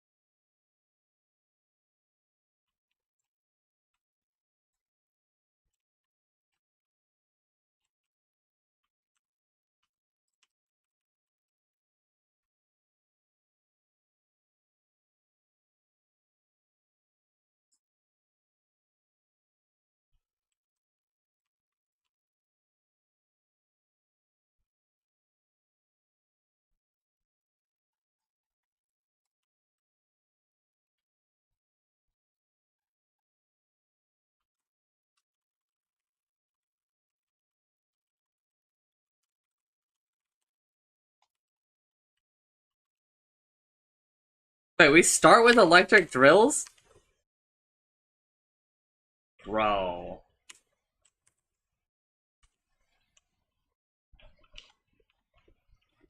Yeah, it's still weird to me.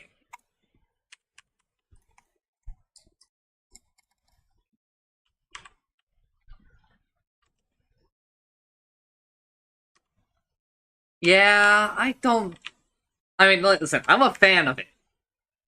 Because I hate everything burner.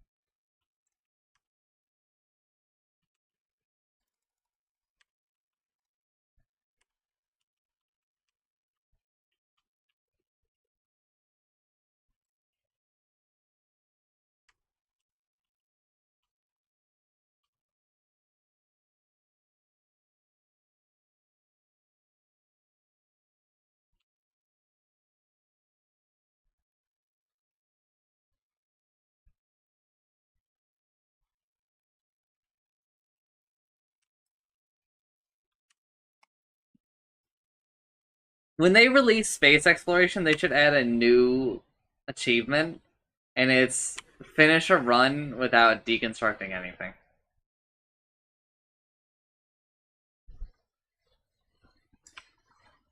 Yep. If you place it down, you can't pick it back up.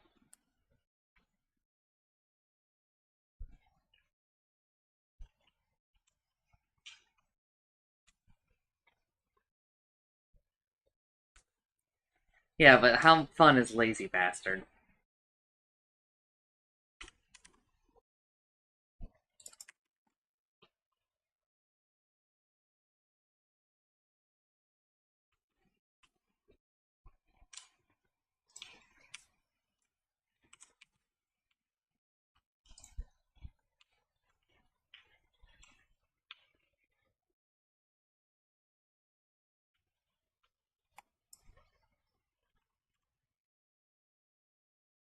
I wish that you literally could just save your hotbar between runs.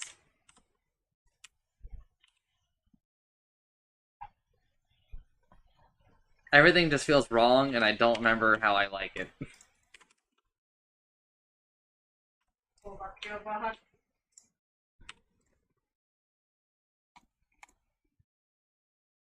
Go back to my VOD? No. First of all, we can't go back that far.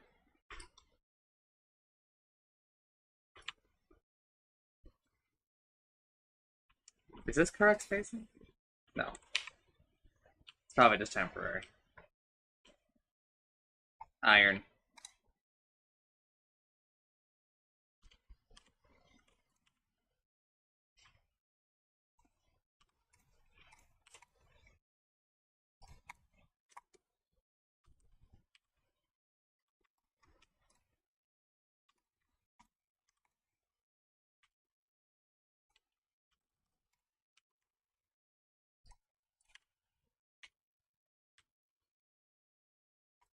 Alright, I've automated some belts over here.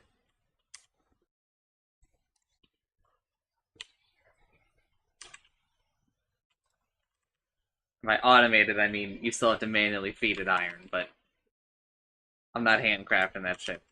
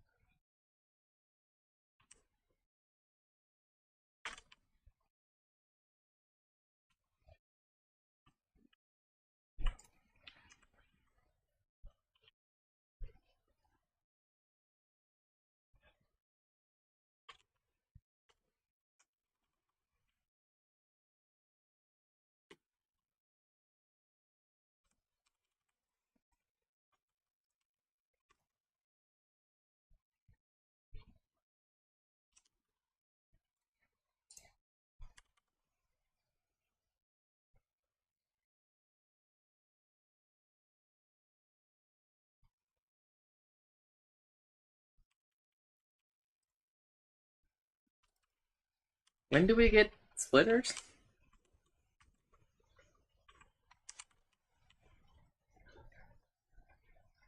Electronics?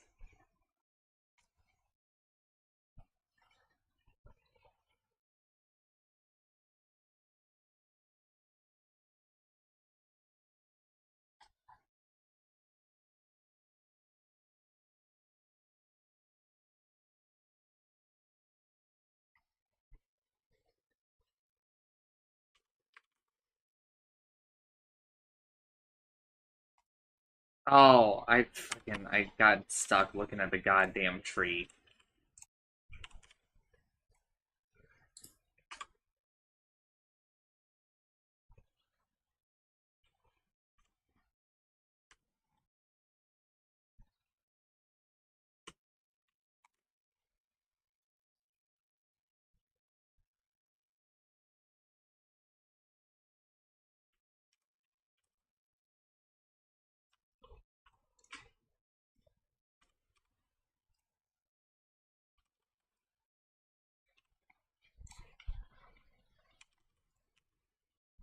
That is not how that works. Fucking idiot. Thank you. Oh, man.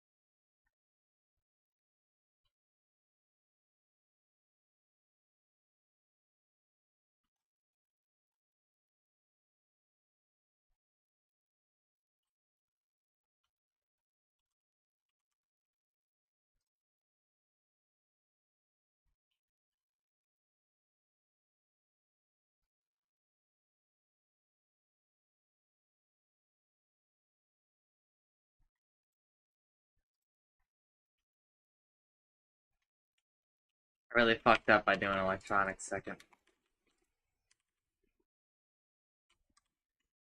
Big time loss.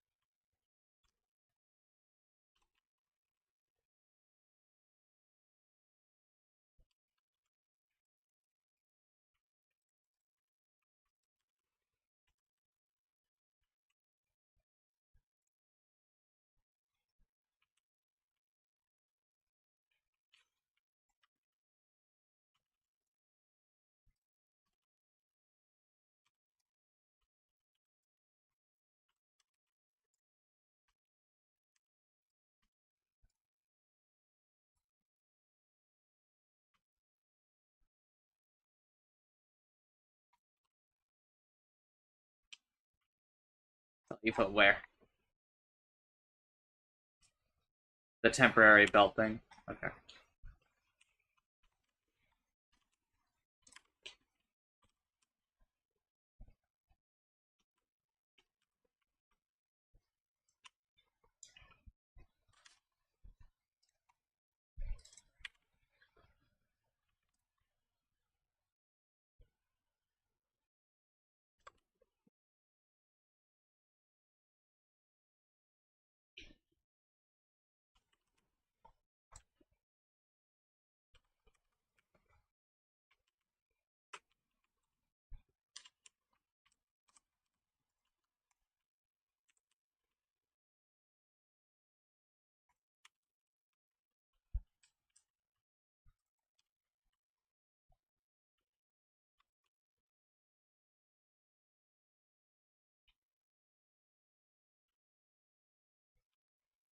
What are you doing?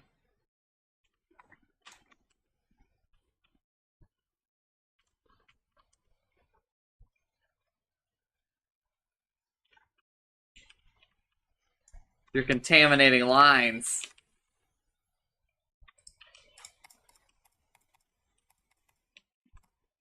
No, no, no, no. What a horrendous video, man.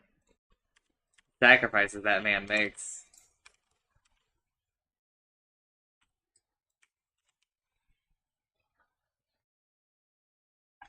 The sacrifices that he makes.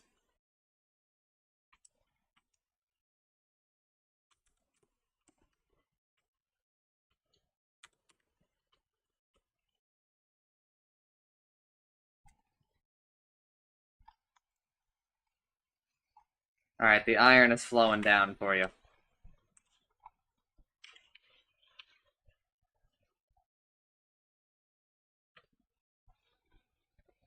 Remember, Utsumi, like, basically everything we're doing up here is temporary.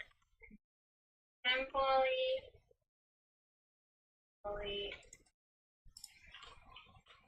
And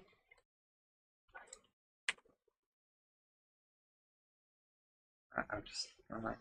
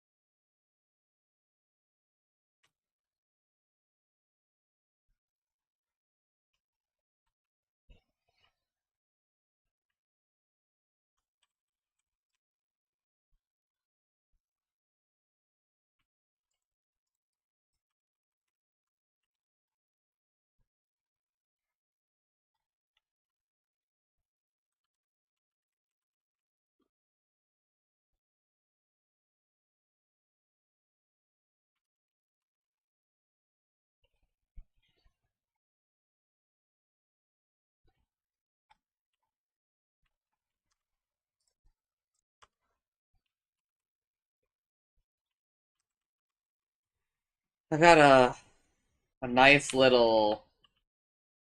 Oh, Utsumi, baby girl. We got a...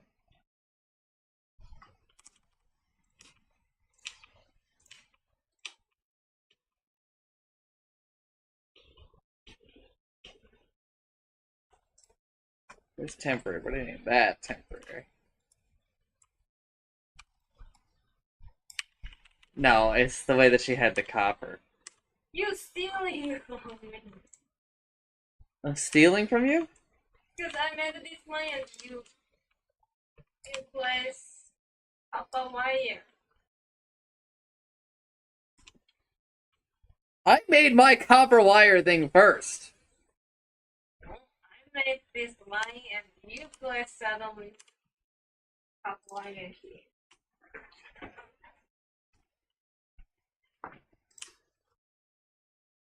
Maybe that's true.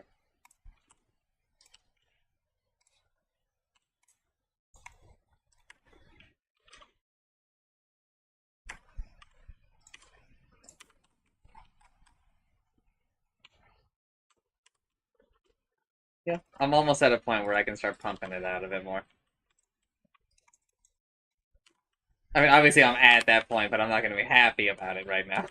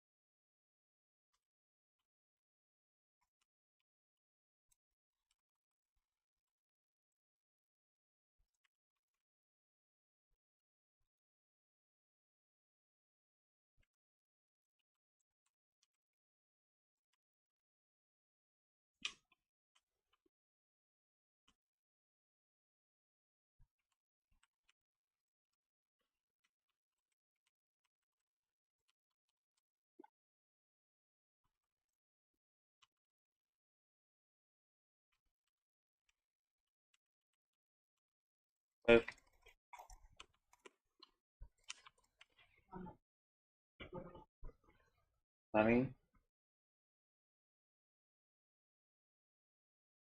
Why did you do that?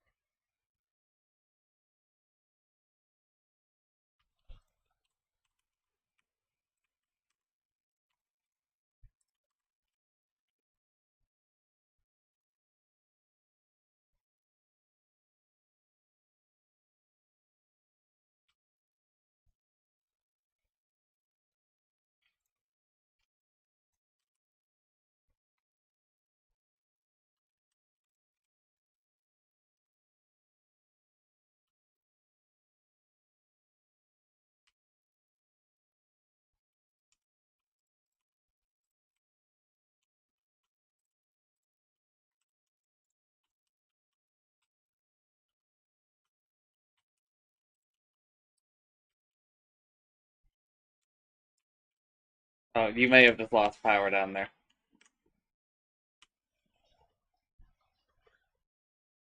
Rectifying.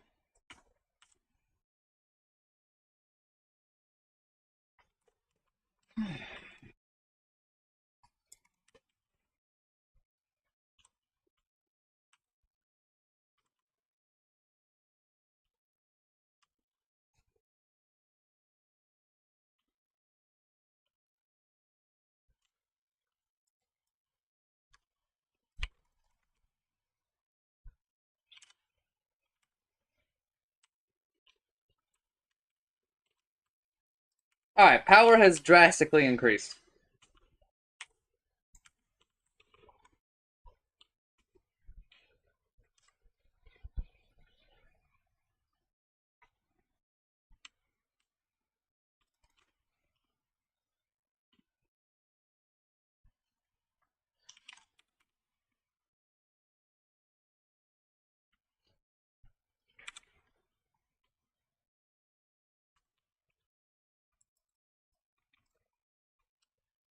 Do you have enough? What are you lacking down there?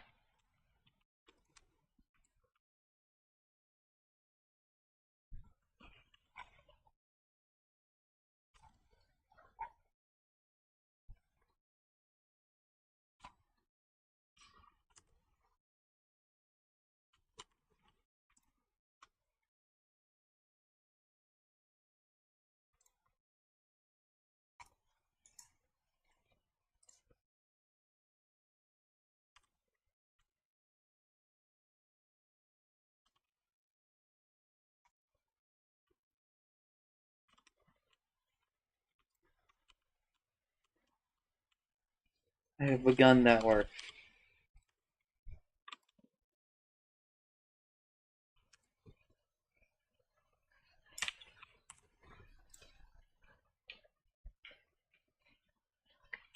That's why.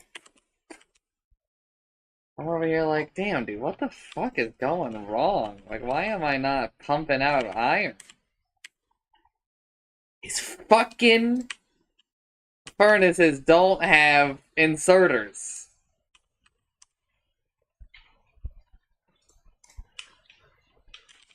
Some moron only did half of the work.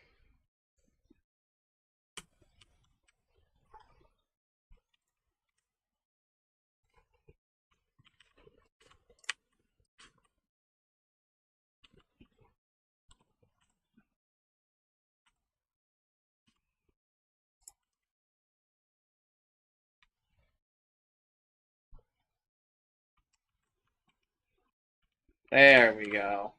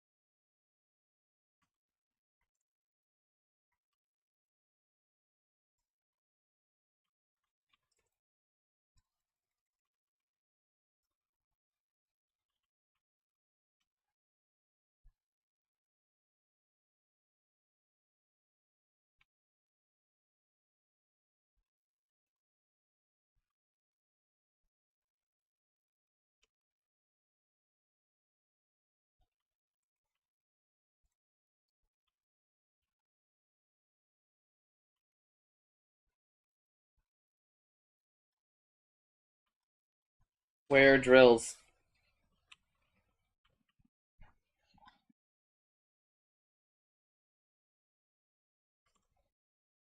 I don't have 30, but yeah.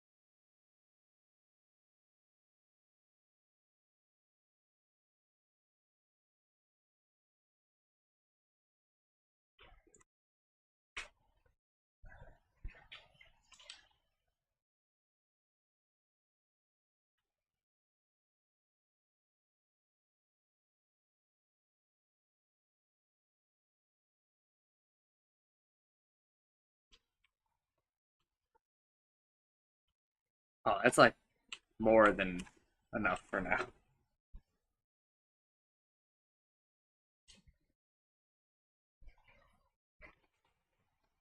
Yeah. Yeah.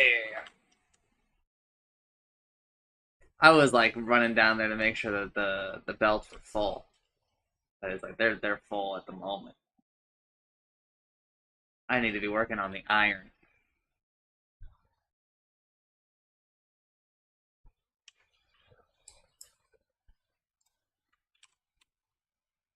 It also means it to me I'm about to start tearing down your shit.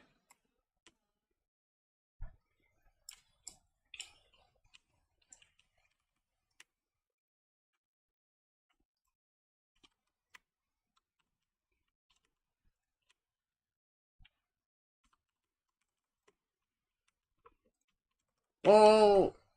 You can I even place another? I can wait on that just because that's nice. Let that right there.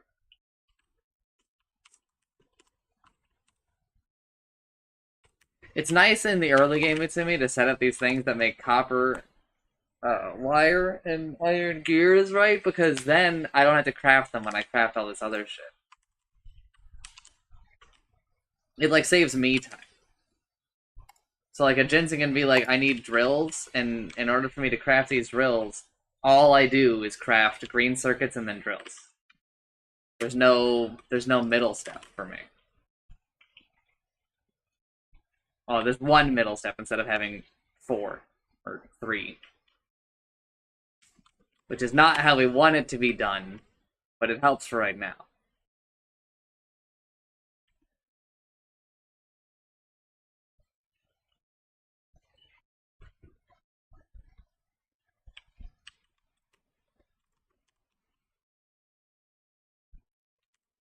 Yeah, I'm just explaining to Utsumi because she tore down like a little bit extra, and it's like, actually, we can afford that.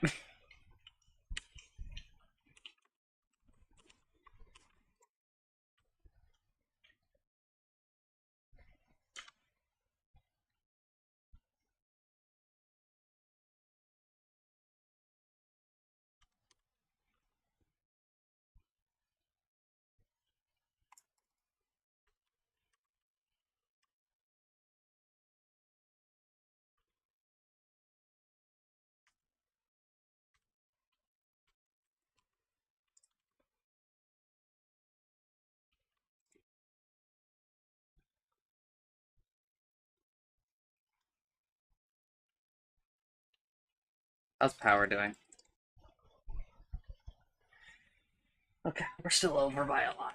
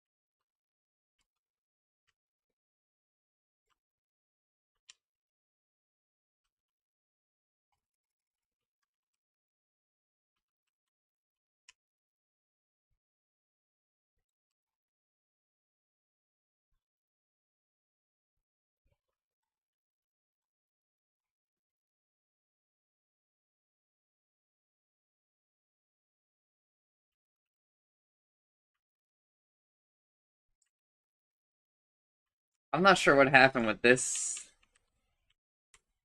furnace setup. Oh, that's steel. Okay. Yeah. Yeah.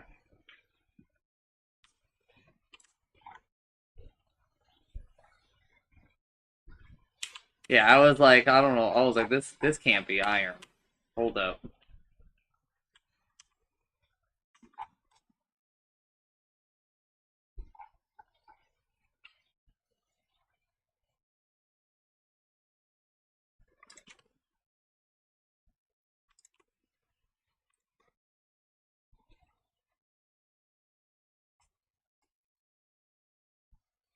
This shouldn't ever go to this hard center.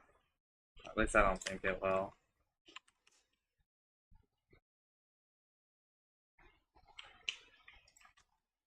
So you don't need to really worry about expanding this iron.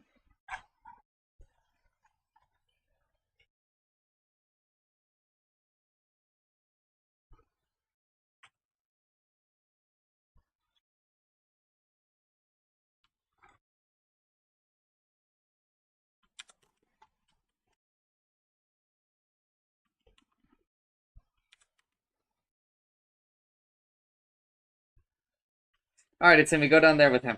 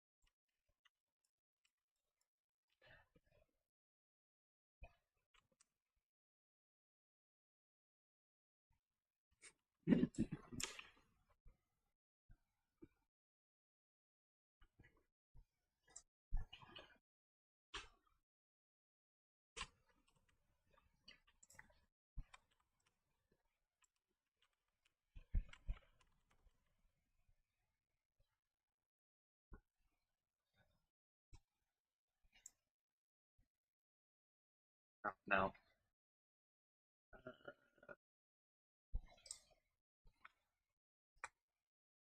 Yeah.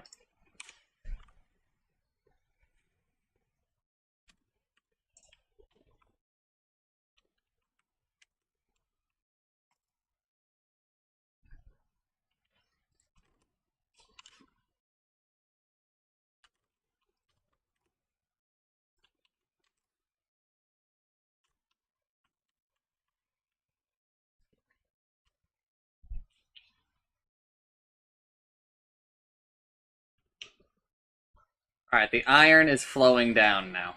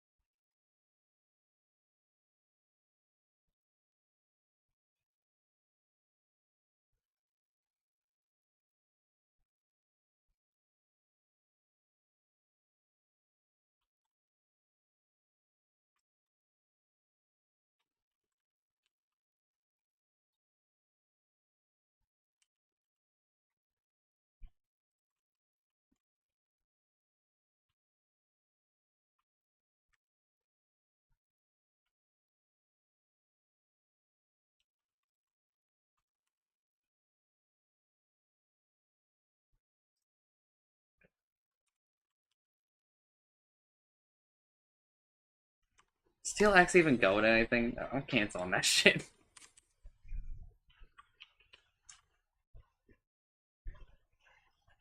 Yeah, but like,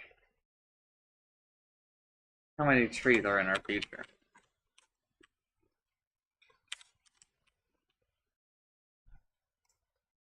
Alright, fine. He's negotiated for the 30 science.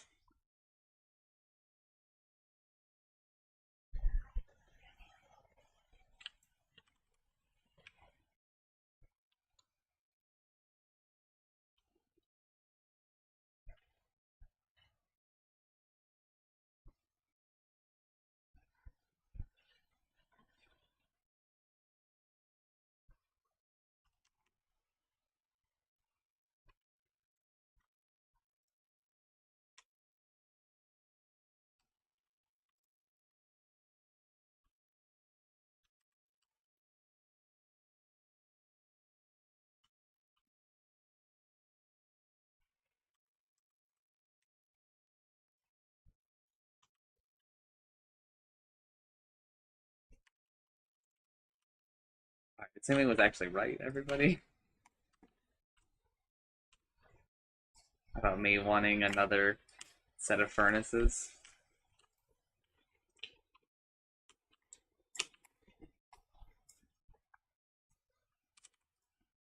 Listen, this is all temporary up here, but like, I do want like a little bit more iron.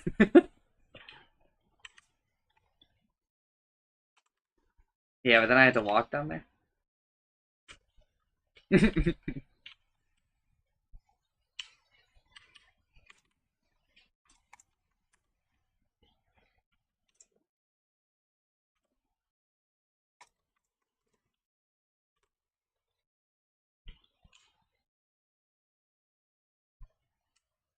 Utsumi's like, I just want to be a hand of crafting.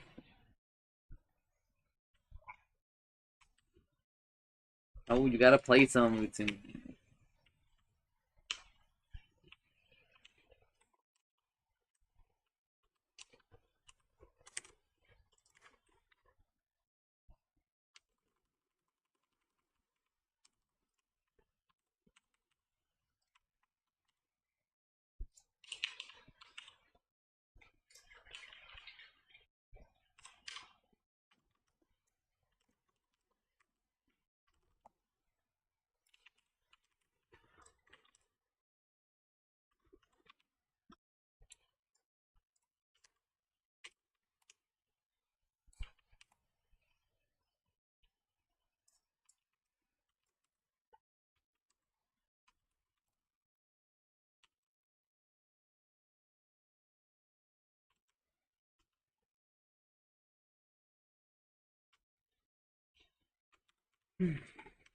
Can I get rid of the science up here?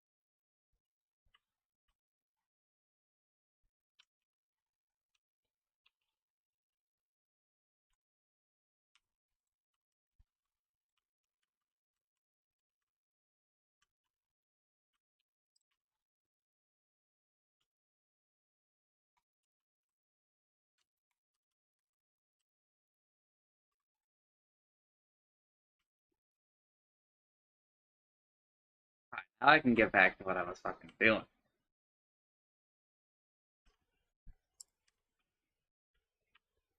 You wondering what I'm doing, Utsumi? I'm doing something super fucking early. That's right, everybody. I'm running a second line of iron ore down.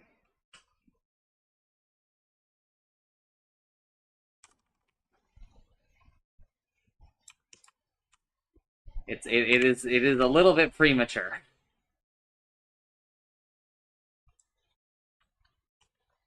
Alright, you now have your second line. I missed a fucking belt, didn't I?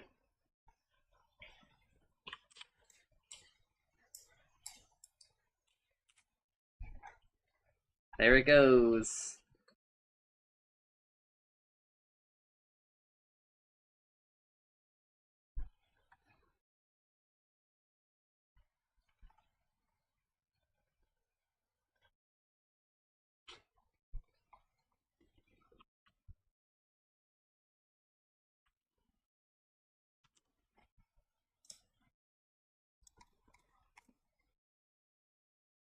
No, I'm saving the fucking red.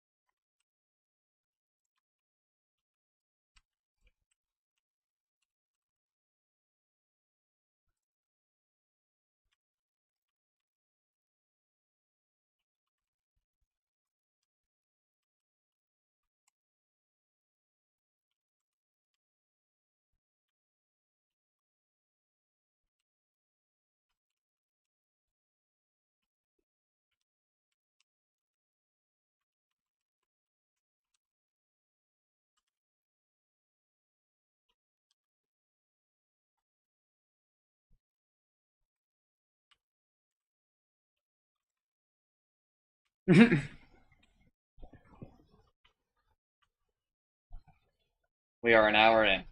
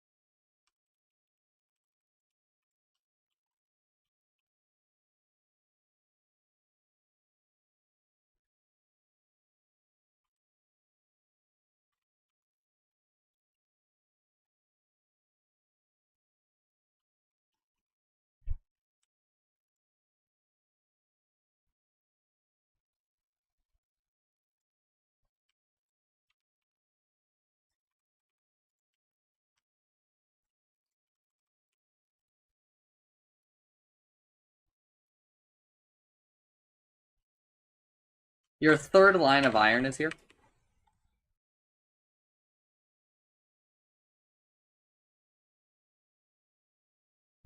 That should cover us for a bit.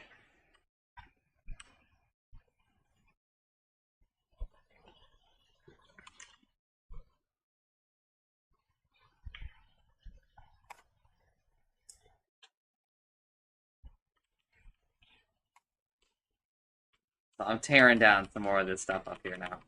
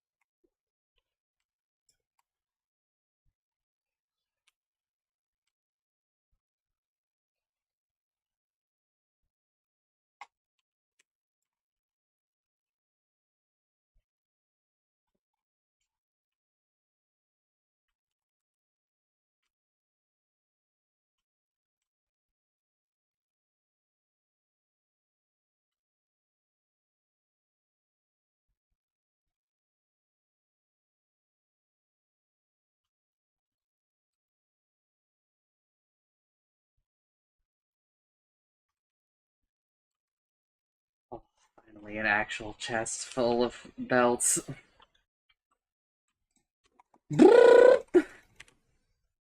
Cannot insert transport belt, inventory is full.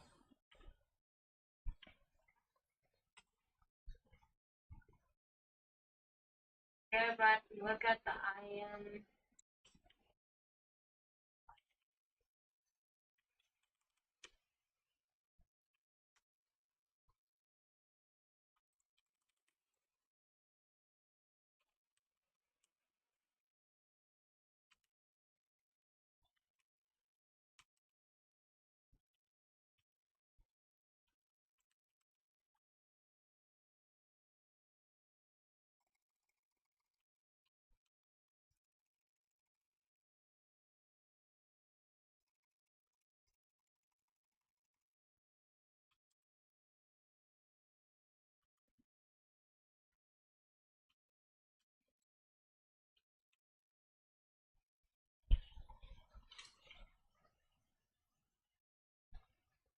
Thank you.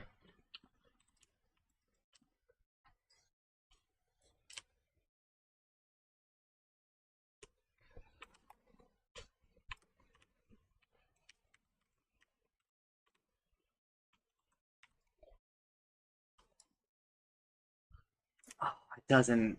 I forgot.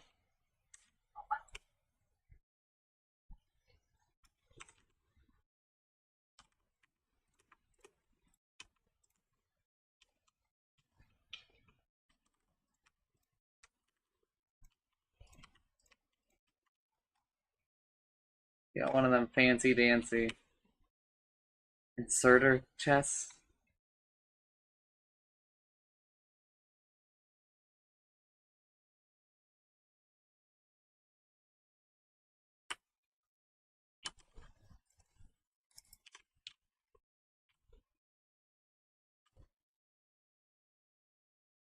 Use all fast inserters for green science.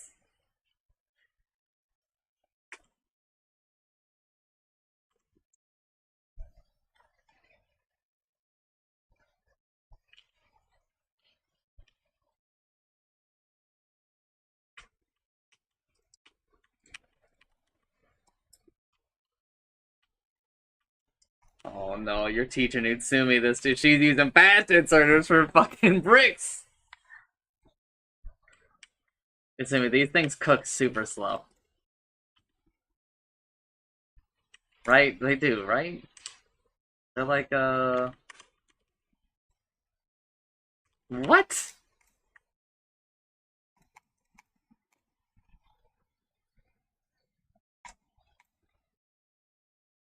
Crafting time 3.2. 3-1. That's crazy. That's criminal. Oh, that was the difference then.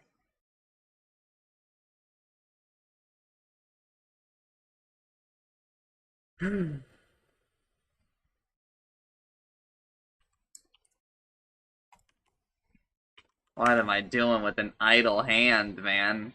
Start crafting some assembling machines. Keep the hands busy. What's my fucking... Oh, iron.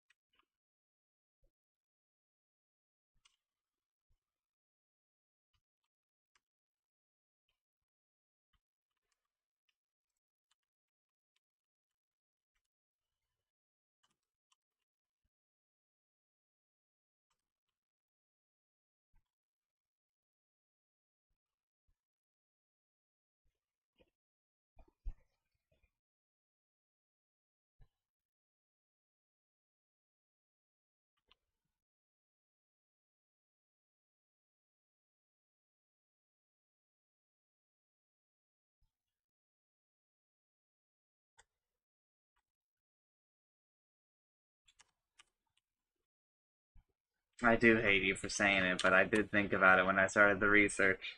And yet, I did it anyway.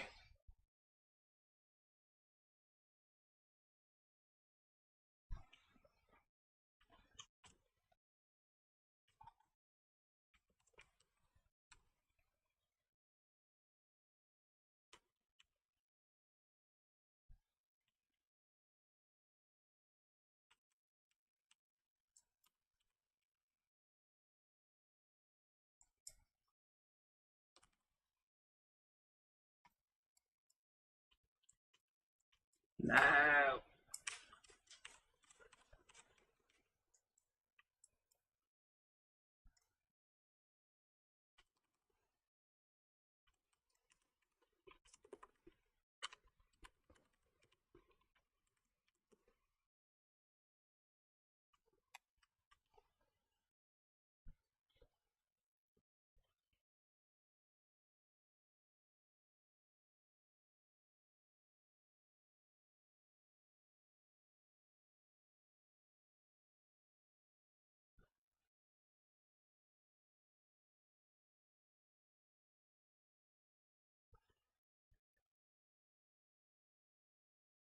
Oh, this outside line should just be coal? Okay, I see.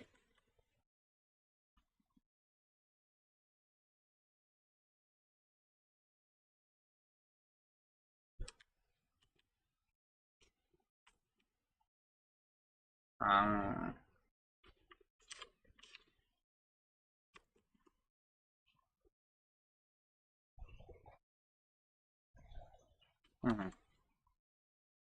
Alright, then I'm hodling on that.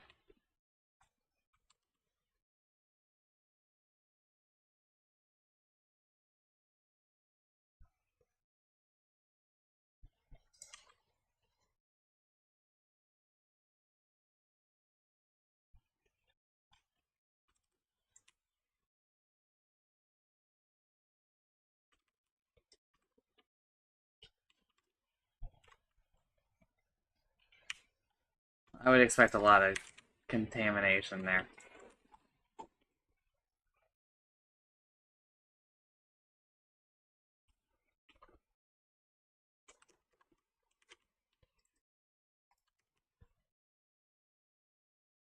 How many drills do we need on stone?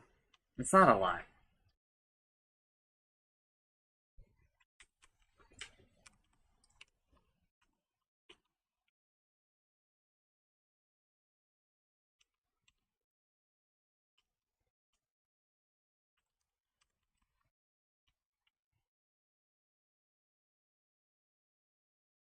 "20 hole drills."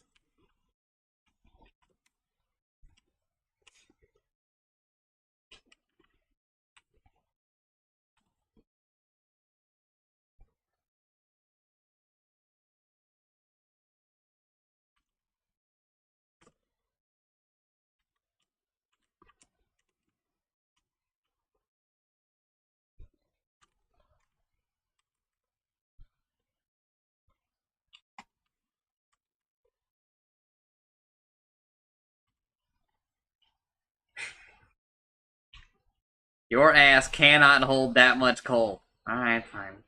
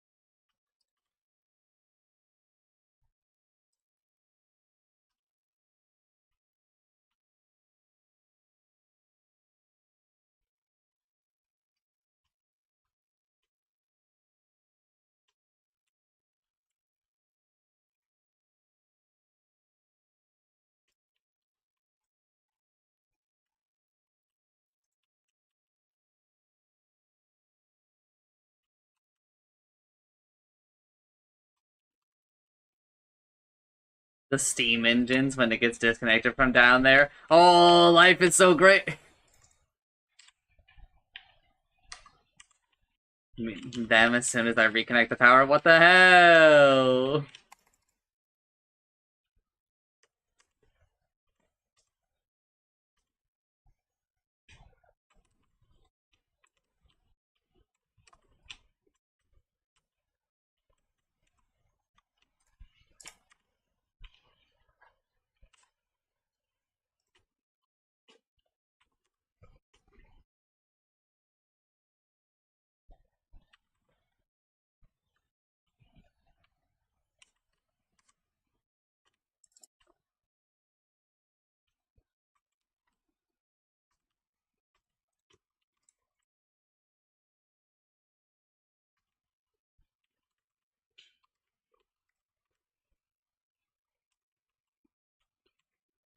I disconnected a lot of the old coal situation and a fair bit of the old iron, right? And I'm slowly demolishing some of this to increase the iron. Also, I've, like, doubled the power.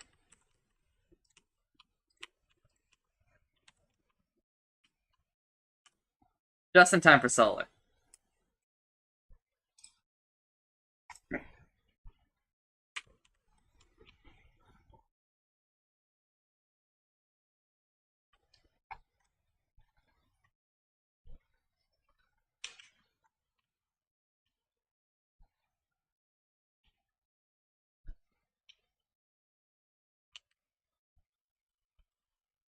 Do you have enough of those to make it there? Boom. She's cutting off power and on a top boon.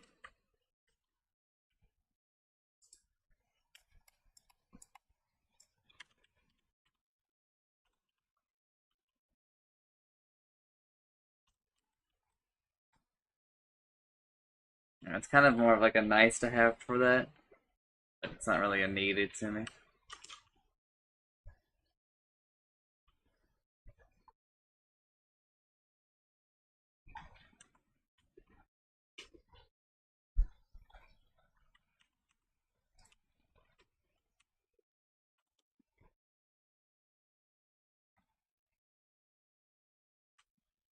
How many boilers does a water pump fuel? Isn't it like 26? 12? 1, 2, 3, 4, 5, 7, 8. Wait.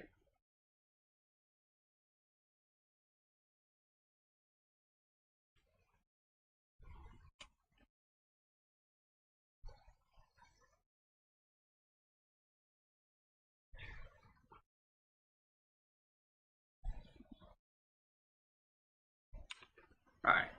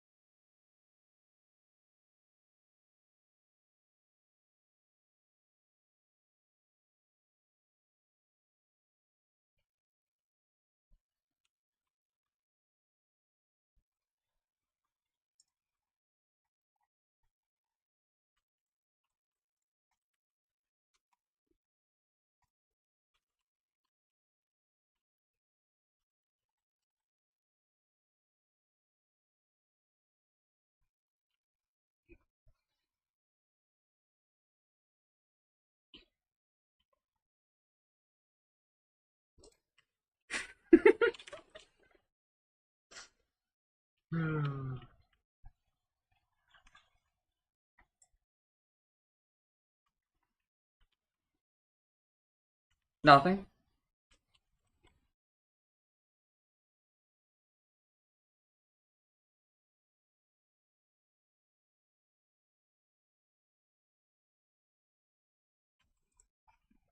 I'm handcrafting all the solar panels.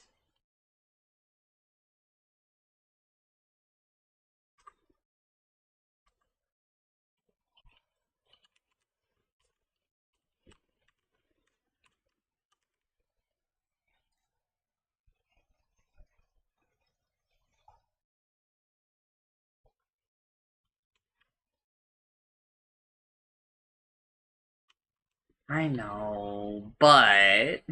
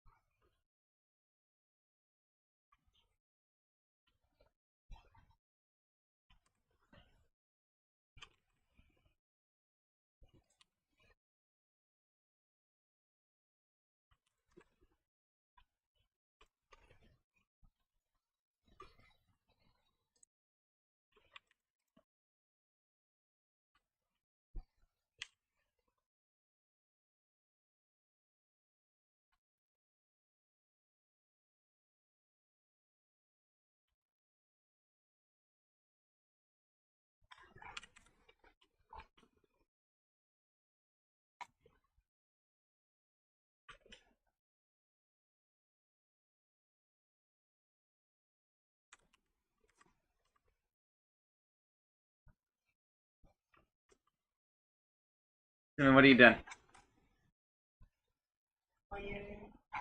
Wiring? What do you mean wiring?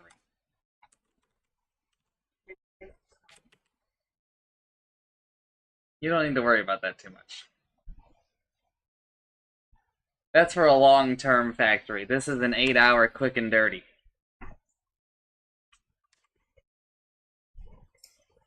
When you replace something in this factory, it's because you're, like, immediately doing something there instead. Right? So, like, I'm replacing some of the shit we were doing up here, but that's because we built over an ore field. And even then, like, I really shouldn't be doing that. I should just go find another ore field.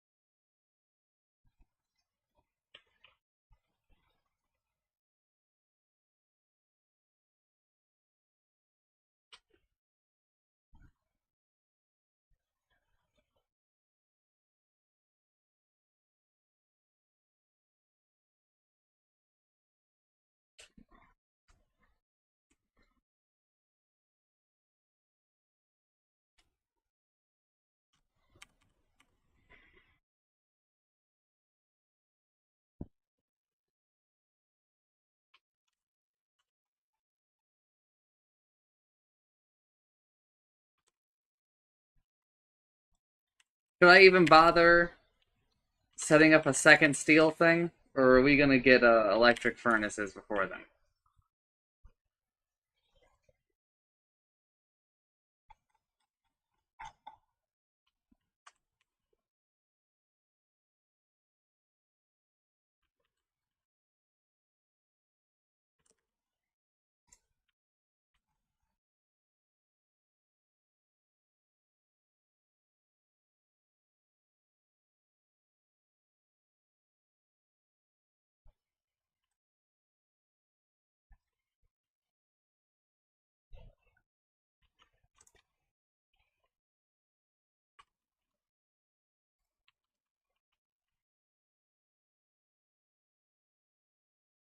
So.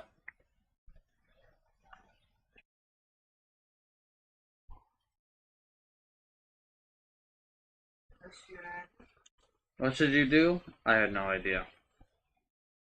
Yeah, I was about to say, you could start the oil, I guess.